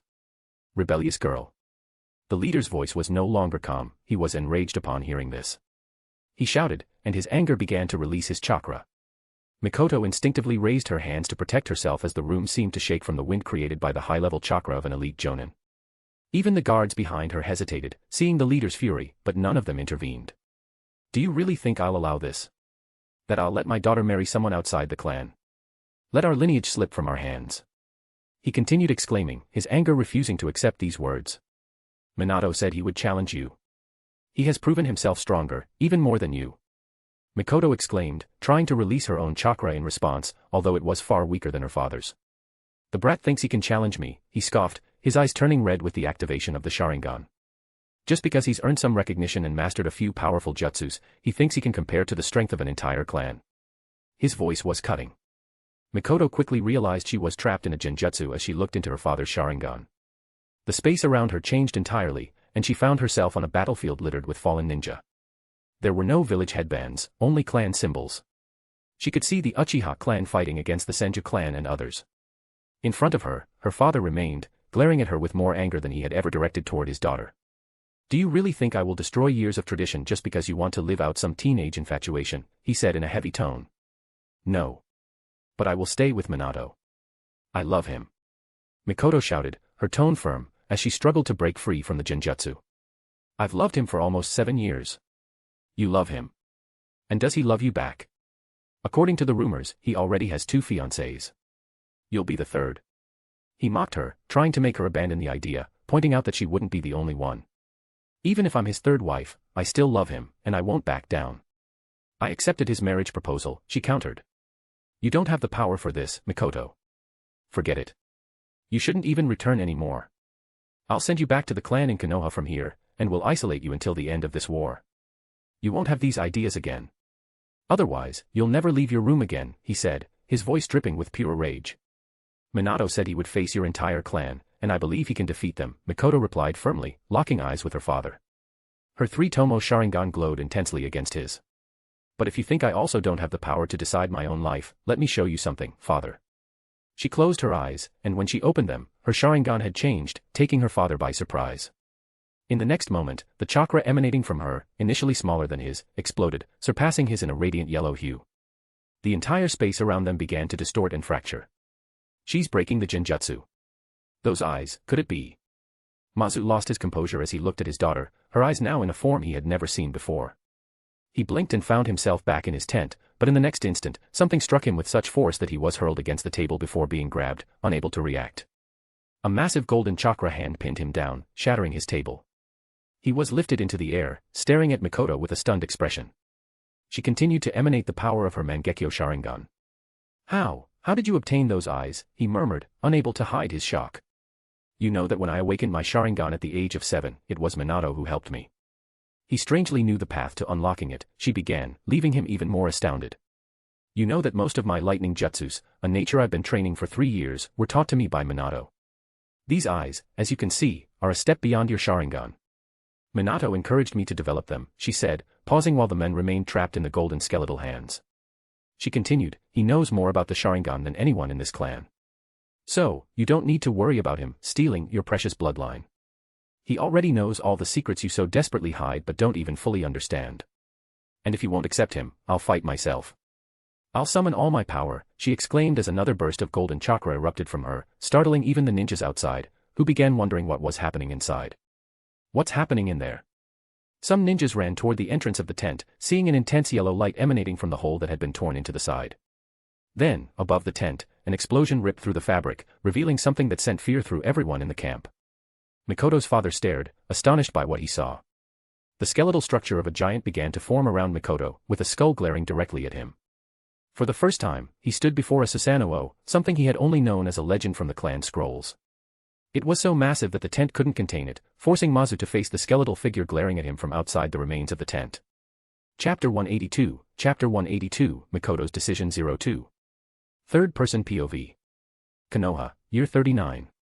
In the Uchiha clan's training field, the yellow aura continued burning, appearing out of nowhere, while the most sensitive ninjas present could feel a cold, dark chakra exploding so intensely that it sent chills down their spines. The Uchiha clan's patriarch found himself in a highly precarious situation at that moment.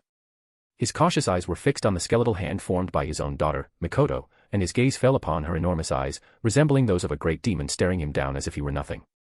Mikoto had awakened the legendary Mangekyo Sharingan, a mythical ability in her clan that only a handful of people throughout history had ever achieved. Feeling powerless before those eyes, he realized Mikoto was far more powerful than he had ever imagined. Mikoto? He murmured, incredulous. I told you, father, I would gain the power to decide my own destiny, and I won't play your political games, Mikoto spoke firmly, her eyes locked on his. You don't understand, Mikoto. You have a responsibility to the clan, especially now that you possess those eyes, he replied, attempting to argue while maintaining his authoritative posture. Even so, I will choose my own destiny, and I refuse to follow your orders, father. I am taking a different path, and I will do it even if I have to force my way, Mikoto declared, her voice filled with determination. She felt so powerful, yearning to push her limits and see how far her eyes' power could go, almost intoxicated by the strength of her new eyes. Then, a familiar voice echoed in her mind. Remember, never use your eyes for too long, or you'll go blind. Minato's words resonated in her thoughts, and she knew she needed to stop. Mikoto remained satisfied with what she had demonstrated to her father. The giant skeleton she had summoned began to dissipate, causing the patriarch to fall to the ground. He managed to land with balance but maintained a cautious gaze at Mikoto as the yellow aura receded, now only enveloping her body briefly before fading away entirely. Her eyes returned to their normal three-tomo state, yet she continued to stare at him with the same unwavering resolve as before. This is my answer, father. Now decide, because I am leaving here, whether with your approval or not, Mikoto said with authority. At that moment, several people began entering the tent, cautiously observing both of them and taking in the chaotic scene. The ground was gouged, and the tent was torn open above Mikoto, though no trace of the skeleton remained. The clan leader maintained a wary gaze on his daughter, while the newcomers appeared confused by what had transpired. Patriarch. They murmured hesitantly. The patriarch clenched his teeth, alternating his gaze between Mikoto and the others. Even Fugaku was among them, visibly curious about what had happened. What was that giant skeleton? Someone asked. Forget it. All of you, leave now, the patriarch ordered, his voice firm and commanding. The men exchanged glances before obeying the order and leaving. Once everyone had exited, he turned his serious gaze back to Mikoto, who remained resolute, defying him with her stance. How did you get those eyes? He asked, his voice deep. It doesn't matter, Mikoto replied, recalling the unpleasant experience Minato had made her endure. The memory filled her chest with despair and anger, to the point where she couldn't speak to Minato for days afterward, upset with him. Mikoto, you know what those eyes mean to the clan, he insisted. I don't know what they mean to the clan, but I know what they mean to me, father. And you don't want to face my eyes, Mikoto stated, her voice laden with confidence. Despite not yet having full control over her Sharingan, Mikoto knew she could surpass her father in a direct confrontation in this state. Furthermore, she was certain Minato would support her, even against the entire clan if a conflict arose. Why? Why are you doing this, Mikoto? You were supposed to be the wife of the next patriarch, to ensure our bloodline continued to lead the clan. Mazu Uchiha exclaimed, his anger evident in every word, spoken through gritted teeth. I love someone else, father.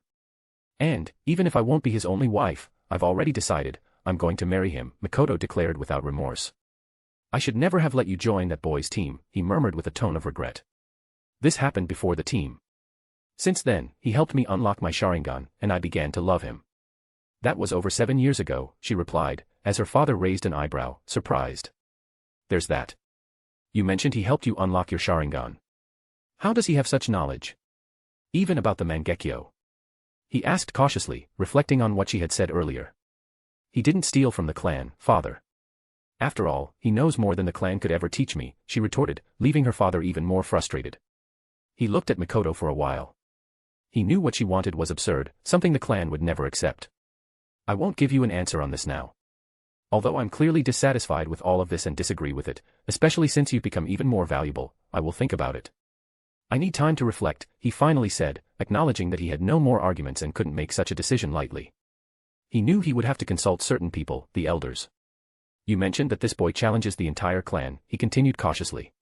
Tell me, who is stronger, your eyes or him? Minato is stronger than I am. Even using all my powers, I still can't compare to his strength, she replied calmly. Why? What makes this boy so special? Would he face the clan if necessary, her father asked suspiciously. I won't speak of Minato's strength, father, but rest assured, when he says he'll face the entire clan, he can do it, Mikoto affirmed firmly. The patriarch observed her for a few seconds, pondering her words, before letting out a scoff. I don't believe he can do it, no matter what. Not even with this rumored ability to stop a Bijidama. Even so, many in the clan will be dissatisfied and will surely attack him. The question is, will he handle it, he inquired. Minato has already anticipated something like that. Even so, he'll face anyone, Mikoto replied with a firm tone once more. I just hope you're making the right choice, Mikoto. Because from now on, things won't be easy, he said seriously. It was clear that the clan would not be pleased with his decision to allow his daughter to marry someone outside the clan. In the end, he simply sighed, closed his eyes, and deactivated the Sharingan he had kept active until then. Fine. You may go, he said, still angry but aware that he could do nothing more. Mikoto turned and was about to leave when he called her again. Mikoto, he said, making her stop and look sideways. Your eyes. Don't forget them. Never reveal those eyes to anyone in the clan, much less to the village. They'll see them as a curse, he warned, his tone dark. I know, father. Minato has already told me about this. We've been careful not to show these eyes to anyone, she replied. He told me he knows the four elders are constantly trying to find a way to destroy us, the Uchihas, because they see us as a plague. They want to get rid of us for good, she added, making her father raise an eyebrow, evaluating his daughter.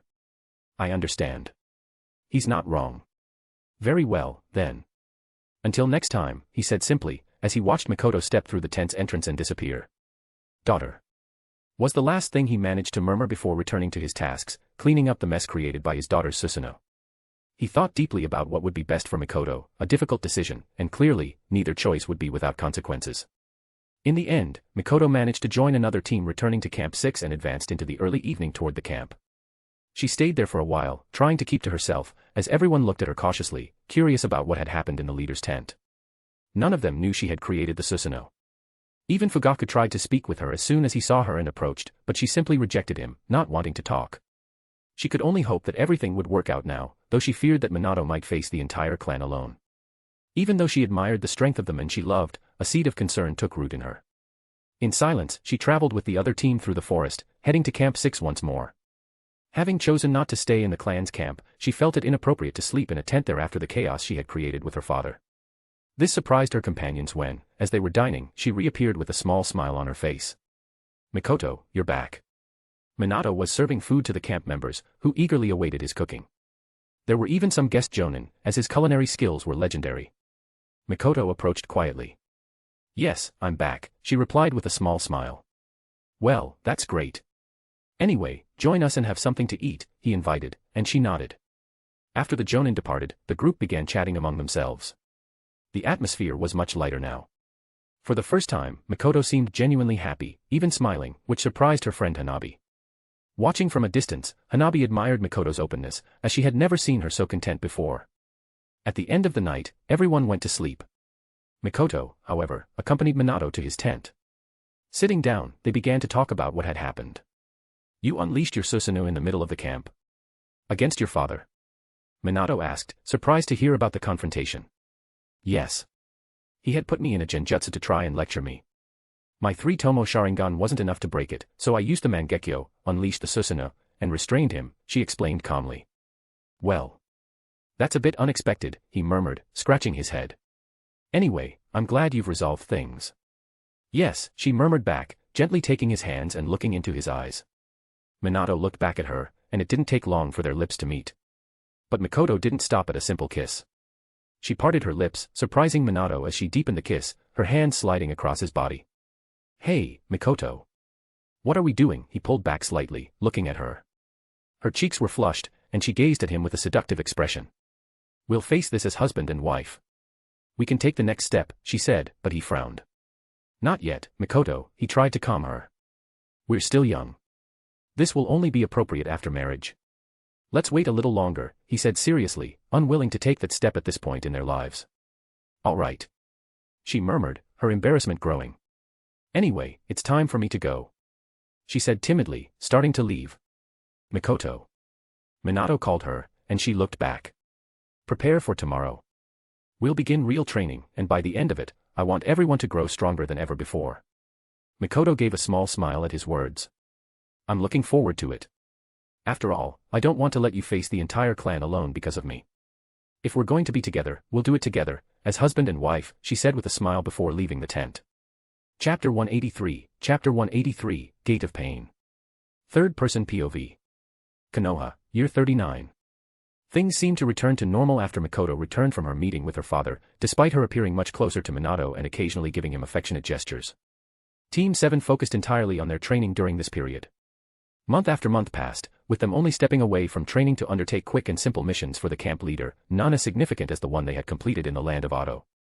Additionally, the military base established during that mission managed to stabilize very well.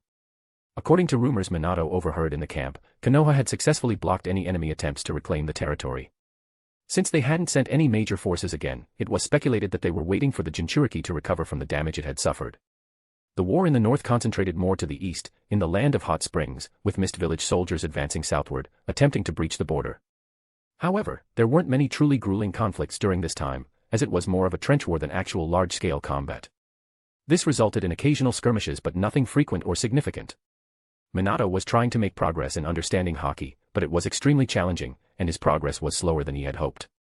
He was already much better than when he had started, but even so, he still hadn't reached a basic level where he could maintain Haki consistently. He kept aiming higher while continuing to invest time in his team's training. The girls, on the other hand, were making significant progress in their elemental jutsus, focusing entirely on intense training. Hanabi had mastered new wind-release jutsus, and her arrows were becoming increasingly powerful thanks to her improved control and compression of the technique. She began gaining recognition during missions, as she could intercept enemies from great distances. Rumors about her abilities even spread among enemies, perhaps rivaling the tale of Minato stopping a tailed beast bomb. However, her growing fame was not well received by other Hyuga ninjas in Konoha's camp. "It's pathetic to fight with a bow and arrow," some said, comments that reached Minato's ears. Hanabi also seemed disheartened by this, as she felt she was growing stronger, yet some people seemed intent on belittling her. Minato knew it was primarily due to the Hyuga clan's strict tradition of hand-to-hand combat. They disliked the idea of someone using ranged combat instead of the clan's techniques.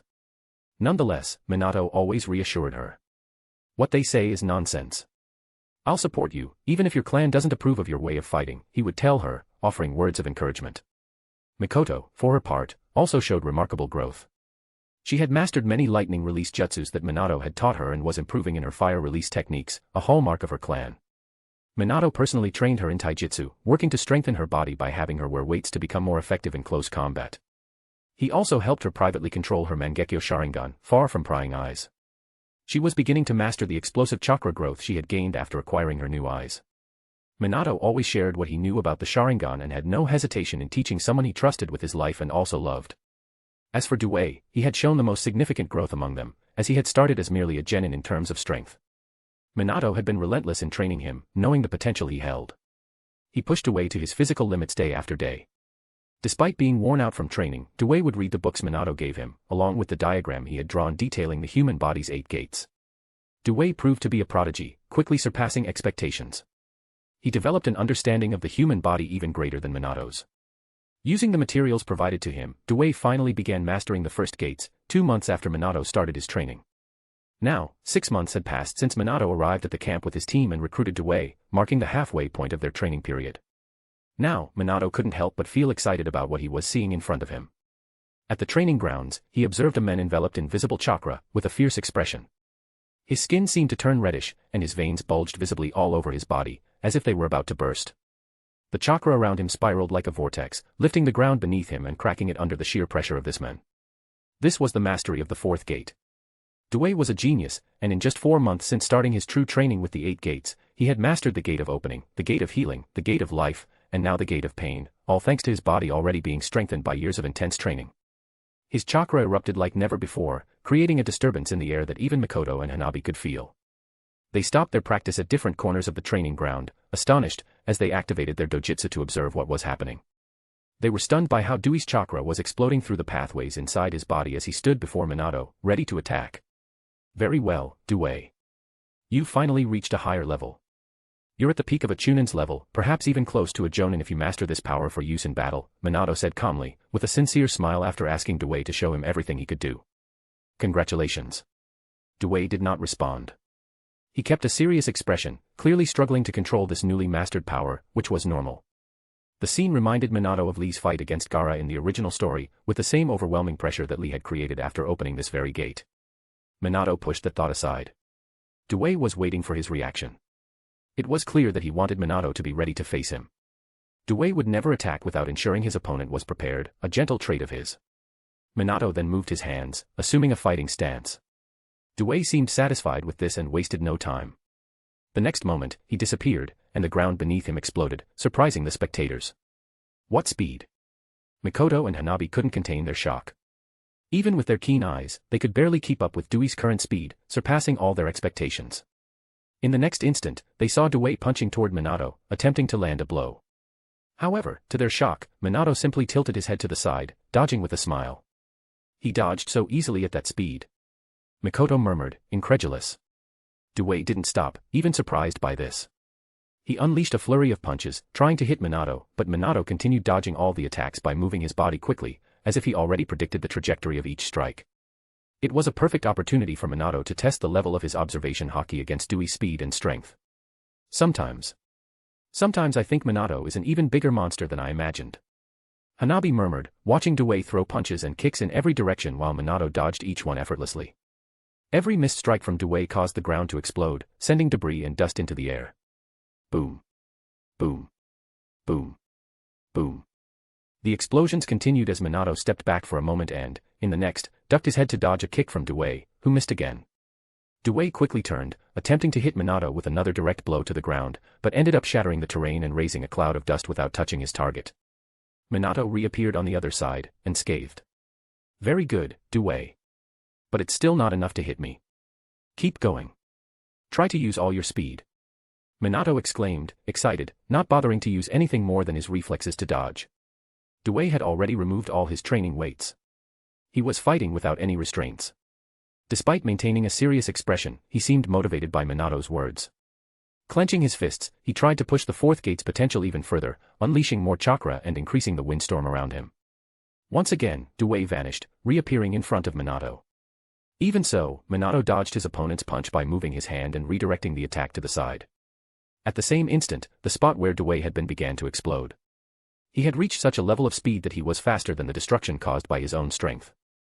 As Minato continued dodging, the ground beneath him, where Dewey's punch had landed earlier, began to explode with a slight delay. It almost seemed as though Dewey was releasing his own chakra through the punch to cause destruction, something reminiscent of what Dewey's son would do in the future with the seventh gate. This is getting interesting. Minato laughed, showing no sign of the fear or concern that anyone else would likely feel in this situation. Dewey quickly resumed attacking, chasing Minato with relentless punches, channeling more chakra into his strikes as the ground exploded beneath his feet. Minato jumped back with a powerful leap, but Dewey gave him no respite, continuing to pursue him. Finally, Minato grew tired of simply dodging, stomping hard on the ground and shattering it as he launched forward at full speed using Soru. It was time to test his dry, unenhanced physical strength against the raw power of a fourth gate user. The two clashed in the center of the field, their fists colliding in an explosive impact. Mikoto and Hanabi watched, stunned, as a powerful gust of wind burst from their fists. Minato felt his arm beginning to ache and even glow faintly from the force of colliding with Dewey. He hadn't coated his punches with chakra or any enhancements, and yet, despite the damage he was clearly taking, he didn't falter. He held his ground, relying on his endurance, while the two fighters finally separated after reaching their limits from the exchange. Dewey also remained standing, firm and determined. Without hesitation, he advanced again, disappearing and exploding the ground once more as he moved. Minato was quick to counter, meeting him head-on with techniques from the 6 styles of the Navy. The girls could barely see the two fighters moving at incredible speed, trading blows across the battlefield. Each impact sent shockwaves across the field, causing the ground to erupt and making it nearly impossible for the spectators to keep up. "This is getting quite fun, don't you think, Dewey?" Minato remarked as he stomped the ground in one corner of the field, propelling himself forward again. He was on the verge of letting the pure adrenaline of the fight take over his body, but at the peak of the battle, his expression shifted to one of disappointment. He had to stop abruptly at that moment when he saw Dewey reappear on the ground. Dewey's speed was visibly decreasing, and his eyes began to lose their gleam. He simply collapsed to the ground, exhausted, his chakra fully depleted. His skin returned to normal, and the bulging veins receded. Minato had already stopped in front of him, scratching his head. "I guess he's reached his limit," he murmured. The fight hadn't lasted more than 5 minutes, but Dewey couldn't maintain the pace any longer. "Hanabi, check if he's okay," Minato requested. The girl crossed the battlefield, now wrecked by their taijutsu clash, and began examining Dewey's body with her Byakugan. She then applied a medical jutsu to repair some of the damage the fourth gate had caused. "So, this is the true technique he's been developing. Are you learning it too?" Mikoto asked as she approached, curiosity evident in her tone. It was the first time Dewey had demonstrated the technique to them. Minato shook his head. "No, I'm not learning this technique.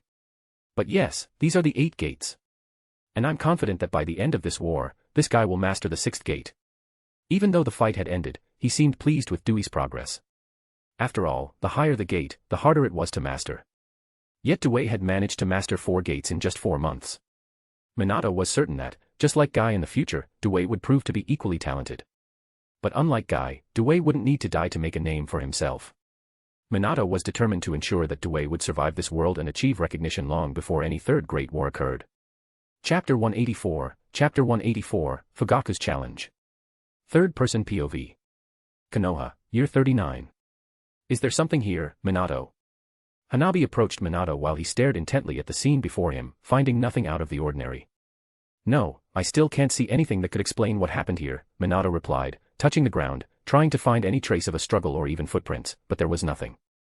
They were in the middle of a forest between the camps and the outposts at the border, where there had been reports of Konoha ninjas disappearing. Their team had been assigned to investigate since no other team sent here had managed to find any clues so far. The mission was simple: search for signs of the missing teams and try to uncover anything that the others might have overlooked.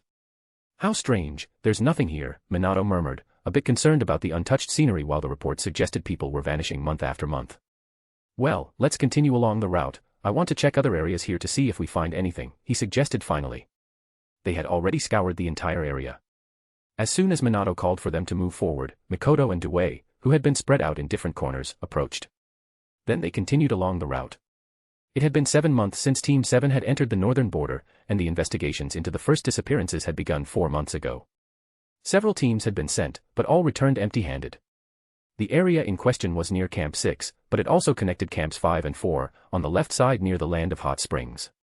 Ninjas from all these camps were disappearing. This had become such a severe problem that routes were altered to avoid the location.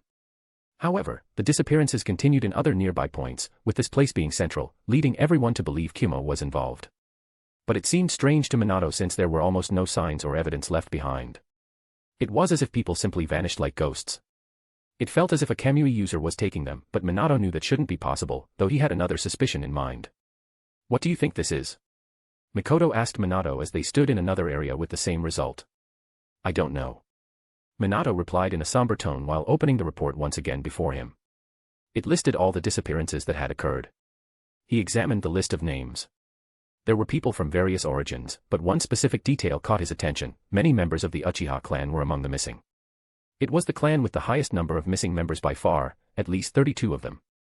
Although they only accounted for 1/5 of the total, it was highly suspicious. Minato's eyes naturally fell to the ground. He tried to process what could cause something like this. No matter how skilled a ninja was at infiltration, it was nearly impossible to enter without leaving any trace. Using his haki, Minato didn't sense anything. Even though Camp 4 was nearby, explaining the high number of Uchiha among the missing, Minato began to consider that the other disappearances from different camps might be distractions or a smokescreen for targeted captures. So, is Madara involved? Minato thought, pondering his hypotheses. If Zetsu was indeed capturing Uchiha and other ninjas, this was a bigger problem than he had imagined. Even with his mastery of observation haki, Minato wouldn't be able to handle something so stealthy. Zetsu could easily camouflage himself with nature. Only Naruto, with his ability to sense emotions, could identify him clearly. Minato's haki could potentially do it if it were stronger, but he wasn't at that level yet. That was why he hadn't wanted to get involved with Nagato. He knew he couldn't protect him from Zetsus.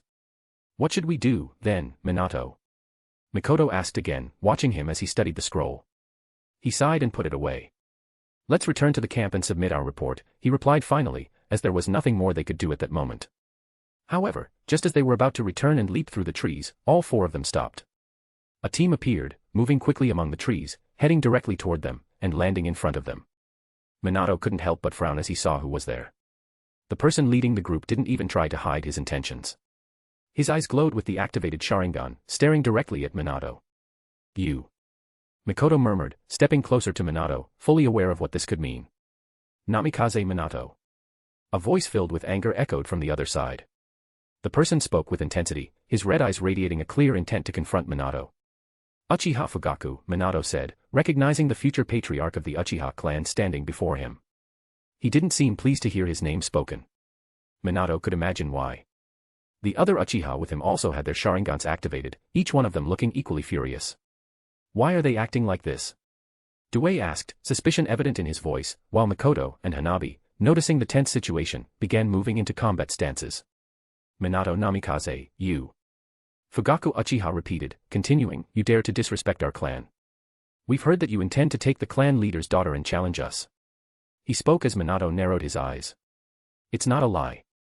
Mikoto will be my wife, and I challenge the Uchiha clan to try and take her from me, he stated openly, his tone firm. Hanabi and Due were surprised by this declaration. Meanwhile, Fugaku looked as though he wanted to kill Minato with his eyes alone. It was a significant humiliation for him. A week ago, Fugaku had discovered that Mikoto might no longer marry him. This news left him stunned. He needed that position to solidify his status as the future clan leader. With the current patriarch growing old and soon to become an elder, Fugaku, being the strongest and the favorite, seemed poised to take over. However, Mazu Uchiha had revealed that the engagement contract with Mikoto might not be upheld since she declared she would marry someone else. She had even said she would fight anyone to prove her choice. Upon learning that a team from Camp 6, including Mikoto's Team 7, had come to investigate, Fugaku gathered a group to confront them, finding them in the middle of the forest. It didn't seem like the most civilized approach, but this was the Uchiha clan and the ninja world. Fugaku intended to take what he wanted by force, if necessary, even if it meant fighting a substantial number of opponents. What did you say? You dare humiliate me like this? Fugaku shouted at him. That's not true. We never had any engagement to begin with for you to claim he's stealing me from you. Mikoto exclaimed, stepping beside Minato and activating her Sharingan. Mikoto, do you even understand what you're doing? Fugaku yelled at her, his anger now directed at Mikoto as well. Do you really intend to abandon the Uchiha name and marry someone outside the clan? This is unacceptable. Your father cannot be serious. I will choose who I want to be with. Mikoto said, closing her eyes and activating a stronger Sharingan almost unconsciously. But a hand stopped her. Stop it, Minato said firmly, looking at her. She glanced at him with her 3-tomo Sharingan and nodded, realizing she was being impulsive. Minato let Mikoto step back and turn to face Fugaku. Then prove you're stronger than me, Fugaku Uchiha. All of you can come at me at once, Minato said, stepping forward. The Uchiha didn't seem intimidated, watching as Minato distanced himself slightly from his group. Defeating you here in the middle of nowhere is a waste of time, Fugaku said. I challenge you to a fight after this war, Minato Namikaze. I challenge you to face me in front of the entire Uchiha clan. Do you think you're special just because you have S-rank jutsu and are called a war hero? He sneered with a tone of anger. That's not a bad idea. Very well, I accept your challenge, Fugaku. I'll be waiting for this fight, Minato said calmly. Though he was ready to act if Fugaku made an aggressive move, he couldn't deny that Fugaku's proposal was better. It would give Minato a chance to end any opposition from the clan regarding Mikoto being with him. As soon as the war ends, you'll receive the challenge, Fugaku said, the only words he offered before turning and leaping into the trees, heading back to Camp 4. This wasn't even about Mikoto anymore, from Fugaku's point of view. He felt humiliated and wanted to humiliate Minato in return. He sought to prove his worth as a leader and put an end to anyone insulting the most powerful clan in Konoha. What was that? Due murmured, unable to do anything but listen to everything that had transpired. Family troubles, Minato commented. Though it seemed like a joke, his tone remained neutral. Thank you, Mikoto murmured, and Minato turned to her with a smile. It's fine. You know this was inevitable, so I'll face him in front of all the Uchiha, Minato said. Now, let's get going, Minato added, signaling everyone to follow. They nodded and leaped into the trees, returning to Camp 6. Due still had a doubtful expression, while Hanabi cast a knowing glance at Mikoto and Minato. As they left the area, silence returned. Even the animals seemed to avoid the place, leaving it eerily quiet. In one of the trees, a white figure emerged, observing where the two groups had departed. Looks like they got away. White Zetsu said in a disappointed tone. Other Zetsus began to appear near him, half of their bodies merging with the ground. Yeah, we gathered so many of us, and in the end, they just left. Black Zetsu isn't going to be very happy we failed the mission, they began to murmur. Anyway, let's head back. We need to report what happened. It's been so dull around here lately since the Konoha ninjas have become so cautious, the one in the tree said, retreating into it. The others sank back into the earth, leaving the area completely empty once again. Elsewhere, deep underground, while the Zetsus traveled through the soil, a two-tone Zetsu was working with a jar filled with liquid. Inside the jar were two pairs of Sharingan eyes. Carefully, he placed them on a shelf lined with other eyes.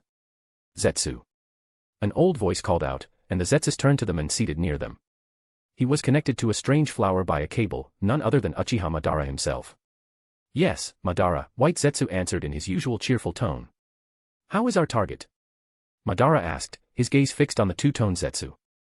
He's very excited. White Zetsu responded playfully. The Uchiha boy is showing interest.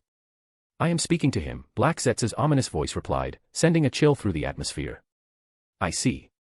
I want you to bring him to me as soon as he accepts our proposal, Madara said, his commanding tone leaving no room for argument. The Zetsus nodded, departing the area while Madara remained, waiting patiently for an heir who could be corrupted and used to advance his plan until he could be revived by the Rinnegan. Chapter 185, Year 40.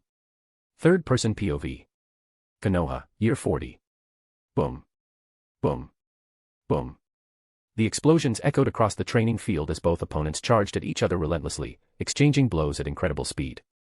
Due, surrounded by a roaring green aura, tried to counter Minato's punch, which was coated in a layer of dark haki, generating another explosion in the center of the battlefield. Boom. But they didn't stop there. Minato and Due quickly advanced again.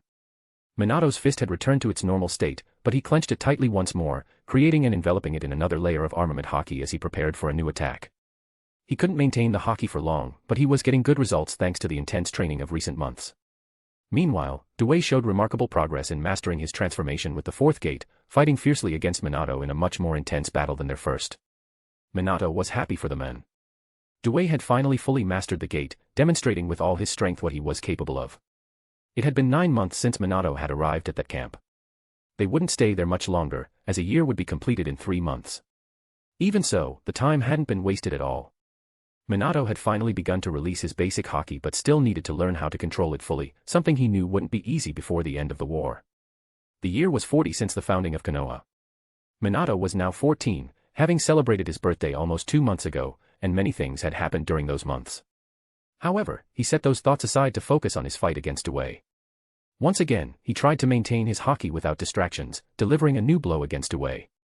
When Minato struck, Due felt the immense pressure of the attack. His body was thrown backward, but Minato couldn't maintain his energy for long either. As a result, Due managed to regain his balance and return to combat, countering Minato's attacks. Now that Due had completed his transformation with the fourth gate, he was at the level of a beginner jounin, something that made him happy. Being a lifelong genin, it was a remarkable change. The fight went on for quite some time, both maintaining their advanced states. Finally, the two realized it was enough. Due began to tire, and Minato felt his stamina waning, as he couldn't properly control his haki and was spending a lot of energy to maintain it. They had been fighting for over an hour, trying to keep their abilities at their peak, something they were both still learning to do. Well, I think that's enough, Due. How are you? Minato asked, sighing as Due began to revert to normal. His skin lightened, and the chakra around his body dissipated slowly. He looked at Minato, visibly exhausted. I'm fine, but I can have total control now. I'll be able to move on to the next gate. Due replied excitedly. That's great. Let's call it a day for training, Minato said with a satisfied smile. Due nodded, still excited. That afternoon, only the two of them were training. The girls had left earlier after a sparring session among themselves. It was a calm afternoon at the camp when Minato returned and found the girls studying and meditating in their tents. Suddenly, Hanabi came out of her tent and approached him. Minato, a jonin delivered this. There's a scroll for you from the western border, Hanabi announced, extending the scroll. Any news from Sensei? Minato asked, raising an eyebrow. No. He's still in the land of rain, she replied, shaking her head. Minato nodded. It had been 2 months since they learned that Jiraiya had requested leave to remain in the land of rain, and the Hokage had accepted his request in the midst of a war. Minato knew the reason well. Jiraiya had found Nagato and seemed determined to stay there for the next 3 years, even with the war raging on the other borders. Minato wasn't surprised. It seemed to be Jiraiya's destiny to train Nagato. Despite Jiraiya's absence, Minato maintained frequent contact with Tsuna, exchanging letters from that border. Additionally, he also communicated directly with Kushina, who remained in the village, since he was able to send correspondence to his fiancées. Thank you, Hanabi, Minato said, taking the scroll as he walked toward his tent. Before entering, he cast a glance at Due. Due, be prepared. We'll head to the command tent shortly. Understood, he requested firmly. Due nodded, visibly nervous. Minato entered his tent, taking a deep breath as he opened the scroll. The news was encouraging. The war in the west was shifting significantly in Konoha's favor. Even with the new poisons developed by the Land of Wind, the deployment of medical ninjas in every combat team had drastically reduced battlefield casualties. This, combined with efficient strategies, allowed Konoha to gain the upper hand in fighting two nations simultaneously. Konoha's superiority had become so evident that, months earlier, Hanzo of the Land of Rain had spared the lives of Jiraiya, Tsunade, and Orochimaru during a mission in which they clashed. Recognizing their strength, he had named them the legendary Sannin. The title quickly spread across the borders and throughout the Land of Fire, elevating the respect for these 3 students of the third Hokage. Even enemy forces began referring to them with reverence, acknowledging their reputation. At that time, even the common people added the honorific Sama when mentioning them, not just Tsunade because she was the first Hokage's granddaughter. Now, it seemed the war wouldn't last much longer. With the current strategic advantage, all indications pointed to the Land of Fire emerging victorious. However, Minato was not entirely at ease. Despite the relative calm in the north, he had a feeling that this would soon change. His years of experience in war had taught him never to let his guard down and to sense when something was about to happen. As he pondered this, Minato continued reading Tsuna's letter in his hands. Besides excelling as a medical ninja, she had already begun more advanced training under her mother's guidance. Tsuna was making significant progress, showing potential that placed her far ahead of other medics, much like Sakura was at 16. Tsuna had great aptitude and was already considered the best healer of her generation, second only to her mother in wartime skills. However, a lingering concern weighed on Minato's mind, the fate of Dan, Tsuna's father, and Nawaki, her uncle. In the original timeline he knew, Dan and Nawaki were supposed to die soon. Minato was determined to try and prevent this fate but understood that he couldn't control everything in the war. He couldn't be everywhere at once, but if he had the chance to save them, he would. Minato took a deep breath, closed the scroll, and decided to reply to Tsuna the next day. He stored the scroll and began organizing his things. Besides his hockey training, he continued practicing his Fuinjutsu, aiming to reach Mito's level. He had even managed to develop a chakra observation seal far more efficient than the Uzumaki clan's older version, which had several flaws and had been used when chakra was drawn from Shikaku. Minato wasn't yet able to fight completely without limits on the battlefield, absorbing energy from enemies, but his seal was already a significant help in extending his stamina during battles. After tidying up, Minato stepped out of his tent, finding a visibly nervous Due waiting outside. "Let's go," Minato said. Due nodded, still somewhat uneasy, and Minato sighed at seeing him like that, attempting to encourage him with a smile. "I know how you feel. I was nervous too when this happened to me," Minato said with a reassuring smile as they walked through the camp together. "Hey, Minato, how's it going?" Someone greeted Minato enthusiastically on the way. Minato returned the greeting. He was widely known in the camp, regarded as the strongest ninja at the base. His reputation wasn't only as a war hero but also from his success in missions where he often rescued allies or confronted invaders in extremely challenging operations. Minato was incredibly fast at locating and tracking enemies. Although the investigation mission into the disappearance of ninjas hadn't yielded conclusive results, the vanishings had significantly decreased, and the camp felt more at peace.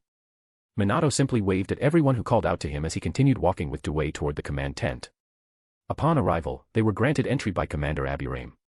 "So, you've arrived," the commander remarked in a nonchalant tone, contrasting the typically reserved demeanor of the Aburame clan, despite inwardly disliking being around people, a fact he didn't outwardly show. "Yes, Commander. I'm here to nominate my team member as qualified for promotion to Chunin rank," Minato declared with a smile. Due was visibly nervous. This was his first promotion, and he had never imagined achieving something so significant in less than a year. After 9 months of intense training and dedication to mastering the gates, he was finally beginning to shine like a diamond being polished, hidden within the leaves. Minato knew this was the right time for Due. With his mastery of the fourth gate and consistent performance on missions, he had proven himself deserving. The previous week, during a critical mission, Due had managed to defeat 3 Jounin from the Cloud Village using the fully activated fourth gate, showcasing his strength and skill. Well, with your recommendation, the reports I've received, and the witnesses to his performance, it seems everything is in order for the promotion, the commander commented. Due looked as if he might burst into tears of joy.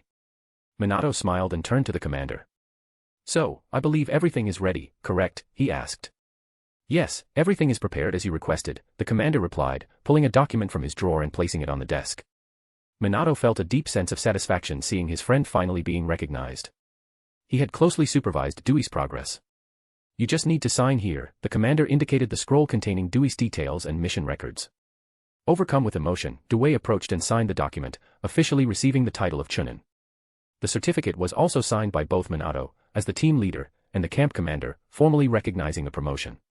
Thank you. Thank you. Due exclaimed with tears in his eyes, holding the document as if it were something incredibly precious. I'm happy for you, Due.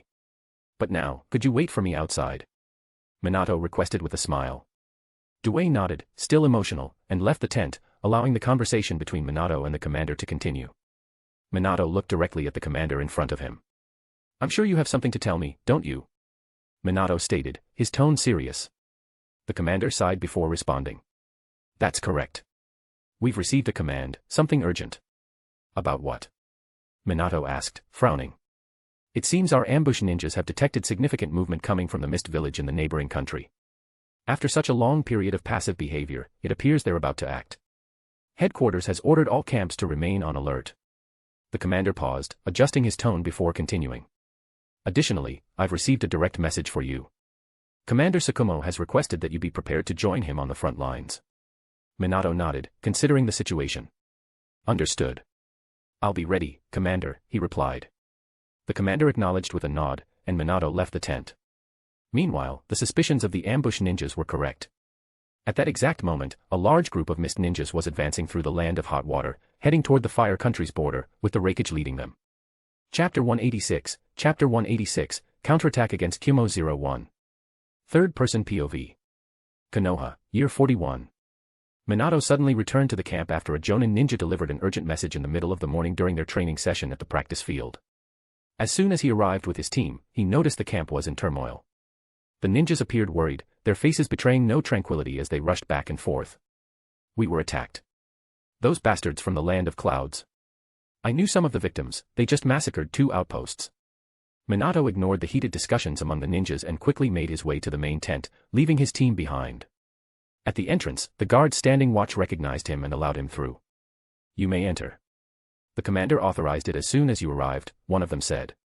With a brief nod of gratitude, Minato stepped inside. Inside the tent, he found several team leaders engaged in a heated discussion with Commander Aburame.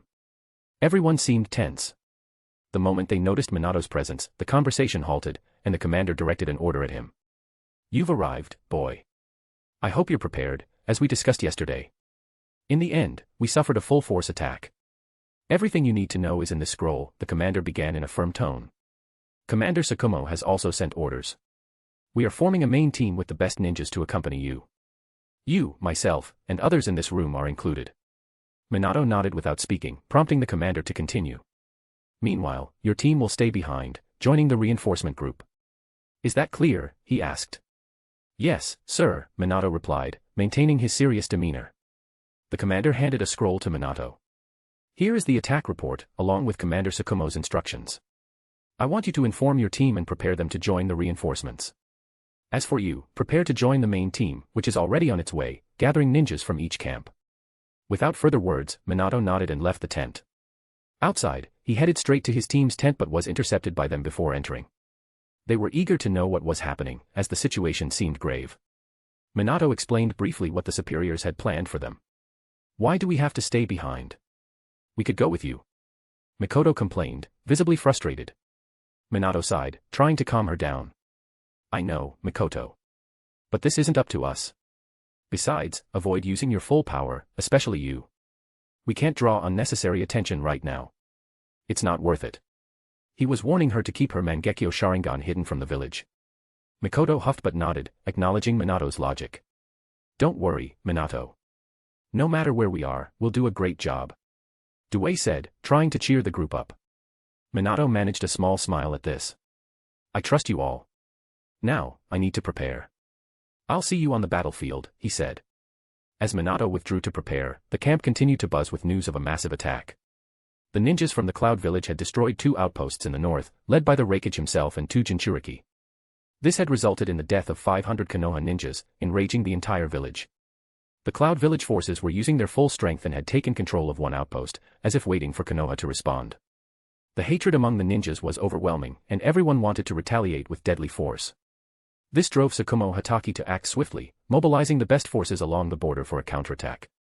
It didn't take long for Tsukumo to arrive at the camp, accompanied by several ninjas he had gathered from other camps, all ready to depart. He looked at the assembled ninjas alongside Commander Aburame and nodded. Are the ninjas ready? He asked in a firm voice. Yes, Commander. Commander Aburame responded. Good. Tsukumo began. From now on, you are all under my command, he said, and everyone nodded in agreement. Minato, now dressed in his Jonin uniform, joined the group. Tsukumo observed him for a moment before nodding in approval. Now, follow me. We'll advance ahead while the other camps prepare additional reinforcements. I don't want delays as we move through the other camps, he instructed. Quickly, the group led by Tsukumo began to move, stopping at various camps and integrating more elite Jonin ninjas into their ranks at each location. The objective was clear: reclaim the lost territory and face the leaders of the Cloud Village with the strongest force from the northern border. Minato remained silent but felt the intense gazes directed at him as soon as they reached Camp 4, the Uchiha camp. The members of the clan didn't hide their dissatisfaction with him after hearing that the clan's daughter had claimed he had challenged them. However, the most piercing looks came from Fugaku, who seemed to want to kill him with her eyes, and Mazu, Mikoto's father, and a commander also summoned to join them. Mazu's gaze reflected not only disapproval, as though Minato had corrupted his daughter, but also a cold, analytical scrutiny. Minato ignored them. By the time all the camps had contributed reinforcements, the group comprised at least 100 ninjas, selected from the very best, including most of their respective commanders. Tsukumo gathered everyone for a quick meeting before they advanced to the area where the Kyumo forces were concentrated. As you know, we were attacked without warning. We will respond to the Raikage. We don't yet know exactly what he hopes to achieve with this, but I want to understand his motivations first. There's no logical reason to launch an attack of this nature. It disrupts the entire balance of the war. We will respond appropriately, but I intend to uncover his reasons, Tsukumo said, his gaze scanning the crowd. For that reason, I will negotiate with him initially. However, remain on alert and ready to fight with full force. The Cloud Village cannot be trusted right now, especially since they have 2 Jinchuriki and their best ninjas, as confirmed by the reports. Minato listened attentively alongside his camp's commander, who had left a trusted deputy in charge of coordinating reinforcements back at Camp 6. Among the gathered forces, Minato noticed several members of the Uzumaki clan, identifiable by their red hair and Uzushio headbands. They had likely been drawn from the easternmost camp, possibly while on a support mission or requested for their expertise in sealing techniques. Let's go, then. Advance on my order. Tsukumo declared. The 100 ninjas began moving at high speed toward one of the 2 destroyed outposts. Upon arrival, Minato observed the area, now devastated and shrouded in mist. Using his sensory abilities, he discerned the presence of at least 1,000 enemies scattered across the area. Raising his eyebrows, he recognized the Raikage at the center of the opposing troops. As soon as the Raikage noticed their arrival, he took a few steps forward, crossing his arms and waiting for Tsukumo to approach. So, you've come, said the Raikage, his voice dripping with irony. Tsukumo raised a hand, signaling his forces to halt, and advanced alone, stopping 30 meters from the Raikage. His expression serious, he raised an eyebrow at the Raikage's remark. You launched an attack against us without warning. I didn't expect the Cloud Village to stoop to such cowardice, he mocked, his irritation evident. Cowardice? You speak of cowardice, retorted the Raikage sharply, his eyes blazing with anger. Your village has been abducting our ninjas, committing acts of terrorism, and now you have the audacity to call us cowards. I didn't expect such shamelessness from Konoha. I sense no lies. Minato thought. His sensory abilities detected no deceit in the Raikage's words. The man's anger felt genuine, though Minato couldn't pick up on deeper emotions. What are you talking about? We haven't set foot in your territory since before that battle in the Land of Sound. I don't know where you're getting these accusations, Tsukumo replied firmly. Though his anger was real, he maintained his composure. The recent attack had cost hundreds of lives and destroyed 2 outposts, leaving Konoha no chance to mount a defense against the sheer scale of the Raikage's offensive. Don't give me excuses, the Raikage snapped back, his fury undiminished. I've faced Konoha ninjas conducting attacks in my country. I won't stand by and let it continue. That's impossible. We have no infiltration operations in your territory, Raikage. Don't come at me with these lies just to justify a cowardly attack that disrupts the balance of the war, Tsukumo replied, his voice now darker. The Raikage narrowed his eyes.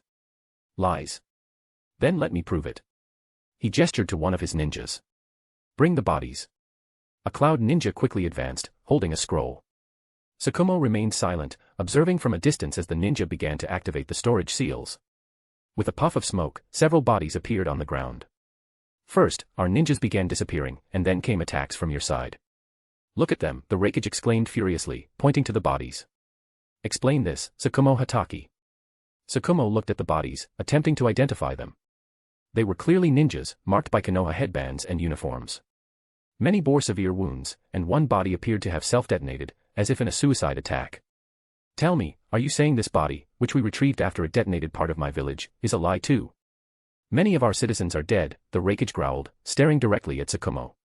It was difficult to discern more from the remains. Suddenly, one of Konoha's commanders stepped forward without warning, positioning himself beside Tsukumo and examining the body closely. Commander Tsukumo, this ninja is one of the missing from Camp 3, he said. So, this is one of the ninjas who was abducted? Tsukumo asked before turning back to the Raikage, his anger now evident in his voice. You must be joking. These ninjas have been disappearing for months from our routes. And now you're bold enough to kidnap them and claim they attacked your village. What a pathetic excuse. Tsukumo roared, furious. To him, there was no other explanation for the disappearance of these ninjas except a capture operation orchestrated by the Cloud Village. The Raikage, hearing this, reached his limit.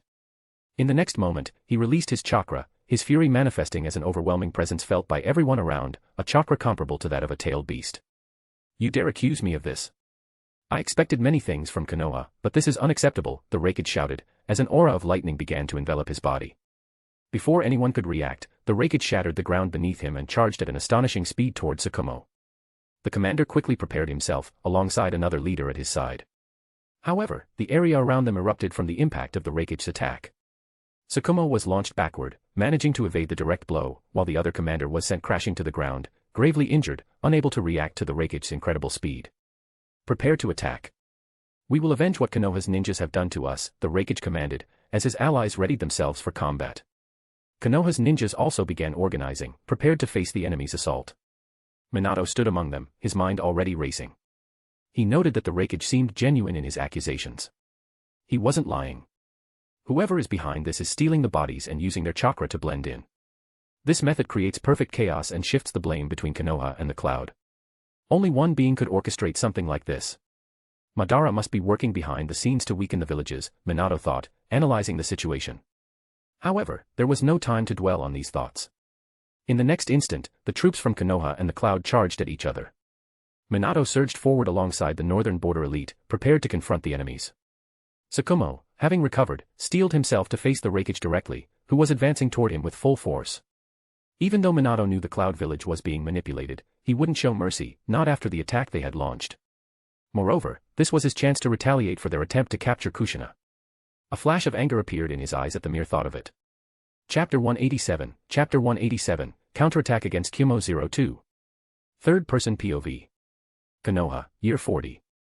As soon as the Raikage gave the order to attack, his ninjas advanced with immediate speed toward the enemies. As they ran forward, they quickly spread across the battlefield. The Raikage was the first to act, aiming to strike Tsukumo. The latter wore a cautious expression as he noticed a fallen Konoha ninja, one of his camp commanders, lying nearby, while the ground exploded once more under the Raikage's powerful attacks. I need to get him away from here, thought Tsukumo, drawing his weapon and attempting to lead the Raikage away from the area. Meanwhile, he signaled the Konoha ninjas with his fingers and drew his sword to face the Raikage head-on. The Konoha troops quickly moved in, with experienced jonins forming defensive lines while specialists prepared counterattacks. They swiftly retrieved the fallen commander's body, carrying it behind the fighting lines. A Cloud ninja, charging toward them, began forming seals. Raiten, Kuwa Kaminari. Black lightning began to dance around him before launching in a devastating arc toward Konoha's lines. The electricity destroyed everything in its path as it advanced toward its enemies, but a Konoha ninja reacted instantly.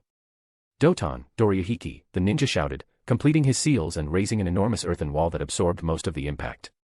Even so, the lightning's strength cracked the wall, sending dust and debris flying in all directions. On the opposite side, a Kunoichi from the Cloud performed quick seals and invoked Futon, de Tapa. A powerful gust of wind swept the dust away but also forced the Konoha ninjas to scatter. The Uchiha group stayed together and seized the opportunity to launch fire projectiles. Katan, Housenka no Jutsu. Flames lit up the sky, descending like a deadly rain upon the Cloud Ninjas. Quick! Stop that attack, one of the Cloud Ninjas shouted as a group began performing joint seals. In the next moment, electricity and flames collided, neither element managing to overpower the other. Hurry, launch that, a Konoha ninja called out. A seal specialist summoned a scroll and performed a sealing jutsu. Fuin Jutsu. From the scroll emerged hundreds of kunai and other weapons. Protect against the attack, one of the Cloud Ninjas commanded. Those skilled in earth jutsu erected barriers to defend against the barrage. The Konoha ninja was frustrated but had little time to dwell on it, as a direct attack struck him in the next instant, his head exploding from a lightning strike. There was no escaping death for many on both sides as the battlefield turned into a slaughter. This is bad, there are too many of them. Minato murmured, watching as one or more Konoha ninjas fell at the same time. Even though they were far superior on average to the enemy, they were still outnumbered 1,000 to a handful, while the Raikage engaged Tsukumo in a fierce battle elsewhere. From atop a hill, two Uzumaki ninjas worked in unison. One created a defensive barrier with Fuin Jutsu, Shurshur and Jin, shielding their allies from a massive lightning attack. The other activated an explosive seal that unleashed a devastating shockwave toward the enemy. Explosions rippled across the battlefield as multiple jutsus clashed incessantly. The enemies began to encircle Konoha, pressing closer with their superior numbers. The entire battlefield descended into chaos.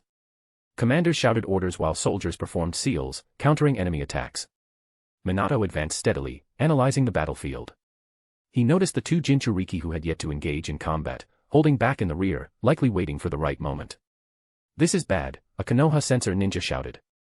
Minato turned to assess the situation, spotting at least 50 enemy ninjas forming seals simultaneously, preparing to unleash a large-scale attack against them. This is bad. Minato murmured. He quickly decided to act, advancing at high speed while using Jeppo and Soru, dodging multiple attacks from the ninjas in front of him.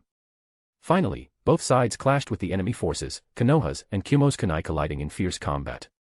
Minato continued his relentless advance as if dancing across the battlefield. His precise reflexes alerted him to any incoming attacks or stray strikes from nearby skirmishes, and he evaded them all. The Kumo ninjas grew frustrated, watching helplessly as Minato moved effortlessly through their ranks, none able to stop his progress as he neared the 50 ninjas preparing a massive attack. Minato struck an enemy with a kick or a punch whenever he had the chance, pushing through until there were no Kumo ninjas around him. He pressed forward into the enemy's field, drawing the full attention of all their forces. Quick, attack him. He's alone, one of the Kumo ninjas shouted. The enemies began to converge on him, launching a barrage of attacks. Jutsus of various elements, lightning, water, earth, and even fire, were hurled at him, but Minato deftly defended against them all. Finding himself surrounded, he reached into his pocket and pulled out his marked Hiraishin kunai. That kunai. It's him. The fast Konoha ninja from the rumors, an enemy exclaimed upon seeing it. Despite his youthful appearance, Minato demonstrated the skill of a seasoned veteran. Using shadow clones, he launched multiple marked kunai in all directions. Some ninjas immediately retreated, aware of the danger they posed, as the kunai landed in strategic points both near and far across the battlefield. In the next instant, Minato vanished from the center of the enemy's encirclement. He reappeared elsewhere, striking down one ninja or neutralizing another before disappearing again. He continued advancing through the enemy group, knocking out anyone near his kunai, relying on his observation haki to maintain total awareness of the area around him. Don't let him get close. Stay away from the marked kunai, one of the Kumo ninjas shouted. Destroy the kunai, another yelled. Minato simply smiled. Too late. Forming a seal with his hands, he ignited numerous kunai. Among those he had thrown were kunai with explosive tags that he had marked with seals to deceive the enemy. Suddenly, over 50 kunai that he had launched began to explode. Get away, was the last desperate cry before the first explosion went off, followed by the second and third. Boom. Boom. Boom. Boom. Boom. The entire forest in that area descended into chaos as dust and smoke rapidly enveloped the battlefield, obstructing the enemy's vision. Damn it, where is he? The ninjas asked in worry. He's over there, a sensor ninja pointed to where Minato should be. Within the smoke, a cutting sound emerged, blowing the smoke away. Minato reappeared 30 meters to the left, near one of his kunai, his hand raised as an intense glow formed the Rasen Shuriken, its characteristic wind spiraling into shape. The ninjas barely had time to react to Minato's jutsu as he launched it directly at the 50 Kumo ninjas. Some tried to block it with earthwall jutsus to protect their comrades, but the moment the Rasen Shuriken touched the defenses, it shattered everything, continuing its advance with unstoppable force. The ninjas scrambled to escape in desperation, but it was too late. In the next moment, a massive explosion devastated the forest, obliterating the 50 ninjas. The shockwave and slicing wind spread across the field, leaving destruction in their wake on all sides. Damn it, what kind of jutsu is that? A Kumo ninja exclaimed, staring at the attack that had wiped out dozens of his allies in mere moments. Meanwhile, the Konoha ninjas observed in awe from a distance, as Minato stood unscathed amidst the enemies, having managed to stop their large-scale attack. This provoked an immediate reaction. In the next instant, numerous enemy ninjas from all sides charged at the young shinobi. Minato quickly began to defend himself, utilizing his skills, precise taijutsu reflexes, and his kunai. This is bad. We've lost our first attack, a frustrated Kumo ninja shouted. Leave it to me. The voice of the Two-Tails Jinchuriki rang out from behind. He began transforming into his perfect bijou form, emerging in colossal size as his paws slammed into the ground. A thunderous roar sent a wave of tension through the Konoha ninjas as they watched Matatabi from a distance. This is bad. They're using the bijou again, one of the Konoha ninjas murmured anxiously. Tsukumo observed the scene, frustrated as he tried to formulate a strategy to deal with the new assault. He watched as the bijou opened its mouth, beginning to gather energy. All he could do was watch, held at bay by the Raikage, who wouldn't let him escape. Only one person could stop the attack. The Raikage, sensing victory, became more aggressive, aiming to kill Tsukumo once and for all. As the Bijudama was fired toward Konoha's forces, hitting some Kumo ninjas along the way, Minato acted again. As the destructive energy sphere approached, he vanished into thin air, reappearing directly in its path using his teleportation jutsu. The energy ball suddenly stopped in midair, as lines of Fuin jutsu formed around it, beginning to absorb it. That again. One ninja muttered, recognizing the jutsu. Relief spread across the faces of those watching in disbelief. I knew it. Tsukumo couldn't help but smile. Even the Raikage looked stunned, watching the Bijudama vanish. But what happened next took everyone by surprise.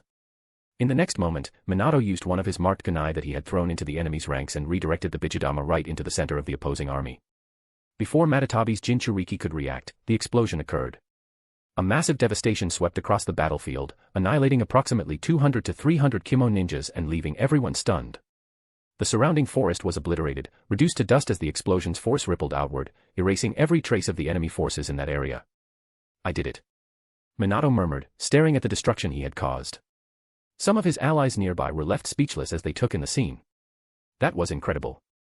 A Konoha ninja commented in admiration, unable to hide his amazement at what the young jonin had done. Even Mikoto's father watched in stunned silence, his eyes wide open. That boy. What did he just do? The Raikage muttered, his tone shaken as his expression grew more serious. For a moment, the Raikage completely forgot about Tsukumo, who seized the opportunity and lunged at him. Where do you think you're going? Tsukumo shouted, taking advantage of the opening in a desperate moment. He struck the Raikage, leaving a shallow cut as he pressed his attack. Meanwhile, Matatabi reverted from its bijou form. Its Jinchuriki stood frozen, staring at the devastation with a furrowed brow. This can't be real. The Jinchuriki murmured, disbelief etched on his face. After all, the destruction was the result of his own Bijudama. As the Kumo ninjas struggled to regroup, it was evident that their morale had been shattered. To make matters worse, reinforcements arrived to aid Konoha. Footsteps echoed through the forest behind Konoha's troops. A multitude of ninjas emerged, all clad in Konoha uniforms. These reinforcements, over 1,000 strong, had finally arrived to support Konoha's forces. Within minutes, Kumo's troops found themselves surrounded, unable to withstand the renewed assault. Konoha had decisively turned the tide of the battle, with the young Minato standing at the center of this decisive victory. Chapter 188, Counterattack against Kumo 03. Third-person POV. Konoha, Year 40. Quickly, all reinforcements filled the area, with more than 1,000 Konoha ninjas coming right behind as they advanced at full speed toward the group of Kumo ninjas fighting against the northern elite. They had already lost their morale after losing hundreds of ninjas in the last Bijudama that Minato had redirected into their midst. They were in crisis, and they quickly felt the pressure as the ninjas attacked those who couldn't escape quickly enough, either being struck by jutsus or caught in taijutsu. For Konoha, the collective cry echoed as the Kumo ninjas stared in frustration. In his fight with Tsukumo, the third Raikage was clearly displeased as he watched his army losing all its advantage, turning into a group being decimated. Tsukumo barely had time to react as he saw the Raikage increase his lightning release even further, reaching a level that even Tsukumo couldn't properly respond to. Unable to react in time, Tsukumo received a devastating punch from the Raikage. He had only the reflex to imbue his blade with chakra to prevent it from breaking under the absurd force of that punch. The impact was so intense that he was hurled backward like a rag doll, breaking the ground as he landed, carving it with his body. Quickly, the Raikage dashed toward the retreating Kumo army, attempting to reorganize his troops. "Damn Konoha ninjas," he roared with a thunderous voice, raising his hand high before reaching the enemies. He gathered lightning in his fingers and shot it toward the sky. A thunderous explosion erupted, sending a massive lightning bolt almost 1,000 meters into the air as if he were signaling. He then advanced mercilessly, striking down anyone pursuing the disadvantaged Kumo troops as they retreated. Amidst the chaos, the Raikage encountered the first Konoha ninja who hadn't had time to retreat. With a single punch, the ninja was killed, his head separated from his body, and the Raikage moved on to the next. The battlefield quickly became a bloodbath as the Raikage continued killing ninja after ninja, until he noticed a strange Konoha ninja defeating several Kumo ninjas. This ninja displayed a peculiar fighting style, surrounded by a chakra emanating from his body while his skin was red. He seemed to avoid killing his opponents, incapacitating them with precise strikes. Meanwhile, the Kumo ninjas barely had time to react before being struck by the young Konoha ninja's final kick. The Raikage quickly ignored the other ninjas he had intended to kill and charged directly at him to eliminate this threat. His objective was clear, to prevent Konoha's forces from advancing further. He raised his fist to crush his next target. Dewey had just defeated his opponent when he sensed great danger coming his way, even while using the fourth gate. He barely had time to look at his advancing adversary, who was coming at him with a fist, time slowing to a crawl. Dewey couldn't react to his impending death from that attack. But before the Raikage could strike, something unexpected happened. Suddenly, someone appeared, pushing the Konoha ninja to the ground and narrowly deflecting the Raikage's devastating punch. That thunder-imbued fist struck the air, creating a pressure explosion around them. Surprised, the Raikage saw a blonde-haired boy appear at high speed, placing himself between him and the Konoha ninja. Minato, upside down, appeared, pushing Dewey down to dodge the Raikage's punch, while twisting his body to ensure his arm wasn't struck by the enemy's blow. He saw the Raikage pass by him as Minato managed to touch the lightning-clad shoulder despite the potential harm. But Minato didn't stop, his hand sustaining only minor damage, leaving faint lines of light. All of this happened as if in slow motion. The Raikage could barely keep up with the precise movements of the young ninja, shocked to see someone reacting even faster than himself. Then he moved past them like a blur and turned to observe Minato, realizing the young ninja had escaped his grasp in an instant. Most who witnessed the scene only saw everything happen in the blink of an eye, leaving Minato behind as the Raikage had already covered over 20 meters, unable to strike Dewey, who stood dazed, unsure of what had just happened and how he escaped that certain death feeling. "This boy, again," the Raikage murmured, quickly advancing toward the next line of unsuspecting ninjas, leaving Minato behind for now. As he approached the ninjas, who could only turn their surprised eyes toward him and await their deaths, since Tsukumo was no longer holding back Kumo's strongest ninja, something similar to before happened again. But this time, it wasn't someone appearing beside the ninja, it was someone directly in front of him, even before he got close. It can't be, the Raikage thought, stunned. Not only was it the boy from earlier, but there was a sharp glow in the boy's hand. Minato was there, holding a freshly crafted Rasen Shuriken, catching the Raikage off guard and striking his chest. The Raikage was too close to react in time. Suddenly, his body was hurled backward by the force of the S-rank jutsu, halting his advance and throwing him back to the area where he was rallying Kumo's ninjas. All around, witnesses stared, astonished. The Raikage fell heavily into a distant area where some of his ninjas were still retreating. In the next moment, a massive explosion erupted, destroying an area over 50 meters wide. The shockwave shook the battlefield. Did he defeat the Raikage? Some Konoha ninjas asked, stunned by what they had just witnessed. Minato landed calmly on a nearby tree. As he descended, he already knew what was coming. "Minato!" Mikoto exclaimed, rushing toward him. Minato didn't look at her, focusing instead on the cloud of smoke created by his jutsu. "Are you okay? Did you manage to defeat him?" Mikoto asked as Dewey also approached them. "I'm fine. About him. He can't be cut." "That doesn't work on him," Minato replied calmly, his eyes fixed on the spot where movement quickly stirred under the worried gazes of the Kumo ninjas watching their leader in the aftermath of the explosion. But amidst the smoke, the Raikage emerged, clearly furious. He looked at Minato, now over 200 meters away from where he had been thrown, with a mix of anger and curiosity. "That didn't hurt me." The Raikage assessed the damage to his body, just scratches, despite being caught in the explosion. "However, how did he appear in front of me without warning? This isn't just the second Hokage's jutsu I read about in the reports." The thought lingered in his mind as he tried to grasp the possibilities of the Flying Thunder God technique beyond what the reports had described. Meanwhile, Minato, from the other side, locked eyes with the Raikage in a silent challenge, realizing his attack had been ineffective. Well, let's test this, he murmured, raising his hand and clenching his fist. A layer of haki began to envelop his hand as his gaze returned to the raikage in the distance. In an instant, Minato disappeared, and the raikage widened his eyes as he noticed this. At that very moment, he felt a slight pain from a precise punch to his chest. Surprised, he quickly looked down and saw the young ninja already there, without any warning. What's happening? This was once again the raikage's frustrated thought as he felt the impact of the strike. Minato had tested his mastery of haki against the raikage's lightning armor and felt the chest of his opponent slightly cave in under his punch. Even the raikage felt a sharp pain in that spot. His bones seemed to crack under the impact. He broke through my defense. Once more, the raikage was astonished by Minato, grappling with the fact that this strange punch had penetrated his lightning cloak, something even the Bijus or Tsukumo couldn't easily accomplish. The raikage momentarily retreated, stepping back from the boy to counterattack, stomping hard on the ground before charging again. This time, he attempted to strike Minato with a punch at less than a centimeter's distance. But once again, Minato vanished, reappearing beside his companions as the raikage struck only air once more. Are you okay? I saw you hit him, said Mikoto, concerned. Other ninjas began to approach, equally astonished by Minato's actions. He sighed, a little disappointed. Yes, but it seems my attacks didn't work very well, Minato replied seriously as he looked at his comrades. He let his gaze linger for a moment, then looked down at his fist, where the haki dissipated. Well, I can't expect much more from my haki yet. I need to develop it a lot further, he thought. Meanwhile, Tsukumo had finally recovered and was approaching the front lines. He looked quite disheveled, with a streak of blood on his face, clearly a result of the blow he had taken. Commander Tsukumo. The jonin near Minato looked at their commander with concern.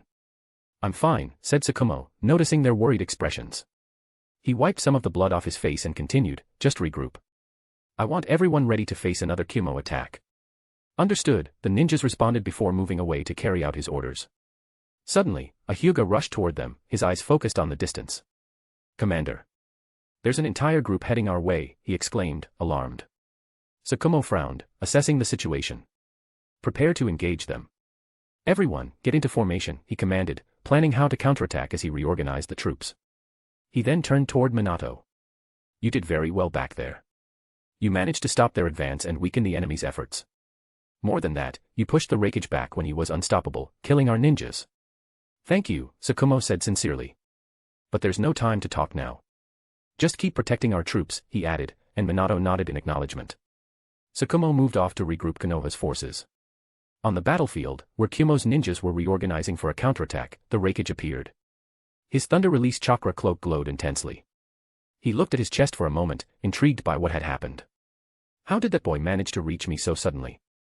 And how was he able to bypass the defense of my cloak, the raikage murmured, still perplexed. Raikage-sama. A ninja suddenly called out, pointing to him from the side. You have a mark on your shoulder, he said, making the raikage size widen as he realized what it could be. Yes, there's a mark. That's how he reached me, it's the same as with his seal tag kunai. It must have been when he touched my shoulder, clever boy, the raikage thought, clearly impressed. Erase it, quickly, the raikage ordered urgently. He began reinforcing his chakra layer even further, suspecting that the boy might be waiting for the moment he let down his guard to attack again. He could feel the young ninja's gaze fixed on him the entire time. That boy. He's younger than my son, maybe by about 7 years. I can't let him grow stronger. If I allow it, he'll become a much bigger problem in the future, he murmured to himself. Come here, he shouted, summoning 2 Jinchuriki. Tashi, the Jinchuriki who had been defeated by Tsukumo while transformed into the Nibi, and another, of the Hachibi, appeared before him swiftly. I want you both to launch an attack in full Bijou form, the raikage ordered. The 8 Tails Jinchuriki hesitated before replying, Raikage-sama, I can't fully control the Hachibi. He'll take over my body, and I'll die. I know that. But you can transform for a short period, can't you? I understand you'll die afterward, and he'll be freed. Even so, I want you to do this for the village. Can you, the raikage asked, his voice firm. The Jinchuriki nodded solemnly. He knew his fate was sealed, but this was the raikage's order, and he was willing to carry it out, even if it cost him his life. The other Jinchuriki, of the Nibi, murmured as he looked at his superior.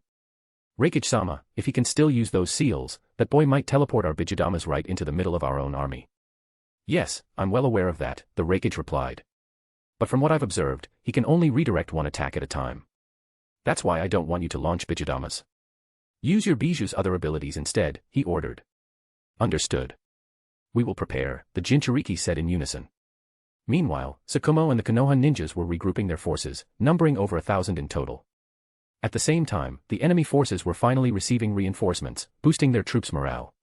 Their army is now larger than ours, said a sensory ninja, approaching Tsukumo. Yes, Tsukumo replied with a serious expression. But we will show them that Konoha's strength is not measured by the number of soldiers. All right, prepare for battle. Tsukumo exclaimed as the more than 1,000 Konoha ninjas organized themselves, adjusting their positions and readying for the confrontation. They're coming. Tsukumo murmured, watching the battlefield. He was shocked to sense the absurd amount of chakra accumulating on the other side. Suddenly, two Jinchurikis began transforming, and in an instant, Matatabi and the Hachibi appeared. This is bad. Tsukumo muttered, watching the colossal creatures take shape. Both Jinchurikis had partial control over their bijus, and the massive forms made Konoha's troops seem like mere ants before them. Minato, tell me you can stop this. Dewey pleaded, his voice trembling with fear. No, I can only handle one attack at a time. If they launch multiple attacks at once, I won't be able to stop them, Minato replied, his expression serious, already imagining the enemy's plan. Minato. Tsukumo's voice called out as he returned to the front lines. He approached quickly. Can you do Sanju Rashomon? I read in a report that you've learned to cast that jutsu. I can summon 2 gates myself. If we work together, we can make it work, he suggested. Minato thought for a moment and nodded. The reports confirmed he had mastered Sanju Rashomon, an S-rank jutsu, during his last visit to Konoha. Meanwhile, the Kumo ninjas advanced, waiting for the bijus to launch a devastating attack against Konoha. The moment the attacks began, the Jinchurikis coordinated their moves. Matatabi unleashed a rain of blue flames that burned everything in its path, while the Hachibi fired a massive energy ball expanding directly from its mouth. Quick! Let's do it now, shouted Tsukumo. He and Minato moved to the front lines. With their hands joined, they both performed rapid hand seals. Then, slamming their hands onto the ground in unison, seals began appearing. In the next moment, gates started to rise from the earth, 1, 2, 3, and finally 4 massive gates, each with demonic faces carved into them and ringing bells attached. The gates formed a defensive line. In the following instant, the Bijou attacks collided violently with the gates. The first gate exploded almost immediately. The second held for a brief moment before being destroyed. The third gate managed to withstand the attacks longer but eventually fell after a series of powerful explosions. The final gate, however, endured until the end, though it was deeply cracked. We managed to hold off the attacks. Tsukumo murmured, relieved. But before he could relax, Minato sensed imminent danger through his observation haki. In the next moment, someone appeared beside the last gate. It was the Raikage, advancing at incredible speed and stomping the ground with enough force to create a shockwave. Minato barely had time to react. He crossed his arms in front of his body to block the Raikage's punch but was thrown back several meters by the impact. Minato! Tsukumo shouted as he saw the Raikage relentlessly pursue Minato. The Raikage passed by everyone else in an instant, ignoring the other ninjas and heading straight for his target. Minato realized the Raikage had deliberately distanced himself from the rest of the troops, luring him into a one-on-one confrontation. All right, it looks like I'll have to deal with this alone. Minato murmured, watching the thunderbolts heralding the Raikage's approach. The Raikage advanced like an unstoppable force through the forest. Minato allowed himself to be attacked intentionally, confident that he could handle the Raikage now, knowing that the enemy was drawing him away from the others. Chapter 189, Counterattack against Kumo 04. Third-person POV. Konoha, Year 40. Minato. Guy shouted, seeing Minato fly away at high speed along with the Raikage, who was chasing after him. Damn it. We should. Tsukumo began to speak but couldn't finish. He was ready to give orders to help Minato, but the next moment, a group of Kumo ninjas finally emerged, accompanied by the Bijus, most notably the Nibi, charging toward Konoha's defensive line. Prepare to fight. That was the only order Tsukumo managed to give as he silently hoped the boy would survive and be able to use his teleportation jutsu if in danger. Quickly, 2 Uzumaki ninjas took the lead to face the Bijus. The Kumo group advanced at last, and the remaining village ninjas engaged in a frenzied battle, turning the area into total chaos, with powerful jutsus being launched from both sides alongside combined seals. Meanwhile, Minato was still soaring through the forest, watching as the Raikage rapidly closed in on him. As soon as the Raikage reached him, he attempted to punch Minato, but Minato managed to dodge the attack, using Jeppo to move midair. This surprised the Raikage, who was unfamiliar with such an ability. Damn, what a slippery kid, he muttered, a bit frustrated to see Minato always escaping. Still in the air, Minato threw a kunai toward the Raikage. Predictably, the Raikage deflected it with ease, but it was enough for Minato to appear above him with a Raise-Non ready. Unable to defend himself, the Raikage was struck directly in the back and hurled to the ground, creating a massive crater with the force of the impact. Minato landed at a safe distance, observing the hole he had created. "You're certainly quite special, boy," the Raikage said as he emerged from the crater, seemingly unscathed. "I can't remember the last time I saw such a talented ninja from a village other than mine. But I'll have to eliminate you here. After all, you're too dangerous to be left alive." Crackling with lightning, the Raikage prepared to charge again. Minato knew he could easily escape, but he decided to face him. After all, he could keep the Raikage away from the ongoing battle among the ninjas, where explosions were heard, and the Bijus were seen moving in the open sky against Konoha's forces. Minato glanced at the distant Bijus and then returned his attention to the Raikage. "It's fine if I kill you here, isn't it?" Minato suddenly said calmly, provoking the Raikage. "Not even your S-rank jutsu can do anything against me." "Don't get cocky, boy," the Raikage replied confidently. "You know," Minato began, ignoring the response. "I've never really shown what I'm capable of at any moment. I always preferred not to stand out too much with abilities I've only used in emergencies. After all, it would make me an easy target for some people in the village who might try something against me after seeing that I could be uncontrollable. So, I stayed discreet." The Raikage remained silent, merely observing Minato. He didn't understand where the boy was going with this but continued to listen. Maybe now I can let loose a little." Minato gave a slight smile. "Let me ask you a question, Raikage."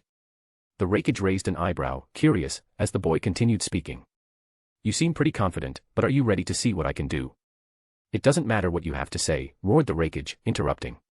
He increased the flow of lightning in his body even more and charged at full force toward Minato. Minato didn't even care about it and continued before the Raikage could reach him. "What I want to ask is very simple, Raikage," Minato said. The Raikage kept his gaze narrowed. "Have you ever received a light-speed kick?" The Raikage's eyes widened in shock as he heard Minato's voice uttering the last words behind him. He swore there was no marked symbol on him, no kunai thrown, nor any direct touch from the young ninja. He had only felt the jutsu striking his back, but he couldn't understand what was happening. Can he transmit seals through jutsu? The Raikage thought for a moment. However, that wasn't it. When he looked to the side, an intense glow appeared, and he saw Minato's leg shining. Without understanding what it was, the Raikage watched in slow motion, unable to react, before receiving a direct kick to the face. The impact didn't injure him but sent him flying, hurling him like an uncontrolled bullet. "What was that?" the Raikage murmured, flying through the air, dazed, as his body repeatedly slammed against the ground. He struggled to regain balance, looking into the distance and seeing the glow fade more than 500 meters away. The boy had thrown him that far with a single brute force kick, leaving him bewildered. Suddenly, another glow appeared. Minato, moving at the speed granted by his fruit, reappeared in front of the Raikage in an instant, as if he were a beam of light. He stopped calmly, staring at the leader of Kumo. The Raikage raised an eyebrow, confused. "What is this? What kind of jutsu is that?" He couldn't understand what was happening, but with no time to think, he charged at Minato. Minato moved like a beam of light, dodging the attack. The Raikage's blow hit the ground with enough force to create an explosion, but he quickly looked around, even more confused, while Minato stood calmly nearby, observing him without fear. "You take pride in your speed, don't you, Raikage?" Minato said in a calm but provocative tone. "Let me show you what true speed is. After all, have you ever fought a ninja who can move at the speed of light?" The Raikage barely had time to react before Minato appeared in front of him again, delivering another strike. This time, the blow, enhanced with haki, hit his chest and sent him flying backward. Although the impact wasn't fatal, the repeated hits were taking a toll on his body. His already cracked bones began to buckle under the pressure. "I need a few more of these, and I could pull it off," Minato thought, satisfied as he observed the Raikage, now 5 meters away. His haki was beginning to wane, but he had been aiming to damage and weaken the Raikage's body at specific points. "You bastard," roared the Raikage as Minato calmly walked toward him. "What's happening?" Seeing Minato unafraid, walking toward him as if dealing with a child, the Raikage's frustration grew. How can this boy be so strong? Before, I just wanted to defeat him, but now I need to understand where this absurd strength and these abilities come from. "You shouldn't think so much," Minato taunted again, disappearing just as he finished his sentence. The Raikage turned his head to the side, but it was too late. Minato reappeared at his side, delivering another powerful kick to his face, sending him flying through the forest again. Minato's brute strength, after removing all the weight seals before the fight, was considerable, but combined with haki, the damage was even greater. Trees were uprooted by the impact as the leader of Kumo continued to be hurled through the terrain. Minato gave him no time to react. He reappeared again in a burst of intense light, delivering another direct blow. The Raikage was slammed into the ground, exploding against the terrain with such force that the surrounding area was obliterated. The Raikage could feel his body colliding violently, unable to react or counterattack, while Minato, glowing, appeared in various blind spots, striking him relentlessly. It was one thing to deal with the flying Raijin, but now he was facing a ninja who moved without seals, whose body became light itself, using his speed to amplify the force of his attacks. Meanwhile, the ninjas of Kyumo and Konoha continued fighting fiercely on the main battlefield. The Bijus were still in motion, but no one knew exactly the state of Minato and the Raikage, who had disappeared into the forest. From afar, only flashes of light could be seen, golden glows outshining the Raikage's blue lightning amidst explosions. "What's happening over there?" a Kyumo ninja said, worried. "We should check for ourselves, it seems the Raikage is in trouble." A sensory ninja, eyes closed, tried to sense the situation while observing the Raikage's chakra being thrown back and forth. Amidst the explosions, Minato murmured, "Well, I think I've irritated him enough." He watched the Raikage, who was now exploding with rage. Despite his immense power, the Cloud Leader was taking a beating in his current state, while the area around him was utterly destroyed. He remained alive only thanks to his lightning chakra armor. Minato, on the other hand, seemed to be toying with him. The Raikage hadn't sustained visible injuries, but the humiliation was unbearable. He had taken 3 more of those dark punches, and he could feel his chest beginning to crumble under the pressure if he didn't end this soon.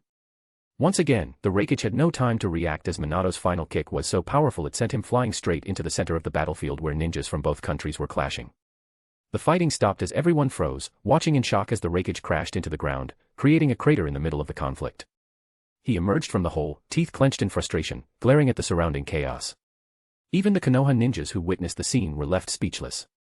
As the Raikage struggled to his feet, Minato teleported to one of the kunai he had previously left on the field using Hiraishin. He scanned the battlefield, noting the Nibi being held off by a group of Uzumakis and other Fuinjutsu specialists from Konoha, while the Hachibi rampaged uncontrollably, attacking everything in its path in an attempt to escape. "Let's finish this," Minato said, opening his hand as a Raiznan began forming. "Do you see this? I only need this to take you down, Raikage." The Raikage's brow furrowed, rage overtaking his expression. "That brat. How dare he?" Completely enraged, the Raikage charged at Minato, raising a single finger, intent on killing him in front of everyone. Minato advanced as well, carefully calculating each move as he sprinted toward his approaching enemy. He knew he only needed to land the Raiznan close enough to end the fight, now that he had sufficiently weakened the Raikage's chest. Using his observation haki, Minato dodged the Raikage's attack with precision, in a manner reminiscent of how Naruto would later evade strikes using Sage Mode. As he dodged, Minato adjusted the Rasengan's angle in slow motion as the Raikage passed by him, guiding the Raikage's arm so that his extended finger redirected toward his own chest. With a devastating thud, the Raikage felt searing pain in his right chest. His chakra-reinforced finger pierced through his own flesh, exiting through his back in a brutal blow as blood erupted in all directions. The ninjas watching the battle were stunned by what they had just witnessed. "Raikage-sama," shouted the Kyumo ninjas, rushing to protect their wounded leader. They knew Minato could finish him off at any moment, but the Raikage, despite the excruciating pain and now kneeling, kept his lightning cloak active, attempting to shield himself from a final attack. Kunai and shuriken flew toward Minato, who leaped backward, catching one kunai mid-air and throwing it at an advancing ninja. The weapon struck its target as other enemies continued closing in. Surrounded, Minato resorted to taijutsu, fending off multiple attackers with skill and precision. Among the advancing Kyumo ninjas, Minato spotted a young man who bore a striking resemblance to the Raikage. It was none other than the third Raikage's son, who rushed forward to retrieve his father's body, visibly shaken. With a look filled with hatred, glared at Minato before retreating, carrying the injured Raikage away. Minato watched him for a moment, considering whether to pursue and kill him. But he quickly dismissed the thought. "I'll have to let him live," he thought. Killing the Raikage's son would only bring more hatred and complications for future relations with the Cloud Village. We need alliances, not eternal enemies. With the Raikage severely injured, the Kyumo ninjas began retreating from the battlefield. Meanwhile, Konoha's Fuinjutsu experts finally managed to contain the Nibi, beginning the sealing process, while the Hachibi fled into the distance. "Well, I guess it's over," Minato murmured, watching the Cloud ninjas withdraw. He was tired but relieved. The ground around him was soaked with the blood of the third Raikage. His friends began approaching, relieved to see Minato unharmed, as Mikoto leapt forward to embrace him. Chapter 190, Yellow Flash of Konoha. Third-person POV. Konoha, Year 40. We're parting ways, so. Due began to cry in the training area where Team 7 used to train. Minato smiled faintly in front of him, a somewhat melancholic expression on his face. "Don't worry. This war won't last much longer.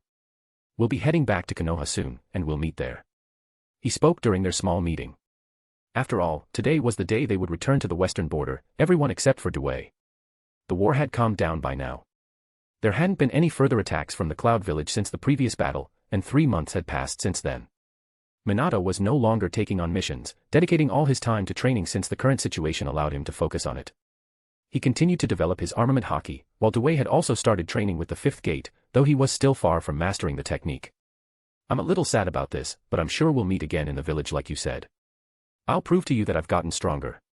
Dway exclaimed. I'm sure you will, Dway. When we meet again in the village, we'll fight. I hope you're much stronger, maybe even with the sixth gate mastered, Minato replied. Yes, I'll do my best. Dway confirmed. Great. Let's head back to the camp and get ready. We need to say goodbye to a few people and then go to the central camp, where Commander Tsukumo is waiting for us, Minato said. The girls, who had been silent during the conversation, nodded. They couldn't deny that they, too, had grown significantly during this time. They had mastered various techniques of their non-natural elements over the course of the year-long training. Hanabi had refined her mastery of the wind element to the point where her arrows became incredibly destructive, creating craters up to 10 meters in diameter at the point of impact. Meanwhile, Mikoto had learned an S-rank jutsu directly taught by Minato, the Kirin, a technique that her future son would also develop. Mikoto had already mastered the jutsu, making her power comparable to Sasuke's before he acquired his eternal Mangekyo Sharingan, despite being only 14 years old. As for Minato, he had taken his skills to a new level, managing to keep them active for much longer periods. However, he knew he still needed to improve further and planned to do so throughout the remainder of the war. Let's go. Everything's ready, Minato said once they were back at the camp, watching as the tents were taken down and everything was stored in scrolls.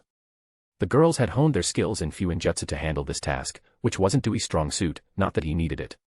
Thinking about the girls' development in Fuinjutsu made Minato reflect. He clenched his fist as he looked at his bare arm, adorned only with storage seal bracers.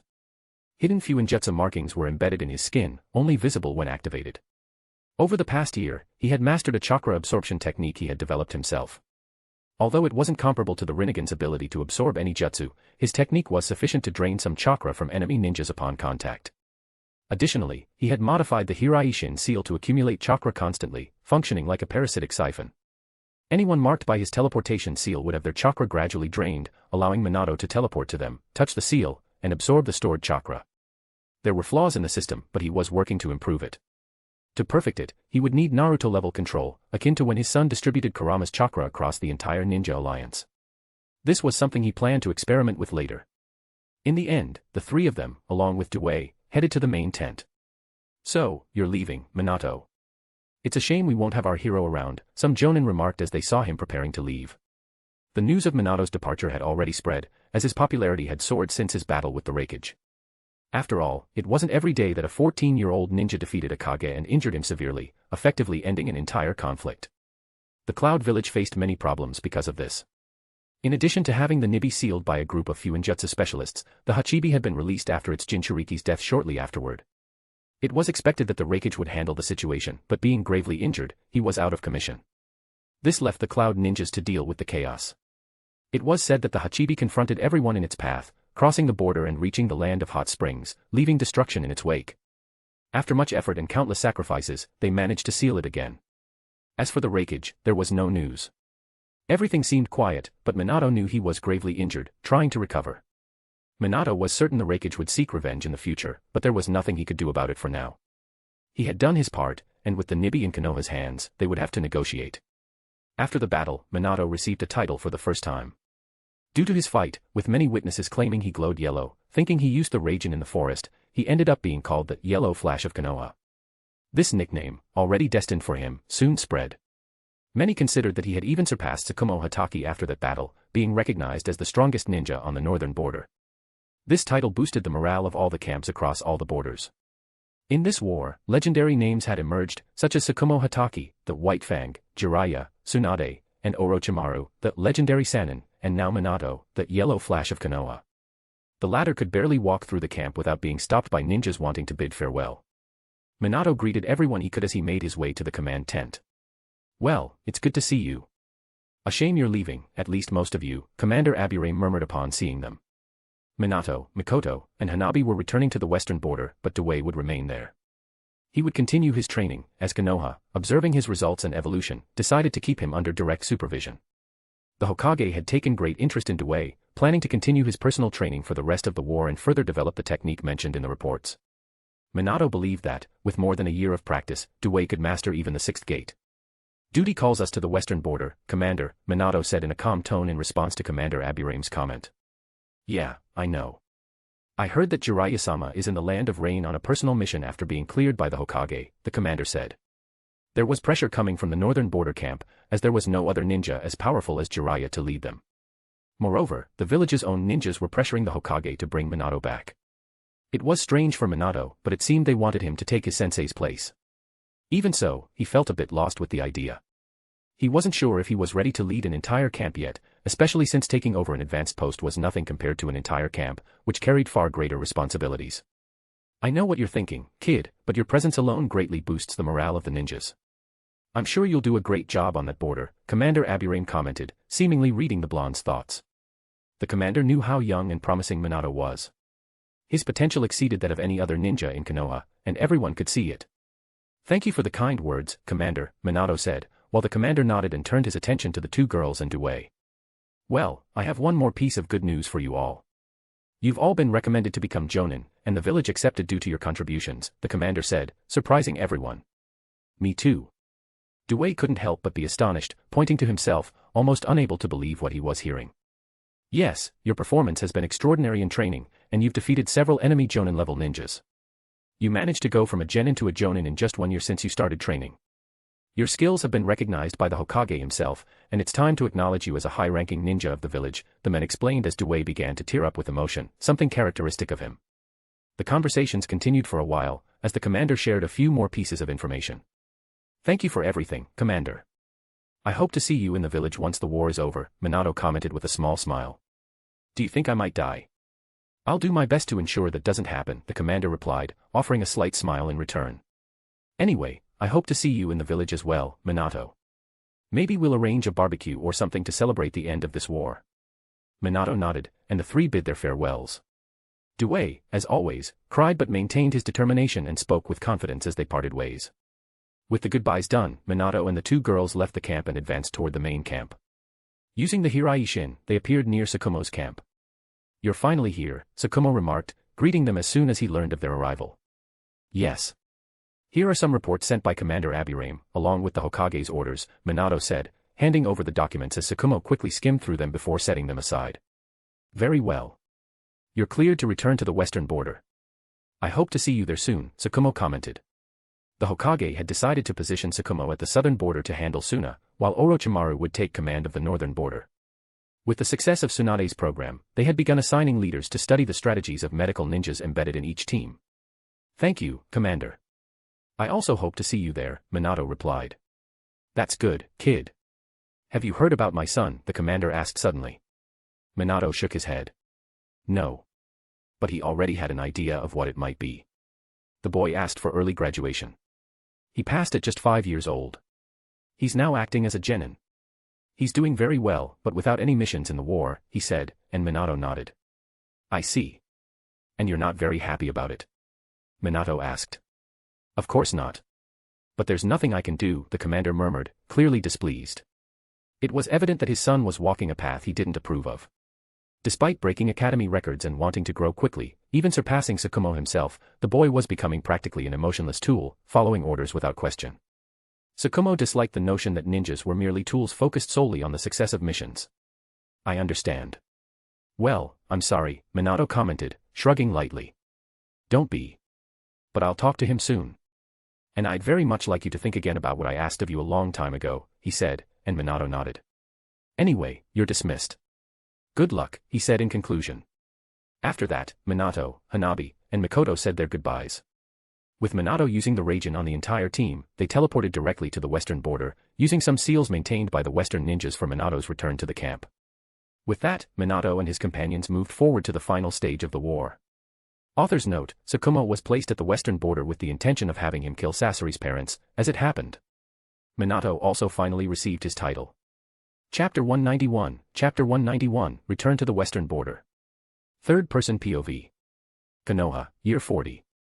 Let's go. Minato said as he headed towards the camp, followed by Hanabi and Mikoto, arriving at the seal point on the edge of the forest. The ninjas appeared even before they entered the camp, landing in front of them. One of the jounins approached to greet them with a smile. Minato. We were expecting your arrival in the coming days. It's good to see you here again, he said. One of the ninjas Minato knew well, as he was often near Jiraiya, managing the camp's records. It's been quite a while, indeed. It's good to be back. Minato replied with a slight smile. They soon entered the camp, escorted by the ninjas. Minato, you're back. So now they call you the Yellow Flash of Konoha. A public ninja, huh? Commented another ninja, approaching to greet them as soon as he saw them. Thank you. I guess. But, well, it's nice to see you again, Minato said, smiling slightly, feeling a bit embarrassed by the increased attention. Despite already being hailed as a hero on this front line, the recognition had grown with the news of his defeat of the Third Raikage, after being away for a year. After some small talk, they proceeded to the main tent, passing by more ninjas who greeted him as soon as they saw him. Finally, they reached the tent where the current camp commander was waiting for them. Well, you're finally here, kid. It's good to have you. Unfortunately, as you know, Jiraiya-sama is no longer active in the war at the moment. I've been leading the camp since then, the commander said, using the formal suffix sama for Jiraiya, acknowledging his status as one of the legendary Sannin, a high-ranking title within the village. Yes, now we have to work towards ending this war, Minato replied. Victory seemed assured for Konoha at this point in the Land of Fire, as it held the advantage in nearly all battlefields. Even the north seemed stabilized. However, the worst situation for the Land of Fire was on its eastern border against the Hidden Mist village, which wielded significant military power at the time and continued its relentless pressure. Despite maximizing resources and support for the Uzumaki ninjas on that front, the Hokage remained tied to Konoha, burdened by the problems caused by the elders. Minato knew he had to act, as the war was being lost on that front, and he would not abandon Hanzo, who was overshadowed by the Uzumakis. Well, in any case, I assume you're active as of now. Do you have any requests regarding your activities? The commander asked as Minato pondered for a moment. Yes, I would like your permission to visit the central and southern camps, if possible. There are some people I would like to see again, Minato said calmly. Of course. The hero of the Leaf Village deserves his moments too, the commander said with a smile. Minato thanked him, maintaining a composed demeanor. Just come to my tent later. We'll have a meeting among the camp leaders, he requested. With that, the three jounins of Team 7 left. The team began setting up their tents in an old spot they had used before. Meanwhile, people from all over the camp came to greet them, as they had spent more than 2 years there and knew nearly everyone, except for a few who had joined after they left. While catching up and chatting with old comrades, Minato made his way to the command tent after eating with the girls. It was already 8 p.m. The place was bustling, filled with all the jounins, high-ranking ninjas responsible for various sectors of the camp. There were teams for organizing storage and supplies, others for managing camp records and data, and those tasked with surveillance. Among them, the commander who had spoken to Minato upon his arrival at the camp was still present at the central position, leading the meeting. Now that you're here, we can begin, the commander said as everyone nodded. Minato waved at the leaders he recognized but hadn't yet spoken to. Even Vini Nara was there, the jounin who had assisted him in commanding the outpost of this camp nearly 2 years ago. It seemed Vini had been overseeing the outpost ever since. Yes, and it seems you were expecting me, Minato commented. Of course. Well, you know that now, without Jiraiya here for the past few months, we've weakened our position in the north a bit, as our camp is the main one dealing with the Land of Earth. Because of that, we reached a decision and even took a measure. We sent a letter to the Hokage requesting your return here, as we wanted you active in this area again, he admitted, while the others nodded. Minato nodded, seeing no issue with this, as it was a normal occurrence. He had already spent a year training, achieved the goals he wanted, and that was what mattered. The commander then continued, we also came to another consensus, we want you to take command of the camp. You've already had experience managing an outpost, and it's time to learn how to develop strategies collaboratively with all the ninjas of the Leaf. After all, everyone now expects this from you. I hope this won't be a problem for you. Minato wasn't exactly surprised by this, he could understand the man's perspective, as ninjas always sought to follow someone stronger. At this point, Minato was at the height of his career, renowned worldwide for his achievements, from rescuing the daimyo of the Land of Fire to every battlefield he graced. Despite being only 14 years old, he was already considered one of the Leaf's main powers, placing him alongside the legendary Sannin, second only to the Hokage. Additionally, his leadership would be beneficial for the camp, as Minato's mere presence bolstered troop morale, while many ninjas sought his guidance regardless of an official leader. This move was a strategic one, aimed at preventing the formation of factions within the camp. I've never managed a full camp before. You know that could be an issue, right? Minato said honestly. We're aware of that, but we also know you're young. This could be excellent training, and we'll be here to support you. You've already succeeded in leading a smaller camp at the outpost, so why not here? Jiraiya himself wrote in a letter suggesting we give you the chance to prove your leadership, he replied, and Minato eventually nodded. All right, I'll take the position, then, Minato said at last. That's good. You'll be in my place in 3 days. So, take some time off. Unless there's an emergency, you can visit whoever you need, the man said. Minato nodded, discussing a few technical matters before leaving the tent and returning to his own. Upon entering, he found Mikoto sitting on his bed, waiting for him, something that had become common. So, the new commander, she commented as she saw him. She had already discussed this with him and had concluded that it would happen. Meanwhile, Minato took off his vest in the middle of the tent and hung it on a rack. Commander Minato, at your service, he replied, flashing a smile. Then I'm at your orders, she laughed as well. You know you won't have the training time you wanted, don't you, she continued, as Minato nodded while preparing simpler clothes to lie down in. That's true. But even so, I'll train whenever I can, he replied. You and your strange techniques, she muttered. Anyway, I hope we still go on missions together and that you call on us when needed, she essentially demanded. Minato nodded in agreement. He walked to the bed, passing by Mikoto as he got comfortable, leaning his back against the headboard. In a natural motion, Mikoto moved closer as well, resting her head on his chest, a kind of contact they had maintained over the past few months. You know I'll probably have to live with you when the war ends, don't you, she said, referring to the conversation they had with her father after the fight against the Raikage. It was clear that battle had proven Minato could stand against the entire Uchiha clan. The power he displayed in defeating a Kage head-on was something no one else could match. This made many Uchiha, who previously looked at him with anger, become more cautious. When the two left the battlefield, Mikoto's father found them and went straight to the point, asking. Do you truly intend to be with Mikoto and take her as your wife? He asked as he called them to talk outside the camp. I've already said it, Mikoto will be my wife. I'm willing to fight for it, even if I have to face the entire Uchiha clan, Minato responded firmly, looking the men directly in the eye.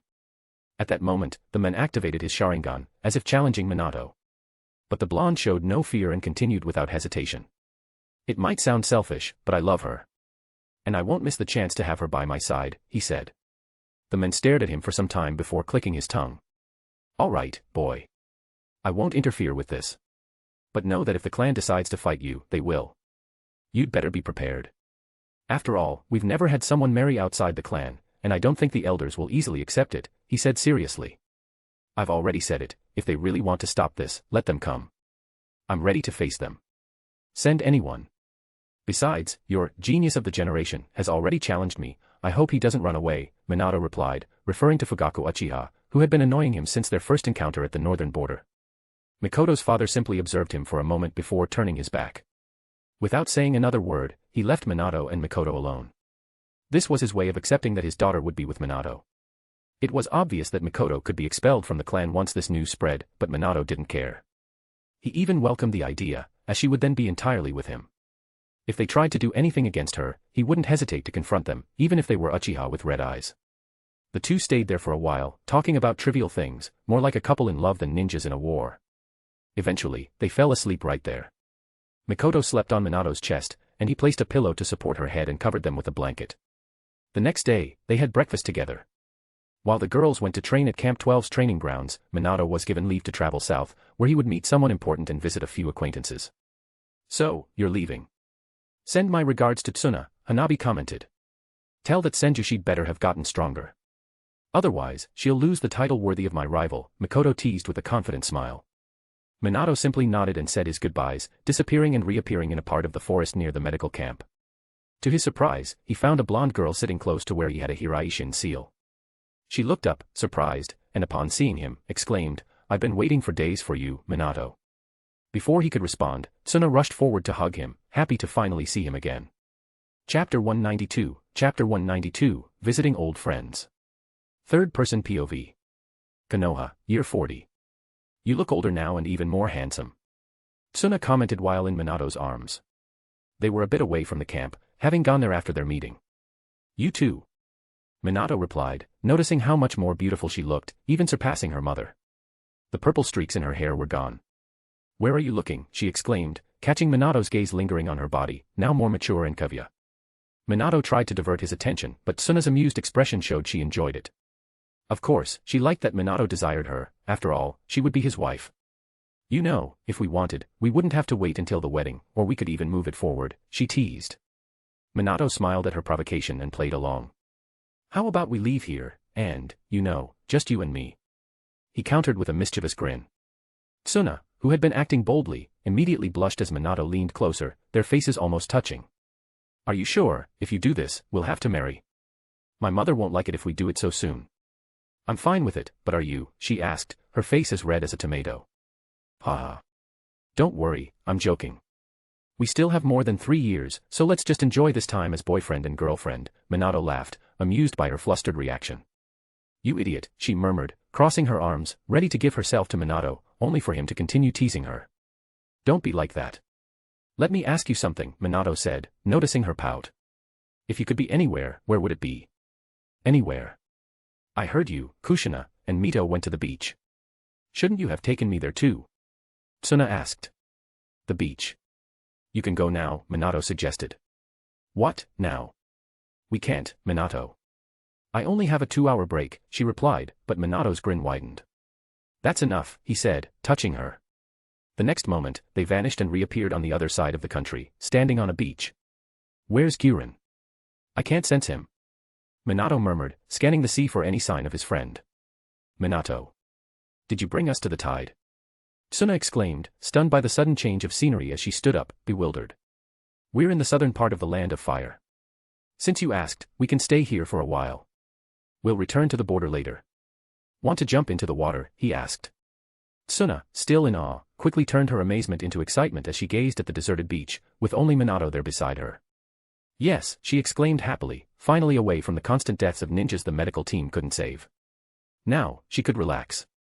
Moments later, both were in the water, swimming close to each other. Tsuna drifted toward Minato, resting her back against him, silently asking him to lift her. He obliged, holding her like a princess in the water.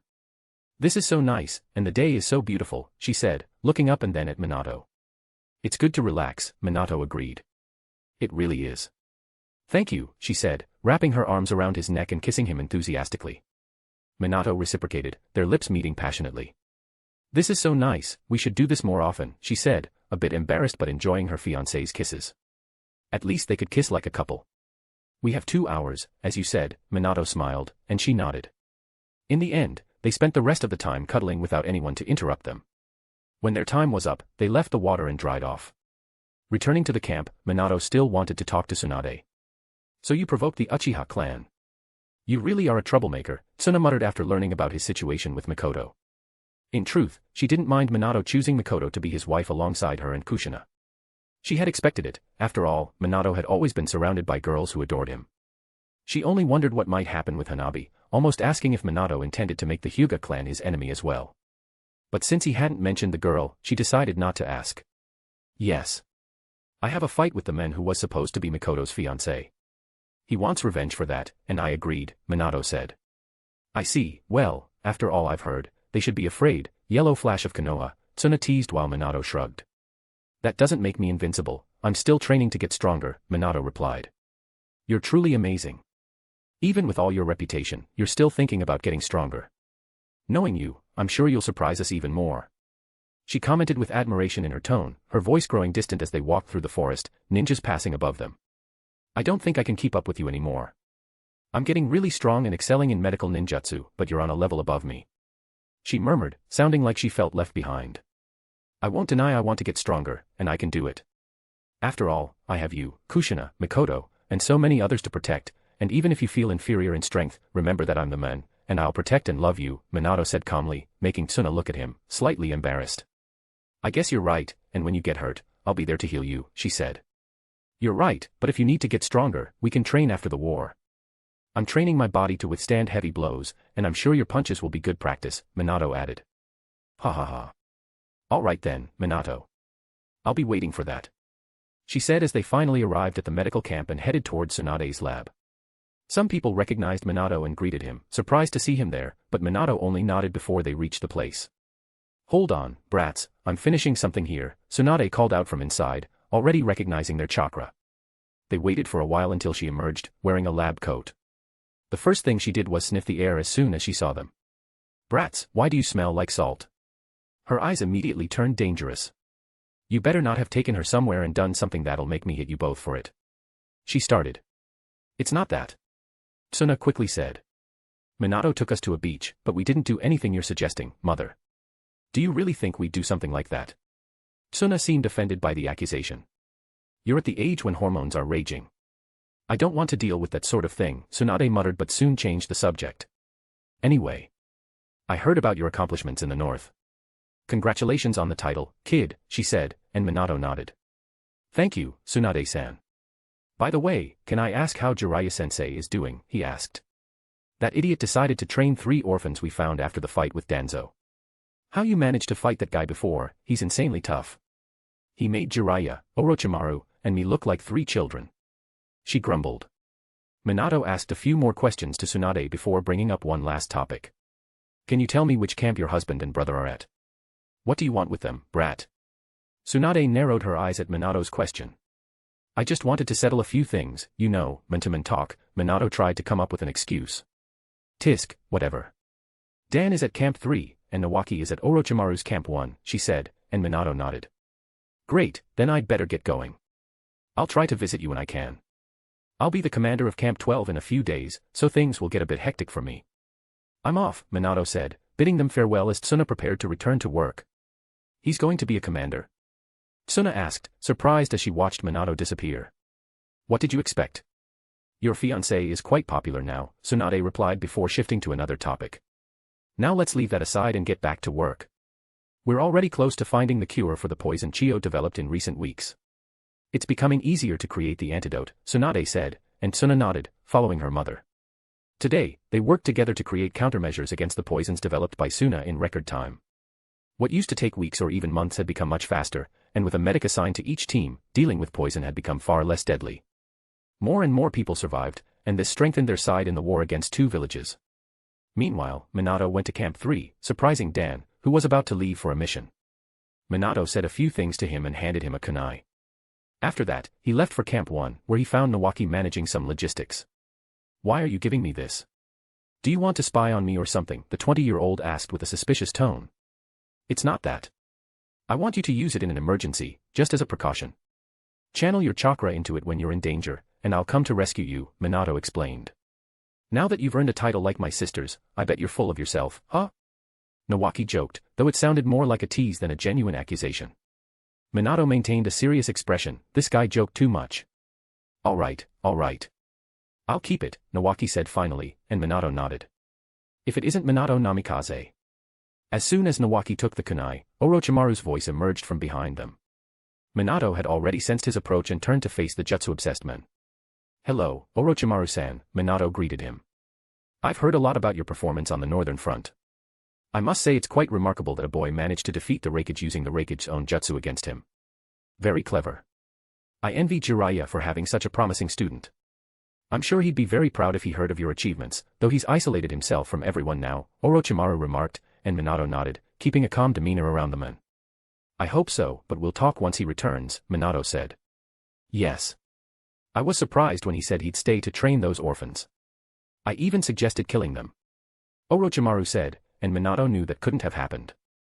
I don't know why Jiraiya chose unknown orphans over you, Orochimaru finished.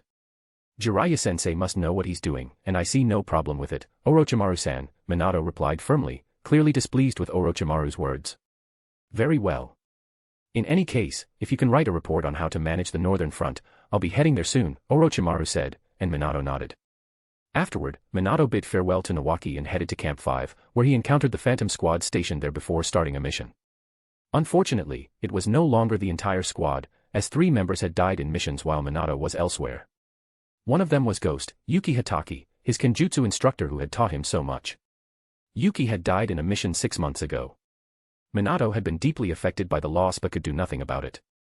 This was the reality of war, a chain of hatred. Minato. Kid. The hero has arrived. If it isn't the yellow flash of Konoha. Everyone greeted Minato as soon as he arrived. Present were Alpha, Zelda, Echo, Blade, Falcon, Vortex, and Mirage. Missing from the group were Horny, Ghost, and Whisper, as they had died. Despite the losses, the squad tried to remain cheerful upon seeing Minato. He wanted to visit them and also pay his respects at the graves the squad had made for their fallen comrades here. The actual bodies had been sent to Konoha, except for Horny, whose body had never been recovered. Hello, everyone, it's been a while. Minato said with an enthusiastic smile. Yet behind that smile, he felt the heavy weight of seeing 3 fewer members in the group. The urge to cry for the loss of his friends and comrades was almost overwhelming.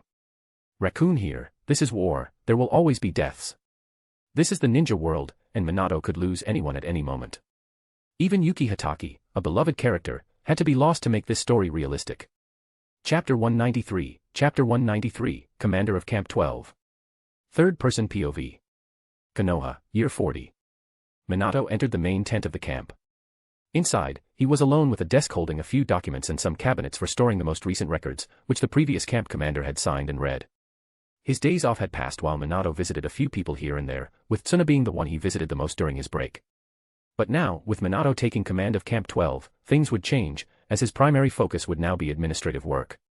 After all, his time would be mostly spent at that desk to ensure the camp's operations continued smoothly. He then walked to the desk, sat down in his chair, and began opening the scrolls there, analyzing all the reports, mission data, logistics, human resources, and even the camp's financial resources. Minato read a few documents and signaled for someone to come to him. Shortly after, a jonin entered the tent. "You called for me, Commander?" he asked. Minato couldn't help but feel a little strange about the title, but he quickly brushed it aside and nodded. "I need you to gather and deliver all the camp's reports and data from the past years. I want everything in 2 hours, at most," he requested. The man nodded and quickly left to fulfill the new commander's request. Minato knew that even though all the documents had been sent to the village, there was always a copy kept in the camp. Minato returned to studying the scrolls on the desk. Some time later, the ninja returned with a few storage scrolls and delivered all the camp's data within them. Minato thanked him with a nod and asked him to leave. Minato then gave an order to the tent guards not to disturb him unless it was something important. He created a few clones who began organizing the documents retrieved from the storage, quickly filling the tent. The clones immediately started studying all the available data about the camp. Even in medieval times, everything was documented, from who was currently on missions and their locations to detailed records of old missions. There were also meticulous inventories of the available kunai, explosive tags, military rations, and other items necessary to keep the camp operational. Minato spent hours and hours gathering all the information, dedicating the entire day until nightfall to fully understanding the situation. During this time, his original self summoned the leaders of each sector for brief meetings, where he clarified doubts and gathered more details. This process continued until he was exhausted. Now at night and feeling a bit tired, Minato left to meet the girls during dinner. "You look quite tired," Hanabi murmured as she saw him join them. He hadn't even made his own food and instead took camp rations like they did. "I can't say it's an easy job," Minato replied with a tired smile. "Have you started giving out your first missions yet?" Mikoto asked beside him. Minato shook his head. "No, not yet. I'll start tomorrow.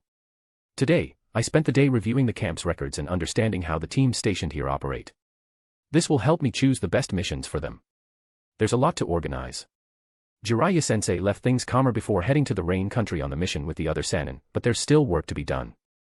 "The war won't last much longer, but the situation still requires attention," he said. They continued talking about other topics. Hanabi and Mikoto commented on their upcoming missions and training sessions. The next day, Minato officially began his duties as commander.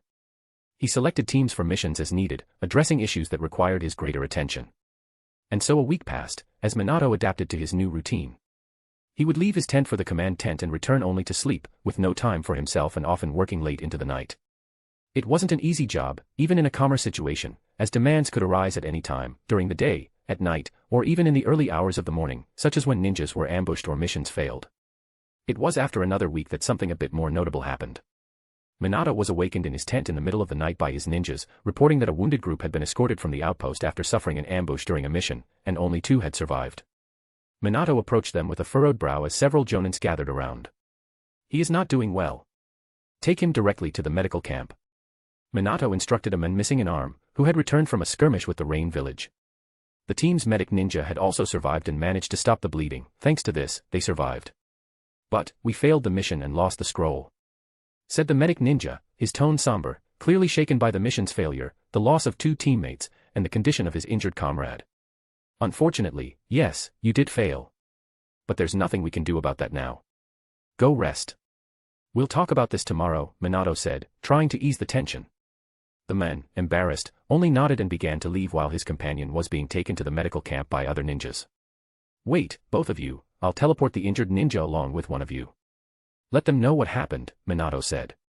He first turned back to the group and selected one, using the Flying Thunder God technique to teleport himself, the chosen ninja, and the injured men for quicker treatment. Then he returned to the shaken medic ninja. "Can you tell me exactly where you were ambushed?" Minato asked, his expression serious. "It was near the outpost, about 5 kilometers to the north. There was no one following us, and we made sure of that. I don't know how they appeared." The men murmured, frustrated and dejected. "To the north." Minato pondered this and turned to one of the most well-informed jonins among the group. "Do we have any records of stone ninjas' activity in the land of waterfalls recently?" he asked, recalling the attacks at the beginning of the war, when stone ninjas had used the land of waterfalls as a route for assaults against Konoha. "We don't know about that, sir. We've had reports that Jiraiya-sensei had a conversation with the country's leaders. They assured us they wouldn't let any Earth ninjas pass and that they would remain neutral," the jonin replied, while Minato reflected on the situation. "I don't think that's exactly what's happening. In any case, wait here. I'm going to take a closer look," Minato said, disappearing in an instant before anyone could react. Minato had been strengthening the range of his abilities in recent days, preparing for emergency situations. He had placed seals all over the camp area and even in the rain country, ensuring he could act quickly if necessary. When he reappeared, the sky was even darker with the clouds of a rainy midnight in the land of rain, with a light drizzle falling. Minato advanced to the area indicated by the ninja, searching for traces of the ambush. Using his observation abilities, he easily found the battle site and one of the dead jonins from the team. First, Minato teleported the body back to the camp so his ninjas could handle it properly. Then, he returned north. "They shouldn't be too far," he murmured, calculating the time since the attack. It had only been 2 hours, and he knew he could catch up with them. Ascending to a certain altitude, Minato let his body shine for a moment before using the power of the Pika Pika No Mi to disappear, advancing in a straight line northward, illuminating the sky. "I don't need to hide anymore," he thought. He advanced quickly until he found the stone ninjas. Minato reappeared suddenly, lighting up the area and startling the enemies with his sudden presence as they were returning from their ambush mission. But Minato didn't care about their stunned faces and didn't waste time. In an instant, he began taking down the opponents one by one, avoiding killing them. They would be taken as prisoners. He simply retrieved the bodies, recovered the scroll lost by Konoha's team, and returned to the camp shortly after. The teams were already there, looking at Minato in surprise. After all, it had barely been 20 minutes since he had left, and now he simply reappeared with the defeated stone ninjas. "Take them south. They must be interrogated for information. I want details about their routes and whether the land of waterfalls is involved," Minato said. The ninjas quickly nodded and carried the unconscious bodies away. "Anyway, I'm going to sleep." Seeing that everything was resolved, he decided to return to his tent, leaving the rest to be handled the next day. The next morning, he began rereading more reports at his desk. It was a somewhat tedious but necessary task. He reviewed missions, logged teams, and recorded deaths or disappearances during field operations. "How can I try to change this?" Minato murmured to himself. Even though the mortality rate had significantly decreased since medics were assigned to every team, which had greatly changed the war, there were still substantial losses. This made him take a kunai out of his pocket. "I have enough chakra to travel back and forth across the country without tiring anymore, which is very different from how it was at the start. I'm just stockpiling chakra by staying idle here. Maybe there's a way to be more efficient," he murmured, lost in thought, reaching a decision. Summoning a few jonins, he requested the entire camp to gather. He announced that he had an important meeting. Once everyone was present, Minato appeared before the crowd of over 800 people who were part of the camp. "Well, as you know, I've been in command of this camp for a few weeks.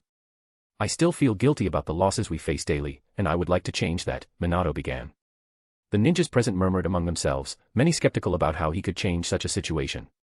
After all, war was war, and no matter who the commander was, deaths were inevitable. "What do you mean by that, Commander?" A ninja raised his voice, visibly curious.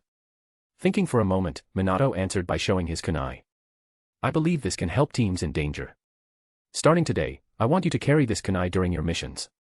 By channeling chakra into it, it will send an alert directly to me, and I'll be able to teleport to the location. Of course, I won't do this with my main body, but I'll send a clone instead." The ninjas were shocked. "You mean the commander will personally help teams in danger?" a chunin murmured, still surprised by the proposal. "As I said, it won't be me personally, but a clone. However, it will have enough chakra to assist you. If the clone fails, I can come personally, as the information will reach me the moment the clone disappears. This will allow me to decide whether I can help without compromising another emergency," Minato explained to everyone. "That's incredible, Commander. If you can do this, we might have even fewer casualties," one of the jonins commented, impressed. Minato nodded. Anyway, I want you to pick up the kunai from my tent later. They'll be made available to everyone. Remember, use them only in emergencies. Are we clear? He said, looking at the crowd. Everyone nodded, showing approval and respect for the plan. With Minato's reputation, this strategy had a good chance of success. Afterward, he returned to his tent, where he needed to assign some missions and prepare the kunai with seals. Additionally, he would send this information to the outpost, dispatching jonins to explain the situation in person. Minato hoped this new strategy would work, waiting to be called for the first emergencies. However, the following week brought even more important news, the results of the interrogation of the stone ninjas he had captured. It seemed there really was a route passing through the land of waterfalls. Well, it looks like I'll have to handle this myself, Minato said as he began assembling a team. He decided to request a meeting with the leader of the land of waterfalls. It was necessary to address the situation, either treating the country as neutral or as an enemy if they were indeed collaborating with the stone village. Minato knew he needed to act quickly and report the situation to the Hokage. After all, they couldn't afford a breach in the north that could leave them vulnerable to attacks. Chapter 194, Chapter 194, Village of the Waterfall. Third-person POV. Konoha, Year 40. Are we ready? Minato asked the group of ninjas in front of him as an entire squadron of jonins prepared to accompany him to the north. Among them were Hanabi and Mikoto, both wearing their jonin uniforms, handpicked for the mission as the commander's personal team. Yes, Commander. We are ready to move at any moment, the ninjas replied. Minato nodded. All right, let's go, then, he said and moved northward, with the squadron of 40 jonins following without further delay. Minato had requested an audience with the village of the waterfall and already received a response. The village of the waterfall had refused to meet with him. This made Minato double down, as he could not allow an unknown territory to establish attack routes against them, especially while they were already dealing with the land of rain and prohibited from invading that country with their own ninjas. After several hours of uneventful travel through the trees, the land of the waterfall began to appear on the horizon. Commander, won't this cause problems for us? Invading a country that is supposed to be neutral could lead to a major diplomatic issue, one ninja commented, his tone laced with concern as he approached Minato. After all, as soon as Minato had received the response from the village of the waterfall, he summoned the squad for the mission with minimal details. Minato shook his head. I agree with you. However, the land of the waterfall is clearly not being neutral at the moment, and we will treat them as such. We cannot wait for a response from Hokage-sama, he replied, moving ahead. No one else spoke as they approached the border. A few hidden ninjas from the waterfall, stationed to guard the border, were surprised by the movement coming from the south through the land of rain. What is this? Konoha ninjas, they murmured, astonished, noticing that Minato and the others made no effort to hide their headbands as they crossed into the country. Are we being invaded? We haven't received any orders about this, the ninjas whispered, unsure of what to do, especially since the group before them could easily defeat them. Neutralize and capture them, Minato ordered quickly as he sensed the sentinels. 3 ninjas from his group leapt forward, swiftly taking down the lookouts. Although the land of the waterfall wasn't particularly strong, there was some resistance in the form of elite Jonin-level ninjas. However, at that moment, this wasn't the case, and the Chunin-level sentinels were quickly subdued. Let's move on. We must reach the hidden waterfall village, Minato said, continuing forward with the ninjas following him without hesitation. At the waterfall village. My lord, a group from Konoha has invaded the country. A breathless ninja ran up to an elite jonin, the current leader of the village, after receiving a report and managing to escape the range of Konoha ninjas, who were already deep into the country by then. What? They're here, the man murmured, stunned. He had refused any request from Konoha, as he was aiding another benefactor. However, he had not expected such a swift and decisive response. He had underestimated Konoha. While waiting for the Hokage to handle the situation diplomatically, the stone village had already begun providing support to them. But now, it seemed his miscalculation was costing him dearly, as Konoha simply launched an attack after so much time. How much time do we have? He asked, his tone filled with worry. In less than 10 minutes, they'll be here, leader, the ANBU reported urgently. Damn it. Prepare to engage them. Put the entire village into defensive positions, the leader exclaimed, rushing out as several other hidden ninjas did the same, preparing the village for the possible confrontation. Meanwhile, another ninja appeared before him. You, go to the land of stone and inform the Tsuchikage of our situation, he ordered. The ninja nodded, leaving immediately and heading west, exiting the village. At that moment, Minato and the others appeared on the horizon, gazing at the small ninja village in the distance as they approached. That ninja is fleeing the village, possibly to inform our situation to the enemy, Minato murmured. Even from miles away, he had already noticed the ninja slipping away from the village. Observing the movement, Minato smiled slightly. Hanabi, take down that ninja, Minato ordered. Hanabi, standing beside him, quickly drew her bow. I'll handle this, she affirmed, preparing herself even as they moved. Leaping into position, she aimed her bow in the direction of the fleeing ninja, the arrow beginning to glow and crackle with green chakra from her wind element. With a resounding explosion, the arrow was loosed, cutting through the air with impressive speed. It tore through trees and anything in its path. The ninja, sensing sudden danger without understanding its source, felt an inexplicable dread as everything seemed calm around him at first. He turned southward, only to realize too late the destructive force heading his way. As the trees around him exploded, pierced by a drilling energy, the ninja had no chance to comprehend how he died. The arrow struck him directly, causing an explosion on impact. The sound echoed through the forest, shattering nearby trees, and the target was instantly eliminated. What was that? The leader of the village of the waterfall looked toward the forest, a cloud of smoke rising among the trees. They're coming, leader. Before he could think further, his ninjas warned him of Konoha's arrival at the village walls. The leader hurried to meet them. Minato and his squad landed at the village walls, observing the scene. At least 2,000 ninjas were prepared to face them, yet Konoha's small squad of 40 remained resolute, showing no fear despite the overwhelming numerical disadvantage. It was Minato's first time in the village of the waterfall. He took note of its striking features, the peaks and waterfalls cutting through the center of the village, giving it its name. This naming tradition was common among the great ninja nations, whose villages often bore names reflecting unique local characteristics.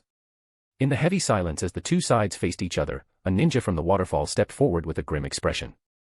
You are invading the land of the waterfall, a neutral country in this war.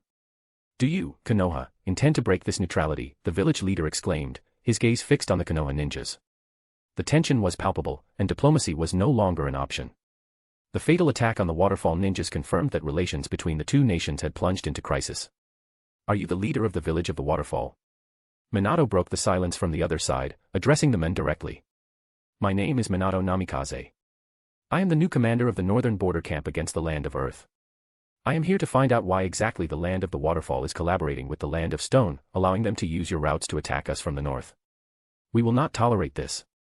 I am prepared to treat the Land of the Waterfall as our enemy as well, Minato stated firmly, making his position clear. The ninja was momentarily surprised to see such a young man claiming to be a commander but continued. I am Kyuzan, the village leader. Now, do you think you can face us? We are 2,000 strong against your 40, the leader mocked, sidestepping Minato's accusations. My lord, he's that yellow flash of Konoha, a waterfall ninja stepped forward, exclaiming as he recognized Minato by name and appearance, which matched the rumors. What? The waterfall leader murmured in disbelief, turning back to Minato with a different expression. He was well aware of the ninja now renowned globally for his speed and devastating power. However, he had believed Minato to be stationed in the north, not at the western border. Now, he regarded the Konoha commander with newfound caution.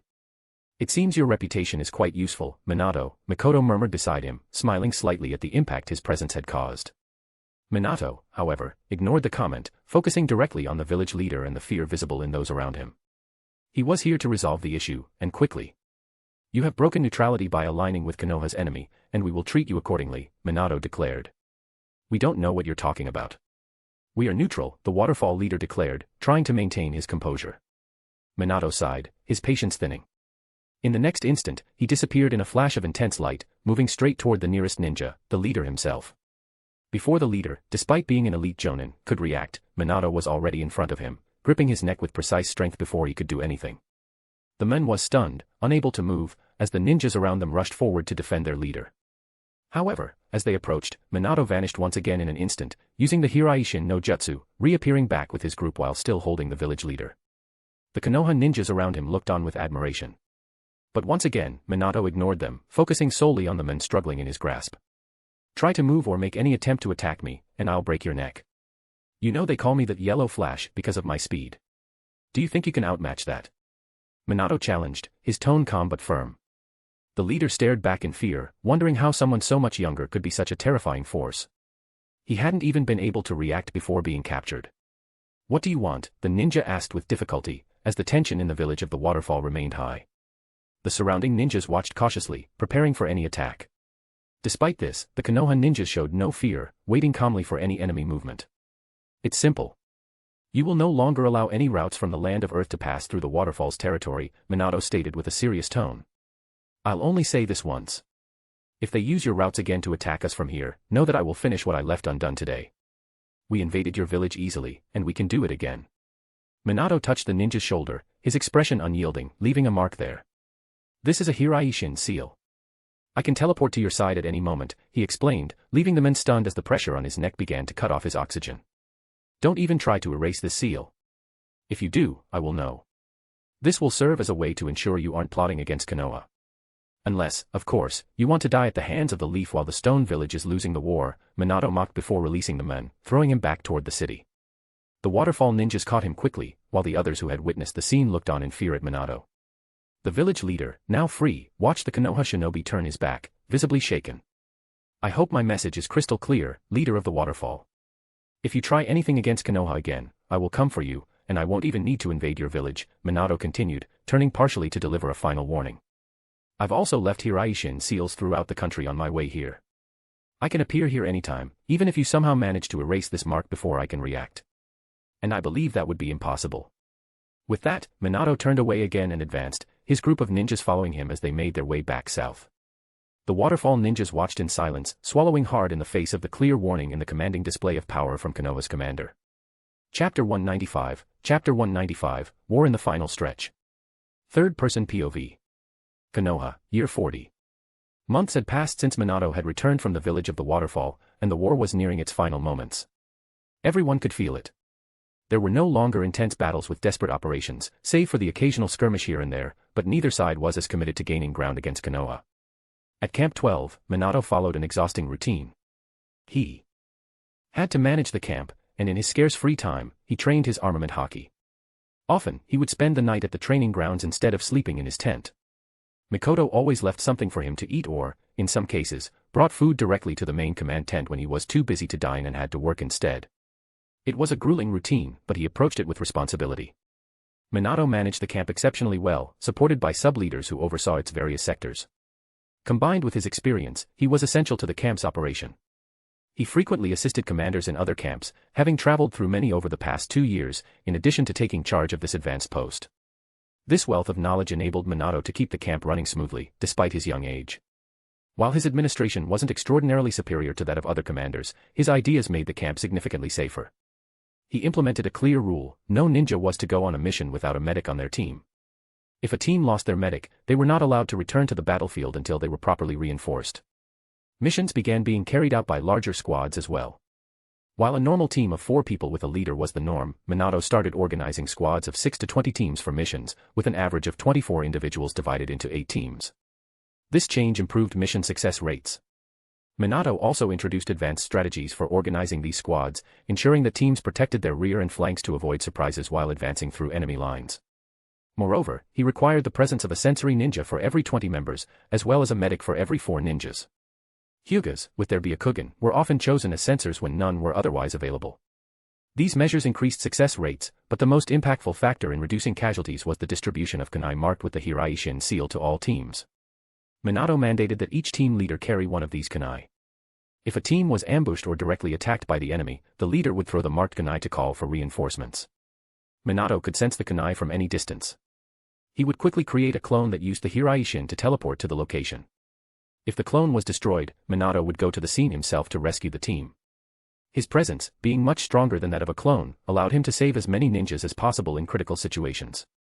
Of course, the success rate wasn't 100%, as many unforeseen factors could arise.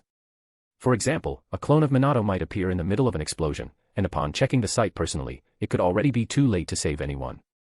Additionally, there were cases where the leader lost the kunai or died before other team members could use it, often resulting in the entire team's demise as they couldn't escape. Nonetheless, the overall results improved significantly, with an 80% increase in ninja survival rates. This shocked everyone as reports began to arrive in Konoha and other camps. Minato now commanded the camp with the lowest mortality rate in the entire Western Warfront, perhaps even in the ninja world at that time. His popularity was at its peak. After all, he wasn't just a ninja capable of injuring enemies at Kage levels but also someone who saved countless shinobi from his village, pulling them out of previously impossible situations. Mission success rates also improved due to his strategies. His camp boasted the highest success rates for missions of all ranks. In the case of S-rank missions, when Minato personally led a squad, the failure rate was practically non-existent. The Hokage had written to him some time ago, expressing how impressed he was with Minato's results. There were even rumors of disputes in the village among ninjas eager to be sent to his camp. Many were requesting transfers because of the fame he had earned. Of course, Minato also received less positive letters. One of them expressed dissatisfaction with what he had done in the village of the waterfall. After all, he had invaded a neutral country, threatened its leader, and eliminated every ninja he encountered. At the same time, the Hokage had to admit that Minato wasn't entirely wrong in not allowing the village of the waterfall to leave routes open for Stone Village ninjas to cross into the borders, strengthening the northern enemies and leaving Konoha vulnerable to surprise attacks. While dissatisfaction with his actions was greater this time, Minato had enough credit in this war to justify even a conflict with the village of the waterfall, and no one would question him, especially when he could provide evidence justifying his attack. The elders, along with the Hokage, aren't pleased with your actions, Mikoto remarked one day. Minato didn't seem concerned. I don't care. They're just old fools afraid of losing their seats. If they cause too much trouble, I'll have to deal with them soon.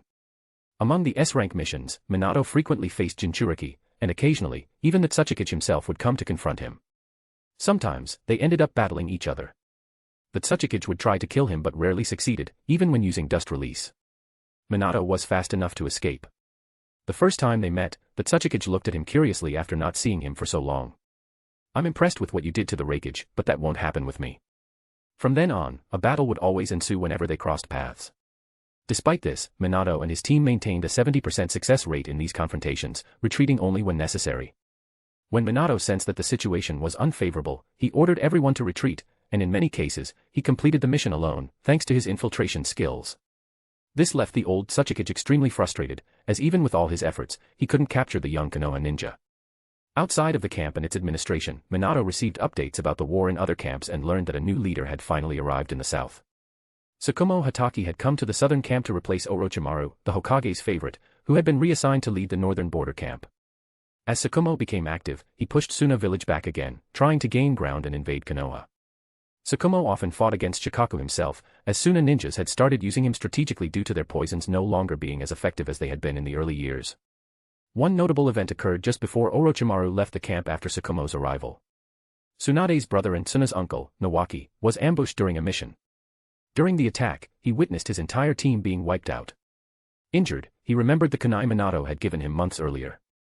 Amid the chaos, he used his chakra on the kunai to call for reinforcements. At that moment, Minato was speaking with one of the camp leaders, receiving a recent report. Suddenly, he sensed the kunai's mark and knew something was wrong in the south. Without hesitation, he disappeared from the tent, something that had become common for those around him. Even in the middle of important meetings, Minato often created clones to handle emergencies. If necessary, he would personally go to the location and return as soon as possible, usually being gone for only a few minutes. Minato managed to arrive in time to save Nawaki, but the situation was critical. He found him missing an arm. Instead of just rescuing the survivor, Minato quickly eliminated all the enemies present using his Pika No Mi. He stored the bodies in a scroll, realizing that these ninjas didn't belong to Suna village. He then instructed the survivor to issue a detailed report on the incident, stating that the ninjas had escaped and were not captured by Minato. After that, Minato sent Nawaki to the medical camp at the center of the border, leaving him with some ninjas, and returned to his own camp. After all, he had things to do. Days later, Tsuna learned of the incident from her mother and made a point to personally thank Minato for saving her uncle. She found him during one of his visits to the medical camp, something he did regularly. These visits to the medical sector were frequent, occurring 2 or 3 times a week. Occasionally, Minato would even slip away for a few hours to relax on the southern beach, seeking some relief amidst the chaos of the war. He often did this with Mikoto, and sometimes he took Hanabi out of the camp for moments of rest. However, he maintained a good relationship with all of them, even though Hanabi was not his fiancée. His hockey training in the little time he had was intense, as his schedule allowed for very few breaks. He put more effort than ever into it, and his progress in mastering armament hockey was beginning to show. The hockey was flowing, growing stronger, and stabilizing. Minato knew that by the end of the war, or shortly afterward, he would have mastered the first stage of hockey, enabling him to coat his body with a dark layer.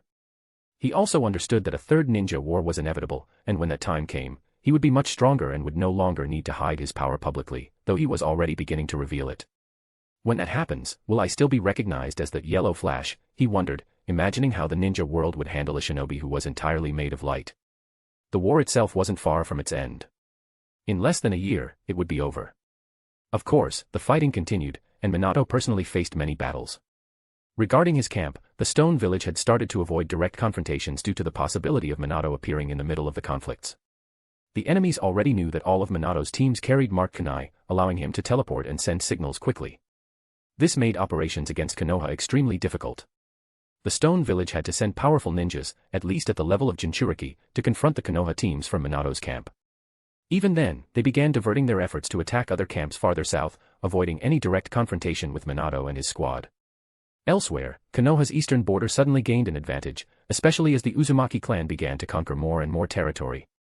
Even while fighting against the Seven Swordsmen, two Jinchuriki, and a Kage, the Uzumaki became so efficient that they were eventually sent north, where they helped Orochimaru completely regain control of the situation. The Raikage had returned, now bearing a prominent scar left by Minato that he would carry for the rest of his life, yet still facing pressure even without Minato or Tsukumo on that front. I can't wait to return to Konoha, Minato muttered as he closed the last scroll of the night. Rising from his chair, he began to leave. Leaving already, Commander? A guard asked as he passed. It's still early, another joked with a grin. Minato gave a faint smile.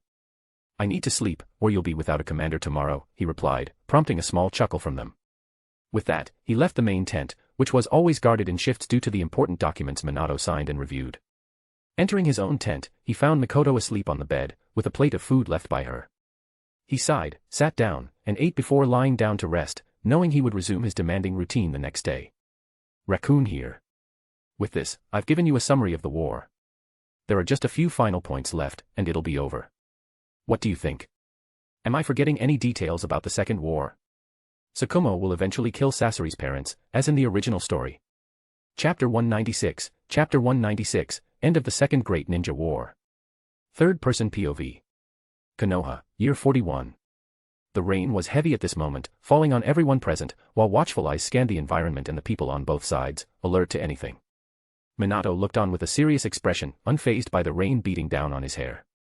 Beside him stood Mikoto, Hanabi, and several jonins from his camp, wearing the same determined look as their commander. But that wasn't all. Near them were at least 3 more groups from other northern camps, each with their commanders and respective teams, observing the group ahead. In front of them, the leader stood atop his giant salamander in the middle of the forest. Hanzo the salamander, known as the shinobi demigod, was there, staring firmly at the Konoha ninjas. Behind him, hundreds of his AIM ninjas stood, identifiable by their breathing equipment. There was no conflict between the two sides at this moment upon their arrival, as this was an important negotiation sent by the Hokage himself with a scroll to discuss ending the war. All commanders from the most important northern camps had been summoned, which brought Minato to this meeting. The encounter took place in an area within the Land of Rain, not far from the Rain Village, as they couldn't approach AIM's central territory. Well, let's get this over with, Hanzo said, breaking the silence with the opening statement. After all, everyone was already in agreement with the letters sent to AIM. The Konoha group nodded.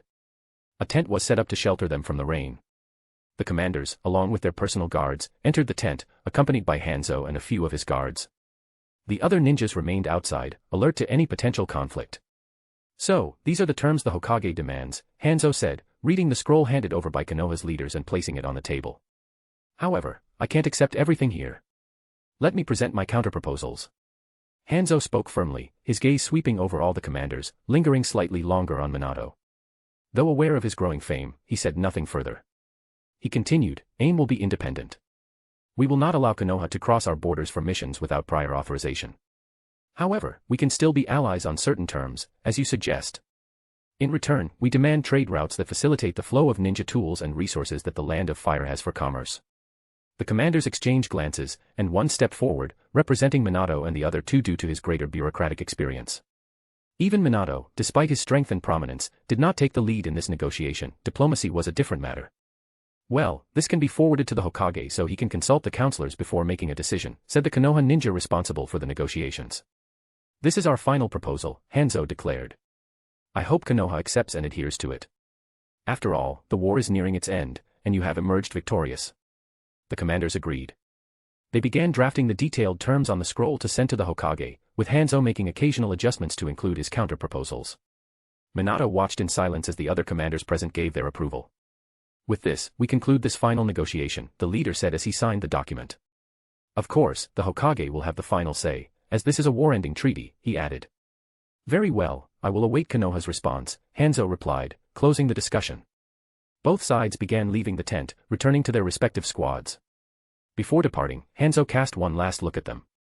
So, we're done here. Perhaps we'll meet again someday, and I'll witness the growth. His gaze fell on the young blonde. Minato nodded silently. However, this would be the last time they saw each other, as Hanzo might eventually meet his end.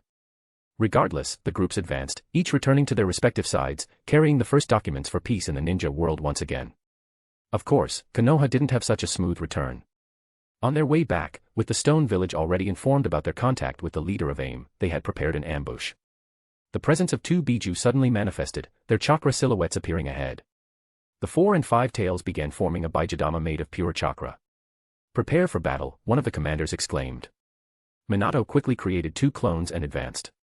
The 2 Biju charged, rushing toward them with full force to strike directly. Minato's clones started weaving numerous chakra threads in the air, creating a gigantic seal as they attempted to hold back the Biju simultaneously, something he had been doing regularly to stop Bijadama attacks in the past year as a commander. Minato, however, knew the clones would be attacked while trying to stop the Biju's assaults. He swiftly advanced toward Inoki, who was heading toward them through the air, realizing he was the target. A fierce battle unfolded in the skies between Minato and the others. Meanwhile, Mikoto, Hanabi, and the other ninjas fought enemies on the ground as commanders from the other camps shouted orders. Minato and Inoki continued their aerial combat. The confrontation in the sky was brutal, with dust release attacks colliding against Rasen shurikens, generating explosions that lit up the rainy sky with intense flashes and thunderous sounds. "Retreat! Retreat!" the Konoha commanders ordered, realizing they were reaching their limits. They created an opening among the enemies. Inoki gritted his teeth, clearly dissatisfied, as he watched Minato return to his group and vanish, teleporting to one of the kunai left on the battlefield.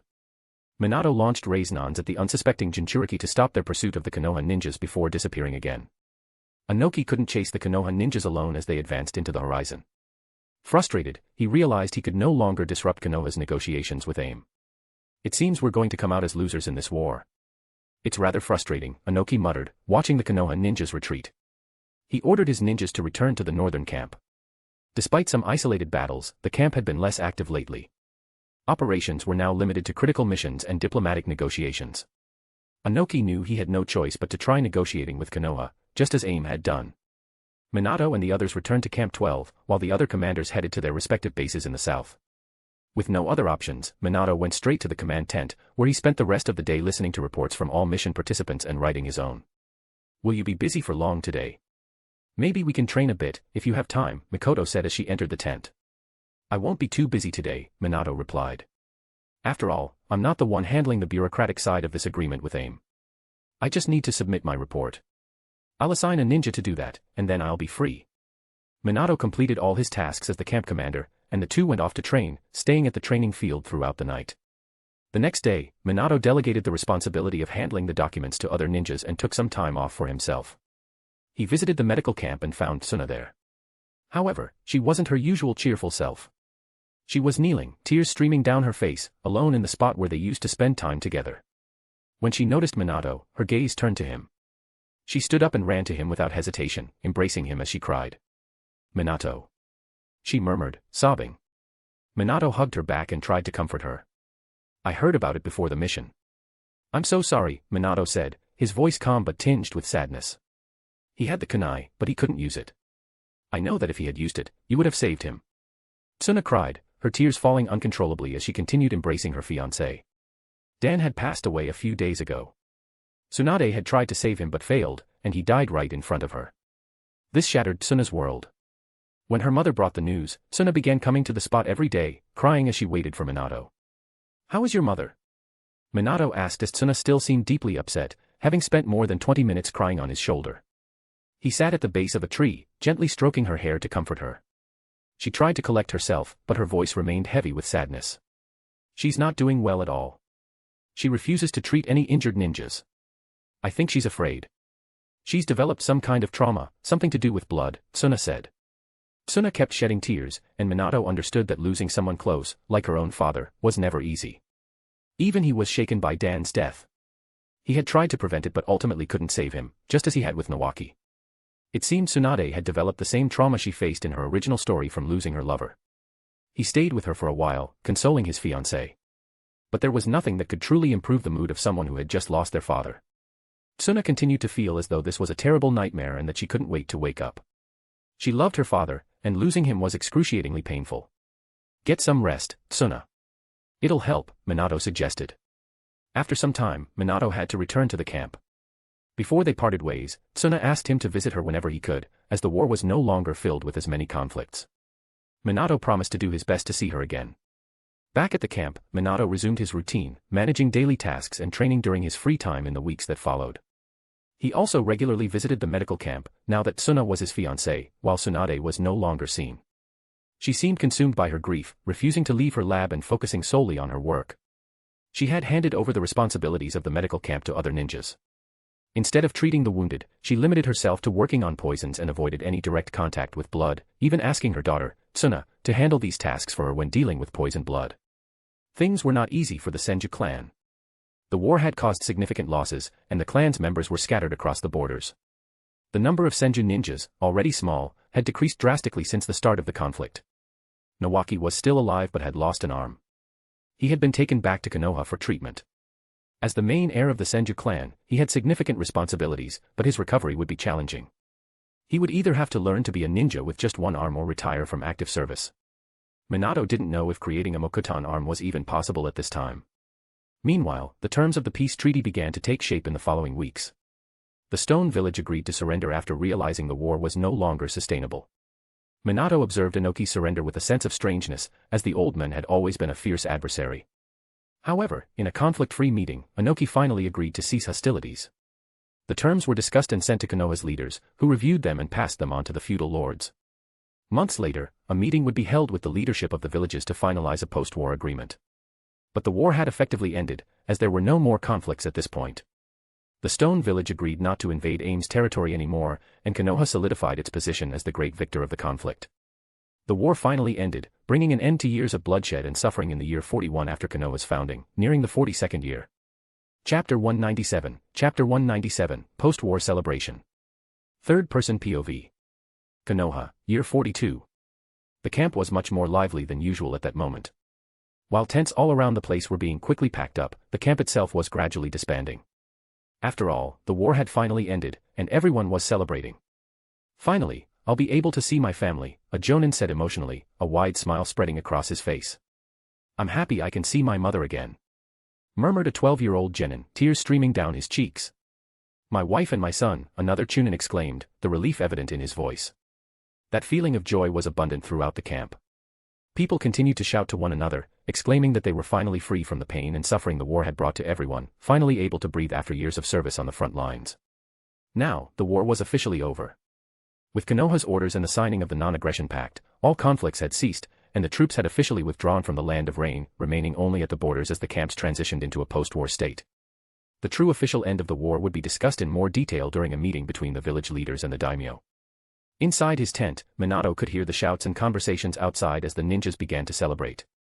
Despite the lighter atmosphere, he still needed to finish reading the last reports on his desk and sign off on the remaining missions. Hearing the celebrations, he couldn't help but let out a relieved sigh, while beside him, a man smiled. I see you're also excited about the end of the war, Commander, said a Jonin standing nearby. He worked directly with Minato, serving as his administrative aide, and was just as cheerful as the rest of the camp. How could I not be, Soul? Minato replied, still reading through the documents. I'll finally be able to return to Konoha, he added, revealing his greatest desire. There were many things Minato wanted to do in Konoha, but the war had kept him tied to his responsibilities as a commander.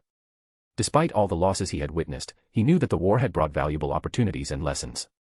Now, he understood definitively how the ninja world worked, and how cruel it could be, a lesson he would carry for the rest of his life, alongside the duty to honor those who had fallen. I heard you've got a piece of land in Konoha now. Is that true? Soul asked casually, glancing at the papers on Minato's desk. Minato smiled faintly. Yes. I've finally secured my home. He paused briefly before continuing. I'll move out of that small apartment I've lived in for the past few years. Now, I'll have a large house, like any clan does. And I'm sure Mikoto will like it. Everyone knew that Minato and the Uchiha girl shared more than just a teammate relationship. It hadn't taken long for people to discover that they were engaged. It was only a matter of time before everyone found out that they were informally betrothed, a relationship that had been arranged, and one that the Uchiha clan didn't entirely approve of. But almost no one in the camp knew that Minato had 2 other fiancées. Where will your property be? Soul asked. Not in the central area like the other clans. It'll be a bit farther out, Minato replied.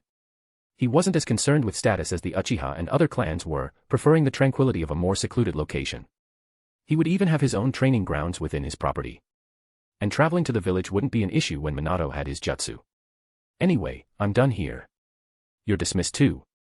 I just need you to help organize everything later. I need those documents sent to Konoha, Minato said, standing up and heading outside the tent with the jonin. Walking through the crowd, he observed the people still celebrating, hugging each other, and laughing as they formed their own groups. The feeling of relief and joy was contagious. Despite that, Minato knew that not everyone was completely happy with the end of the war, as some still sought revenge for their fallen comrades. However, in this particular camp, that sentiment was less prevalent than in others. Minato had managed to drastically reduce the mortality rate among the ninjas under his command, making this one of the safest camps in the entire Land of Fire. I'm heading back to my tent, Commander. Call me if you need anything, the jonin accompanying Minato said, taking a different path.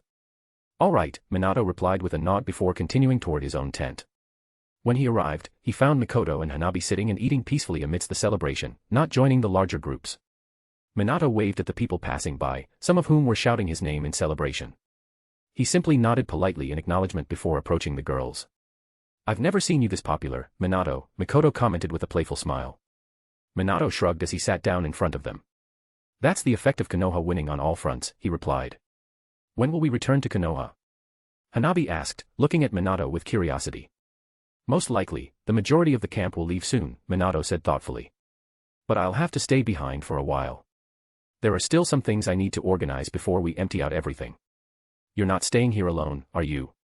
Mikoto raised an eyebrow, and Hanabi nodded in agreement. Of course not. At least half of the camp will stay with me for some time, Minato confirmed. Among those staying, I hope we'll be together, right? Mikoto asked again, watching Minato with a curious gaze. Yes, we'll stay together, Minato said with a calm smile. But Minato, now that the war is over, will we still be a team? Hanabi asked. Good question, Minato reflected. I don't think we'll disband anytime soon.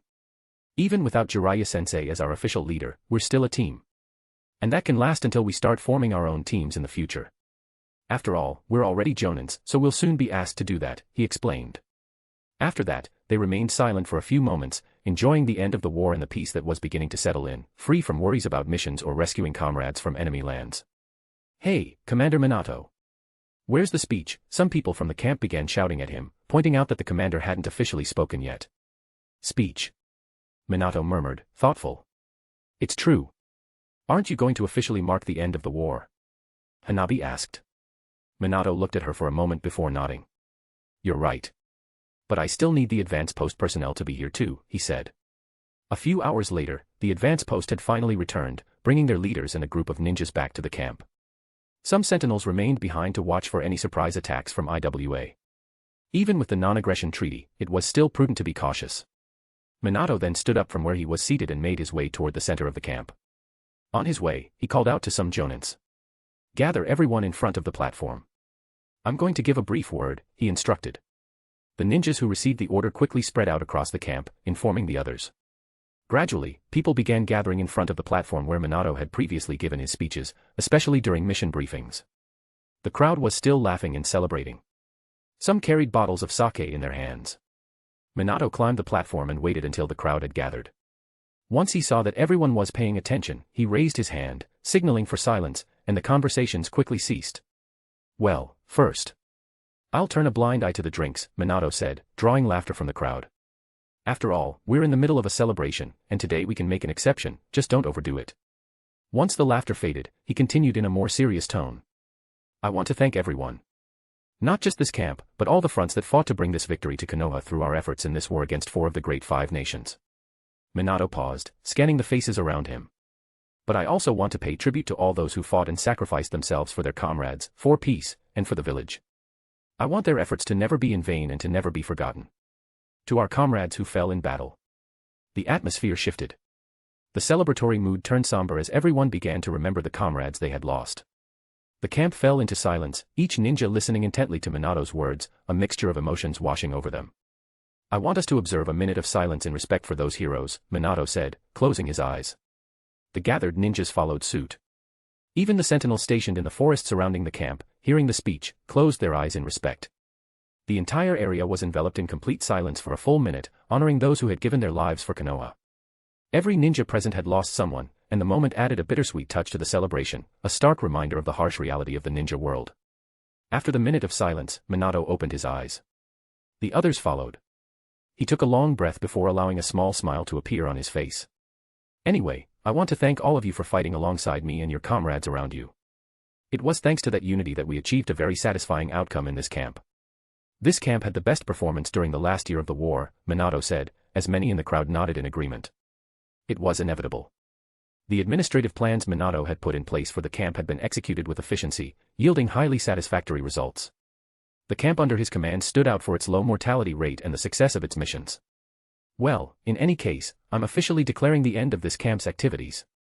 Today, take the whole day to celebrate. Minato declared with a smile. In the coming days, we'll begin organizing our return to Konoha. With that, he concluded his speech and jumped down from the platform. As soon as his feet touched the ground, the ninjas began to applaud and cheer. The celebrations grew even more lively, and many began pulling more bottles of sake from their sealed scrolls. Should they really be drinking like that? Mikoto asked, observing the camp. Well, they shouldn't, Minato replied with a small smile. But we're finally at peace. Today, we'll make an exception. He glanced around. The atmosphere was light and peaceful, with no signs of danger. For the first time in a long while, everything seemed calm. Minato allowed himself to relax a bit more and pulled a bottle of sake from his own storage bracelet. What do you say? Shall we drink a little today? He asked, smiling. Mikoto and Hanabi exchanged glances before nodding. Chapter 198, Chapter 198, The End of Camp 12. Third-person POV. Konoha, Year 41. Minato woke up in his bed feeling a soft breath in front of him. When he opened his eyes, he saw Hanabi close to his face and felt a slight headache causing him some discomfort, as they had kept drinking until nightfall. Behind him, he felt someone hugging him. Now, he was lying in bed with both Mikoto and Hanabi. Not that they had done anything besides sleep, but the memories of the previous night began to resurface as Minato tried to understand the situation. All three of them had drunk too much the night before, and Minato's drunken memories soon began to surface in his mind. They were all sitting in front of the tent, drinking, while the rest of the camp celebrated in their own small groups. Minato then glanced at Mikoto, her cheeks flushed as she wore a mischievous smile, much bolder than her usually indifferent expression. Minato, I've decided that I'm going to sleep in your bed tonight, she said with a smile, while Minato looked at her strangely. We shouldn't do that, he replied, but his voice lacked confidence, as if he, too, was drunk. I don't care that you're trying to play it safe right now, she murmured, almost slurring her words. It's just.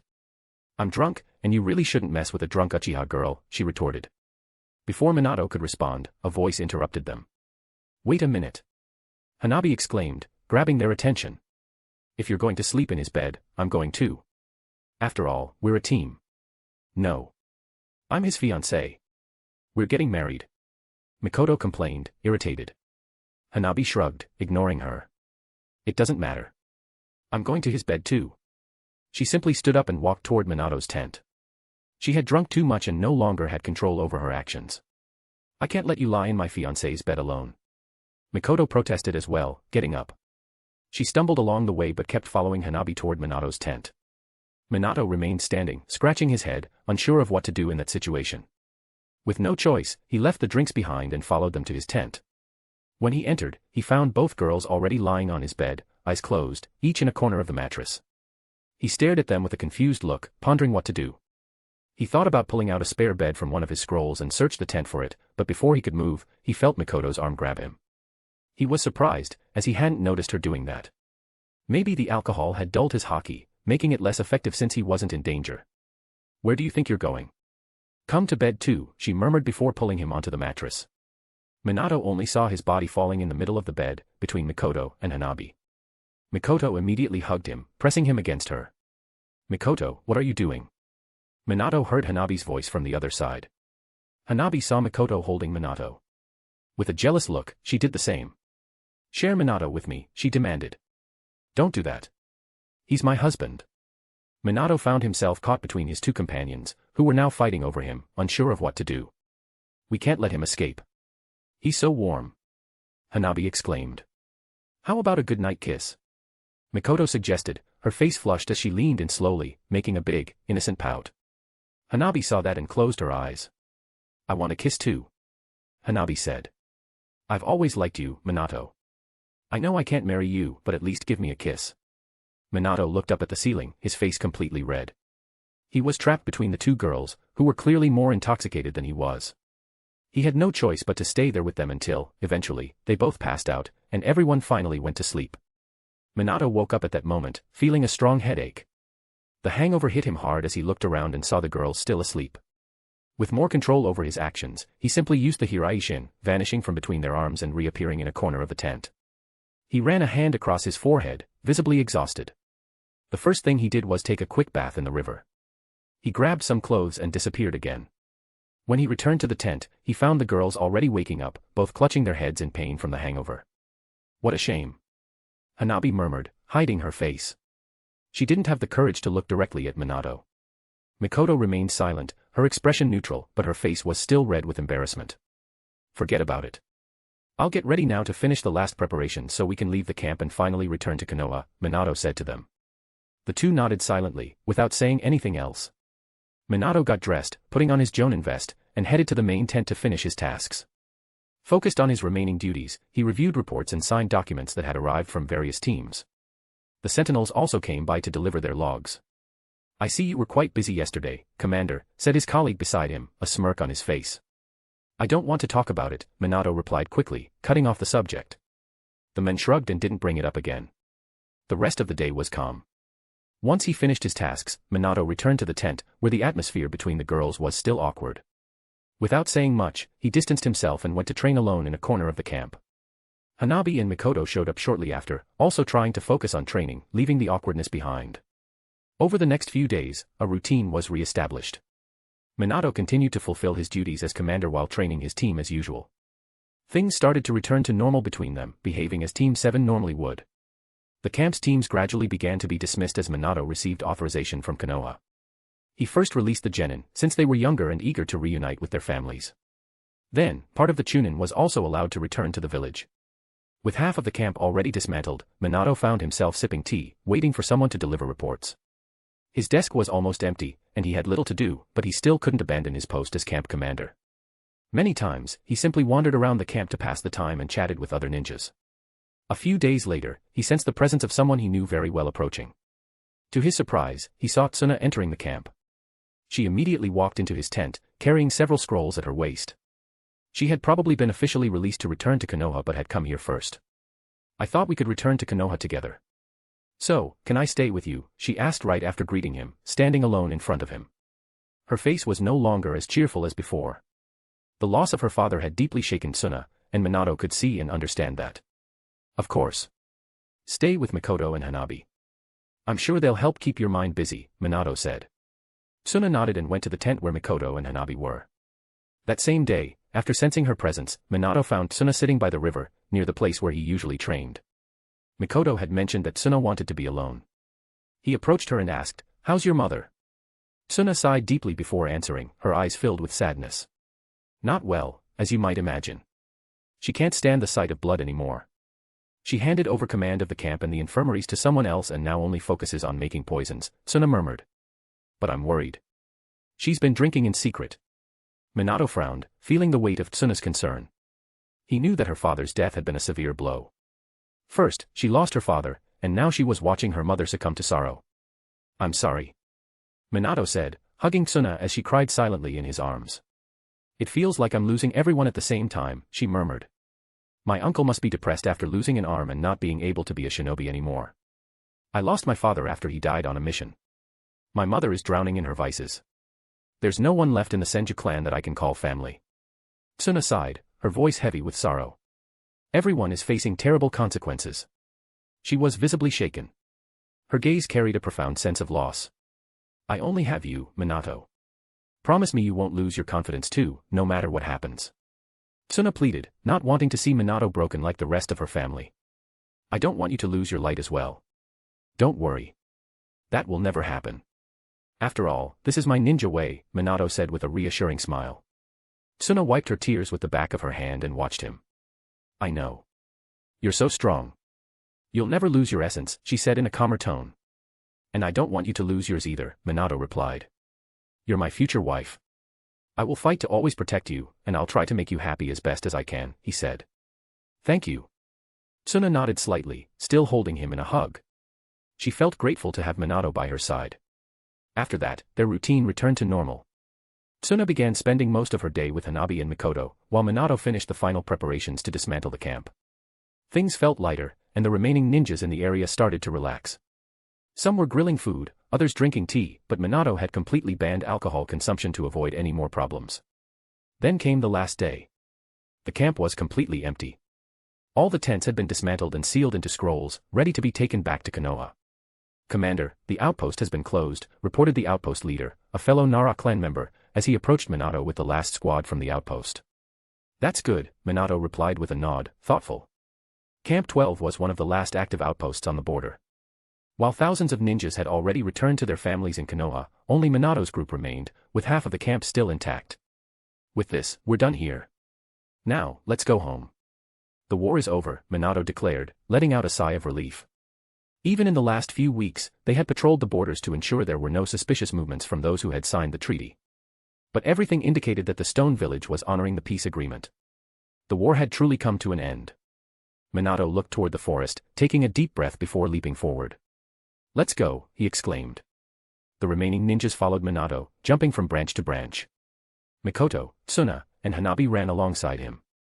At last, they were leaving the bloody war behind, with all its pain and bitter memories. Now, the only thing that mattered was the future. The future that meant going home. Chapter 199, Arrival in Konoha. Third-person POV. Konoha, Year 41. Konoha was finally in sight as they approached. Along the way, many ninjas from different teams joined Minato's group, forming a steady stream of others from various camps also heading toward the village. As they advanced, Minato could see the stone faces of the Hokage, the highest point of the village, while they approached the main gate. The walls also began to appear between the trees, and with them, as they got even closer, the buzz of voices grew louder from within the gates. "We're finally arriving," one of the ninjas in the group commented, relieved and excited like the others as they observed the village gates drawing nearer. Minato nodded but remained silent, allowing only a small smile to show his own excitement at returning home. Konoha's gates were crowded, though not with civilians. Groups of ninjas returning from various other camps landed in the area, joining those already gathered and watching each new group arrive from the end of the war. The sound of thousands of civilians celebrating could still be heard from inside the gates as they anxiously awaited the return of the warriors who had fought in the war. The cheers were louder than ever. "Looks like they've been celebrating for days," Hanabi observed, watching the crowd gathered inside the village gates. "That's to be expected," Minato replied. "Many of those here had family and friends away at war for years. Seeing so many return home is cause for joy, though many are grieving companions they will never see again. Even so, the end of the war is a great reason to celebrate." As the group approached the gates, Minato noticed several people pointing in his direction and whispering among themselves. "Let's wait our turn to enter," Minato told his companions and the entire squad from his camp, stopping to observe the situation around them. While they waited, he noticed more ninjas arriving from other directions, and Minato quickly recognized a familiar presence among them. "Look, it's Tsukumo," one of the ninjas said, pointing to the famous ninja known as Konoha's White Fang, who was approaching from the west after leaving the southern border camp. "We finally arrived," Tsukumo said to his team, his expression calm as he took in the sight of home. The crowd reacted at the sight of him. Tsukumo was already a recognized hero before the war, and his presence caused quite a stir among those present. After briefly greeting those around him, he headed straight toward Minato. "I see you're here too, and in good shape," Tsukumo said, shaking Minato's hand. "I've heard you did a great job at the northern camp. Your reports were impressive, the best results in the war this past year." Minato, who would have once felt a bit shy at receiving praise in front of so many people, simply nodded, now more accustomed to handling others and having gained a certain level of maturity as a commander. "I must say I learned a lot during that time, Sir Tsukumo," he replied. "Being a camp commander for a while was a challenging and very welcome experience." "Welcome back," Tsukumo said with a smile. Minato nodded. He had heard some rumors and read reports from other war camps. Tsukumo's name had become even more feared after he led the attack against Suna, which resulted in the death of Deidara's parents. That event had greatly influenced the peace negotiations with the village hidden in the sand. Chiyo would certainly not be happy about her son's death and would clearly try to seek revenge. Minato wouldn't be surprised if, during the upcoming meetings between the Kage and the feudal lords, Suna demanded Tsukumo's head as part of the peace deal. It wasn't just Tsukumo they might demand. IWA could also request Minato's head. Minato didn't think Konoha would act like Suna, who handed over Pakura to the Mist Village after the Third Shinobi World War, under Raza's command. Still, Minato had to remember that Hiruzen himself, along with the elders, had handed over Hisashi Hyuga, Niji's father, when Hisashi volunteered to take his brother's place after the Hyuga clan leader killed the Cloud ninjas who had kidnapped Hinata Hyuga. I need to stay alert to Konoha's next moves, Minato murmured, knowing he wouldn't be surprised if Konoha's elders considered doing something similar to him or others. He knew that politics between villages was ruthless, and that the pursuit of peace often required cruel sacrifices. And they could use that as an excuse to eliminate risks to the political power of those already in charge. I hope it doesn't come to that, Minato decided. But we'd better be prepared for anything. He had his own plans for the village, but he couldn't just arrive and eliminate all the elders right away. First, he needed to earn the people's trust. If he simply killed them, he might have enough control to rule, but everyone would see him as a dictator. That's why Minato never acted directly against the elders. He needed to build his reputation, gain respect, and make the people of Konoha trust him. And that's exactly what he had done during this war. Maybe Minato wasn't very popular when he first returned from the war, but now, with his achievements being recognized by the Jounin and other ninjas spreading through the village, his popularity would soon explode. And so, they made their way into the village. As the ninjas entered and approached the gate, a group of registrars was organizing the entry. "State your name and which camp you're coming from," said one of the men still registering everyone entering Konoha. Minato watched in silence until it was his turn, listening as others ahead of him answered the questions. He stepped up to the registrar, who looked at him in surprise. "Minato Namikaze," he said.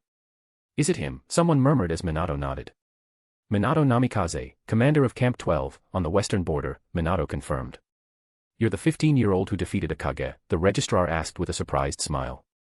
"Found a gap in the Raikage defense," Minato replied simply, not bothered by the commotion. Right behind him, Hanabi, Mikoto, and Suna also stepped forward and answered the questions before proceeding into the village. Before fully crossing the gates, Minato turned to his squad and said, "Well, now we're back home. Just report when the Hokage orders it. For now, you're free to return to your families." The ninjas nodded silently, grateful for the instructions. They were relieved to finally be back. "Let's go," Minato said. With that, they passed through the gates, where a crowd of people cheered and clapped, celebrating the return of the ninjas who had fought for Konoha's peace. The people weren't expecting anyone specific. They were simply celebrating the warriors' return, but they always shouted the names of those they recognized when they saw them. "Look! It's Commander Tsukumo, Konoha's White Fang," someone exclaimed, pointing at Tsukumo, who was following behind Minato and his squad. Another person in the crowd began pointing too. "Look! That's Minato Namikaze, the war hero." "Who?" a curious villager asked. "Who's Minato?" "You've got to be kidding," another responded in shock. "He turned the tide against the village of Suna by infiltrating their village to retrieve an antidote and also defeated the third Raikage. He's the boy who can fight Kages on equal ground. He might be the strongest ninja in the village." "That's impossible," someone scoffed. "He's just a kid. How could he be that strong?" Minato heard the comments but shrugged them off, unfazed. He kept moving forward, his eyes focused on the path ahead. Then his gaze shifted toward one of the rooftops. There stood a boy with white hair and a mask, Kakashi. The young boy from Konoha was looking directly at his father as Tsukumo walked right behind Minato. However, his gaze also fell on the blonde-haired man, his expression neutral. But Minato didn't pay much attention to Kakashi. After all, he felt the presence of someone far more important to him. Someone, standing on one of the more distant buildings, was watching the ninjas walking down the main street among the crowd. When they finally recognized Minato, their eyes lit up with excitement. "Minato!" Kushina began leaping across the rooftops toward him. Her red hair waved behind her as she quickly approached. "Minato! You're back, Date Bane." "Suna, Mikoto, and Hanabi too," she shouted, waving at them. She had been waiting for Minato's return for days. Hanabi, Mikoto, and Suna also noticed her arrival. "Kushina," Minato called out, returning her wave with a smile on his face. "Hello," the girls beside him waved to her as well. Kushina, in turn, laughed happily. She was relieved to see him back in the village. Now that the war was over, Minato wouldn't have to be away anymore. They continued walking toward the village center. The main street was packed with people eager to see the returning ninjas. Minato's name was heard multiple times as people recognized him. Some already knew of his accomplishments in the war. Others were still wondering who he was, first remembering him as the top rookie from Konoha's elite program. Finally, they reached the Hokage, who stood atop his building, observing everything. This was the final stop for returning war soldiers. The third Hokage, Sarutobi Hiruzen, watched the returning ninjas calmly. He smoked his pipe, analyzing each one of them carefully. As Minato and his group approached, they stopped and bowed in a sign of respect. The Hokage nodded in response, his gaze lingering on Minato for a few seconds before he spoke. "Welcome back," the Hokage said in a serene tone before dismissing them. It was tradition. Every ninja returning from a campaign made a salute to the Hokage, marking the end of their mission as war soldiers. After greeting the Hokage, Minato stepped aside with his companions. When they reached the street, Minato glanced to the side and saw Kushina waiting for him alone. Minato. She didn't waste any time. She ran toward her fiancé, throwing herself into his arms. "You're finally back. The war is over. I knew we'd see each other again soon, Datebane," she exclaimed, hugging him tightly. Kushina, smiling, gave Minato a kiss on the cheek, and he smiled back, feeling her relief. "Yes," he replied. "We're back in the village now. Everything will be fine." He spoke as he gently let her go, watching her walk over to embrace the other girls. "You've finally arrived." A voice came from the side, and Minato saw Madame Guerite, standing with a few children, smiling. Beside her was Due, who seemed to have arrived in the village before them, along with his son and wife, as they approached. It seemed everyone was there to welcome Minato, and he didn't mind one bit as he stepped forward, hearing the entire village cheering as more and more ninjas returned from the war. Chapter 200, A Night of Celebrations. Third-person POV. Konoha, Year 41. "Another one, please," Kushina exclaimed, raising her empty tray with both hands, eagerly waiting for another full bowl.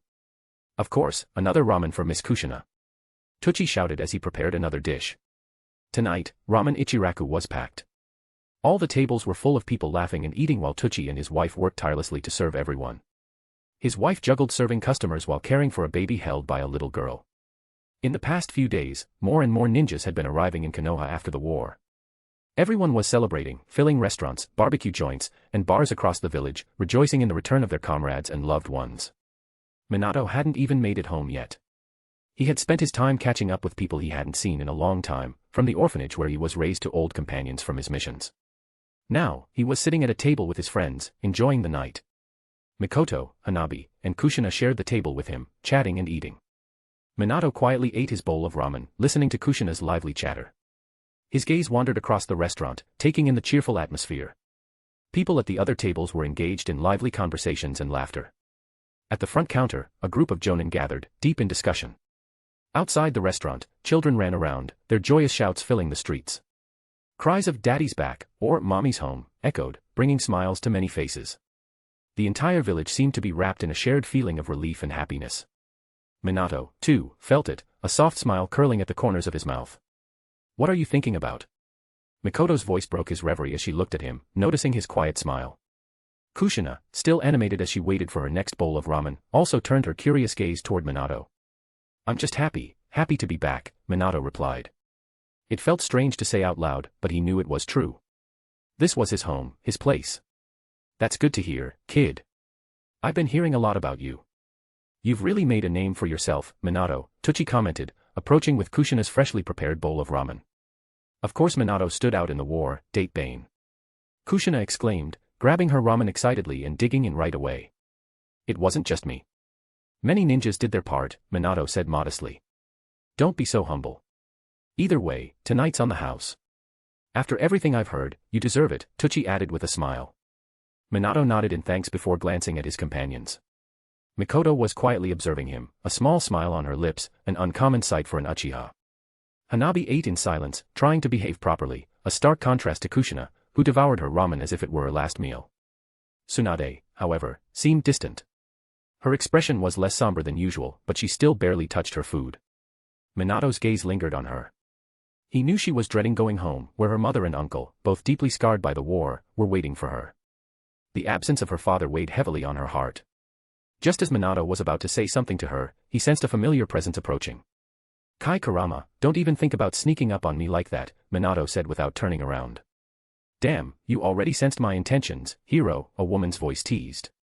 Kai Kurama, known by the codename Mirage, was a member of the Phantom Squad, the elite unit Minato had served with during the southern campaigns against Suna. "It's obvious. And I can tell you've been drinking," Minato replied, catching the scent of alcohol in the air. "Damn it, you're good. I'll give you credit for that," Kai said with a smirk before calling out to someone outside. "Fury, come here. Look who I found." The group at Minato's table glanced at the scene with suspicion as Kai made a scene. It didn't take long for Fury Akimichi to arrive, carrying a bucket of fried chicken wings. He grinned as he stood next to Kai. Minato. You finally made it, my boy. We've been in the village for 3 days now, Fury said cheerfully. That's right. You must have just arrived today. And look at you, already turning into a ladies' man. My boy's growing up. Kai exclaimed, dramatically wiping an imaginary tear from his eye in mock pride. Stop embarrassing him, Kai, Fury commented as he bit into a chicken wing. What do you mean by that? Are you saying I'm harming our dear Minato, you bastard, the woman exclaimed, raising her voice and catching everyone's attention in the restaurant. You're drunk. Stop causing a scene, Fury said, though this only seemed to make the woman even more furious. I'm just trying to be nice to our former comrade here. Don't be such a killjoy, she shot back. Hey, can you two cut it out? Minato intervened before the two could start one of their usual squabbles, the kind that often happened outside of missions. You're the ones making a scene here, a new voice chimed in as a man approached them. For the love of Rikudo, I still think you two are going to get married someday, he added with a smirk. Fumiko Sarutobi, Minato acknowledged, recognizing another member of the Phantom Squad. Hello, Minato. I saw your entrance into the village today. I must say, I'm impressed by how people are starting to talk about you. Still, it's strange how the village doesn't know their war hero yet. Fumiko remarked, shoving Kai and Fury aside as he took a spot at the table. Good to see you, man, Minato greeted him warmly. Likewise. Well, I should probably take these two with me before they start trouble somewhere else in the village. Enjoy your night, and don't forget about us. Let's get the whole squad back together soon, Fumiko said before dragging the drunken pair out of Ramen Ichiraku. That was strange, Hanabi observed, her calm and neutral gaze lingering on the scene. They're always like that, but they're good people, Minato assured her. The group continued eating before eventually deciding to leave. As the 5 of them walked through the streets of Konoha, the festive atmosphere still surrounded them. So. I really can't go home right now. Can I stay with you tonight? Mikoto suddenly asked, making both Tsuna and Kushina look at her in surprise. That, sure, Minato replied without hesitation. He didn't mind, he understood Mikoto might have been kicked out of her clan by now. Wait. You're going to stay at Minato's house? Kushina blurted out, her voice rising with disbelief. What can I say? It's not the first time we've shared a bed, Mikoto teased, lifting her chin and closing her eyes with an air of smug satisfaction. Her words had the exact effect she expected. Both Tsuna and Kushina gasped in shock, their mouths falling open, while Hanabi lowered her head, trying to hide her flushed face. After all, she too had spent a drunken night in Minato's bed. What the? Kushina began to fume, her hair rising as if it were on fire. How dare you sleep with my Minato, she shouted, launching a punch at Mikoto, who easily dodged with a playful leap. I'm his fiancée and future wife. Didn't you know? Mikoto taunted, sticking her tongue out as she dodged another swing from Kushina. The scene drew the attention of bystanders on the streets, who stopped to watch in bewilderment as Kushina chased Mikoto through the village. Hey, calm down. This isn't what you think. And you, Mikoto, stop provoking her, Minato intervened before things could spiral further out of control. Oh, my dear future husband, can't you let your woman have a little fun teasing the others? Mikoto asked with a mischievous grin. Since when has this Uchiha been so bold? Tsuna murmured, clearly astonished. Mikoto had always been reserved and composed. Seeing her playful side was something new and shocking. I defied my father and was probably disowned from my clan because of it, Mikoto admitted, dodging another of Kushina's strikes. So, I feel quite liberated. The group continued their walk until they reached the highest point in the village. Minato sat down, surrounded by his companions, the cool night breeze brushing against them. From there, they had a perfect view of the entire village, bustling with celebrations below. What a beautiful view. Hanabi commented in her usual calm tone, though a faint trace of joy could be heard in her voice. Minato and I used to come here alone. Just Minato and me. Alone. Kushina yelled, glaring pointedly at Mikoto. In response, Mikoto simply stuck out her tongue at Kushina. Can we stop this already? We're not going to spend the whole night arguing, are we? Minato finally said, hoping to put an end to the bickering. Minato's right. Stop arguing, Tsuna said in the end, and to Mikoto's surprise, it was only Kushina who kept pulling the fight this time. Still, Mikoto could understand Tsuna's situation, and she remained silent out of respect. What do you think will happen now? Kushina asked, her voice calmer as she kept her gaze on the village below. Well, soon our leaders will negotiate peace, and everything will return to normal, Minato replied. But now, we're adults. We'll be going on missions, either among ourselves or leading new teams we'll eventually train. He paused, his eyes following the lights of the village. At that moment, Kushina shrugged slightly, feeling a pang of sadness. She would remain in the village as always, while the others might leave for missions. Minato noticed her unease and gently placed a hand on her shoulder, offering a reassuring smile. Don't worry about that, Kushina. We're not leaving anymore. Even if I have to go on missions with Mikoto and Hanabi, we'll always come back. We're not going anywhere, he said softly. His touch and words made her relax a little. They continued talking for a while, watching the peaceful village below, enjoying the cool night breeze. When the clock struck midnight, they decided to leave. The group made their way toward the village center, walking in silence. Eventually, they reached the Hyuga clan's walls, where Hanabi stopped. Take care, Hanabi said quietly before disappearing behind the gates. Minato, Kushina, and Mikoto continued on toward the Senju clan compound. The area was eerily quiet, with no lights coming from any of the houses. The place felt abandoned, a shadow of what it once was. It wasn't long before they reached the main door of the Senju house. Suddenly, the door creaked open, revealing Tsunade, looking slightly disheveled. She stood there in a wrinkled robe, a tired smile crossing her face when she saw her daughter. Well, well. You've finally arrived, daughter, Tsunade said. Her tone was casual, but Minato could see the worry and sadness hidden in her eyes. He also caught a faint scent of alcohol lingering around her. Mom. Tsuna murmured, her gaze filled with both concern and disappointment as she looked at her mother. Don't look at me like that, brat. Now get inside, Tsunade said, turning her attention to Minato and the others. And you, brats. Thanks for bringing my daughter home. Minato knew how much Tsunade was suffering. Losing her husband and seeing her brother Nawaki severely debilitated had taken a toll on her. Even now, Minato could sense Nawaki's presence inside the house, though his once vibrant energy was faint and dim. Suddenly, Kushina broke the silence. Aunt Tsunade, can I go to Minato's house? She asked, catching everyone off guard. Tsunade raised an eyebrow. You want to sleep at his house? Her voice was louder than usual, full of curiosity. Yes. I can't let this Uchiha put her hands on my Minato. Kushina exclaimed, pointing accusingly at Mikoto. Tsunade blinked, surprised by the outburst, before shrugging. Well. You can go, she replied simply. Everyone stared at her, stunned by her unexpected answer. Just don't make a mess, Tsunade added dryly before turning to go back inside. Kushina stood there, mouth agape. Mom. How can you say something like that? Doesn't matter. I'm going to bed. Just behave yourselves, all right. Tsunade said, disappearing into the house. The group remained silent for a moment, still processing Tsunade's response. Eventually, they said their goodbyes to Tsuna and made their way toward Minato's apartment.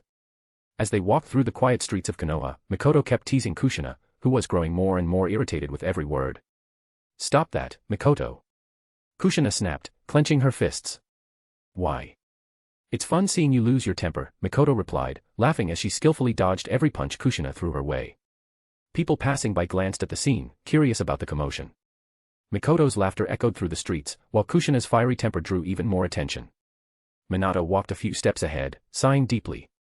Why do I always end up in situations like this, he thought as the three of them headed toward his apartment.